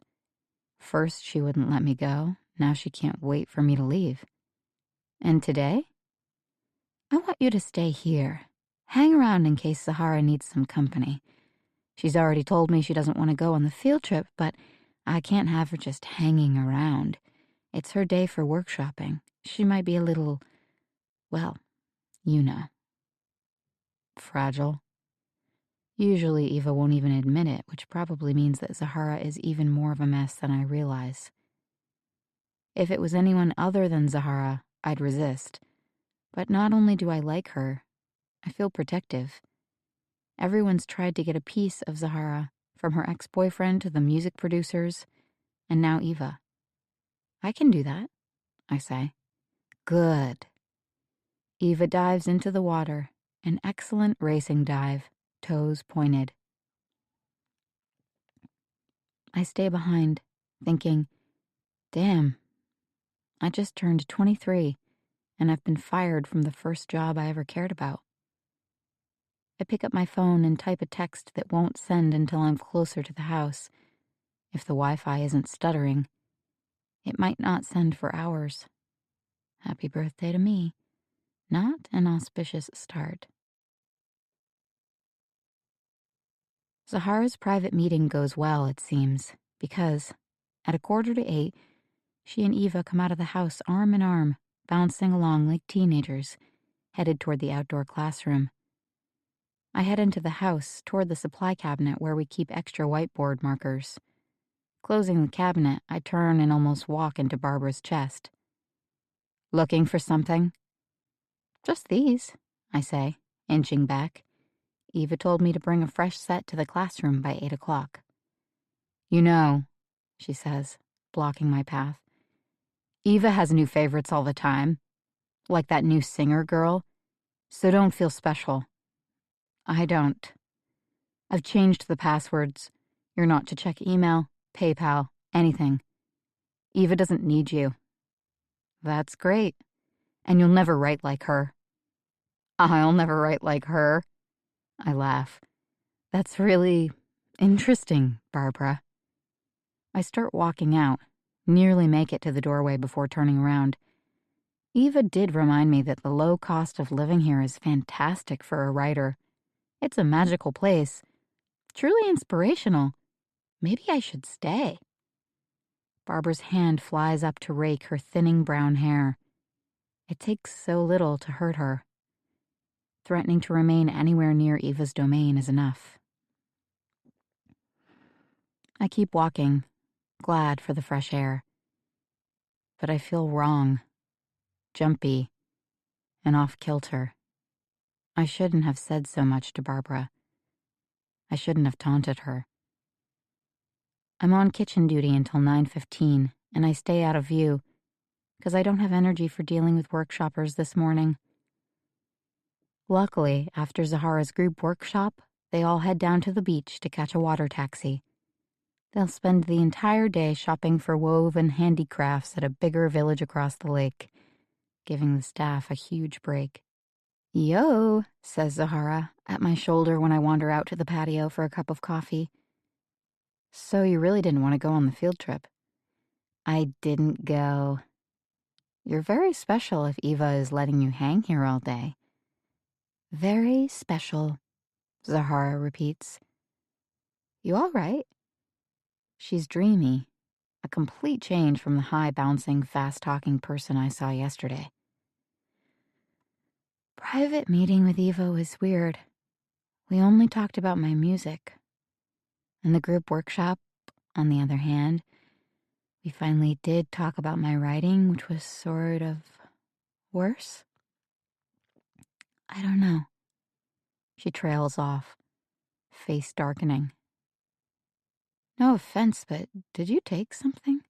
I wouldn't judge. It's stressful. Taking something. Good idea. She lifts the lid of a large cooler under the table. It's empty. No ice, even. No, I'm asking in the past tense. Did you take something? She tries a cardboard box next to the cooler. Bingo. She lifts a tequila bottle and holds it next to her face, pressing it into her cheek. The amber liquid winks in the sun. Her kohl-rimmed hazel eyes, a shade darker than the tequila, look mostly normal, the pupils only slightly enlarged. That's for the party. We'll have margaritas tonight, I promise. Margaritas are for kids. They really aren't. Play hooky with me. We don't have to play hooky. We're not at school. I was asked to help tidy up the garden paths, but I've also been asked to keep an eye on Zahara. Direct order from Eva. I've got my bathing suit on, Zahara says. Do you? Under my clothes? Good, and I need something to take the edge off. I think the edge is already off. She finds this hilarious. Never mind. She pats her hoodie pocket. Whatever is in that pocket isn't our friend. If she continues to go the pill route, there's no way I'll be able to monitor her. I already nixed tequila for now. The goal is to reduce risk. Eliminating it entirely is impossible. I've got something perfect. Stay right here and I promise to bring you a present. I dash into the kitchen and come out with a bottle of sparkling white wine, a carton of orange juice, and 2 plastic cups. Jules, I love you. And you'll still love me in the morning. Let's hope.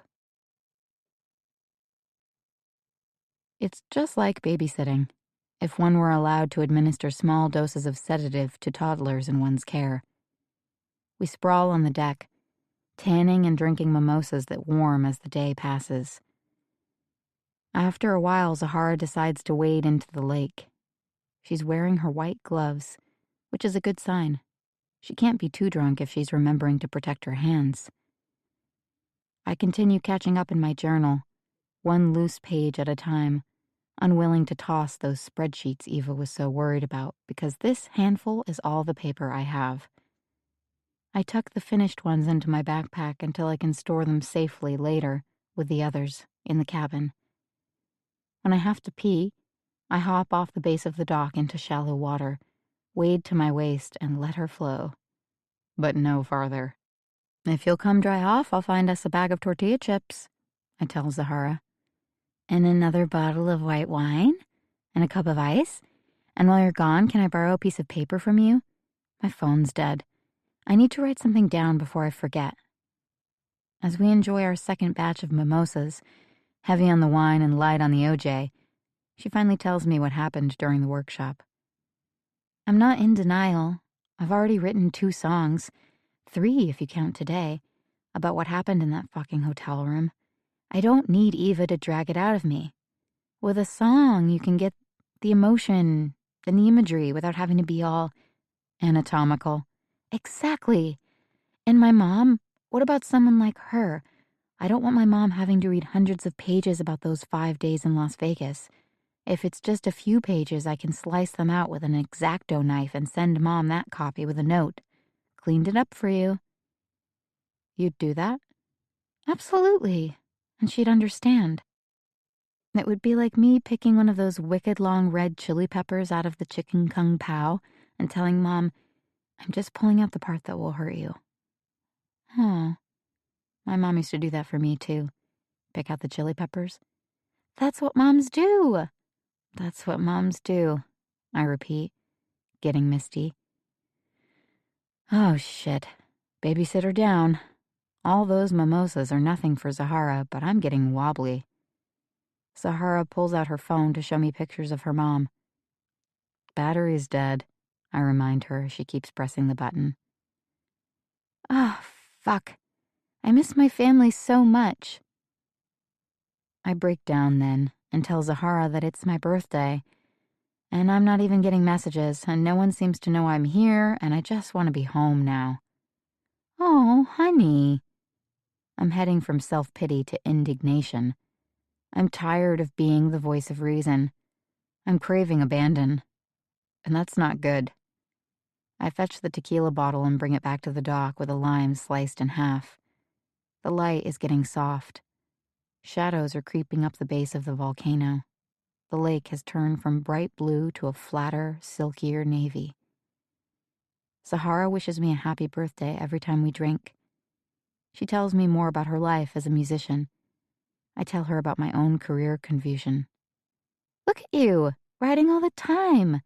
She gestures to the pages sticking out of my backpack. Doesn't mean. That's the only thing that means. Trust me, if you write, you're a writer. If you make music, you're a musician. Identity comes first, and it's yours once you claim it and start doing the work. Not when you're published. Not when reviewers say you've done a good job. Not when you get awards. Not when you have 1 million followers. We're not going to see each other after this week. We might. Girl, get real. We won't. But this is my gift to you. She kisses me on the lips. Not sexually, I don't think. She hands me the tequila bottle again, and I drink. Several more shots later, Zahara gets a funny look. If you're still missing your mom, try smoke signals. She extracts 2 cigarettes from her pocket and hands me one. One itty-bitty social cigarette on my 23rd birthday can't hurt. Now do this, Zahara says, blowing perfect smoke rings that hover over the water, dissolving slowly in the soft light. And now when you blow out, think of your mother hard. Put the thoughts into the smoke. That's the last thing my mom would want, me thinking about her while you ingest carcinogens. Just do it. She'll forgive you for the cancer part. My head's getting lighter and lighter as I try to get at least one good ring to form, thinking of my mother the whole time, knowing I'll tell her the story later, even knowing what she'll say. That's great, Jules, but maybe bubbles next time? Or a pretty floating lantern? She's receiving your thoughts right now, Zahara says in all seriousness. How do you know? Zahara stubs out her cigarette under her sandal. My mom received all the thoughts I sent her a year ago from the hotel room in Vegas. No, I say under my breath. Yes, she knew something was wrong after just the first day. She had a racing heartbeat and an upset stomach. Day 2, she started trying to contact Brad. That's the asshole's name. Day 3, she was on the phone with my producers and 2 of my friends. My fuckhead ex-boyfriend said I'd gone on a silent retreat in Joshua Tree. My mom tried to believe it, but she couldn't stop feeling sick. Meanwhile, Brad was ordering room service and refusing to let any maid change the sheets. That's awful. They're used to that shit in Vegas. If the toilet hadn't backed up, I think he would have kept me tied up for a month. I'm so sorry. Yeah, it happened. Anyway, this works too. Zahara cups her mouth and starts howling out across the lake. Mom! Mama! I can't do that. It's too embarrassing. Have you noticed how it's the same sound in so many languages? Spanish, Chinese, everyone likes to say it. It's a sound that makes you feel good. 1 billion babies can't be wrong. Okay, fine. I try it, glad for a reprieve from her sad story, wanting to share a few moments of silly joy. Louder, like this. Mama! Mommy! I double over with laughter. Mom! Mama! Mommy! It feels so good, so ridiculous, and anxiety-purging. Zahara switches into a wolf howl, but I stick with the basics.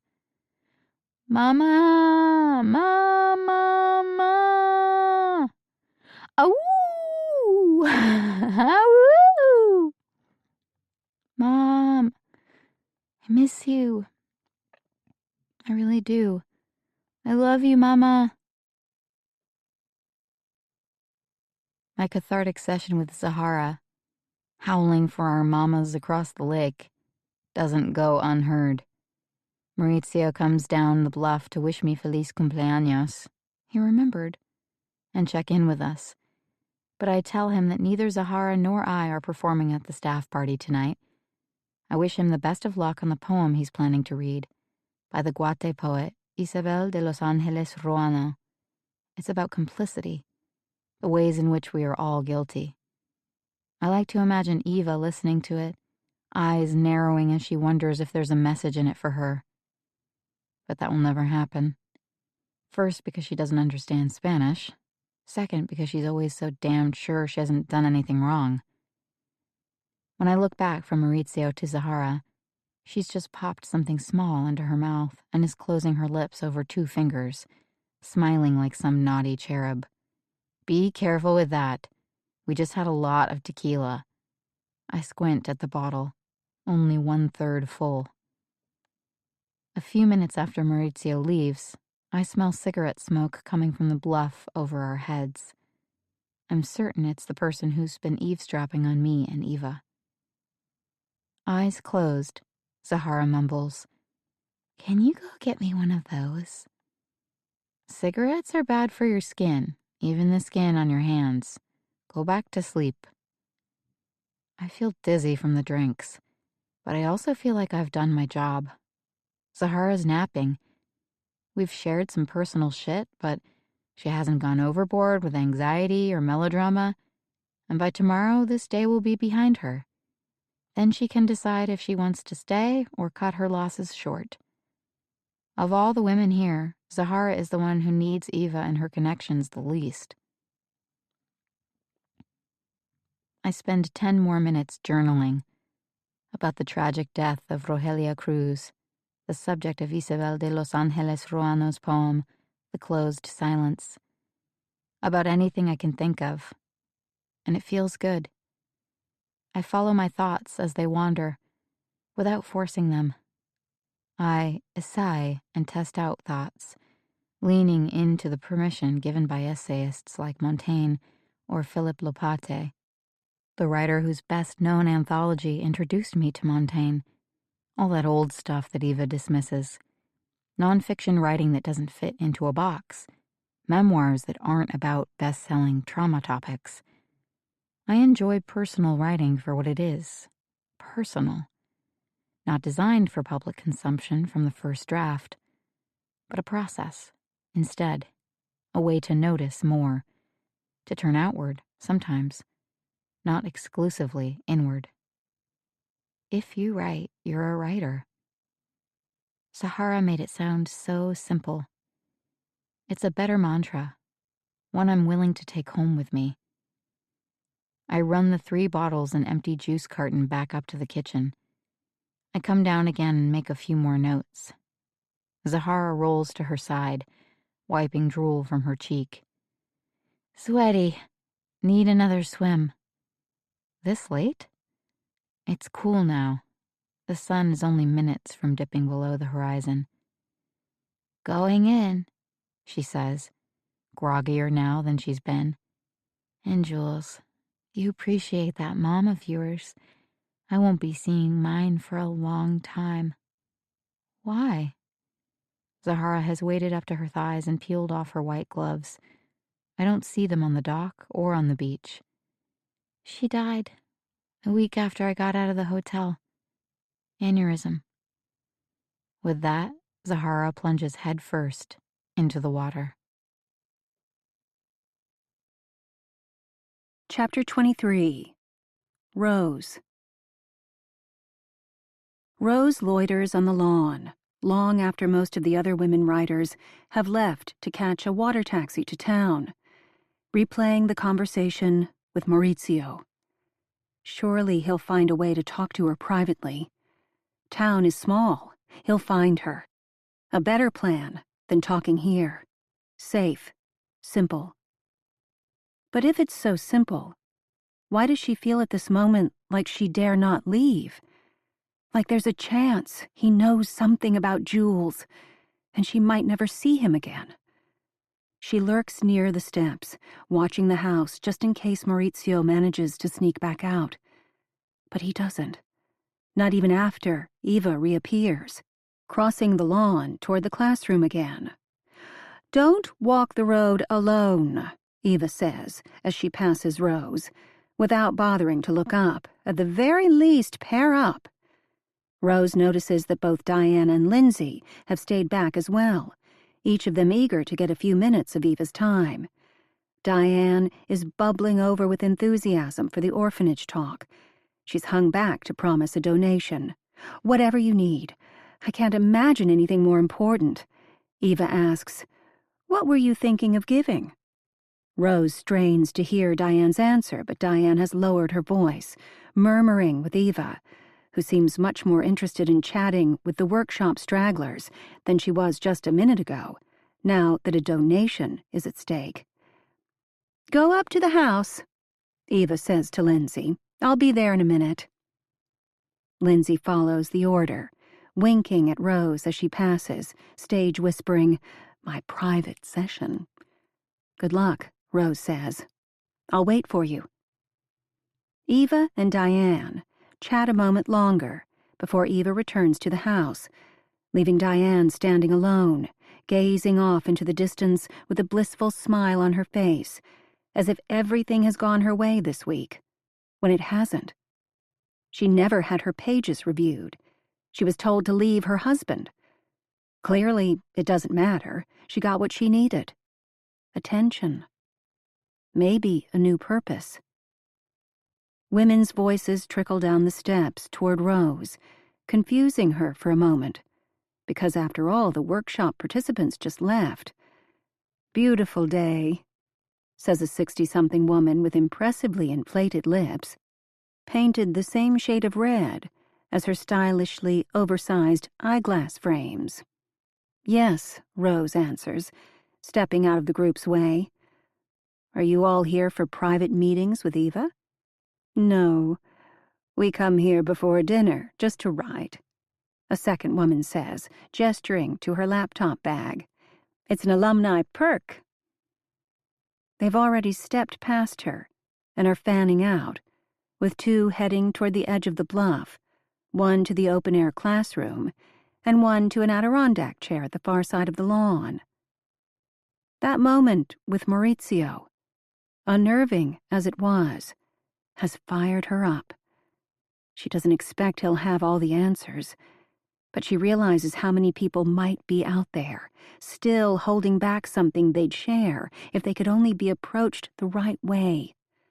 Desperate not to lose her chance, Rose calls out, "Anyone here last May?" Only the woman in red glasses turns back, curious. Rose splutters, "I'm thinking of coming again next spring, but I want to know if the weather's good enough." "Oh, it's always good," the woman says, unhelpfully, before turning away again. Diane, who has been watching Rose's pathetic failed attempt to chat with the alums, strides over. "Nice try. They're a bit cliquey, aren't they?" "A little." Rose is still rattled, worried about whether Maurizio will return, and equally frustrated that she hasn't managed to extract any useful info from the regulars. They seem to avoid the first-timers. "I made a few inroads," Diane says with a self-satisfied smile. "They're more welcoming when they find out you're not a one-and-done kind of person. So how about you? Do you think you'll come back?" "Why not?" Rose improvises. "I mean, if that's what it takes to finish." Diane nods with approval. "Some of us understand what it takes." She looks out over the lake, her face blissful again, adding, "I can imagine having my own cabana here." I suggested to Eva that she should build some guest structures so we don't have to stay at those dark little cabins in town. She owns a separate piece of land down the road. I'm thinking of little adobe casitas. Rose nods, unable to concentrate, her mind wandering the moment the information isn't essential. "I'm sorry," Rose says, interrupting Diane in the middle of a tedious explanation of straw bale architecture. "I wonder if any of the alums have their own organization, even an unofficial one." Diane raises her palms to her cheeks. That's brilliant. Think of the fundraising possibilities. I mean, I pledged $5,000 before I came, and I just told Eva I'd gladly give another $5,000. That's so generous, Rose says, swallowing her surprise. $10,000? Hadn't Jules told her that most of these visiting writers were incredibly well off? For some of them, the workshop fees are nothing. Do you wire it to the orphanage? Rose asks. I hope they don't make it complicated. Not complicated at all. You just send it to Eva. The same way we sent our trip payments, PayPal, 2 minutes. Oh, good, Rose says, hoping her smile looks genuine. And you know, that's really kind of you, Diane. I'm sure Eva will be grateful. Some women give more. Diane narrows her eyes in the direction of the alumni clique. Rose follows her gaze and mirrors her expression. Well then, I'm thinking of donating 20,000. I mean, the orphanage is such a deserving cause. Diane's self-satisfied smile fades, like she's not happy being outbid. Maybe Rose should have pretended she was donating 50,000 just for fun. Shame, though, Rose adds. It would be so fun to tell Astrid and Eva right away. But even if the PayPal part is easy, my financial advisor will have a fit if I don't do a little research first. Have you checked out the orphanage's nonprofit profile on Charity Navigator or any of the other charity sites? Oh, no, Diane says, with enthusiasm. It's completely different with a small foreign charity. They're not on any of those websites. They're probably not even an official nonprofit. How convenient, Rose thinks. Then Eva should form one for them. They'd get much bigger donations that way. You and I know how this works. Never mind bothering Eva first. She's too busy. Let's set up a little meeting with Astrid. This is the most creative Rose has felt all trip, and her inspiration isn't yet spent. And you know who else we need at that meeting? A few other alums who have donated in the past. Any ideas? Diane gestures to a bench on the edge of the bluff, where a white-haired woman is sitting with a walking stick across her knees. Wendy tells me she gives a few $1,000s every quarter to the orphanage. I was just talking to her. The older woman has been taking part in the workshops, but always silently, from the farthest back seats. Rose never guessed she was an alum. Every quarter, Rose repeats. Is that how frequently Wendy attends the workshops? I doubt anyone comes that often, Diane says, but her expression has changed. But maybe. I asked her the same question and she was vague. But not vague about her donations. No, completely proud of those. Rose remembers something Lindsay said about a soft rule that didn't allow alumni to come back 2 or 3 times in a row. But maybe it was soft because it all depended on which alum you were and whether you reliably opened your purse every time you were asked. Maybe she's just embarrassed how long it's taking her to finish her memoir, Rose says, keeping her eye on Wendy, and equally focused on gluing herself to Diane, at least until she's figured out everything Diane might know about the money that is conveniently routed through Eva's organization to another one. The question, Diane says, is really how much the orphanage needs. Well, I plan to find out. I have a site visit scheduled, first thing in the morning. Where did Rose get the phrase site visit? Why did she say morning? I'll get us some info, and then we can assemble our little alumni development team and go from there. Diane looks around to see if anyone is close enough to eavesdrop. Good plan. But as much as I like the meeting idea, I don't think it should be with Astrid. She's only volunteered at the orphanage for 4 months. But Eva just told me she isn't doing a very good job, and they plan to replace her soon.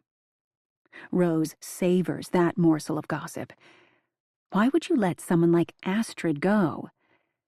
It might be to stop her from mismanaging donations, but it might also be to stop her from realizing other people are mismanaging donations. Follow the money.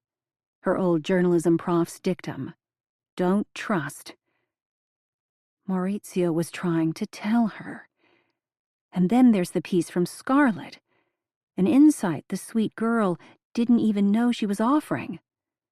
Sometimes when you stop posting, it just means you finally got a fucking grip on what matters in life. It took Rose less than 72 hours to notice that Eva's orphanage donation scheme might be fishy. Jules may have been enamored with Eva, but Jules wasn't dumb. In fact, because of her summer internships, she knew more about nonprofits than Rose does. And if Jules felt the way that Rose does now, that would have put Jules in a place that was uncomfortable.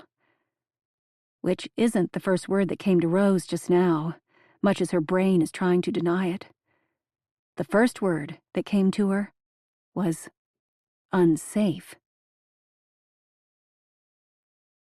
Diane jogs into the house as Lindsay, private session completed, makes her way toward Rose, face lit up with an enigmatic grin. The late afternoon sun is shining on Lindsay's sharp, bronzed cheekbones, catching the glitter in her makeup. Her hair is even more aggressively spiked. Less Emma Thompson today, more Billy Idol. Good session?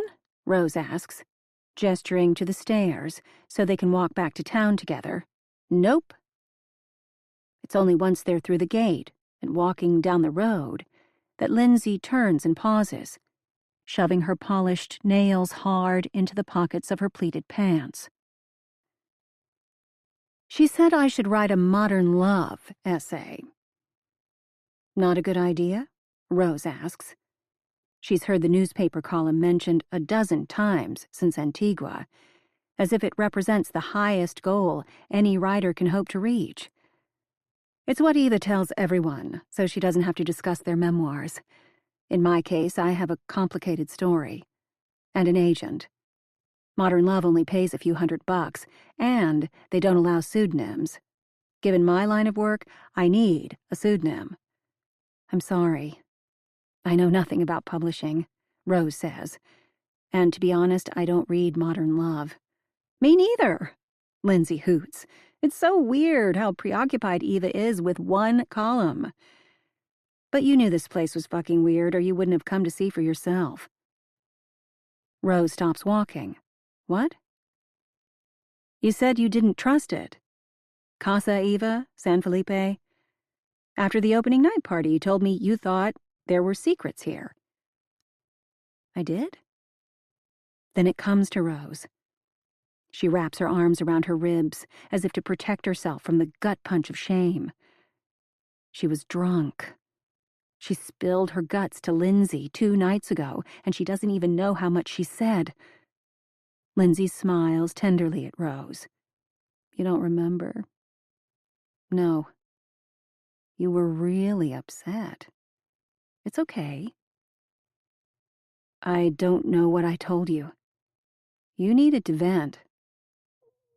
I've got you, Rose. Tears prick Rose's eyes, because she believes Lindsay, even though she barely knows her. Did I mention Jules? Without missing a beat, Lindsay says, Jewels? As in diamonds and rubies? No. You just said that you had a reason to keep a low profile and you needed to be here. Believe me, I pushed. I'll push again, if you'd like. No, Rose says quickly. There's something we need to talk about first. There's no better person to ask how to catch a thief than another thief. I need to visit the orphanage tomorrow. I think there are big donors who are handing over money every session at Casa Eva, and I think it's a really easy way for someone to skim money. Sure, I get that, Lindsay says with a quick nod. You're not surprised? That someone like Eva or her staff would siphon money from an endless flow of rich visitors, half of them grieving or traumatized, to a charity that probably doesn't keep good records in a country where no one pays attention? I think it's clever, Lindsay shrugs. I target men because they think with their dicks. I never thought about conning women. And I'm not saying I would, but you have to admit this is a pretty easy place to find targets. Okay, Rose says, glad to be on the right track. Follow the money. Yes, and don't forget, money is the whole story for a short con, but not for a long con. I don't understand. When it's a long con, or any kind of long game involving human beings and their foibles, you can't let yourself get tunnel-focused on the money at the exclusion of everything else. You have to understand your protagonists first. Are we talking about creative writing again, or crime? Both. You need to understand what your characters desire, what they believe, what their stories are. When it's a short con, you follow the money. When it's a long con, you follow the story. And ultimately you get to the money, or whatever the person is trying to acquire or protect. It isn't always a thing. A tuk-tuk comes up from behind them, spewing gravel and dust. It slows down, but Lindsay waves it off. Then she takes Rose's hand. You go to the orphanage, ask some questions, so you've got that angle nailed down, and it won't keep worrying you. But keep your mind open. Frankly, a few $1,000s, even 10 or 20K, is pretty small stakes. But do you think her staff is taking the money? Barbara or Hans or Astrid? Astrid is a hippie do-gooder. Hans doesn't even wear a fancy watch. Barbara looks like she bought her wardrobe at Target 10 years ago and hasn't replaced it. On the other hand, you never know when someone has an expensive addiction or too many alimony payments. And Eva? Lindsay's eyes narrow. Good question. If I had to come up with a word for Eva, it wouldn't be greedy. It would be sloppy. She seems too distracted to be stealing systematically. Diane would have been just as happy to donate thousands of dollars to some kind of alumni scholarship fund, and it would have been nearly impossible to track those donations. Instead, Eva was thrilled Diane wanted to give to the orphanage. So, it's not Eva. She wouldn't be my first guess. And if you were someone working for Eva who knew this was happening and didn't like it, then I'd have to be careful, Lindsay says. The first public buildings of San Felipe are coming into view. A mini-mart first, followed by a barber shop for locals. But still, it's quiet here, and they're alone. There might never be a better time. That person who should have been careful? Rose asks, ready to tell Lindsay everything now. That was my daughter. Chapter 24. Jules. I'm sitting here now, at dusk, watching Zahara side-stroke in circles. Occasionally she'll stand up and smack her hand against the water, where it's shimmering, like she's trying to smash a bug. I've called her back several times, but she won't answer me. I like her, but she's trouble, that girl. All of our day's conversation, muddled by hours of mimosas and tequila and sun, is coming back to me in snatches. Her mom won't ever read her book. Can't. That's a lot to take in. I'm glad I wrote some of it down, but maybe I got it wrong. Maybe we get almost everything wrong. But one can hope a little truth and light gets through anyway. Through the cracks, or despite them. That's what I'm still thinking about, in my melancholy haze, eyes pleasantly closed, nodding off, when Barbara comes rushing down the stairs and out to where I'm sitting, shaking the dock with her heavy steps. "She's drowning!" Barbara yells, her thick forearm flexing as she undoes the rope from the cleat. "I saw her from the bluff. She went under." "What? Where?" I'm too confused for the guilt to fully hit me, too confused even to think about whether we should get help or start looking for Zahara ourselves before it's too late. "That girl shouldn't have been allowed to swim so far," Barbara shouts. "You were supposed to be watching. Get in the boat." The last bit of orange has leaked out of the sky. It's so dark now. I don't remember it getting this dark. My knees are shaking as I jump into the rowboat, careful as I step past an extra detached oar and a rock attached to a rope. "The bow seat," Barbara yells. "Hurry up, and Jesus, get lower or you're going to tip us." "Sorry." With her back to me, hands on the oars, she barks. "Look for the splashes. If we hurry, we can still get to her." The volcano ahead is a gray silhouette against a navy sky. The lake is black. When I look straight down into the water, I feel a spike of fear. I try looking toward the horizon instead, but I'm not seeing any trace of Zahara. None at all. I'm hyperventilating now. It's all my fault. How many drinks did we have? How many pills did Zahara take? How long had Zahara been swimming when Barbara spotted her struggling?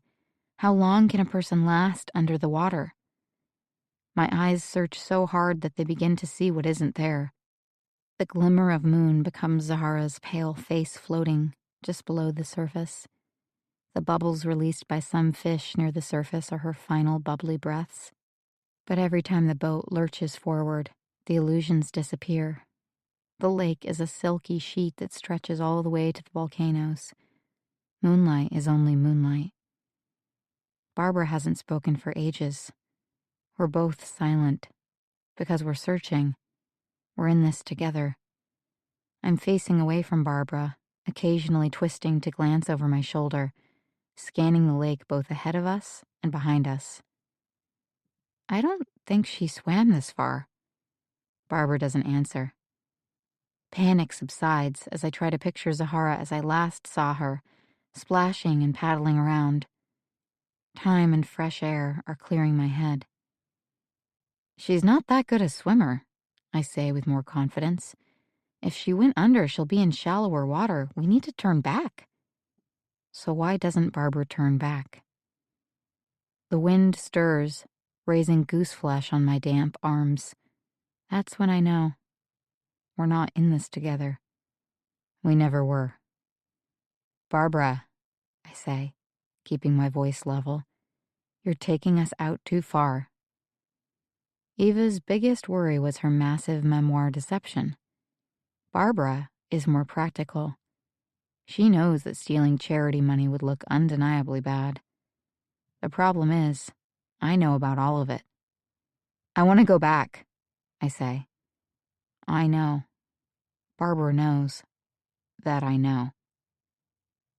As much as I hate to stop searching the lake's waters ahead, just in case Zahara is still out there, I turn sideways, hand reaching for the gunwale so I can steady myself as I change position. I'm about to speak again when I sense movement. Barbara has risen to a low crouch and she's reaching for something at her feet. I look up in time to see something long and dark coming toward me. I push to a half-standing position, confused, eyes on the oar as she lifts it like a baseball bat. Then a blur. My legs buckle. I scream, falling forward. There's a second horrible crack. Fireworks blast across my skull. The taste of metal as blood fills my mouth. I'm grabbing for something, anything. I'm trying to keep my mouth closed, though every part of me wants to inhale.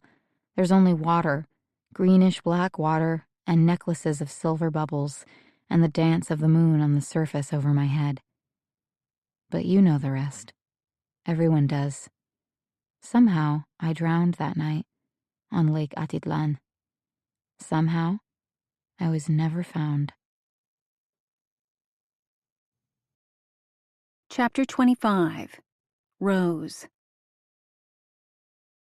That night, some of the women go to a local bar to eat chicken wings and play poker, with lessons from Lindsay. The talk of the evening is about K-Tap, who already packed up and left in a shuttle bound for Antigua. "Our first defector," Isabel whispers.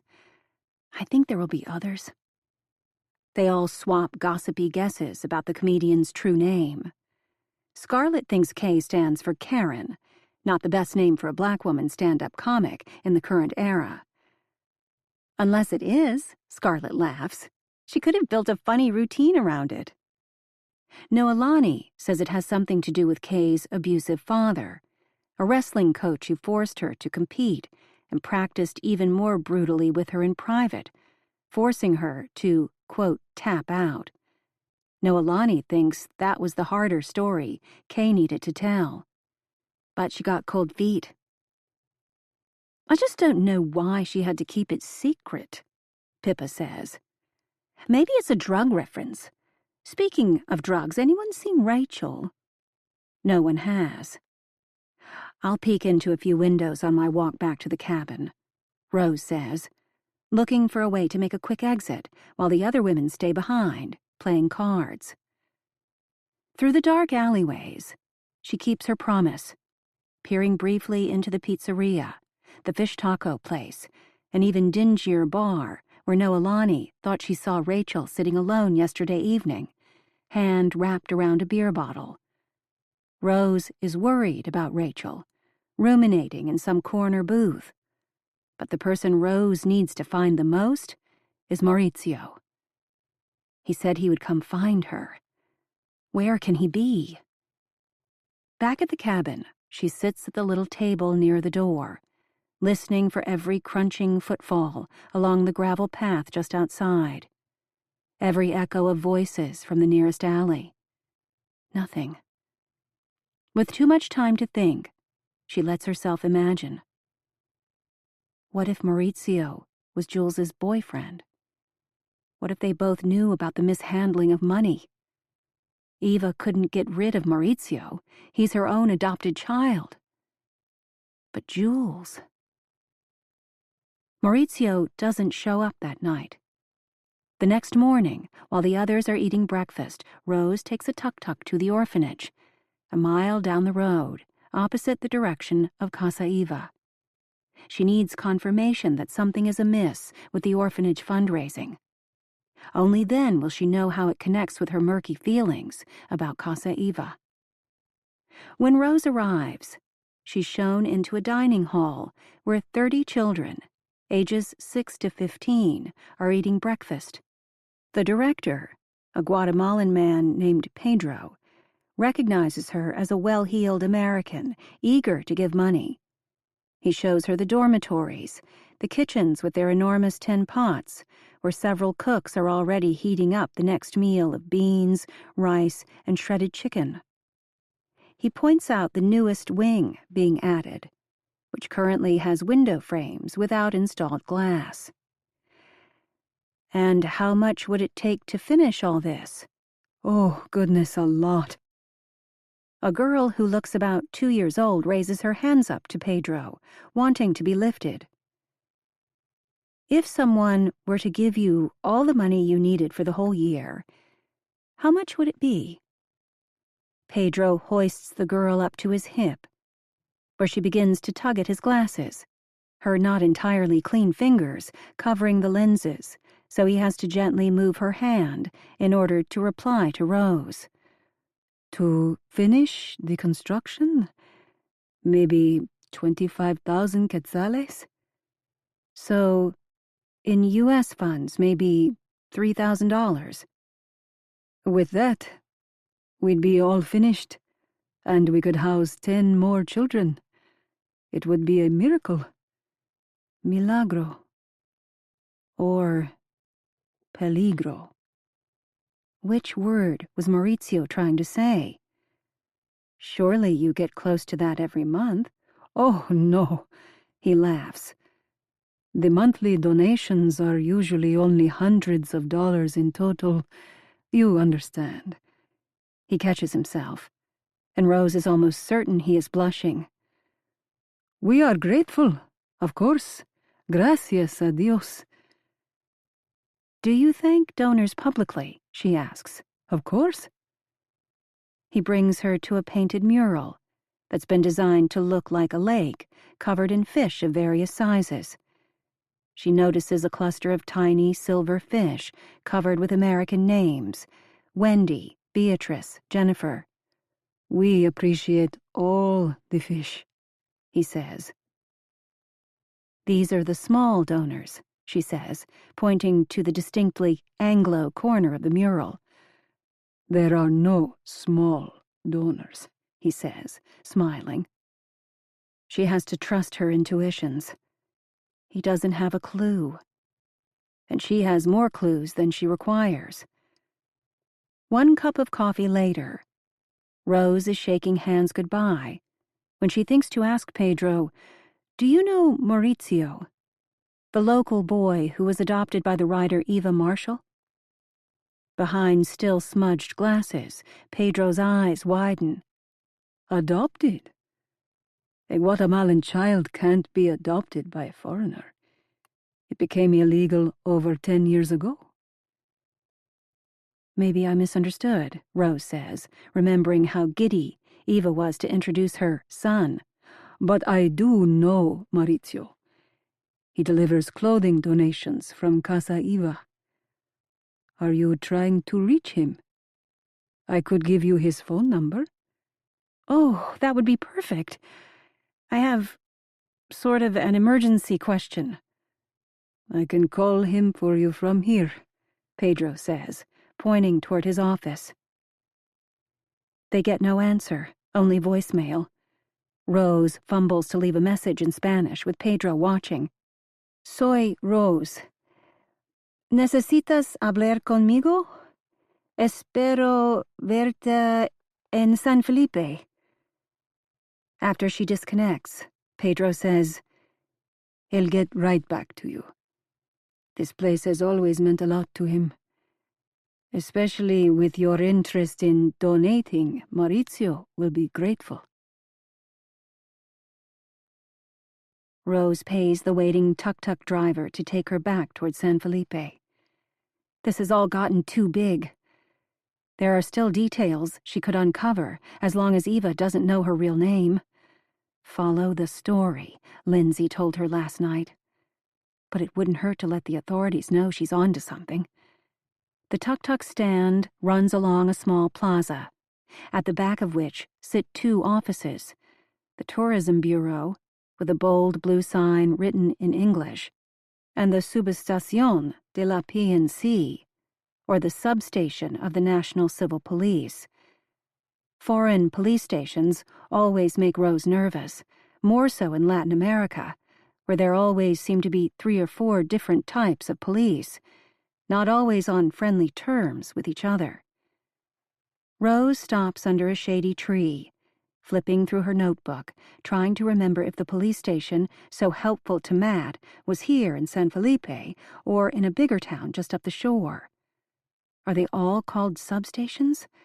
Is there a main station nearby? She already knows that the moment she presents herself, ready to make a report, she may have to register, using her real name, and she doesn't want to start showing identification, or mention Melina's name in the wrong place. Playing the dumb tourist, she darts into the tourism office first, where a young Mayan woman in a pale blue button-down blouse grabs for a map the moment Rose enters. "Can I help?" the woman says eagerly, like she doesn't get many opportunities. "I'm looking for the local police chief." "The wrong door," the woman says, "but you are very close." Her smile broadens, broad cheeks dimpling. Rose smiles back, a little puzzled by the enthusiasm. It's only when the young woman lifts a hand to wave that Rose understands she's been looking over her shoulder, past Rose, to someone else, out in the plaza. Rose glances behind her, then snaps her head back. It's Hans. From Casa Eva. He's holding 2 large take-out coffee cups. This is bad. For a moment she thinks Hans has come to deliver coffee to the Tourism Bureau employee. But as Rose steps to the side, pretending to be fascinated in a carousel of volcano postcards, she notices he isn't coming in. "You need any police, like to report a crime, or the police chief?" "The jefe," Rose says. "Molina, yes." "Okay," the woman says. "I show you." Bringing out an unnecessarily detailed photocopied map of the plaza, showing an ATM, a jewelry shop, an ice cream stand, 2 separate entrances to the police station, the first only 50 feet from where they are now standing.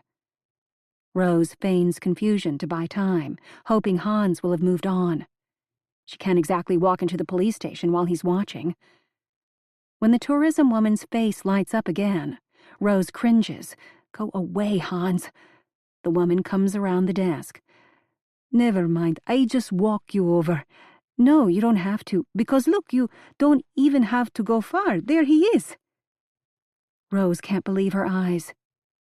The man being pointed out is surprisingly light-skinned and light-haired, with a ginger mustache that Rose remembers without question from one of Matt's photos.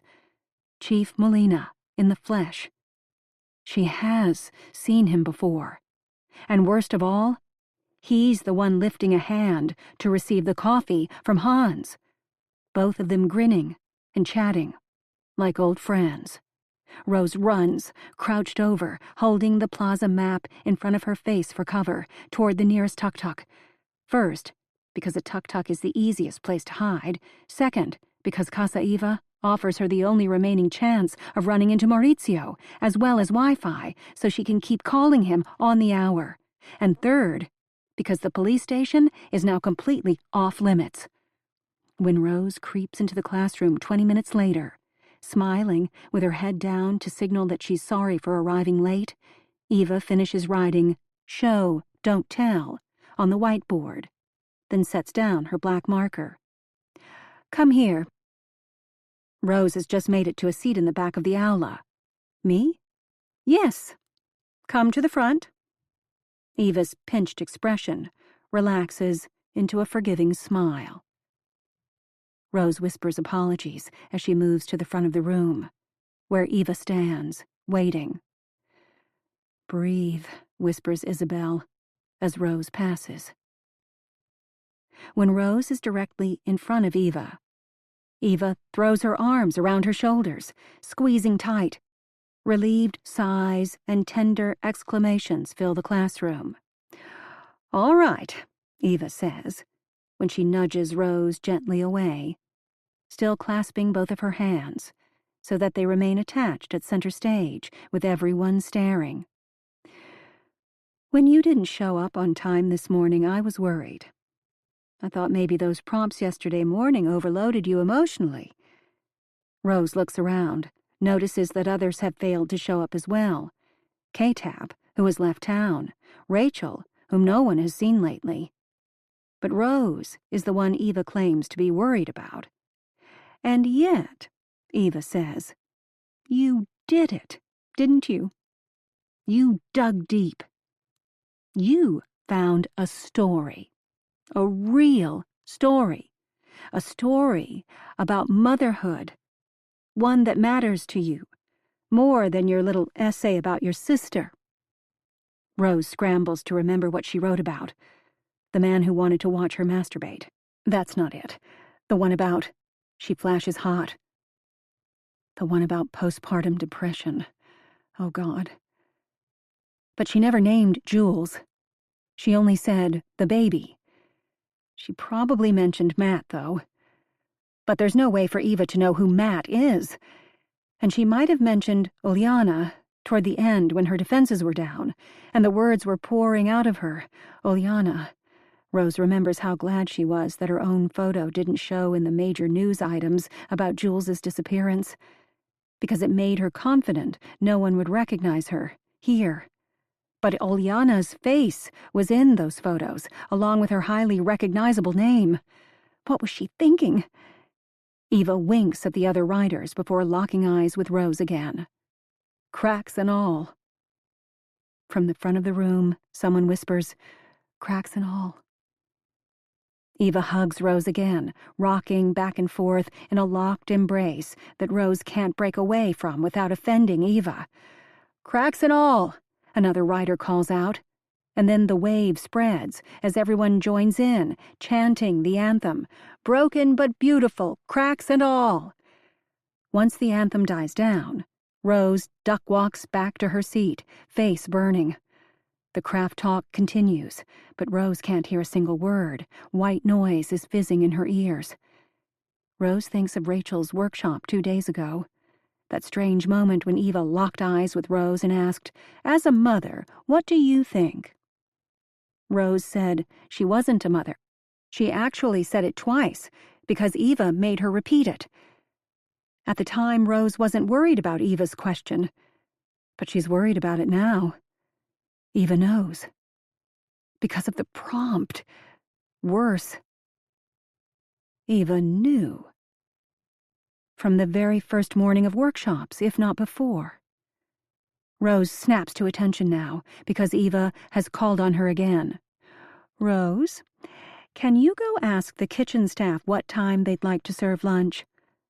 I know how much you like to interact with staff, and your Spanish is so good." The compliment feels forced, but Rose answers the only way she can. Sure."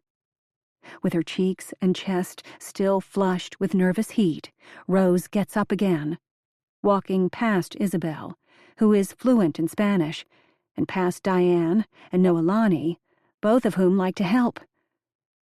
Rose has been given this task. Why? Certainly not to make it easier to eavesdrop on Barbara or Hans, who probably returned to Casa Eva 10 or 20 minutes after her, or to walk around hoping to catch a glimpse of Maurizio. It makes no sense. Unless Eva is completely unaware that Rose is here to get information. It makes no sense unless Eva is very much aware and wants nothing more than to watch Rose squirm.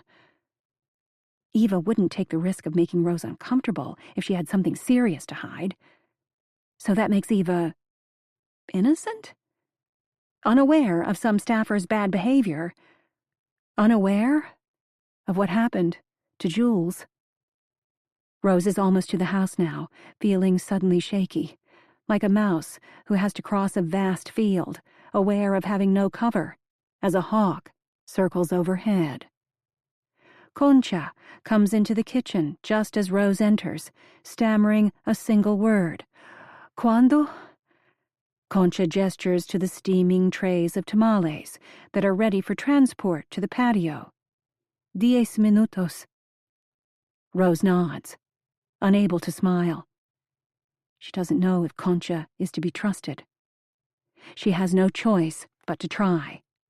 She gets up her nerve to ask, "Ha visto a Maurizio?"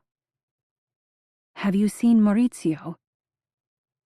Hans comes around the corner, big hands hidden in cooking mitts.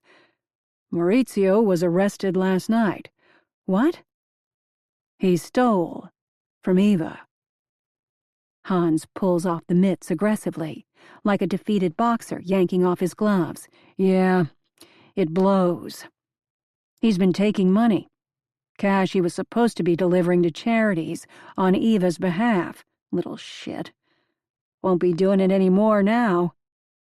Rose feels like she was going down the stairs in the dark and just missed a step. Her stomach drops.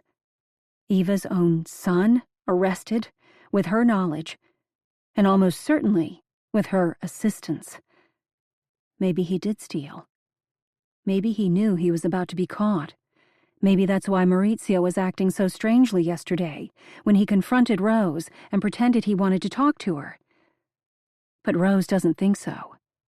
"Go ahead," Hans says, turning back. "You're supposed to go tell the riders that lunch is in 10 minutes? Noelani dashes in, just as Rose is turning to go.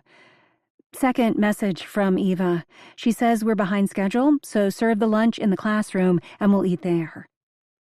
Rose's sense of dread deepens. There won't be a full lunch break.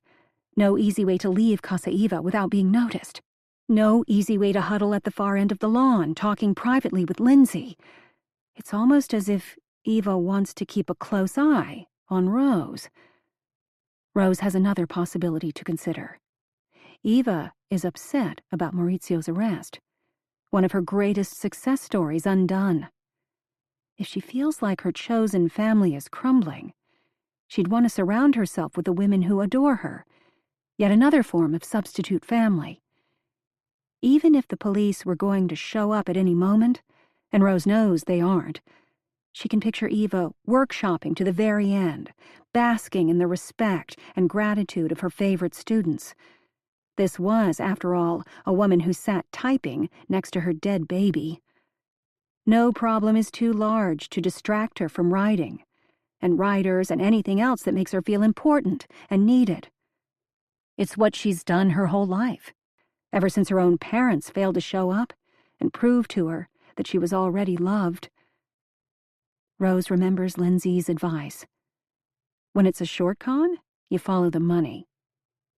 When it's a long con, you follow the story. Until just minutes ago, Rose would have said she didn't know what Eva's most important story is. But of course she does. Everyone does. Part 3. Chapter 26. She didn't mean to do it. She just gets that way sometimes. But I saw. I got there quickly. And you were a trooper. Sometimes we really do need to be thrown into the deep end to find out what we're made of. Take the straw. I know it hurts, but you have to drink. The jaw won't heal if you use it too much, too soon. Good girl. A little more. It's the perfect thing to flush out all the toxins. And then I'll get the bucket and I'll let you have more tea. It doesn't do any good to cry. You're safe now. It's all right. Chapter 27. Jules. 33 days after that night. You have to eat, comes the voice near my head. I roll away from it, burying my face in the mildewy travel pillow, just wanting to sleep again, for days, if I can. Something soft and salty is pushed into my mouth. Tamale dough. I managed to swallow the first time, but after the second mouthful, I gag. The choking splits my skull. Fine, that's enough. When I sleep, the pain ebbs. The hot ache of my broken jaw mellows into a dull throb. The fire in my shattered shin settles down into a warm pulse. But less physical pain means nightmares. They flow together, a parade of images and overheard conversations. I don't know what I'm remembering, what I'm imagining, and except for the most terrifying moments, like the hot blast of pain as something hard whacks my lower leg, followed by black water closing over my head, I don't care. I am a 6-year-old, playing with a red plastic Viewmaster my mother found at a garage sale. Press the plastic lever and the thin wheel advances to the next tiny slide. Woody Woodpecker. Popeye. The Flintstones. I push the viewer so hard against my face that I'm left with a line across my forehead. My parents find it hilarious that in the age of computers, 3D movies and widescreen television, their daughter is fascinated with a retro toy. But they don't understand. I don't need much to believe. Just a tiny celluloid image glimpsed through a tiny hole. Maybe the smaller view is better, actually. Easier to control. Click. Another picture. Click. Forward again. In my fragmented sleep, I tried the same thing, convincing myself that if I just roll over and find a cooler spot on the tiny pillow, if I squeeze my eyes shut, If I just purge the last picture in my brain and make room for a new one, then the next dream will be better. It has to be. A woman is cooing sympathetically as she dabs my forehead with a washcloth and smooths my tangled hair. Mom. But it isn't. Just put it there, Eduardo. I crack open one eye and see Eva pushing a garrafon jug into the small, round room. She's been the one voice in my head for who knows how long, the one nursing me. Water, I croak, though the second syllable sends nails into my mandible.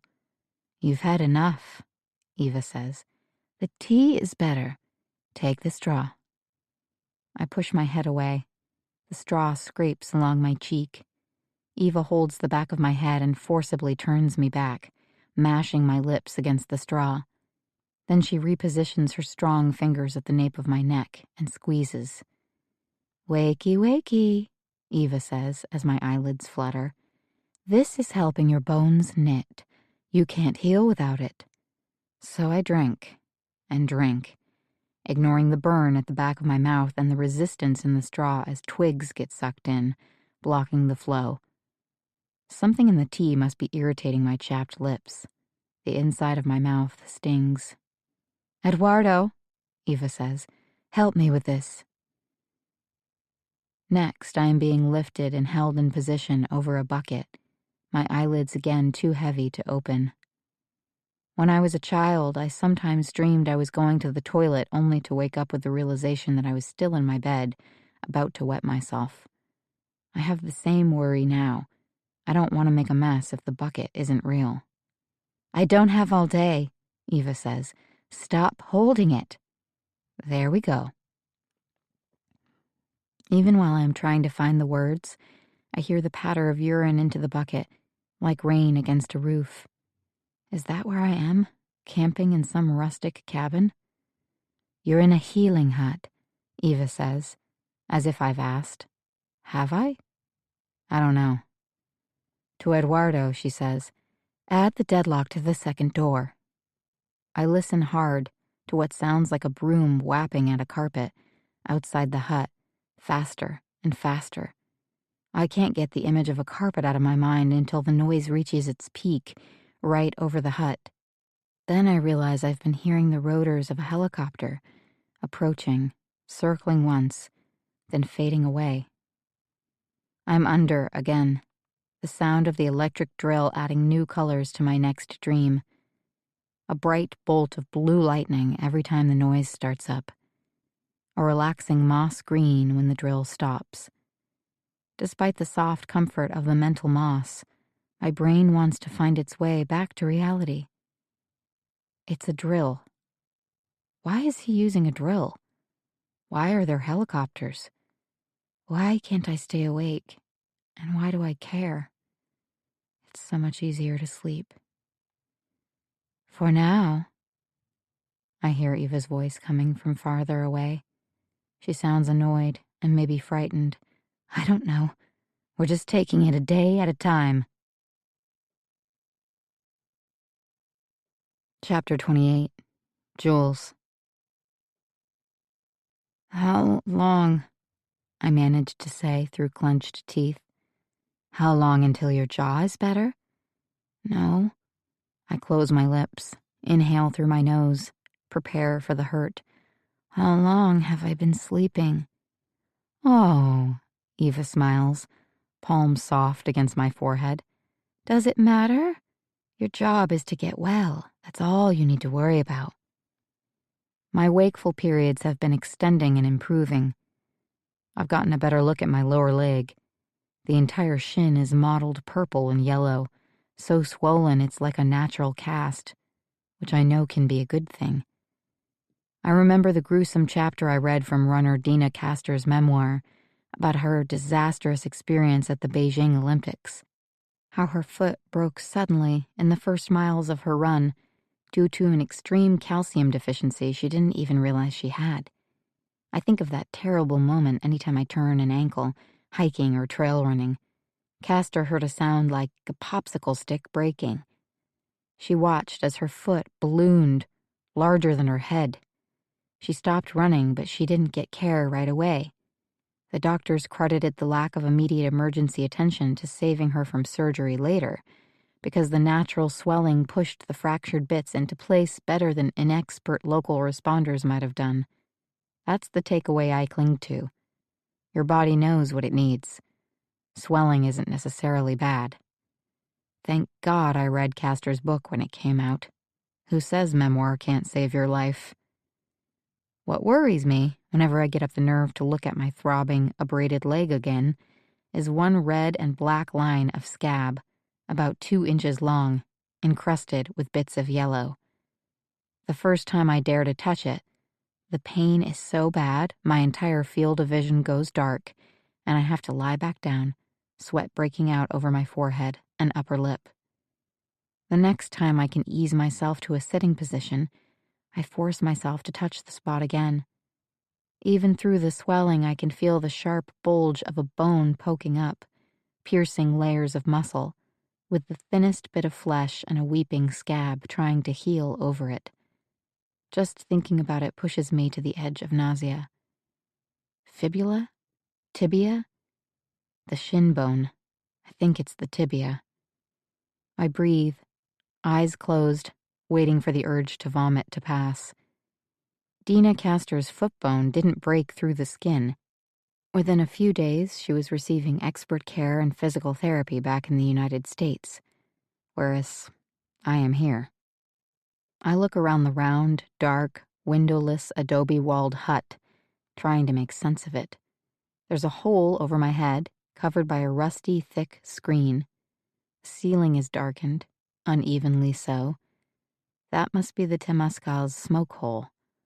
Fires have been stoked in the middle of this room, but not lately. It's been transformed. A healing place, Eva says. A holding tank. A retreat center. A cage. In the beginning, I heard voices often, but never for long. Time was scissored into fragile ribbons. My naps were invaded by enormous rainbow-colored lizards. When I opened my eyes, the walls of the hut shimmered and undulated like terracotta-colored waves or curtains. "Northern lights," I said once, "but red and brown." "They're pretty, aren't they?" someone replied. Possibly, unless it was only my own thought. I couldn't always tell. At some point, I realized that someone changed my clothes following my near drowning. My jean shorts are hung on a clothesline strung across the room. The baggy overshirt I was wearing isn't here. I only vaguely remember trying to pull it off while I was thrashing and sinking. Later, I was stripped nude, dressed in soft yoga pants and a baggy t-shirt, admittedly with care. I want to block it out because the thoughts are such a mixture of gratitude and humiliation that I can't make sense of them. I feel both violated and lovingly tended at the same time. Whenever I woke fully during those first days, it was because Eva was holding my head or pushing something toward my lips. But now I frequently wake alone. I am trusted to drink liquids, to eat mashed banana and tamale. I am trusted to use the bucket even if I'm not the one to empty it. I can't. Because I can't walk steadily or lift anything. I have a fever that comes and goes, further clouding my thoughts, like a dirty window that obscures my time sense and the ability to make even the simplest decisions. Like when to get up and pee and when to just hold it, as long as I can, so I don't have to put weight on my leg again. My jaw, at least, is healing faster, though eating or talking invariably results in a headache as powerful and obnoxious as a klaxon. Maybe Eva is staying away because she's growing tired of my questions. Like the time I asked her, point blank, why I wasn't being taken to a hospital given the fact that my leg is so clearly broken, swollen, and infected. She refused to answer, but she did bring me antibiotics and told me I'd need to stay on them for 12 weeks. 12 weeks? The antibiotics have helped with the fever, but the leg swelling hasn't abated. The bruises haven't faded. The scab keeps weeping. But I can't just stay in bed. On the first day that I'm able to stay awake and clear-headed for well over an hour, I spend my energy investigating the door system. I'm locked inside. There is a double entry, like an Arctic entry, except we are far from the Arctic, with a sheltered area between the doors. It's a small chamber with built-in wooden benches.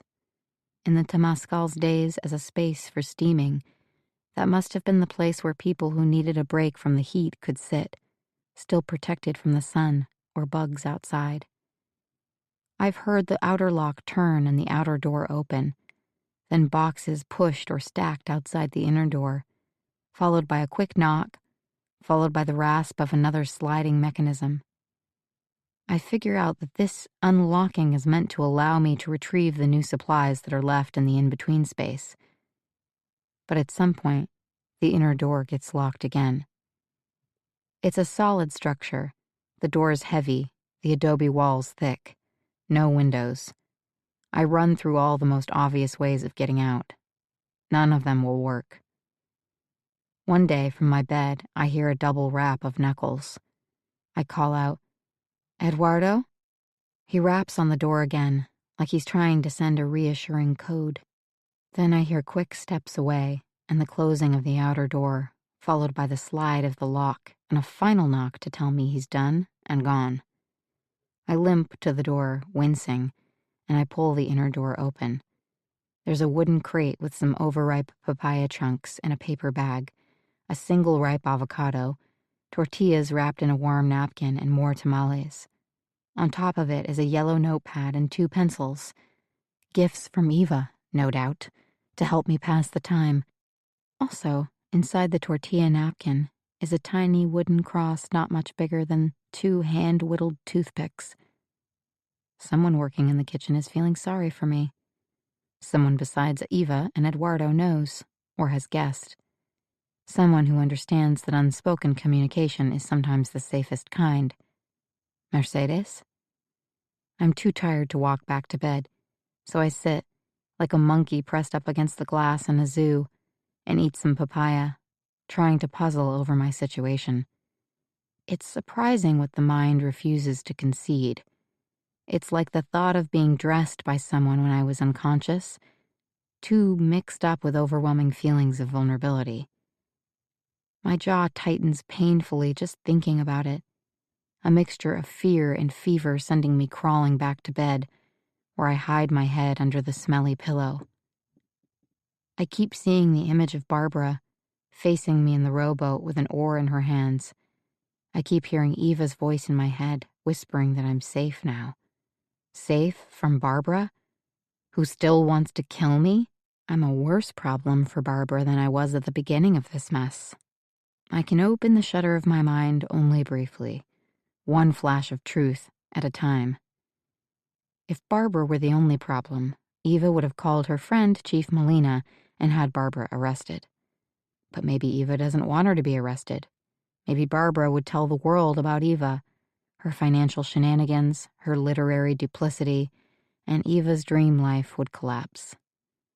I try to put myself in Eva's shoes, the same way I'd put myself into the mind of a fictional character. I think about how naughty problems are constructed. We want 2 things, and we can't have them both, and neither of them are so good anyway, so we get ourselves stuck on the horns of the dilemma, as Professor Wright used to say. I can't be dead. That would make Barbara a murderer. I can't be alive. A victim set free longs to speak. I think of Eva's lie about Adhika in her memoir, and how when Eva couldn't find a way out, she simply prolonged the fiction, hoping the problem would go away. And it did. Fans believed in Eva's story. When In a Delicate State was published, Eva didn't just become a best-selling memoirist again. She became an icon. Her refusal to come clean, her strategy of just waiting it out, worked to her advantage. She got everything. Money, fame, even better reviews. Not everything, I think. She didn't have a baby. She's waiting it out now, the way she did before. I can wait it out too. 12 weeks. Maybe if the antibiotics work and the leg heals and I no longer look like an attempted murder victim, Eva will be able to let me out. She'll need to be reassured that I won't press charges. I can do that. I can help her believe in the fiction she's creating yet again, the imaginary world in which there are no consequences for her actions or anyone else's. The next day when Eva visits, I have a monologue ready. I'm prepared to tell her that I don't blame Barbara. We both were responsible for our angry tussle. It was all just a big misunderstanding, and I'm grateful that Eva showed up in her kayak just when I was on the verge of drowning. And so I think we should agree that when I'm feeling stronger... Eva won't let me get the words out. She pushes the straw into my mouth. 3 more big sips, she says. No cheating. I choke and sputter, swallowing as much as I can. The lukewarm, acidic tea stings my throat. When I try to speak again, she gently sets the tips of her fingers against my chapped lips. Shh, she says. Your jaw, remember?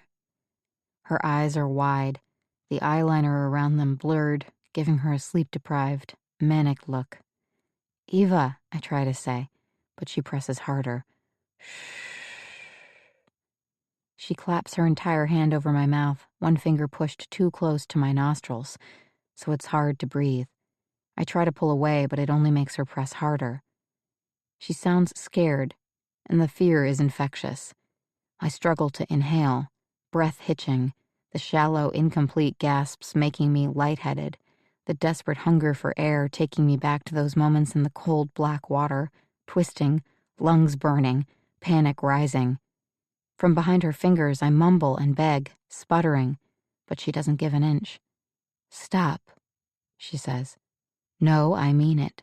Stop now. So I do. I force myself to be still, to not pull away or shake my head.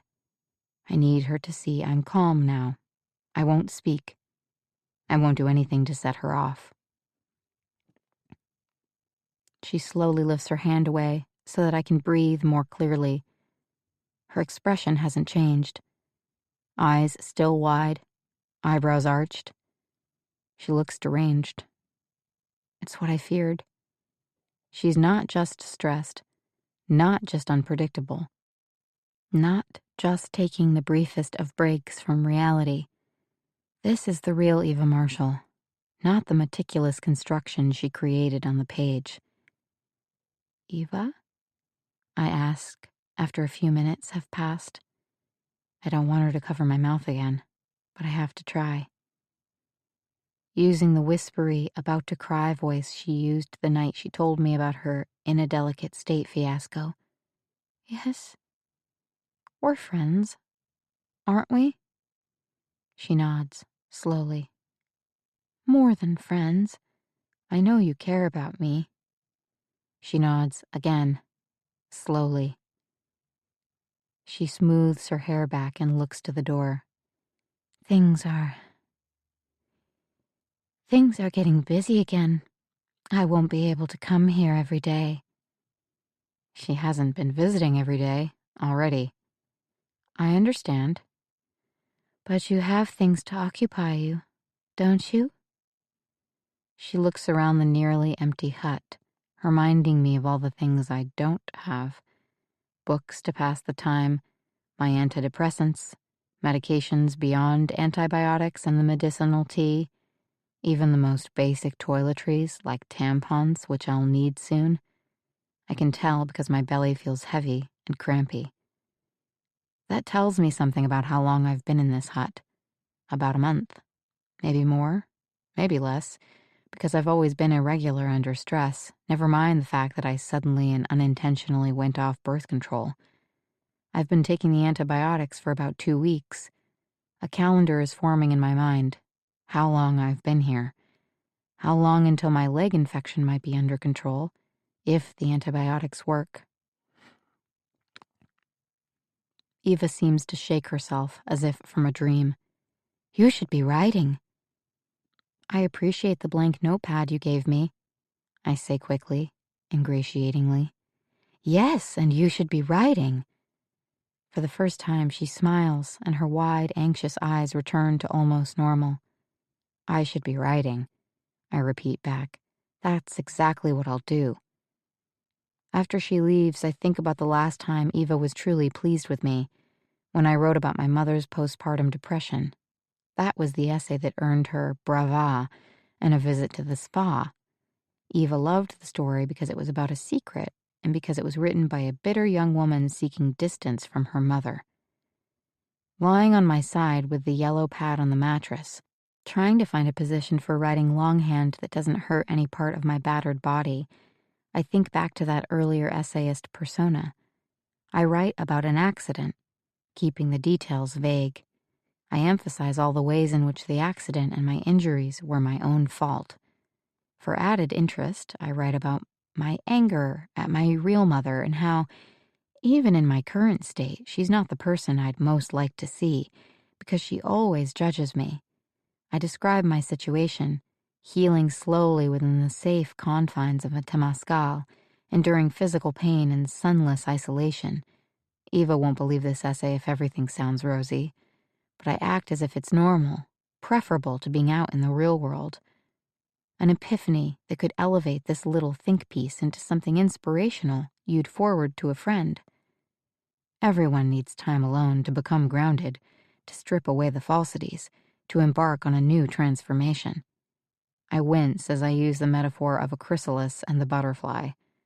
The writing is so bad that I have to push away the notepad for a while, chuckling quietly, but only until my jaw throbs. Such dreck. And yet, how easily it flows out of me. 2 pages of fiction, all to try to win over a woman who has the power to decide how long I spend here.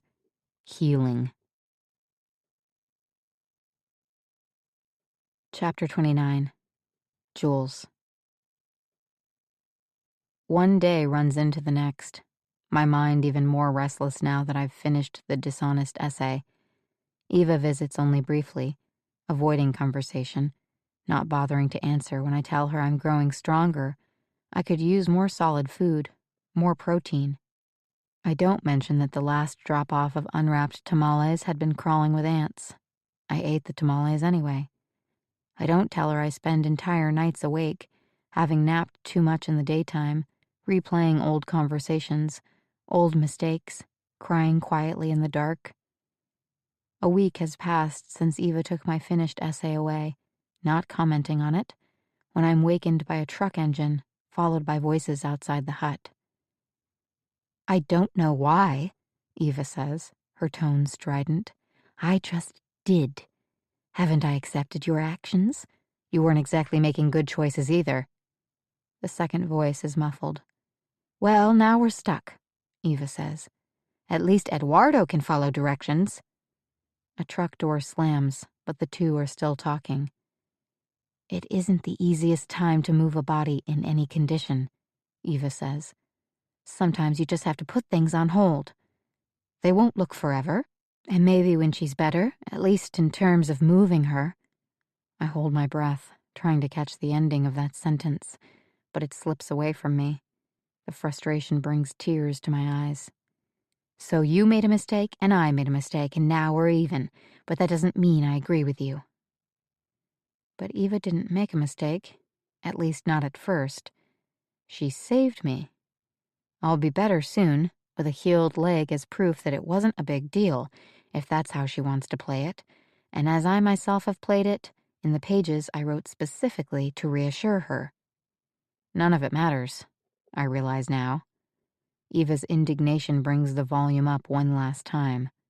I'm telling you, I don't know. It'll be done soon, one way or another.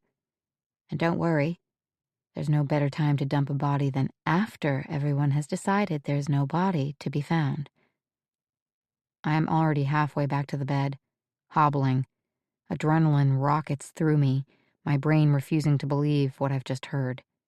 There's no better time. She wouldn't say that. No one would say that. There's no better time to dump a body. I'm hearing things, just as I've been seeing things. Lizards aren't rainbow-colored. Walls don't move like ocean waves. The last time Eva visited, she seemed addled, but she didn't seem angry. What changed? Has someone, aside from silent Mercedes and compliant Eduardo, figured out I'm being kept here? Maurizio. He would have wondered why I disappeared without saying goodbye. He might have thought I was just being feckless at first, but what if he kept texting? What if he refused to believe that I'd skip town and proceed to ghost him for over a month? And yet, that can't be the whole picture. Eva would find ways to deceive Maurizio, just like she finds ways to control the rest of her local staff. If she's feeling pressured to do something crazy, it must be something else. I think about Eva and her moods. She's been getting busier. There must be a lull after the end of every workshop, a month or so when Eva recuperates, but halfway to the next one, things start amping up again, with people registering and making travel plans. That must be happening now. Visitors will be here soon. Even if I'm well in 6 weeks, she can't exactly let me out while Casa Eva and San Felipe are swarming with writers. I haven't been thinking clearly. Why the hell can't I think more clearly? But I know one reason, aside from the pain. My eye follows the curve of the Temescal wall, where the big blue 5-gallon garrafon jugs of medicinal tea have been lined up. There is 1 full, 5 empties, with tiny twigs, leaves, and reddish-brown sediment still stuck in the bottoms. I figured out long ago that this is the tea made by Bea for Mercedes, the sedative tea that Eva wanted more of her anxious writers to try if she ever expanded into the healing workshop business. I believed Eva when she said it would help knit my bones. Maybe it did. I wasn't suspicious of its sedative qualities. I wanted to lose myself in the depths of a dreamless sleep whenever possible. But I need to be alert now. I need to think harder. She wants to get rid of me. When I hear the outer latch being drawn, I grab the smaller plastic bottle of tea on the floor next to my bed and guzzle. I can't risk appearing uncooperative. Think. I'm sitting up, tea on my lips and bottle almost empty, when the inner door opens. Eva startles at the sight of me, sitting upright. She covers up her surprise with a wide-eyed, manic grin. "Look at you! Someone's feeling better." Except, I start to say. Think. But it's hard to think with the burning in my mouth and the nausea building. I'm inches from needing to vomit. The solution comes to me. I throw myself onto my stomach, head aiming for the bucket, and I begin to purposefully retch. The first line from Eva's second memoir. There was one thing I wanted more than anything in the world, to hold a child again. I force myself to gag. There's no better time to dump a body than after everyone has decided there's no body to be found. The dry retch isn't convincing. I tense my stomach and open my mouth, arching my back. There was one thing I wanted more than anything. It's coming. There's no better time to dump a body. I managed to vomit up a thin stream of papaya bright liquid. The whole time, Eva has been watching with her hands on her hips, head cocked. "Poor sweetie," she says, her expression inscrutable. "Has this been happening for long?" "When was your last period?" Eva asks the next time she comes to the hut. A day after I convinced her I had morning sickness. "Gosh, I'm not sure. I've lost track." "Oh dear," Eva says, but she's smiling. "That's no good. It's been more than a month since your stay here began." My stay. As if I'd checked out on that last day, luggage packed, best wishes imparted, instead of stepping into a rowboat with a murderous woman. "Is that right?" I ask, shaking my head. Portrait of a confused and subservient girl, the one who showed up at Casa Eva only wanting a short-term job, desperate to please Eva and earn her favor, the one who does not see the gears turning in Eva's head. "I just think I'm late because I've lost weight. I can't be pregnant." "I mean, I can." "You can?" she asks, still smiling. It takes no effort at all to make my eyes water. All I need to do is close them and think of home, of my mother wondering where on earth I am. Oh, honey, it's all right. Mistakes happen, and sometimes they aren't even mistakes. Life is like that. Tears flowing down my cheeks, I nod again, trying to communicate gratitude for Eva's wisdom. The hard part is not saying too much, letting Eva steer the plot. After a sideways embrace, she pulls back and looks me squarely in the eye. Is it Maurizio's? I hold back from what I want to say. Does he know where I am? Has he come looking for me? Has anyone come? Yes, I finally say. Deep exhale. Maurizio of the broad shoulders, Maurizio of the lovely smile and resilient demeanor. Watching Eva, I feel like I can see into her widening pupils, imagining how adorable our baby would be, mine and his. Jules for the riding ability and fair hair, Maurizio for the gorgeous complexion and better temperament, and the dark eyelashes. Our baby should have his eyelashes.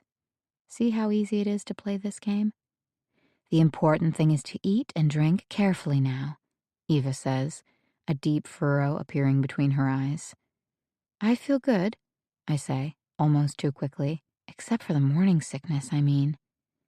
It won't help if she thinks this fetus has some defects from the powerful herbs she's been forcing into my stomach day after day.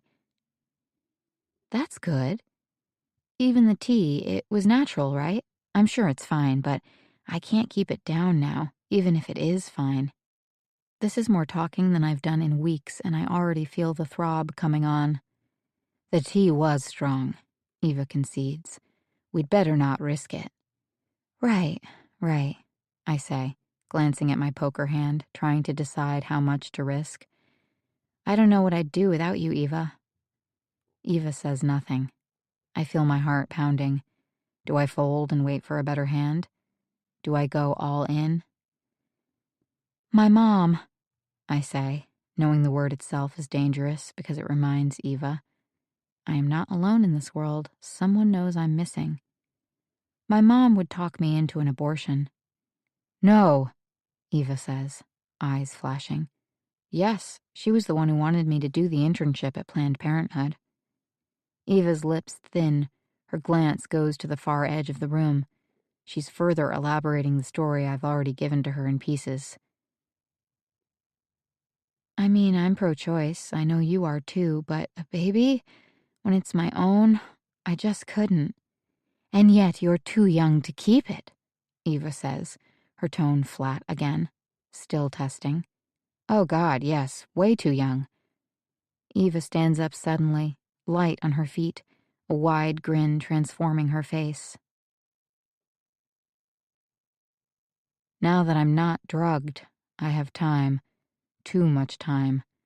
Little did I realize how being unconscious was saving me from the burrowing, itching anxiety of being in this tiny, dark, squalid hut that smells of tamales, bark, sweat, urine, and feces. I notice the cockroaches now, shuffling into the crate in the corner, disappearing under my bed. One afternoon, I wake from a nap with a big reddish-brown cockroach tangled in my hair, and I start screaming and flailing until I'm able to pluck it out and hurl it across the room. I sit in the bed, shivering, knowing that during those drugged weeks there were probably dozens of roaches crawling over me. At times, I smell smoke, and at first it alarms me, but then I remember the slash and burn agriculture I saw all around Lake Atitlan back when I was free. Small fires are common, but I wonder how often they get out of control. I wonder what would happen if a major wildfire erupted.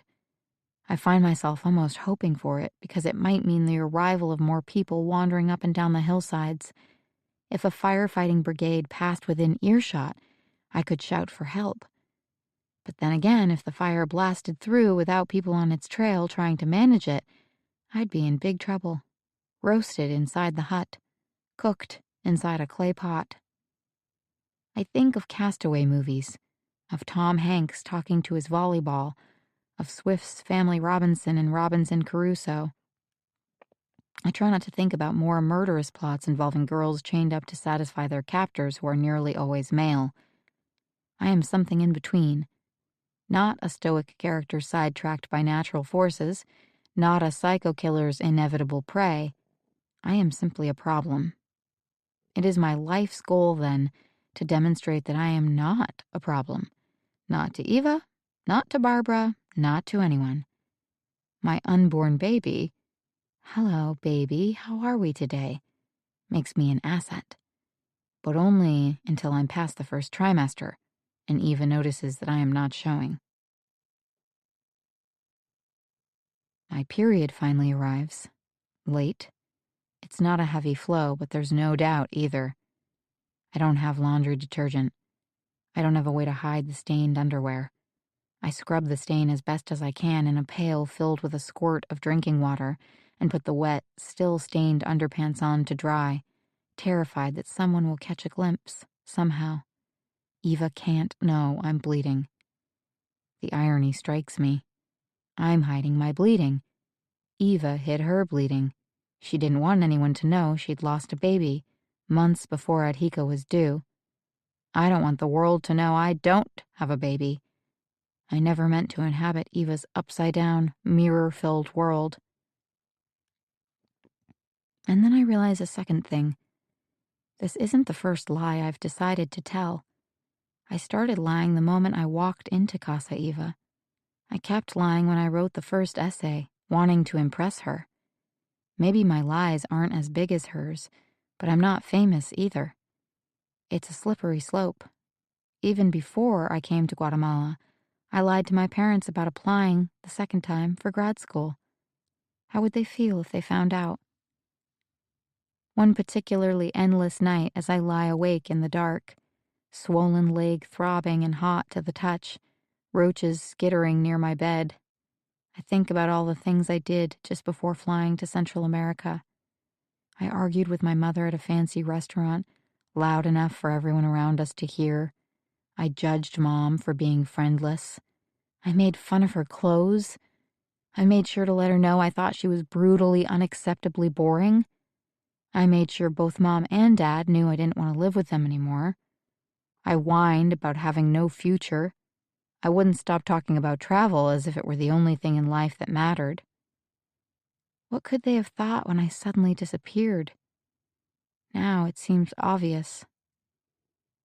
They didn't think I had an accident or was kidnapped. They thought I was somewhere even farther off the beaten trail, living the dream I'd had since I was a kid.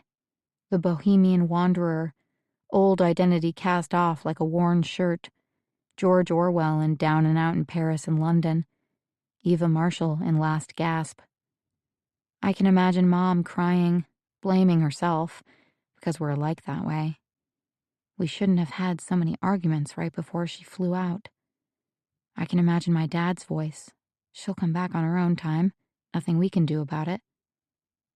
No wonder no one has found me. With effort, I eat every bit of tamale that's provided to me, even down to the dry, salty, crumbling bits. I must fatten up. 1, to look at least a little pregnant. 2, to gain strength. Every day I test putting more weight on my left leg. Once, I get too ambitious and plant my left foot flat, then raise my right leg off the ground, but it's too much. I scream out in pain, feverish heat flashing through me. So, not full weight. But even with a palpable bump beneath the skin where the fractured bone is poking, the flesh around my shin is healing. If I'm careful, if I eat well, if I can just get through a few more weeks, and then, if I get the right opportunity, maybe I can hobble. Not far, but somewhere. Timing is everything. Get out too soon and I'll move too slowly and be caught immediately. Wait too long and my ploy will be revealed. One day Eva steps into the cabin, smiling, with a box in her hand. "Pregnancy test," she calls out cheerfully. My entire body erupts in hot panic. "Not really necessary." I try to laugh, hand on my belly. Eva isn't smiling this time. "It'll reassure us both." "Okay," I stammer. "Yeah." "Do it now," I only have a few minutes before I have to get back to the house. My mind races. Oh, I just peed. She looks flustered. This is a very busy week. I can't just be running out here all the time. The next few days are completely booked. I have things to do, you know. I'm sorry, I say, wishing her eyes didn't look so big and wild, but I don't really think we need a test at all. She purses her lips, studying me for a long, agonizing moment. Pee again. Eva opens the box, unwraps a urine test stick, and hands it to me, gesturing with her chin toward the plastic toilet bucket across the room. I ease off the bed, hobble over to it, and squat with most of my weight on my good leg. Meanwhile, I keep a firm grip on the crotch of my underwear, pushing it out of the way in case I do accidentally dribble, but also hiding the stained patch that Eva absolutely must not see. Oh, she says sympathetically, that looks tricky. I didn't think about how hard that must be with your bad leg. Yes, I say, shin on fire, heart pounding, holding back tears. I don't see a way out of this. I can't think. I manage the squat a full minute, holding back the pee while I squeeze my eyes and furrow my brow as if I'm pushing with all my might. Darn, Eva says. Maybe you're dehydrated. Can I bring your water bottle to you? The tears are running down my face now. I really need to get off this leg. And it's true. Okay, she says, disappointed. But drink up, use the stick, and I'll be back to take a look tonight. Yes, Eva. When I interned at Planned Parenthood, my favorite part was contributing to the blog. In our communication meetings, we brainstormed topics like basic facts about sex, contraception, sexual and gender identity. The fun posts were the surprising ones. Can you get STDs from sharing razors? Yes, possibly. Equally fun. Dispelling myths. These, however, were tricky territory. Telling people about an urban myth didn't necessarily go the right way. Tell people that it's not a good idea to make home pregnancy tests using household ingredients, shampoo, vinegar, sugar, bleach, and they just might try.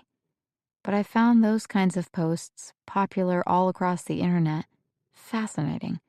I never thought they'd save my life.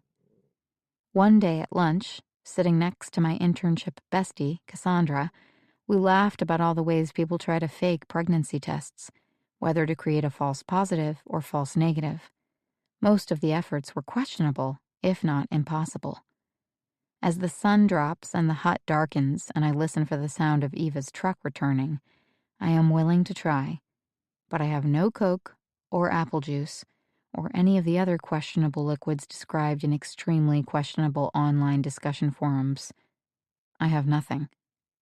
When I can't bear the tension any longer, I decide to pee on the stick. I know what it will say in a few minutes. Negative. No shit. I'm crying again, left aching even worse than earlier today, right leg cramping from the difficulty of a one-leg awkward squat. I hobble back to the bed, pee stick in my sweaty hand, cursing with pain at every step, racking my brain for excuses. Come on, Jules. You know more reproductive trivia than any woman your age. Figure this the fuck out. It's the broken tibia that's making this all harder. My leg is still swollen. The surface skin, stretched for an extended period, looks like mottled parchment. It's ghastly. My entire body is probably being poisoned by this fracture. If it gets any worse, I could die from blood poisoning. I can't stop crying now. Silently but steadily, drips wetting my t-shirt, fists against my cheekbones, trying to hold it all in. I look over at the pregnancy test on the floor next to my mattress and see the single line where I need it double. Think, Jules. I can't give up. There has to be a solution. The pain is the problem. The pain is the problem. I look up, blinking. That's it. Or part of it. Moments later, I hear the truck. When Eva walks in, I shout before she's even fully in the room. I wasted the test. I forgot you have to do it in the morning when the HCG is higher and your urine is more concentrated. Eva sighs, smiling. Oh, shoot. You're right. I'm right. I'm right. She pulls the box out of her yoga wrap pocket, shaking it. But we have 2 tests. Of course we do. Now don't waste this one, she says, heading back to the door, looking agitated about something beyond my stupid pregnancy test. I have to go to Antigua.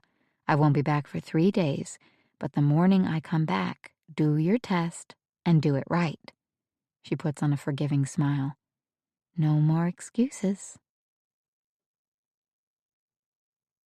3 days. What I remembered, as my leg throbbed after that last bucket squat, was to think about the unintended ways you can get a false positive. Nothing as stupid as dipping a stick into a can of soda, but other things can do it. Medications, like certain anti-anxiety meds, and also raging infections, especially the chronic kind. I look at my leg. Sorry about this. I mash up a handful of antibiotic pills in case anyone thinks to count later this week and dispose of them in the pee bucket where they dissolve. There's no going back. It takes a day for the bump on my leg to turn purpley red again, and another day for the fever to come on. The fever and the nightmares it brings back. Barbara, black water, drowning, almost make me want to give in and take another pill, but I resist. The wound at the spot where the bone is almost poking through keeps changing shape. The tender skin over the bump crusting over, partially healing, then reddening again, with yellow pus along the blackened, scabby edges. It looks very, very bad. I've succeeded in ramping up the infection. I just hope I don't regret it like I've regretted so many other things I've done. The morning that Eva is due back, I faint on the way to the pee bucket. When I come to, I reach a hand down to touch my leg and feel the damp spot where the sore has broken open again. Bile stings my throat. I swallow hard, crawl to the bucket, and manage to piss on the stick. I'm so exhausted when I get back to the bed with the stick clutched in my urine-splashed hand that I close my eyes and fall into a restless sleep. When I wake up, I remember to roll over and look. And there they are, 2 lines. I sob with gratitude. Chapter 30. Jules. Can I touch? Eva says one day when she stops by briefly. No new delivery of groceries. She was just so curious, and things are getting busier back at Casa Eva, and she didn't know when she'd be coming next. I mean, unless it's too private. I want to burst out into crazed laughter. Private? I force a shy smile onto my face, slide to the edge of the bed, and push my belly out. Eva lifts my shirt and places her palm just above my navel. I hold my breath and push a little harder, arching my back. She pulls her hand away as if shocked. I startle in response, watching her hands go to her mouth. I feel sick with terror. She noticed what I was doing. She knows I'm faking. I stare at Eva, my eyes wide. She stares back. Then she starts to giggle. My relief is so strong that I start giggling too. Did you feel it? I ask. Wait, did she kick? I note the pronoun. She. I think she did. Or is it too soon? Maybe it was just a gas bubble. Eva giggles again, and then her eyes are overflowing. It usually happens at 20 weeks. I smile, eyes crinkling. And this is... Let's see, she counts on her fingers. Closer to 12. I stow the information for safekeeping. Maybe she's precocious. Eva's face lights up. Of course she is. Oh, Jules, this is beautiful. I throw my arms around her. She squeezes back. While I'm clasping with all my heart, my mind is racing. I can restart the antibiotics with only about 2 more weeks left in the prescription. My leg will heal. Maybe now that she believes me, I can get out of this hut. But if she lets me stay at Casa Eva, I can escape. Please, I say. I'm just so lonely. I mean, happy to have a baby, but it's so hard here, living by myself. She jerks back. A button pops loose from her flowy green blouse. She looks at me, then down, sighing. There goes. That was my shirt for the opening party. The opening party? For a new workshop session. Already? Part of me is excited. I've lost all sense of time. People are coming already. The more people visiting, the better chance someone will realize Eva is acting strangely, or Eva herself will slip up. But the bigger part of me knows this isn't good. There's no way Eva will let me come stay at her house. Plus, the workshoppers will stress her out. She may reverse course. She may decide a baby that isn't biologically hers isn't worth it, after all. Eva is still looking down, oblivious to my flustered expression. It's okay. I'll pick something else. No, that's your best shirt. I love that shirt. You look like a beautiful forest fairy in that color green. Eva tugs her shirt shut, but it won't stay that way. The top of her bra shows above the topmost remaining button. Here, I say, grasping my eyebrow bar and sliding the piercing out of the tender skin. She looks at it with an expression that is half disgust, half curiosity. It's just jewelry, I say, like a tie tack or a pin to hold your shirt. I reach forward and push it through the fabric, replacing the missing button. I don't know, she says, but her hands remain at her side, letting me fix her shirt. Promise me you'll wear it, I say. It makes me feel like we're together even when we're not. She starts to laugh. You're making this sound like you're a fraternity guy pinning his girlfriend. Or a daughter pinning her mother. I watch her face for signs I've gone too far. Or the person she wishes were her mother. She looks down at her shirt, clasping the ball end of the post I've affixed and removing the piece of jewelry, which she slides into her pocket. It didn't look right, she says, but I will treasure your gift, Jules. I promise. Part 4. Chapter 31. Rose. You're sitting way in the back, Scarlett, Eva says, after the hurried lunch break in the classroom, when it's the cyclist's turn for her workshop. I can barely see you. Take a seat up front. Rose exchanges looks with Lindsay and Isabel from the back row, just behind Scarlett.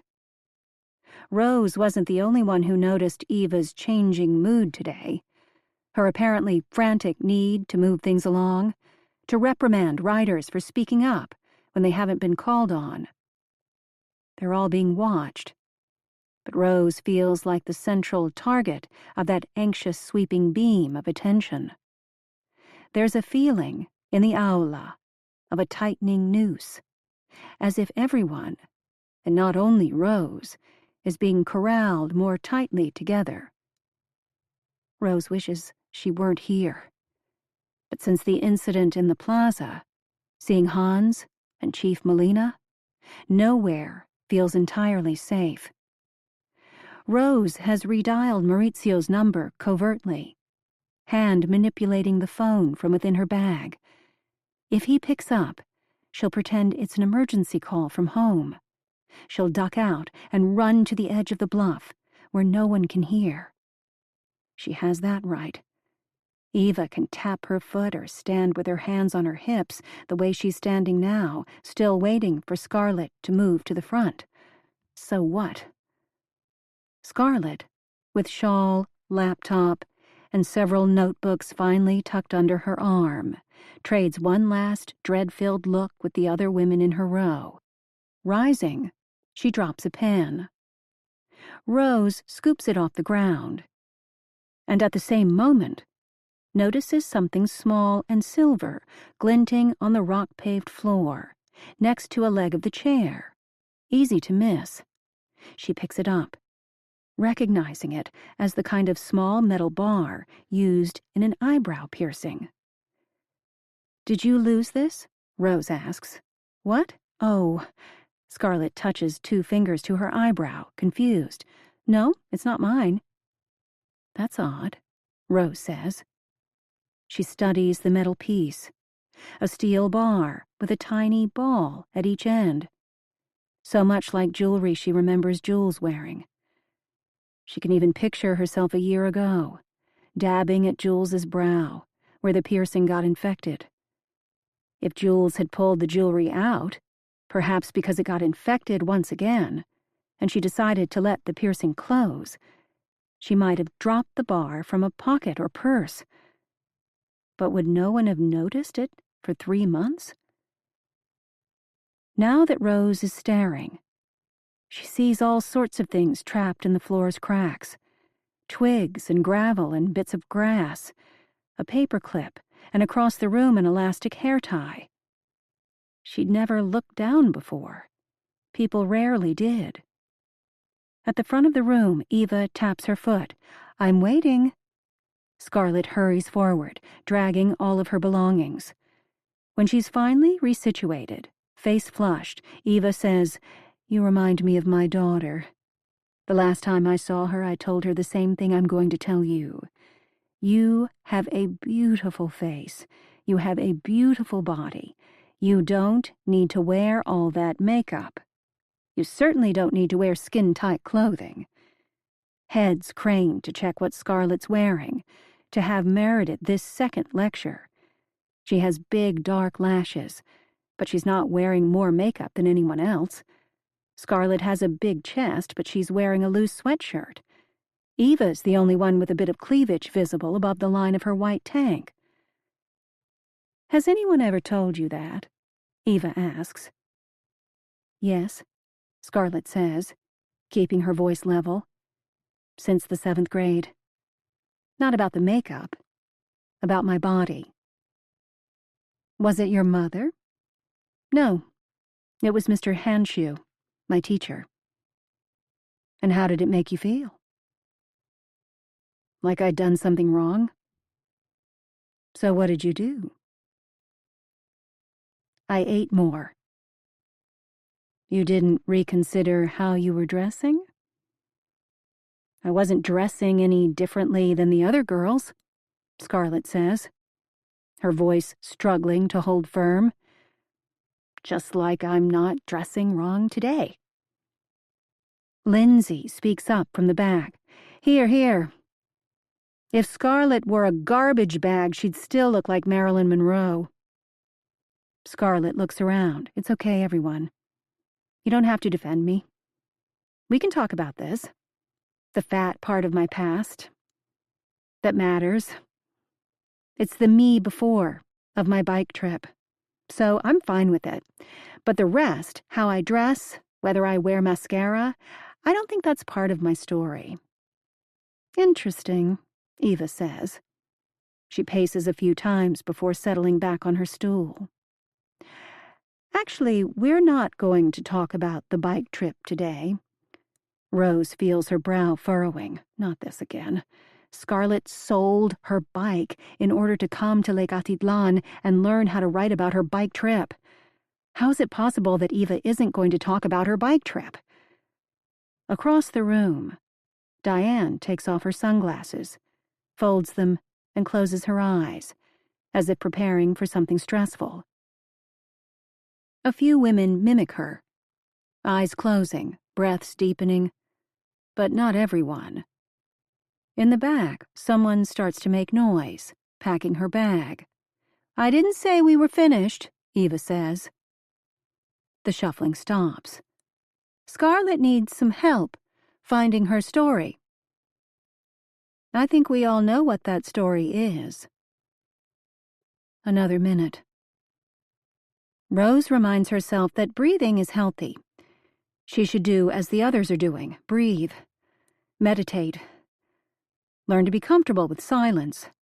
And with this, whatever it is, just another version of what they've been through before, as long as Scarlett goes along. Eva says, Mr. Hanshoot touched you. Rose expects another full minute of silence, is already beginning to count, when Scarlett speaks up. Yes. That's why you felt wrong. Because he talked to you about your body. He made you aware that you were developing ahead of the others. That he saw you in a different way. And he touched your body. You blame yourself for that. Scarlett doesn't answer. Rose tries to open her mind to the possibility that Scarlett does want to talk about this. And maybe all kinds of therapy work this way: resistance, challenge, negotiation. Eva says, a scene requires a place and a time. No answer. Eva asks, you don't remember? Of course you do. Let me guess. A classroom. Silence. Or a car? Rose risks a peek over at Scarlett, who is staring at her knees.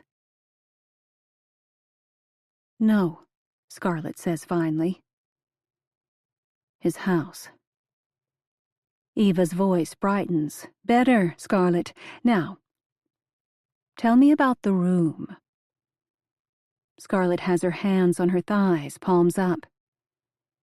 Rose can feel her trying, feel her refusing to shut down, if this is what it takes. Just a living room. There is no just a living room. Describe, please. Concrete, specific. The air feels thick. Out on the lake, the standing fisherman is long gone. Time drags as Eva extracts the details from her. Love seat. Harvest gold corduroy cushions. The 19-inch television left on. The sound of the dog scrabbling behind the closed kitchen door. Not habitual actions, Scarlett, Eva says. One time. No montage, no fast-forwarding. They're supposed to know this already. They're supposed to follow the rules for good writing. Are you seated now, in this moment? No. Standing? Reclining? Scarlett whispers something that Rose misses. Eva looks pleased. If you're on your knees, that's important. There's a rug underneath you. Is it bothering the skin of your knees? You're wearing shorts? No, a skirt? Are you uncomfortable? We need to see it. We need to feel it.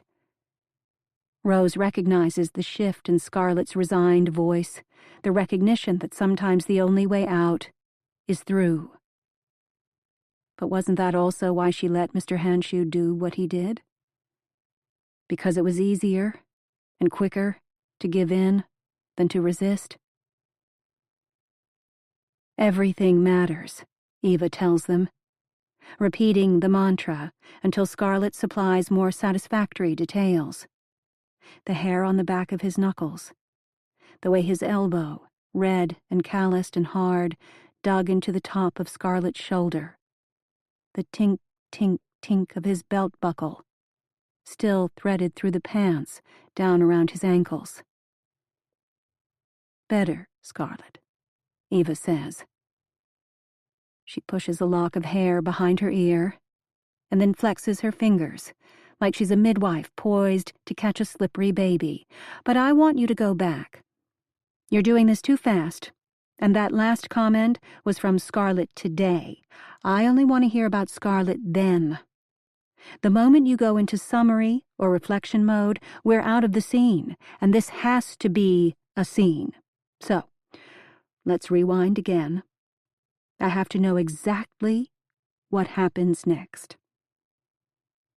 Rose tells herself Scarlett must be fine, She has to be fine. Was Jules fine?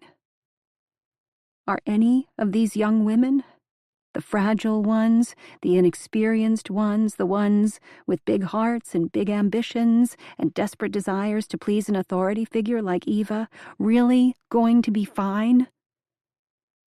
Rose looks over to Lindsay, who is sitting with lips pressed tight, fingernails tapping out an annoyed rhythm on her desk. It's almost over. Later, they'll all try to pick Scarlet up and put her back together again. Please be fine, Scarlet.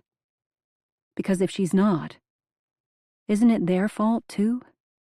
All of them just sitting here listening as Scarlet is dragged back into a slow-motion nightmare?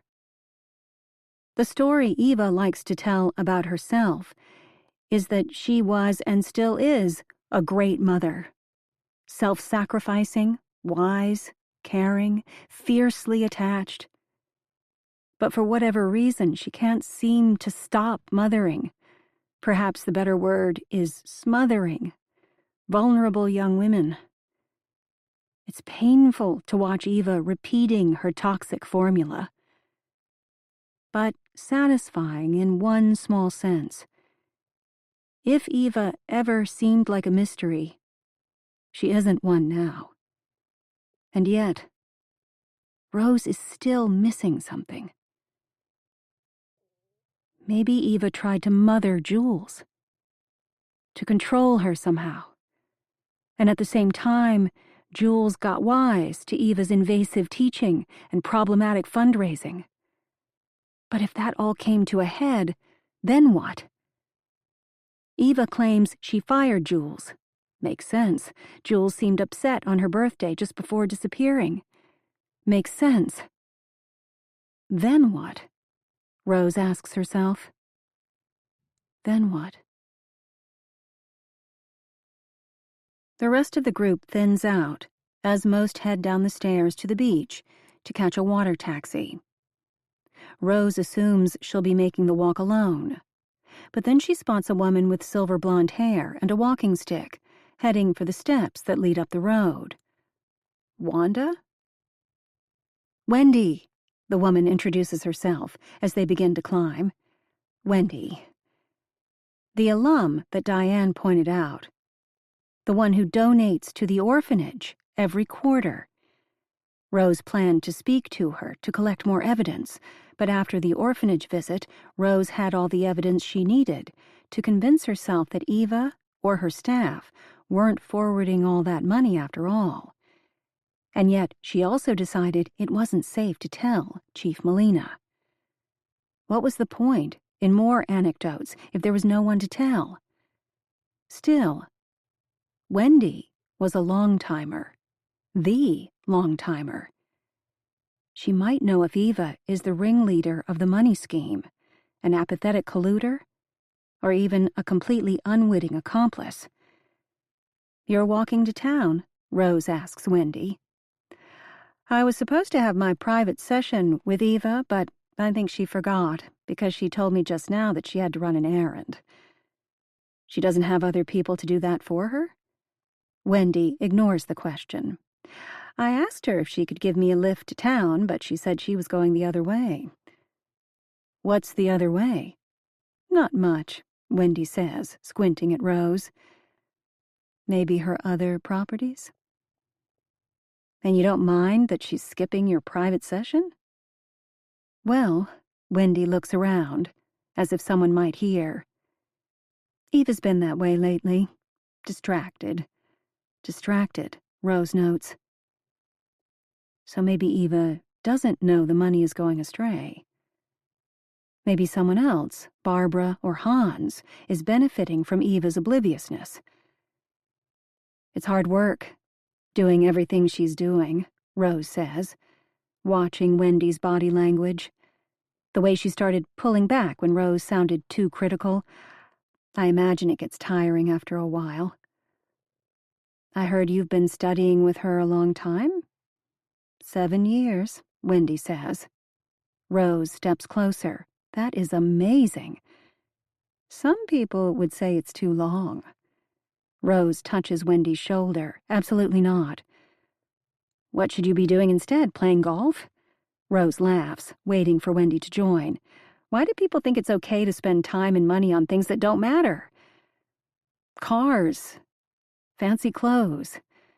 And when we try to improve ourselves, to learn something, they judge. When Wendy surrenders a smile, Rose asks, "So, you come every year?"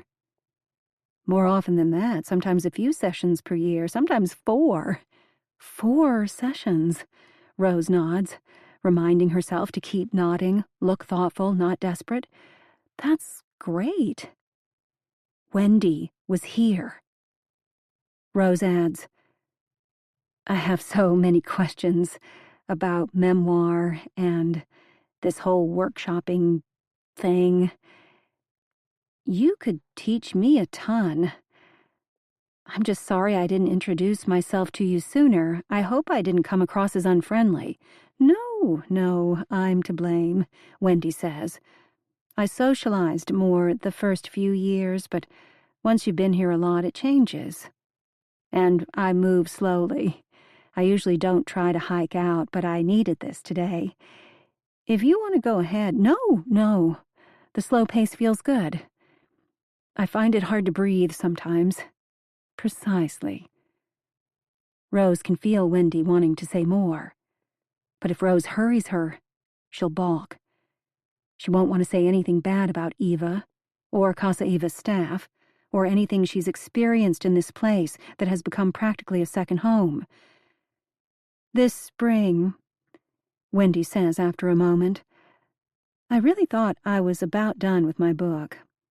Even my critique group back home loved it. But Eva said I should come back. She tells me, don't rush it. I remind her, rush it any less, and I'll be dead before this damn book is finished." "Eva is so patient. I love that about her," Rose says. "But this may be my last time." "Oh?" Wendy lifts her walking stick to point at a small pink flower, growing in a crack between 2 flat stone steps. "Pretty," Rose says, waiting for Wendy to continue. "It helps with the writing. Attending as often as I have." Wendy shakes her head. "But the stories you have to hear. Like Scarlett's. I had a hard time with that one. Aren't these gorgeous plants? Everything's so green." Rose murmurs agreement. "I worry for Scarlett," Wendy says. "She's a sensitive girl." Rose chooses her next words carefully. "Our whole group's a little fragile, I guess you'd say. But I bet some groups are more problematic than others. You would know." Rose sees Wendy's shoulders rise and her chin drop down into her chest. Rose presses on. "Eva said something about learning from her mistakes after something that happened during the last session. And after seeing some of these workshops, Rachel, and especially Scarlett, I can imagine, but what exactly happened in May?" "May?" Wendy asks, eyes flitting to the shadows along the trail. "I didn't say I was here last May." "Weren't you?" Wendy grunts as she ascends the next stone step.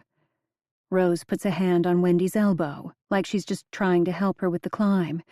But the touch isn't casual. This is one woman talking to another woman, where no one else can hear. Rose tries again. "You were here in May. I know you were." Wendy allows herself to be helped up the next step. "Eva asked alums not to mention it to new folks. We're sort of her cheering squad, you know? But Eva admitted it herself, that something went wrong. So it's not a secret, right?" They both know it is. Rose looks directly at Wendy's face, but the elderly woman is looking up the remaining stretch of trail. avoiding Rose's gaze. Every time you get at least one unhappy person, Wendy says. It's challenging. And how did you know this person was unhappy? Well, she was looking bad. The morning of her workshop. 1,000-yard stare. And then she did a vanishing act. Vanishing act.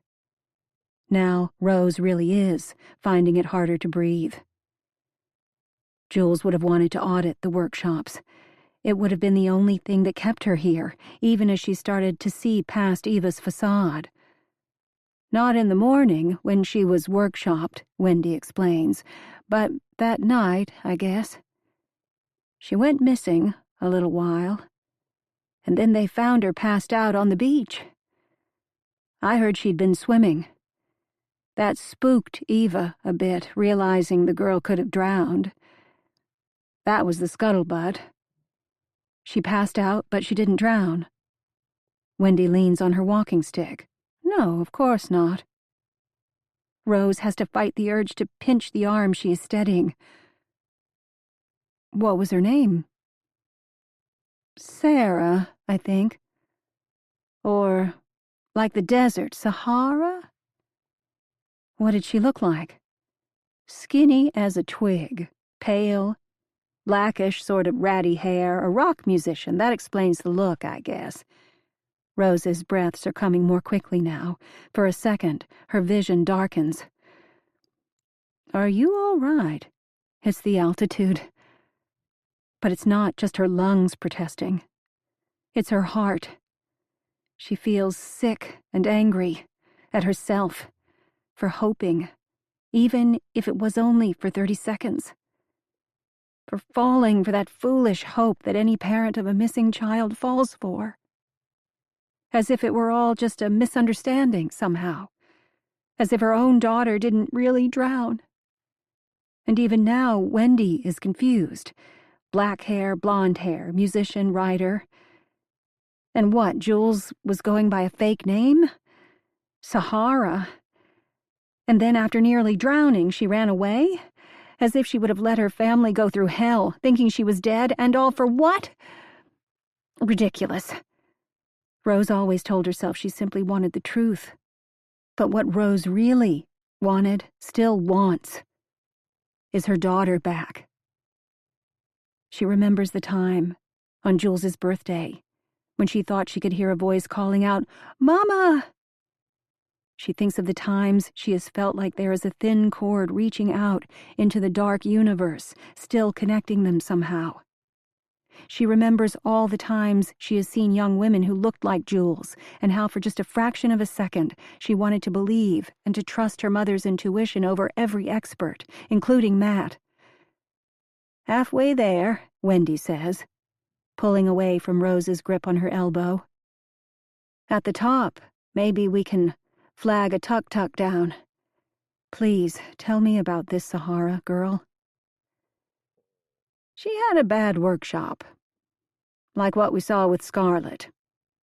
And then the girl fell apart. But she was a basket case to begin with, of course. Did I mention her ratty hair? You did. She had another friend helping her at least.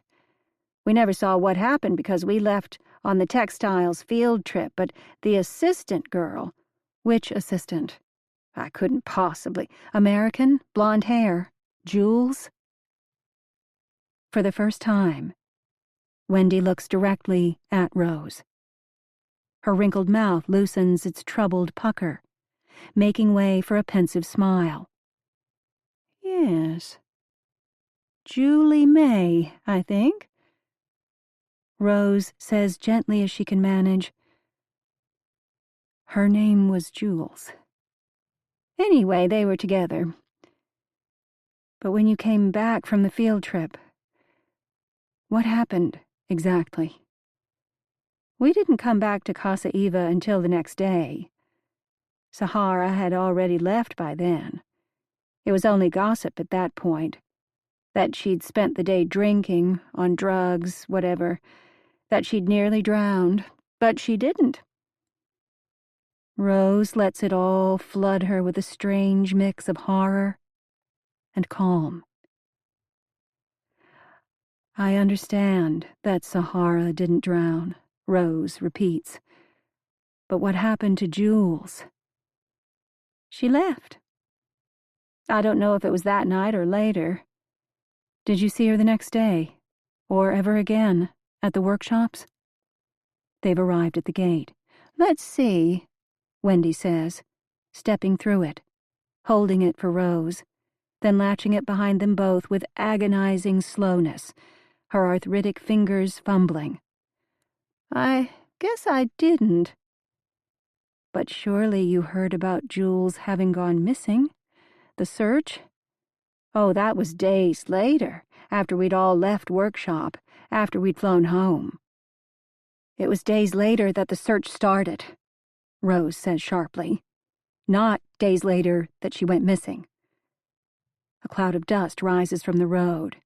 We're in luck, Wendy says, squinting toward an approaching tuk-tuk. Rose grabs her hand. The point is, a second young woman went missing. What did you think? Wendy looks stunned. That the assistant had been fired. I don't recall the reason, and I don't really care. Then she went into town, and a few days later she drowned. Casualty of some beach party, most likely. You didn't think that was strange? Not at all. You didn't consider that maybe both girls went swimming together at the same time, or that Jules swam after the first girl because she was drunk and high, like you said, and a basket case, like you said, to try to help her? And that's when Jules possibly drowned? No. But why not? I told you, because that's not what Eva said when she told us about Sahara before we went home. No one said anything like that. No one. Wendy pulls her hand from Rose's grasp. The tuk-tuk brakes in front of them. Wendy hobbles toward it, waving her walking stick. Rose remembers the Instagram photo of two girls, slim knees and hands, side by side on a dock. She always knew the scabby knees belonged to Jules. The unblemished knees and perfect hands with perfect nails belonged to this other girl, Sahara. Check. This is the first clean-fitting puzzle piece in a dilapidated set of torn and bent pieces. It's the first one that makes sense, rather than upending everything she thought she knew about her daughter. Now Rose can imagine the last hours, the moments she'd never understood from Jules's birthday texts. Can't complain, mimosas with a view. Jules had befriended this girl. Jules was sitting with her, consoling her and protecting her from further harm. It's what her daughter would have done. That sorry at the very end of the last texts Jules ever sent wasn't a suicidal sorry. I'm sorry I've been so out of touch. I love you, Mom. I'm sorry. It was just a sorry that they weren't together. A sorry that there were moments when things between a mother and daughter weren't easy, but they didn't have to be easy. Love doesn't always have to be easy. The word closure doesn't capture this feeling, as Rose reimagines those final moments. It's not closing anything. It's getting back a piece of her daughter Rose had lost. And it explains why Eva was elusive. Her workshop with Sahara created this situation. Her brand could be called into question. She wasn't willing to face it, not willing to accept even the smallest bit of responsibility. Not willing to change a single damn thing. Wait, Rose calls out to Wendy. No. Thank you. Wendy starts to climb into the back of the tuk-tuk without inviting Rose to follow. The bad workshop with the musician made Eva sad. I'm sure the accident with the assistant girl made Eva even more sad. But that all happened later. And none of it was her fault. Things just happen. And please, Wendy's voice is warbling with emotion now, don't tell Eva I talked to you. I didn't spend 7 years cultivating her good graces for you to come along and make her think badly of me. Why do you even care? Rose calls back. She covers her mouth and nose with her hand, coughing on the dust cloud that Wendy and her tuk-tuk leave behind. Chapter 32. Jules. The new session is underway. I can tell from the changes in Eva's habits, the way she is always in a rush, more preoccupied than ever. The workshops have started. She can't manage that and this at the same time. Something has to give. I'm mentally prepared for yet longer stretches when no one comes to visit me at all. So when I hear footsteps outside the hut, I'm surprised. Eduardo? I call out as soon as I hear the first lock turning. Outer door open, the footsteps continue to the second door, but these steps are heavy, slow, and shuffling. Barbara? Hello, I say, listening. I try to sound cheerful. Everything's fine here. Thanks for coming. Only an idiot would believe I am okay with being held captive. Barbara is not an idiot. Eva wants a baby, and even so, her delusion that I could give birth to a baby and give it to her, then go on and lead my life without somehow implicating her or anyone else, is fragile. But Barbara? She has no reason to delude herself. As the deadbolt slides, I hold my breath. Barbara is about to step through that door and try to kill me. No, Barbara is about to step through that door and try to kill me again. At least I'm more prepared this time. I lean back, reaching for the clothesline I took down and stored under my pillow as an improvised garrote. The door opens. It's her, and it's not her. Barbara's hair has changed from fluffy pale brown to mostly white. Her clothes hang off her like she's lost at least 30 pounds. Her jowls and eyelids droop. She looks terrible, sick, and weak. And even so, I'm afraid. I didn't mean for any of this, she starts to say, then sticks a hand out to prop herself against a wall, as if she's been struck by a dizzy spell. Are you all right? She scoffs. You're asking me if I'm all right? Her weariness doesn't assuage my fears. It's the fatigue of someone who has worn herself down with a job but won't stop until she's finished. Until I'm finished. Barbara, I say, aren't you supposed to repeat people's names if you want to win them over? You don't look well. This whole thing has been killing me. It doesn't have to. Head tipped down, jowls sagging, she gives me a long, pitying look, like she can't believe I don't see the obvious. I shift forward, toward the edge of the bed, and that's enough to startle her. Barbara hurries out the door and closes it, latching it behind her. The crate of food and new garrafon she was dropping off remain in the in-between space. I listened for the fading footsteps, the second door and the second latching lock. But I don't hear it. I hear the groan of wood as Barbara leans against the inner door, lingering. Barbara? Through the door, she says, Your mother is here, at the workshops. I assume I've heard her wrong. My mother. Here. I move so quickly, trying to get off the bed, that I fall to the floor and collapse on my weak leg, cradling my shin, seeing stars. I crawl the rest of the way, on my knees until I reach the closed door. My mother?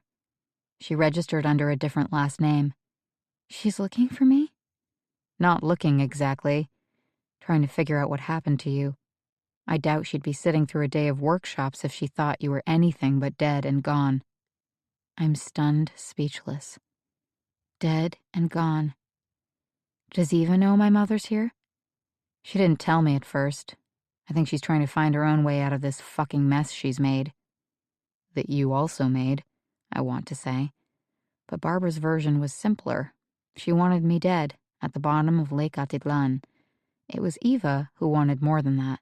It's always Eva who wants more, time after time, constructing her fragile houses of cards that can be toppled with the lightest puff, like someone arriving to ask questions, finally. I set my forehead against the door. I want to wail. Bad enough my mother thinks I'm dead. Worse, she's here with no idea what she's walked into. Barbara, I say, help me and warn my mother. I'll make sure no one presses charges. When she doesn't answer, I pound my fist against the door. It makes no sense to appeal to a violent and impulsive woman, but I have no other choice. Barbara's adoration of Eva seems to have faded. I know the feeling. Why would she have come at all? Why would she have told me, unless she wanted to help? Barbara, at the very least, don't tell Eva you told me. She'll feel cornered. When Barbara doesn't answer, it occurs to me that maybe Barbara wants Eva to feel cornered. Maybe Barbara wants Eva to take care of her own dirty work for once. I'm all too afraid that Eva will.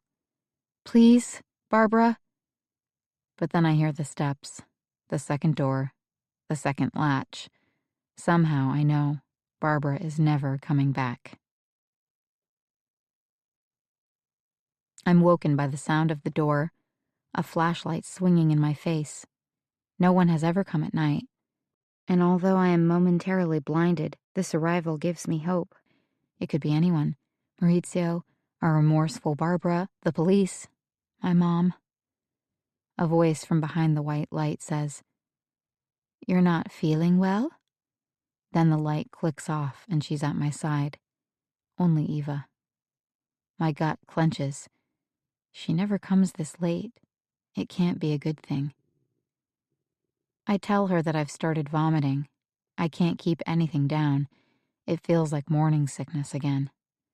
Well, you're still at the right time for that. 3 months, give or take. But I'm getting dehydrated. It's really bad. My brain goes searching for likely details. My mother was like this during her pregnancy with me. She actually had to be hospitalized or she would have lost me. I wait for Eva to suggest something, but she doesn't. A doctor, maybe? No, absolutely not. The mattress shifts as she stands. My audience is almost over. Tea, I say. Not the Mayan medicinal kind. When I was a kid and couldn't stop vomiting, I always had special ginger tea. Okay, Eva says, sounding tired. Hans makes something like that. Thank you. And Jules, I brought you a fresh journal. Maybe I went too far in the last pages I wrote. Maybe I didn't go far enough. Thank you, I say, without asking for any explanation. This way you can start fresh and write about Adya. Is that our baby's name? Do you like it? It means first power, or the beginning. Eva's living daughter is named Adarsha. The one that died was Adhika. This baby is the beginning. But whose beginning? And whose ending? Do you like it? Eva asks again. It's perfect. Chapter 33. Rose. She didn't have the nightmare. That's the first thing Rose thinks, opening her eyes to the dim light filtered through the cabin's curtain-covered window. After her melancholic final evening on the beach, thinking about Jules, she thought the nightmares would plague her all night. But they didn't. She didn't dream at all. Maybe after so many nights of interrupted sleep, she was simply too tired. Or maybe this is the part of her brain that knows she is going home, and it's time to start dealing with the past in a new way, inviting some sort of peace into her heart. because Rose is going home. First, she needs to ask Modesto at the front desk how to arrange an earlier shuttle back to the capital.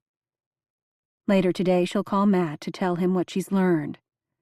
He'll be surprised she's coming back early, but less so when she tells him what she has discovered.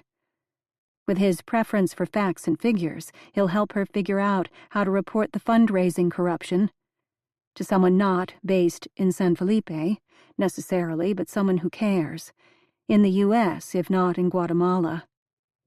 He can also help track down the musician, Sahara, just to confirm those final details about Jules's last day. And then, at home, they will find some other way to honor the end of Jules's story. Home. Can it really be home at all, once you've lost the person who mattered most to you? But you have to live somewhere. You have to work, eat, sleep, and find routines that will take you from this time in your life toward whatever will come next. She thinks of the few times she enjoyed herself during this trip.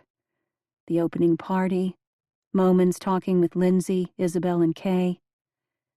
And she issues herself a stern reminder. You can't feel shame for small moments of joy. Jules never would have wanted that. Jules would have wanted her to make new friends, to have new experiences, to learn and to travel. Rose has done all those things here, much as she still resents Lake Atitlan and hopes never to return. Rose is standing at the reception desk, waiting for someone to notice her, when she hears a maid and the manager in the back office talking about someone who was found just 2 hours earlier outside her room on the sidewalk, passed out. Briefly, they thought she was dead. The maid panicked, but then the woman regained consciousness. She refused help. She wasn't willing to wait for the sun to rise. She only wanted a taxi, and to leave Atitlan as soon as possible. Rose's first thought is Scarlett. But she's wrong. It isn't Scarlett. Or Noelani, who comes to mind only because Rose heard her walking outside the cabins last night, swearing, stumbling, giggling, drunk. It isn't Diane either, even though they all heard Diane's plan to sever ties with her family and quit her job, even though it was the one thing that Diane seemed to like about her old life. "Did you hear?" Lindsay asks when Rose comes down to breakfast. "Rachel left." That's who it was? Rose grabs her phone from her bag, opening email, in case Rachel sent her anything that would explain. But instead, she sees only an email from Eva. I feel terrible. Wait, let me see if Eva has sent us all details on what happened. Lindsay shakes her head. This isn't right. Because it's bad enough that Rachel has fallen off the wagon, so distraught by the last 48 hours here in Atitlan that she'd be willing to throw away years of progress. What's even more disturbing is the fact that they weren't sure it was Rachel. It could have been any of them, given how the last several days have gone. Someone should talk to Eva and set that lady straight, Lindsay says. Rose skims the email from Eva. She says she'd like to hear from anyone who knows how Rachel was feeling the last few days ASAP. Maybe Eva feels the need to get some cover, in case people start talking. I think we all can guess how Rachel was feeling, like shit. Rose seizes on an idea. Eva has avoided her all week. Rose's group workshop was last on the schedule, only a little later than Rose's one-on-one. She's never even managed to get seated next to Eva at lunch. But now, finally, Rose has something Eva wants. Insight about Rachel, if only to spin the story of her breakdown more favorably. Rachel was asking me to read her new pages. Maybe Eva will think I've read them and know what made her break down.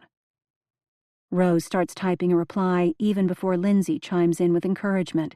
Meet Eva for dinner, maybe, Lindsay says. I don't want to wait that long. Rose presses send and keeps the window open, watching her inbox. If she'll meet with me, I'll start gently. About Rachel's workshop? About more than that. Rose feels nervous, but excited, too. Maybe Eva feels just as insecure as the rest of us. And she'd prefer real feedback for once. The people who question her tactics are usually the first to leave. How can she figure it out if people don't stick around and tell her? Oh, Rose. What? You're a sweeter and more optimistic person than I am. And there it is. The reply email in bold. Rose clicks. Meet now. Time to talk and swim. Eva seems spacey when Rose gets to the dock, almost as if she's forgotten that she just emailed Rose. You wanted information about Rachel? Rose prompts her. I thought I could help. Right, Eva says, dropping the towel she's carried to the dock from the house. So tell me, how did Rachel seem to you? Day before yesterday. Motivated? I think the workshop was challenging. At first, she had good things to say about it. I'm glad to hear it, Eva says. Then sploosh. She's in the water, head first, swimming confidently away from shore. After a half-dozen strokes, she turns around. Water's fine. Couldn't we talk a little more up here, on the dock? A cleansing dip first. Clear the brain, open the heart. Nothing better than water to do that. Rose lowers herself to a squat, reaching toward the water with her fingertips. Eva blows a raspberry. Don't dither, just dive in. Growing up along the shore of Lake Michigan, Rose never liked swimming. Pools sometimes, but even then, she preferred to walk down the steps into the children's shallow end first. On vacation, she was happier with hot tubs. It was her fault Jules was equally timid around oceans and lakes. When Jules was 8 years old, they made her suffer through a month of Park District swimming lessons, but once Jules could doggy paddle for 2 solid pool lengths, Rose and Matt let her quit. Eva disappears and comes back up again, smoothing her hair back. Faster is better, always. Lake swimming and riding have a lot in common. Of course, Rose has a special hatred for this particular lake. But it's time to stop giving the lake, and Eva, so much power. The lake isn't dangerous, it's just deep. Eva doesn't mean to damage women, she's just misguided. Every session, another dozen women have witnessed her tactics. But how many have confronted Eva, letting her know that for every rider she's helping, another woman has been damaged? Rose jumps. She resurfaces, sputtering, and breaststrokes toward Eva, who waits for her with a know-it-all smile. I figured you'd be a slow starter. Yes, Rose says. I'm not so good with cold water. Still getting her breath, ignoring the warning voice in her head, focusing instead on that other internal message. Confront her. Tell her what she did to Rachel and Scarlett was wrong. And when that's been covered, tell her that she already knows what happened to Jules. It isn't about asking questions anymore, because Eva is an unreliable narrator, even when she's trying to tell the truth. You'll warm up, Eva says. Her tone seems friendlier. We haven't had our private session. This is good, but first, Rachel. Eva floats on her back, kicking away from shore. Rose follows, wondering how far Eva will go. Why not stroke parallel to land, instead of away from it? It's less glassy out here, away from the protection of the points curving out from either side of Eva's property. On the dock they were surrounded by tropical birds, roosting in the bluff's bushes, a morning chorus. When Rose starts to sink, ears just below water level, but mouth still above, straining for air, that music ceases. In its place, she hears her own shallow breath and something else, faint but high-pitched, ticking, clicking, buzzing. Shrimp? Fish? Distant motors? Eva says, "Somebody saw Rachel drinking the night before last at the pizzeria. She heard the siren call of her old vices. She needed a crutch. She was doing something hard." Rose has to speak in short sentences, struggling for air between them. Writing hard scenes involving her children. No, that's not it. She said she was writing. No, Eva interrupts. The writing didn't make her drink.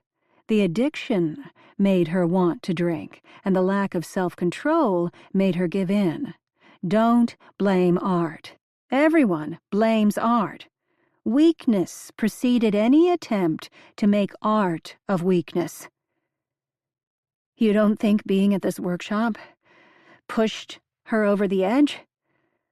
I think it pulled her back from the edge long before she got here. She registered months ago. We gave her a point on the horizon. Rachel was living on borrowed time. I don't agree, Rose says.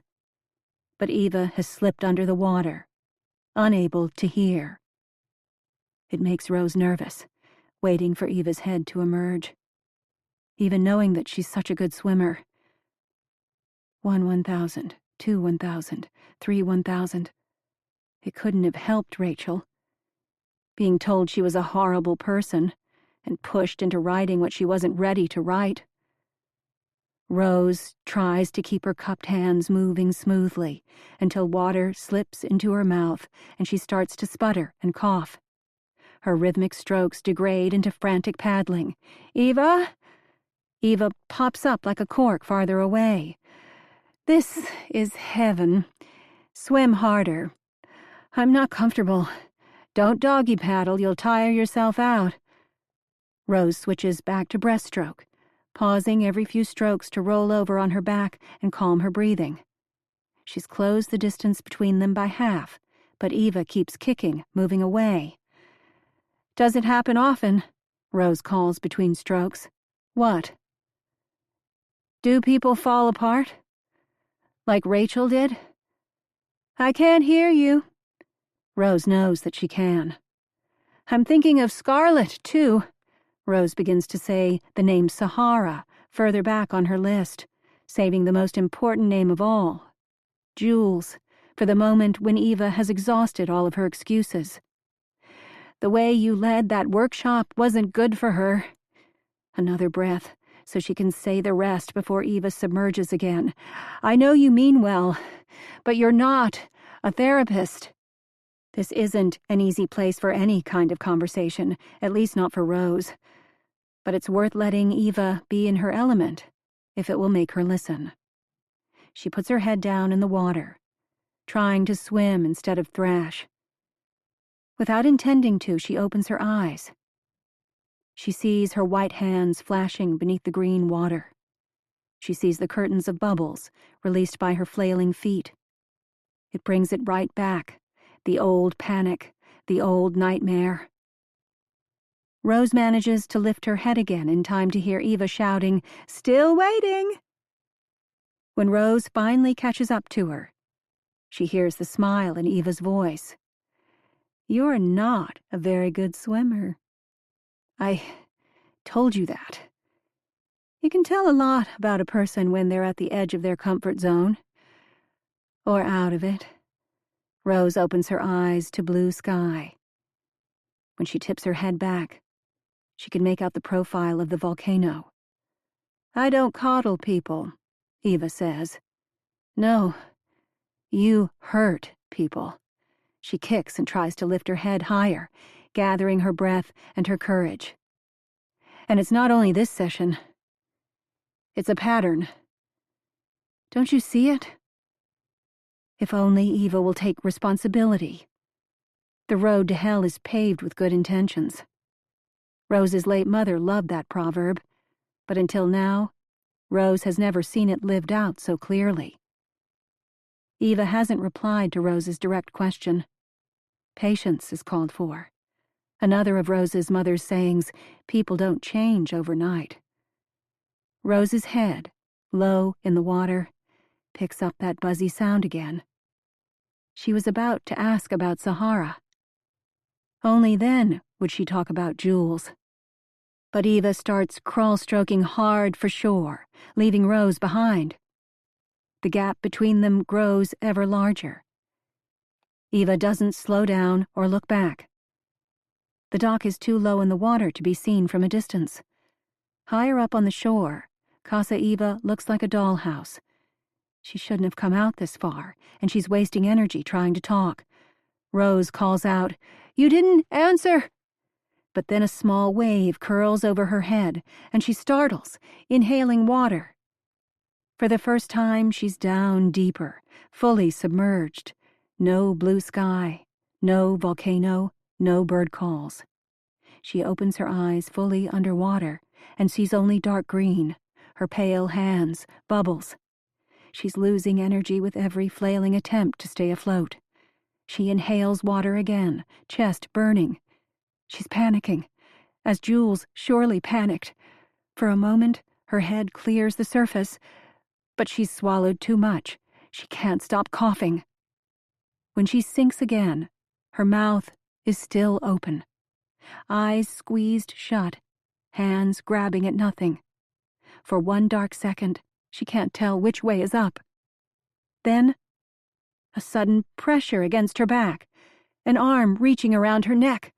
Rose yanks her head around to see. Wet hair plastered against her own face, her vision obscured, the pressure at her throat too tight. She kicks back to defend herself, but her feet don't make contact. She fights with both hands, twisting away from the arm at her throat, captured again. They emerge into the air together, with Eva screaming at her, "Stop flailing! I'm trying to help you!" But she isn't. Deep green below, the water's surface over her head, silver dimples and streaks. A kick in the stomach makes Rose fold. She's clutching her knees to her chest, a heavy weight sinking. A foot tangled in her hair. If Eva is trying to help her, why is she pushing her down so hard? Eva is trying to drown her. The underwater sounds of ticking and clicking are overtaken by a louder, persistent whine. Mechanical. Rose feels a sharp pain at her scalp as she is yanked upwards, followed by the pressure of being choked again. But there is also light. She's on the surface, floating on her back as she is rhythmically yanked and lifted, yanked and lifted.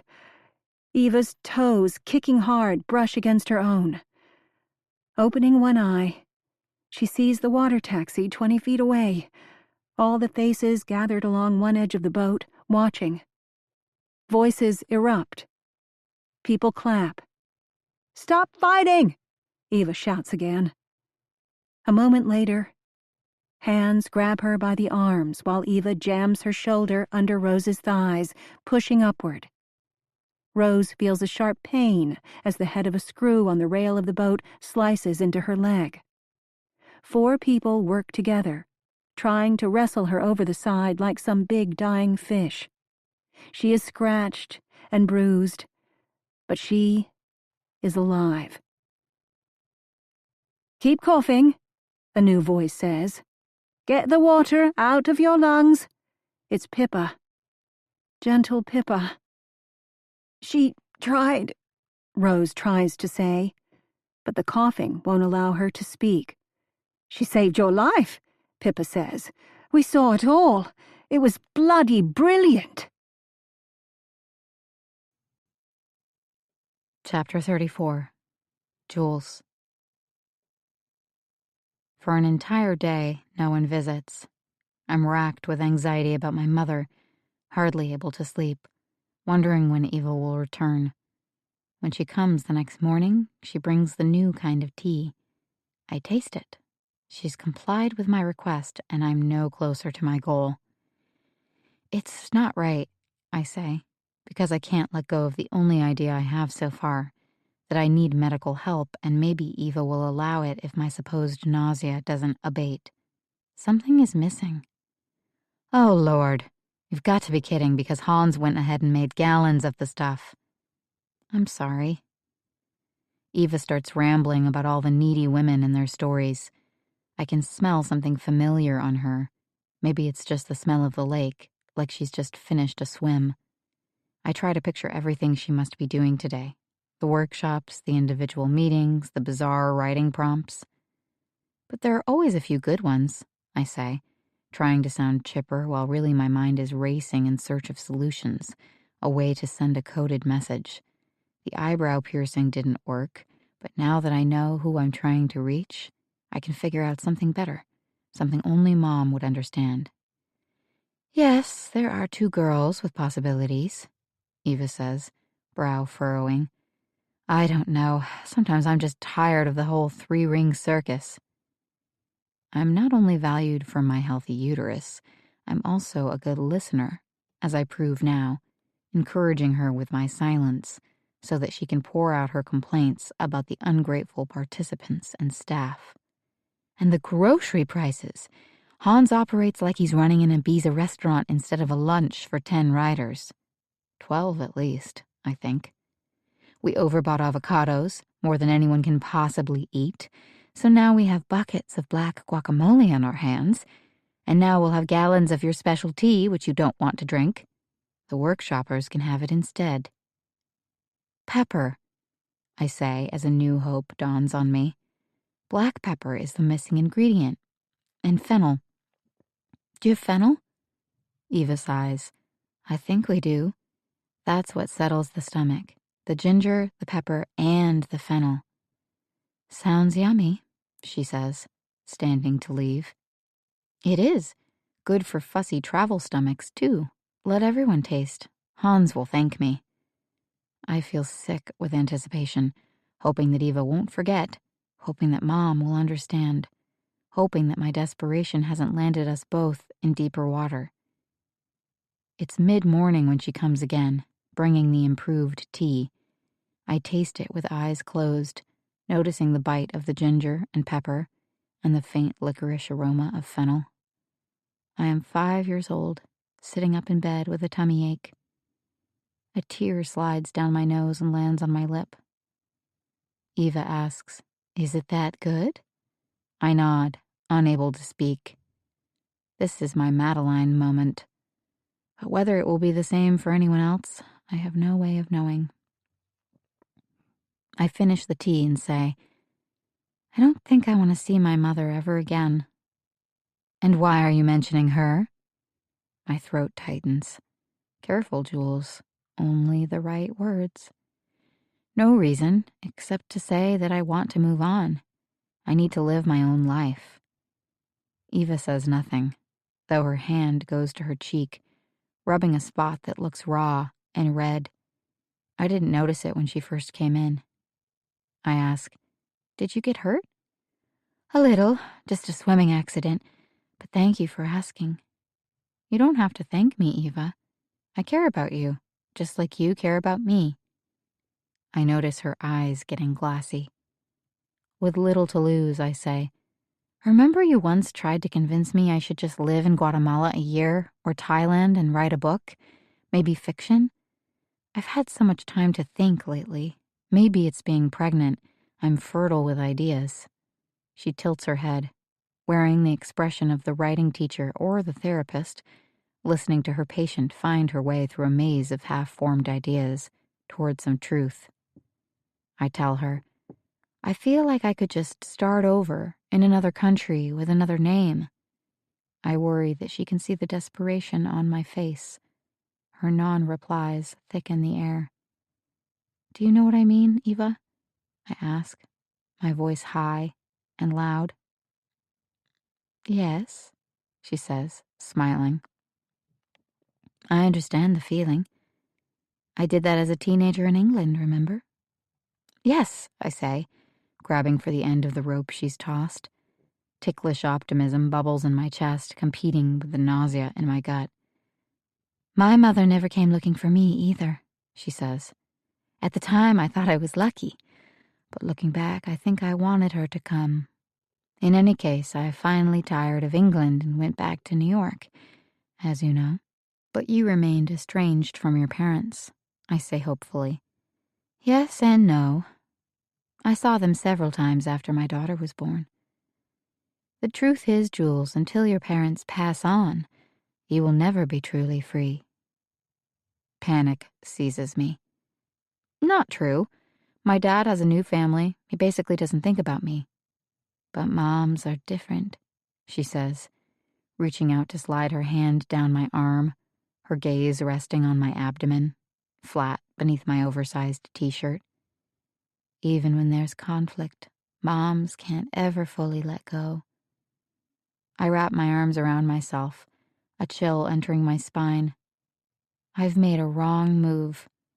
I shouldn't have steered Eva to contemplate how much easier it would be if my mother were simply dead. My mother could be in danger, and even if she stays safe and leaves Atitlan at the end of the workshop, in another few weeks it will become clear I'm not getting bigger. No pregnancy test will help me then. In writing, a plot is the outcome of a character confronting a problem, Eva says, her expression wistful and more distant now. No, that isn't quite right. It's the outcome of a character confronting an impossible problem. Something has changed. She brought me the tea, she believes I'm pregnant, she doesn't want me to lose our baby, but something has changed. I whisper, we don't have a problem. But you're wrong, Jules. I'm sorry, but you're wrong. Chapter 35. Rose. Lindsay bandages Rose's scrapes and makes her lie down in Eva's unmade bed, the last place she wants to be. She can smell the spicy scent of Eva's perfume. She can see the dents in the pillows where Eva's blonde head recently rested. She doesn't want to recuperate in the twisted sheets of the woman who just tried to kill her. No one believes Rose. Not even Lindsay. Though she won't say it so plainly. I can't stay here, in her room. Eva isn't even here, Lindsay says, trying to press a hot mug into Rose's hands. But Rose won't take it. Her throat feels too raw. She gagged up lots of lake water, but she still feels like she might retch again. Where is she? She left and said she'll be back in an hour. Canceled the rest of the morning workshops completely. Anna Sophia got everyone right back on the same water taxi they arrived on. They're on a field trip across the lake. The one that was scheduled for tomorrow. You don't think that's odd? Lindsay makes no effort to hide her eye roll. Eva has been blowing us off since the moment we all got here. It has nothing to do with what just happened to you. She made me swim out too far. Rose tries one more time. She knew I would end up in trouble. Rose, I know it was scary, and I know she does bad things, but I don't believe she would plan to drown you. I think she knows who I am. She figured it out the first time we did those journal exercises. Or maybe before then. But weren't you playing with her, too? Now Rose is the one scoffing. I couldn't just come out and say I was the mother of the personal assistant who drowned during the same week she was working for Eva, and that I've started to think Eva knew about it and possibly even covered it up.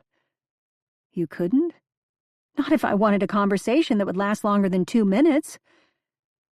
And how long did your swimming conversation last? Longer than that, Rose answers, sulkily. Lindsay laughs, but Rose doesn't think it's funny. I wish I'd fought. I managed to claw her face once, but that's it. The women arriving by water taxi saw what looked like a heroic rescue, which makes Rose's side of the story even more outrageous. They only saw the above-water Eva, champion lake swimmer. Only Rose can feel the hard kick in the stomach, the feet pressing against her head. Lindsay will believe once she has the whole picture, Rose thinks, pausing to cough and reach for a nearly empty water bottle. When she's emptied it, she tells Lindsay everything she found out from Wendy about the girl named Sahara. But Lindsay looks unimpressed. A rock star? Almost drowned here? And I think my daughter swam after her. You know the second part, how? That's what Jules would have done. What she would have done. But nobody saw it, right? It's unraveling now, the sense that Rose had just yesterday, of everything finally fitting. Please don't start talking about how dumb people are. My marks were rarely dumb. Or about people's fantasies, Rose says. This isn't a fantasy. I'm not trying to protect anything. And good thing, or you'd make an easy target. Rose can see what Lindsay is trying to say. She is an easy target. Someone could try to fool her even now, with the evidence to back up this latest story, or by claiming that they know something, even something as simple as where Jules's body can be found. Rose would pay dearly for it. Lindsay takes both of Rose's hands. I believe you just had a frightening experience, and you've had a lot to think about. Give it time. Let me get you more fluids, and then what? If it were me, I'd still demand an audience with Eva. On land, this time, with other people around, maybe even a lawyer, or a well-armed bodyguard, whichever you prefer. You think Eva covered up some facts about the week of Jules's drowning. The when, how, and why. Am I understanding that right? I mean, you don't think she murdered your daughter. The question makes Rose pause. And in that space, images spread like blood in water. Possibilities Rose has suppressed for so long overwhelm her. The expanding clouds blotting out the present, taking her back to that moment that is no longer a mere nightmare. Jules plunging into dark water, clawing, kicking, and someone at the surface ready to strike and push Jules back under if she manages to surface. The moon bright, the wind calm. But none of that matters. Because Jules isn't simply trying to swim back to shore, she is being drowned on purpose. Rose's throat has started to close. She takes a moment to gather herself, swallowing with effort. She rubs hard at the tears on her cheek. I wouldn't have believed it if I hadn't been out in the water with Eva kicking me and dragging me under. But now, yes, I think it's possible. Lindsay doesn't reply. She thinks I'm the crazy one. Rose says, I know it's hard to believe anyone could kill another person. You have to see it for yourself in their eyes. You have to feel it in your own body. Rose shudders, feeling the spot across her ribs that's starting to bruise, the burn in her scalp where Eva yanked her hair. This is so much worse than I thought, Rose says, starting to cough again. When the coughing spell doesn't let up, Lindsay hands her the mug of tea. The ginger hits Rose first, then the rest of it, pepper and fennel. It's not just familiar, it's unmistakable. She has to push the mug back into Lindsay's hands before she drops it. She can barely talk over the lump in her throat. I don't understand this. You almost drowned, and that triggered— No, this, too, this! She points at the tea. Where did you get this? It was in a big pot downstairs. Hans made it. We've all had it before. Not like this. He added spices to it. It's the way I used to make it. The way Jules liked it. I can't even explain or you'll think I've lost my mind. You already think so. Trauma, Lindsay starts to say. Don't talk to me about trauma, please. I have to do something, and not later, now. What could you possibly do now? That's the problem. Rose doesn't know. Chapter 36. Jules. I can't tolerate sitting here, waiting for my fate to be decided by others. Eva, flitting in and out of her fantasy desire to mother both me and my baby. Barbara, struggling to find the resolve to finish what she started. I stand up, next to my bed, and put my left foot on the floor. My leg can bear some weight. But how does that help when I can't get out the door? A lizard skitters across the screen that covers the roof hole above my head, shifting the leaves that obscure the light. Sun. I need sun. Is the screen attached? Could I at least prod it enough to clear the leaves and let more sunshine in? There's not much in this room, aside from 2 buckets, the clothesline I already took down, a broom left only recently, a sign I'm supposed to be doing more to keep this place clean. Standing on the bed, I can barely reach the roof hole with the end of the broom.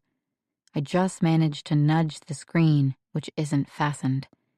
A few more stretches and I've managed to knock the screen off. I hear it sliding down the curved outside of the roof. Sun floods the center of the Temescal. For the first time, this dim, spooky hut actually looks like the hopeful, healing, glowing chamber it was always meant to be. I sit back down on the bed, cross-legged, and bask in it, eyes closed, swaying side to side. 3 months without sun. Can it really have been that long? Can one even heal properly without vitamins? I look down at my skinny arms. I pinch the sagging flesh around my knees. My legs are the color of a banana, mostly white with a slight tinge of yellow. The sound of someone opening the outer door startles me into vigilance. I listen, straining, trying to distinguish Eduardo's light steps from Barbara's heavy ones. A quick, hard knock on the inner door makes me jump. "Jules," comes the whisper of a familiar male voice. "Jules, it's me." I crawl out of bed, tiptoeing toward the door, and press a hand against it. "Maurizio? I was so worried about you." "Oh my God, Maurizio." I hear the familiar scraping sound of the second latch being withdrawn. "It's a little stuck, but I'm coming." I put my hand over my mouth, stifling a sob. If he'd known where I was, he would have come earlier. I'm sure of it. "Wait, I hear something," he says quieter. "Let me go see." "Don't go. It might be a car. I have to check. Be careful." I look down at my bare, emaciated legs and suddenly feel self-conscious. Besides, I'll be outside in a minute. I need clothes if I'm going to get out of here. I grab the only pair of pants in the room and begin to slide them on when I hear an alarming grunt, followed by the boom of something slamming onto the ground, just outside the hut. Then a noise I can't understand, like the sound of a shovel tamping down earth, followed by 3 higher-pitched grunts, the last one rising to a shriek. "Maurizio." The door opens. Eva stands, backlit, shovel in her hand. Seeing me, she seems to wake from a dream and pushes into the hut, shutting the inner door behind her. "Where is he?" I ask. The moan from outside has grown louder. Eva's eyes track across me. My abdomen is still flat. My breasts the same B-cup they've always been. "Any nausea today?" I can't stop hearing the moan. "Eva, what happened to Maurizio?" "Come, let's sit on the bed." "Come." She takes my hand and guides me to the edge of the bed. She starts to finger comb my hair while I sit, rigid, listening. To cover the sound outside the door, she starts to hum, and the humming makes me feel so agitated I can't sit still.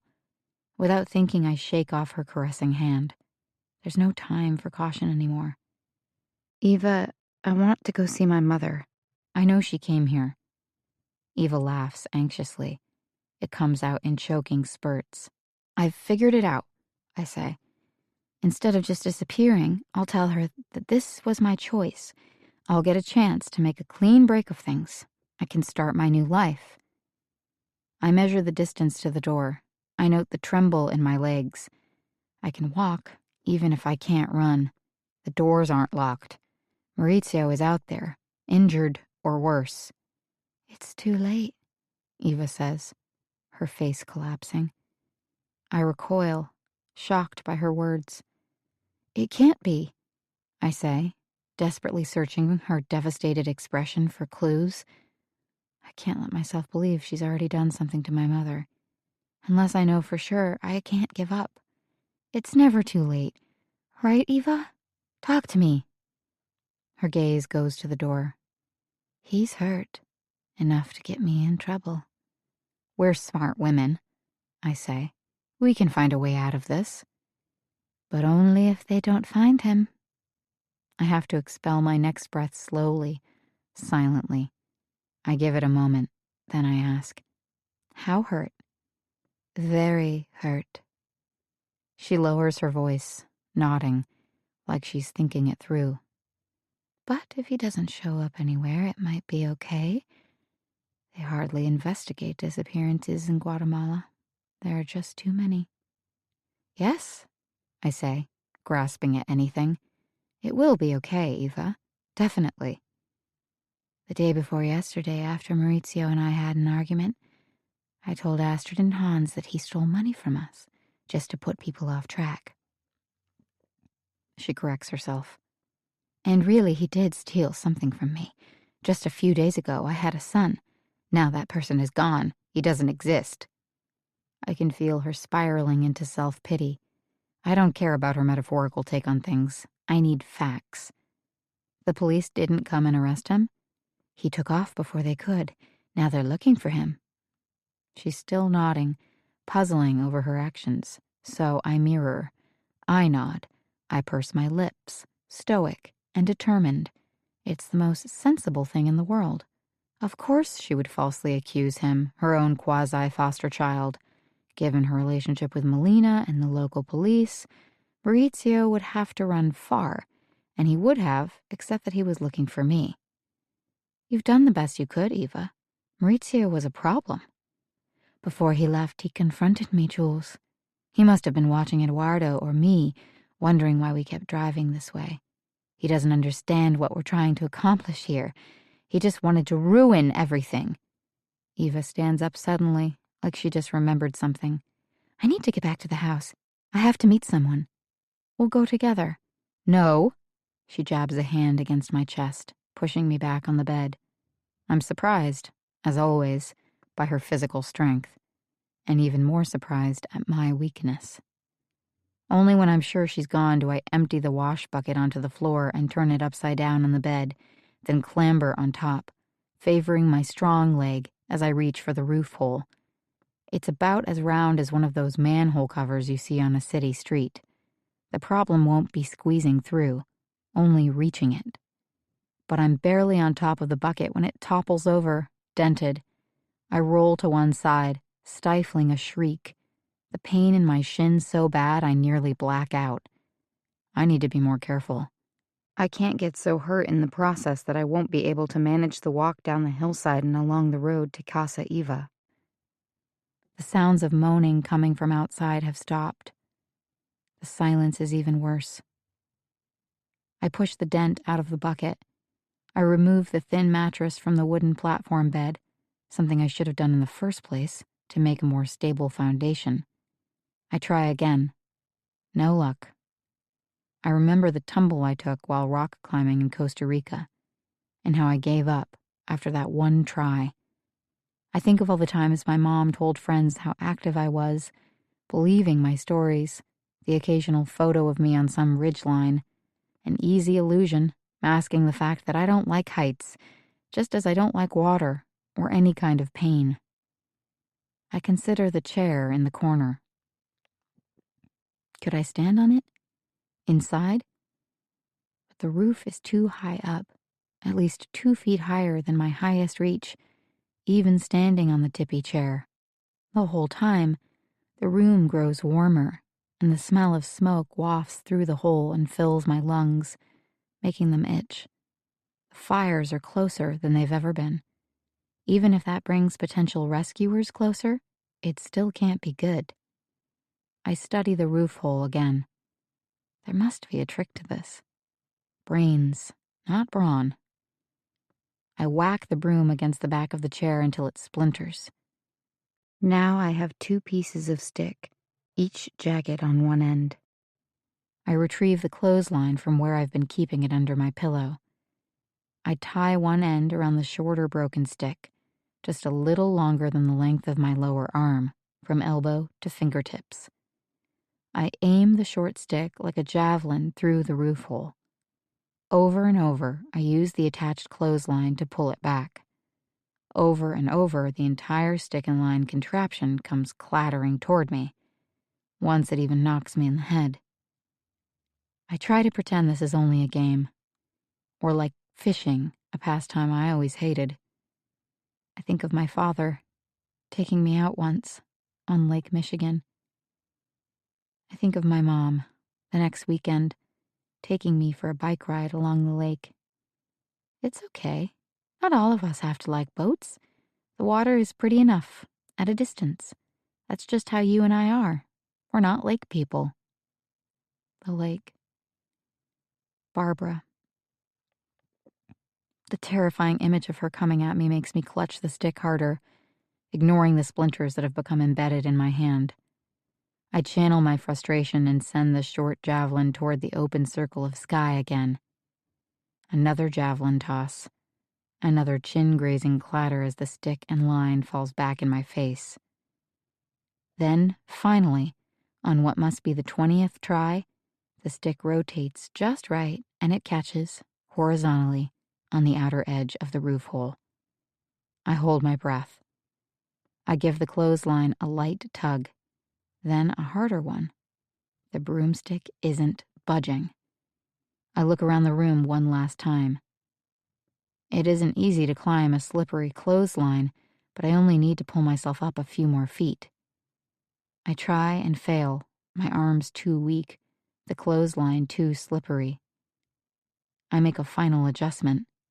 I tie the bottom of the clothesline in a noose-like circle, even with my chest. I grab high, I kick, I place the foot of my good leg in that loop, I use it as a step. I push with all my might until I feel the breeze on my face. I'm through the hole. I'm on the roof and looking down. I slide down the side of the Temescal roof and make the final awkward leap to the ground, rolling onto my right side as I land, hip absorbing the impact. Wind knocked out of me. It takes a moment to orient myself and catch my breath. I'm not quite ready to try standing. Maurizio is seated, legs out and eyes closed, head lolled to one side, next to the closed door of an old hippie school bus, the visual centerpiece at the middle of a half-dozen abandoned Temescal huts and a few yurts. Maurizio! I crawl forward and press 2 fingers to his neck. He coughs and lifts his head before I can get a pulse. His hair is black, matted with blood. One eye remains closed even as he struggles to squint at me with the other. I'm afraid to touch him, to hurt him. I'll get help. I thought you were... But now I can see the track, from the front of the hut to the door of the school bus. The ground has been swept by his agonizing crawl. There are dark marks, too, left by his bloody handprints. I'm going to get help, I reassure him, looking around for a broken stick I can lean on. Because of the strong winds, there are many. We need to find you some shelter. He needs protection from dangerous people, from sun, from the fire if it advances. I can't see any flames, only thick brown smoke severing the nearby mountain tops. I can't tell if the wind is blowing the fire toward us or away, only that the hot, acrid gusts are growing stronger. I try to lift Maurizio, but I can't do it alone. Then he says something about my mother. At the house, he whispers. She isn't safe. But you, I'd feel better if I go. Okay, I say finally. I'll get help, I promise. Limping, I reach the rough road, which clings to the lake. I squint toward the dim outlines of the volcanoes, orienting myself. Eva's place is to the right. I hobble, dragging my left leg behind me, lungs full of smoky air, thinking, "You're not getting away with this." I think of my mother standing at the top of the bluff, walking down the dock, clambering into a boat. She doesn't know what Eva can do, what Barbara has already done. My mother has to get away from them. I just don't know how to help her in time. Then again, I've never walked far in this area without a truck pulling over to ask me if I need a ride. In these woods and down this road, there are people who can help. That thought, instead of reassuring me, makes my heart race, my anger and indignation replaced by pure animal fear. The paranoia cultivated for months almost convinces me to dash back over to the shoulder and hide in the brush, arms wrapped around myself, eyes closed. I have to fight it. Not every stranger is out to get me. I have to remember who I am, who I was, the person who traveled across Central America, who befriended locals, who was afraid of the occasional wave or tumble, perhaps, but never of people.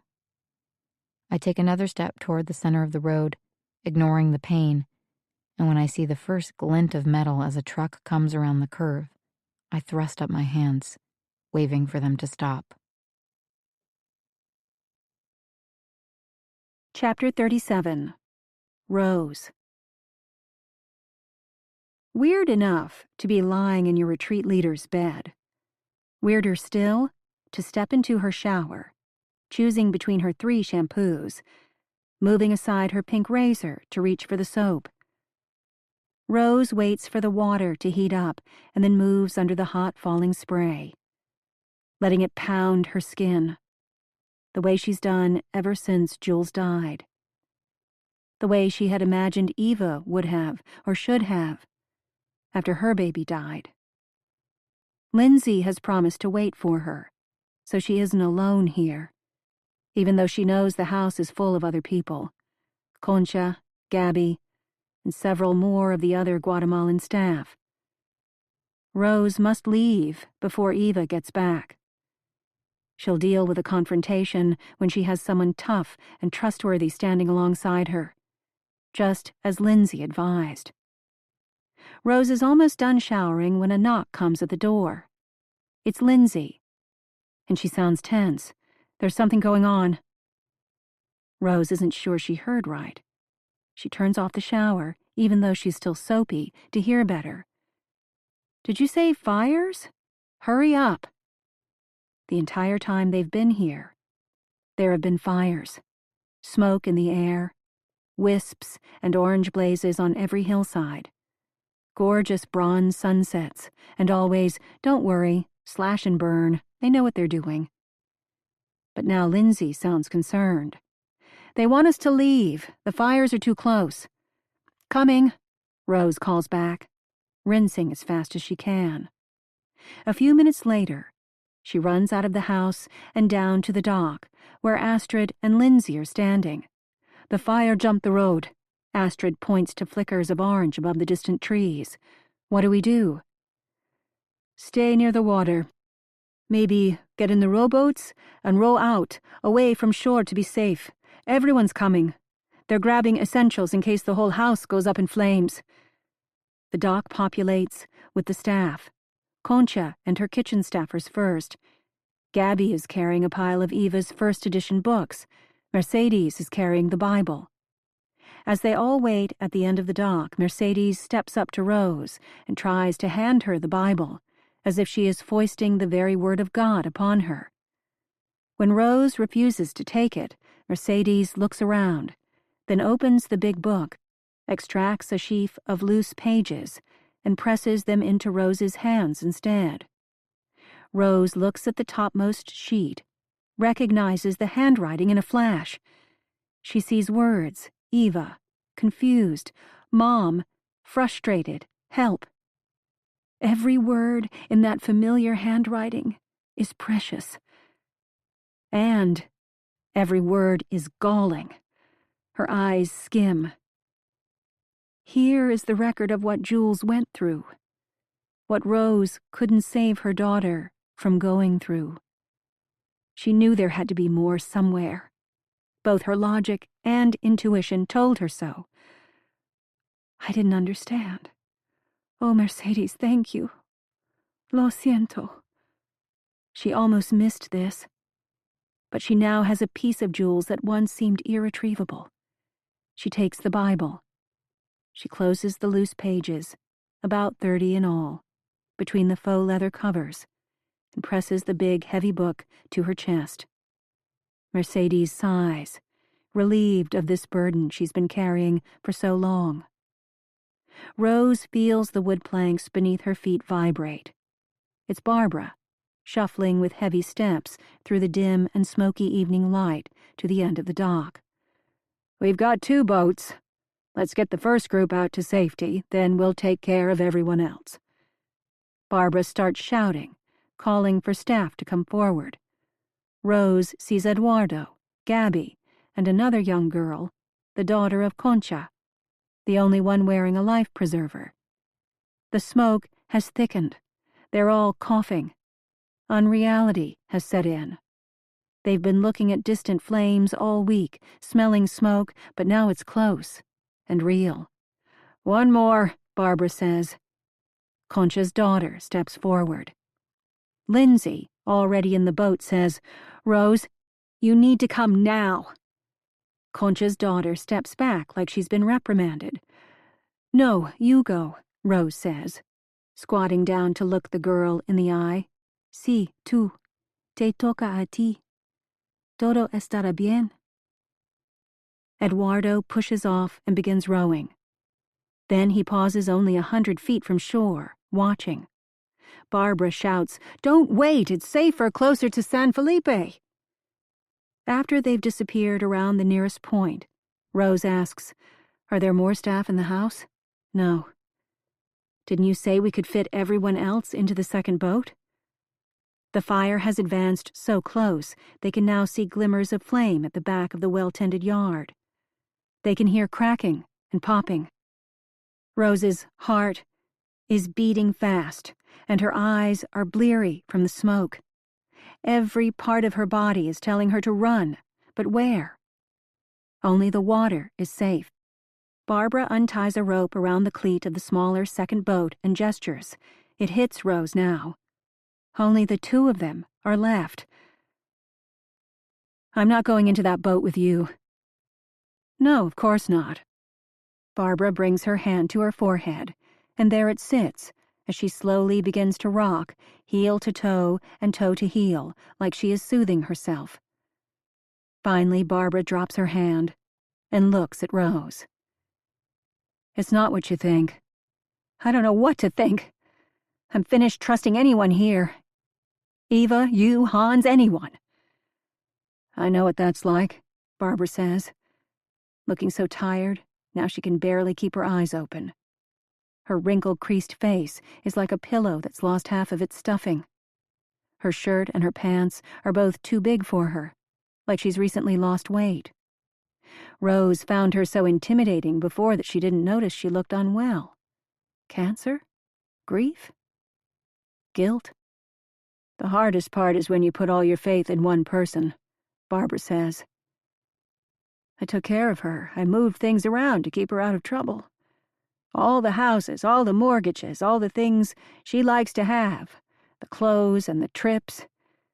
Taxes, delayed advances. She's not a numbers person. Rose feels the brief pleasure of long-delayed confirmation. So you were skimming money meant for the orphanage? Not really. Not really. Not forever. It was just a way to make accounts balance for the time being. And Eva knew. She didn't want to know, Barbara sighs. But I did that for her always. I helped her keep her mind clear and focused for the important things. And she relied on you for that. Somehow that was the wrong thing to say. Barbara's words become garbled, lost between choking sobs. She used to. We were a team. Without me, she couldn't write her next books. But Eva hasn't published new books since In a Delicate State. Not the point, Barbara's frantic head-shaking seems to say. Or it is the point, but it's not Barbara's fault. Or something has happened since that book came out that can't be talked about. And for some reason, it's hardly about Eva at all. It's about Barbara. She's the victim, supposedly. I've been betrayed so many times, Barbara says, but this time, this. She can't get the words out, and now tears are flowing down her cheeks and dripping off her chin. I don't have the energy anymore. Barbara lowers herself to her knees, one hand reaching out to anchor herself on the ground, the other still holding the rope, crying through her incomprehensible mutterings until she has to stop talking altogether. Everything is turned upside down. Meanwhile, even the landward side of the dock has been consumed by the ever-advancing smoke. Still clutching the Bible with Jules's journal pages inside, Rose decides. I'm not leaving you here. Eva, Barbara tries to say before she is racked with silent sobs that turn into coughs. Eva is in the house? Barbara shakes her head. Then don't worry, Eva's fine. I'm sure she's with everyone else in San Felipe. Barbara shakes her head again. Rose doesn't understand, and she doesn't have time to keep yanking the words out of Barbara. You're a survivor, Barbara, right? That word seems to have unlocked something within Barbara, because she eases herself into the rowboat, moving like a zombie. Good. So am I, says Rose, clambering in behind her. We're going to get through this.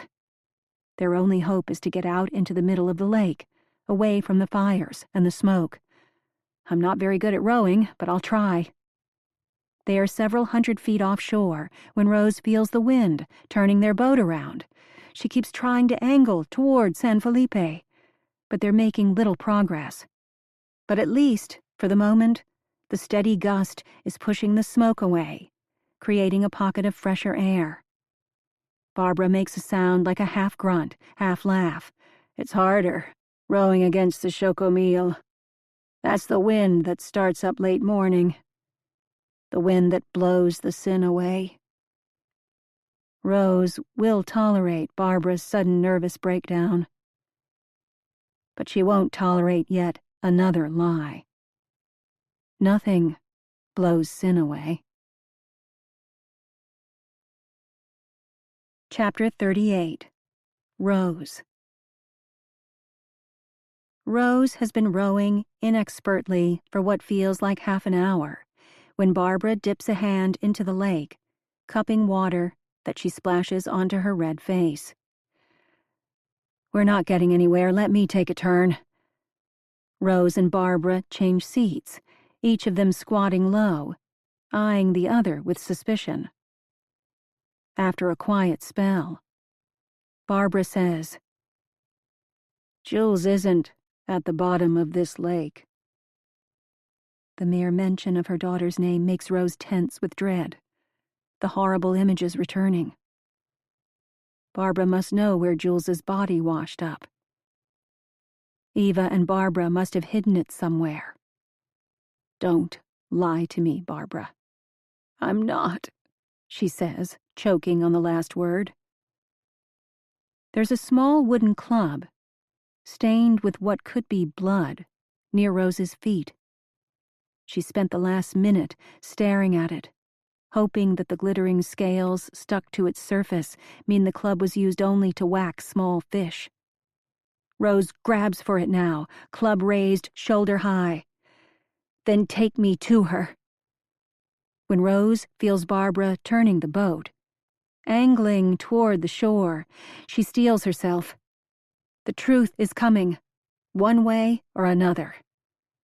They pull up to a rocky beach between two houses. They clamber silently up a trail to the road, and then up another trail. Higher yet, up the smoky hillside into a less developed area, a mix of forest and grassy cleared patches. When they arrive at the empty Temescal hut, and Barbara unlocks both doors to get to the squalid interior, it feels like the meanest trick of all. Because there, strewn across the room, are a young woman's clothes. Underwear, a pair of jean shorts.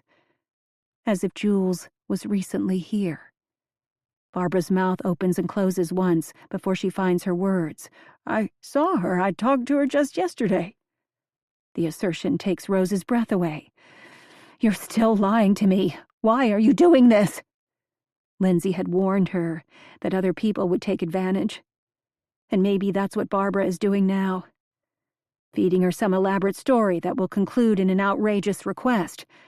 Barbara stammers. "Eva went somewhere early this morning before she met with you. She kept running off, even more than usual. I knew she was planning to do something. Your daughter was just here." Barbara pushes her stubby fingers through her thinning hair, eyes searching the room as if Jules will jump out from the shadows. She says, "When I heard that Jules was still alive, it seemed like the first time in my life I could undo something. I thought I could persuade Eva over time. But this morning she was acting differently. She had blood on her cheek." No, Rose thinks. There are too many details. These are the false elaborations of a practiced liar. Barbara is spinning a tale, trying to pull her into a spell of believing. Why? "It wasn't from Jules," Barbara stammers. "Eva told me she'd done something to Maurizio. She wanted me to be the one to do it.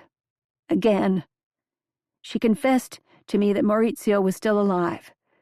She expected me to do it all for her, finish off Maurizio, get rid of Jules, even though Jules had something Eva wanted. But Eva changed her mind. It wasn't worth the risk. Jules couldn't keep secrets. Eva wanted me to come here and clean up her messes." Rose can't make sense of Barbara's ramblings. It makes little difference. Rose doesn't believe her version of events anyway. They leave the Temescal hut just at the moment two local men come over the hill, dragging Eva behind them. Her face is smudged. She's trying to twist out of one man's grip. "Barbara," Eva shouts, "tell them to let me go. Tell them you'll go to the police. They can't treat me this way." In Spanish, one of the men shouts, "This woman was trying to light more fires." Rose doubts her own comprehension. Why would anyone? But then she sees a third local man lumbering behind, supporting the weight of Maurizio, limping. His hair is matted. His face is stained. Rose hears one of the men say, "She was trying to kill him. When we found her, she was trying to burn him alive." It's too horrible to imagine. Incredible. But not as incredible as what Rose sees next. The thin, frail figure shuffling behind all of them, hurrying to catch up, reaching for Maurizio's other arm as if she has any hope of supporting him, when this waif of a girl looks just as broken. Rose's heart skips a beat. She's been wrong before. She lifts a hand to her mouth, trying to stop herself before she's wrong again. But she can't stop it. The name slips out, and not just the name, but the vain hope. "Jules." Jules looks up. Her face crumples. One moment, she's only halfway recognizable, too pale and wasted away to be the daughter Rose knows. And the next moment, she is both the little girl and the young woman Rose has always loved. "Mom," Jules says. She starts to cry and can't stop crying as Rose rushes forward and embraces her thin, trembling body. "Mama." Epilogue. Jules. 18 months later, I'm standing outside a bookstore called Women and Children First in Chicago, too nervous to enter. I had dinner with Mom at one of our favorite restaurants on North Ashland, but when she offered to come to the reading with me, I said no. I needed to do this myself. "You're sure? We can sit in the far back. She won't see you." "I want her to see me," I said. "That's the point." "And you don't need your trekking poles?" "Mom, the doctor wants me to walk without them now." "Right," she says with a strained smile. "But I'll be parked nearby, reading in the car, just in case." I know Mom has her own need to deal with all we went through, even beyond the way she has opened up with Dad and Uliana, given interviews to newspapers, consulted with lawyers, and phoned her new friends from the Atitlan workshop, who now understand all that she was concealing. My list of needs is different, and tonight I decided I need to do this one thing alone. Now, as I stare at the chalkboard on the sidewalk, Eva Marshall reads from her new best-selling memoir, We. I am second-guessing my immature need for this trivial gesture of independence. But that's how the last year and a half have been. One small step and gesture at a time. First, 3 surgeries, which I was told weren't many, given what I experienced. It turns out the infection at the site of my broken tibia developed into osteomyelitis. Trapped for so long with a festering leg, I was lucky to have avoided either the chronic form of the disease or a much swifter and more fatal case of sepsis. Next, remembering that before I went to Lake Atitlan, I was preparing to move out and be on my own. And I will, soon. I didn't expect to be hobbling quite this long. "Are you going in?" a woman asks as I linger too close to the door. "Yes," I say. "Sorry." I take a seat in the back, just as Mom suggested, pulse thrumming in my throat as I listen to the moderator read through a bloated introduction of Eva and how she's become even more popular in the last year. When the news came out that I had been found, the media swarmed. A publisher even offered me the chance to tell my own story in a book. For 5 minutes, I was tempted. Then I realized that writing a memoir about Eva and me was not how I wanted to start my career as a published writer. By now, the publisher is probably grateful, given how muddy the story became. My parents and I consulted lawyers about pressing charges and finally decided it wasn't worth it. Barbara was in a foreign jail, and Guatemala showed no interest in extraditing her, even after an American journalist on Eva's trail started looking into Barbara's past and the suspicious nature of her husband's death. Whatever Barbara may have done to him, in addition to some shady financial actions on both sides of the border, eclipsed my brief role in her troubled life. If I'd had any idea, I wouldn't have been as sympathetic to her woe-filled memoir. She never admitted to hurting me in the rowboat, anyway, except to say it was a 2-person tussle, both of us acting out of petty rage. I had no witnesses to prove otherwise. I only had my story. In Eva's version of events, she was indeed helping me heal from the attack, and she had my own words on her side. After all, I'd written an essay expressing my gratitude for what she was doing, butterfly from the Temescal chrysalis, etc. Not many people seemed inclined to believe I wrote those pages as manipulative fiction. As for Maurizio, I knew he didn't have many legal options for getting back at Eva. He called on his scary uncle for help. The upshot is that Eva no longer felt safe in Guatemala. She moved her entire operation to Nicaragua, and now it's even more upscale. Guests fly in by helicopter. The cost of attendance has tripled. Meanwhile, Eva's confession that she did in fact invent parts of her last memoir, but only due to deep grief, have only revitalized interest in that book. A film project is finally in the works. An A-list actress signed on, eager to portray Eva and her deceptions in all their psychological complexity. I am wincing, thinking of what that movie will look like and whether I'll have the discipline not to see it when thundering applause in the bookstore forces me to focus. The moderator has stepped away from the podium. He's pointing to stage left, where I can just make out Eva's blonde hair, longer now, from behind a scrum of people. She's trying to hand over something to another woman, who is facing away from me, blocking my view. Finally, I see what's holding things up. Eva's swaddled baby is fussing, even as the helper or nanny tries to grab hold of her. "She has twins," a woman next to me whispers, the admiration in her voice plain. "Adopted from Nicaragua. Isn't that incredible?" "Yes," I say, "if she doesn't get tired of them." "Tired of them?"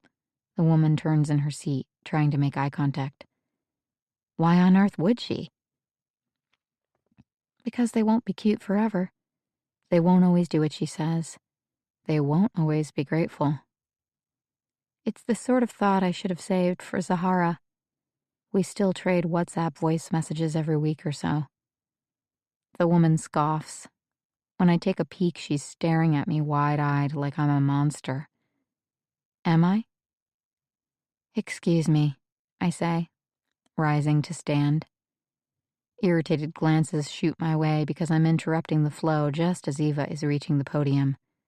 I bump knees and force someone's jacket to slide off the back of another seat. "Sorry." "Sorry?" There we go. Sorry, again. When I finally extract myself from the row of seats, I turn back and look at Eva. She's staring at me, flustered. This is the moment I was waiting for. I had all sorts of long public pronouncements planned, castigating Eva for daring to write about me, Zahara, Diane, Rachel, and Scarlett, and only in ways that framed Eva in the best possible light. For furthering Barbara's lies and suggesting that she and I got into a brawl. For using my desperately written words to prove I was never held captive. But above all, for daring to open her memoir with lines from the poem by the Guatemalan poet Isabel de los Angeles Ruano, the one about complicity, suggesting that we were all guilty for any unhappy or unfortunate events at Casa Eva. "You," I say, standing just aside from the 100 or so seated bookstore guests. "You're the guilty one." Everyone is staring at me, confused, and probably wishing I would say more. But I won't. I only want her to know that I know, that I'll be keeping an eye on her, that I'll never forget. Not we. You. Eva's mouth is opening and closing again like a fish, with no sound coming out. I thought it would feel good when I accused her. I only now realize that it wasn't a public exchange of words I wanted. Not hers, and not mine. I just wanted this. Her unable to speak, for once. Eva silenced, if only briefly. In that silence, I feel like I can breathe. In that silence, I feel like I can imagine, finally, finishing one episode of my life and starting another. I can imagine telling this story as long as no one else will get to steal or warp it or tell me what it means. Maybe even as fiction. The end. This book was read for you by Susan Bennett, a proud member of SAG-AFTRA.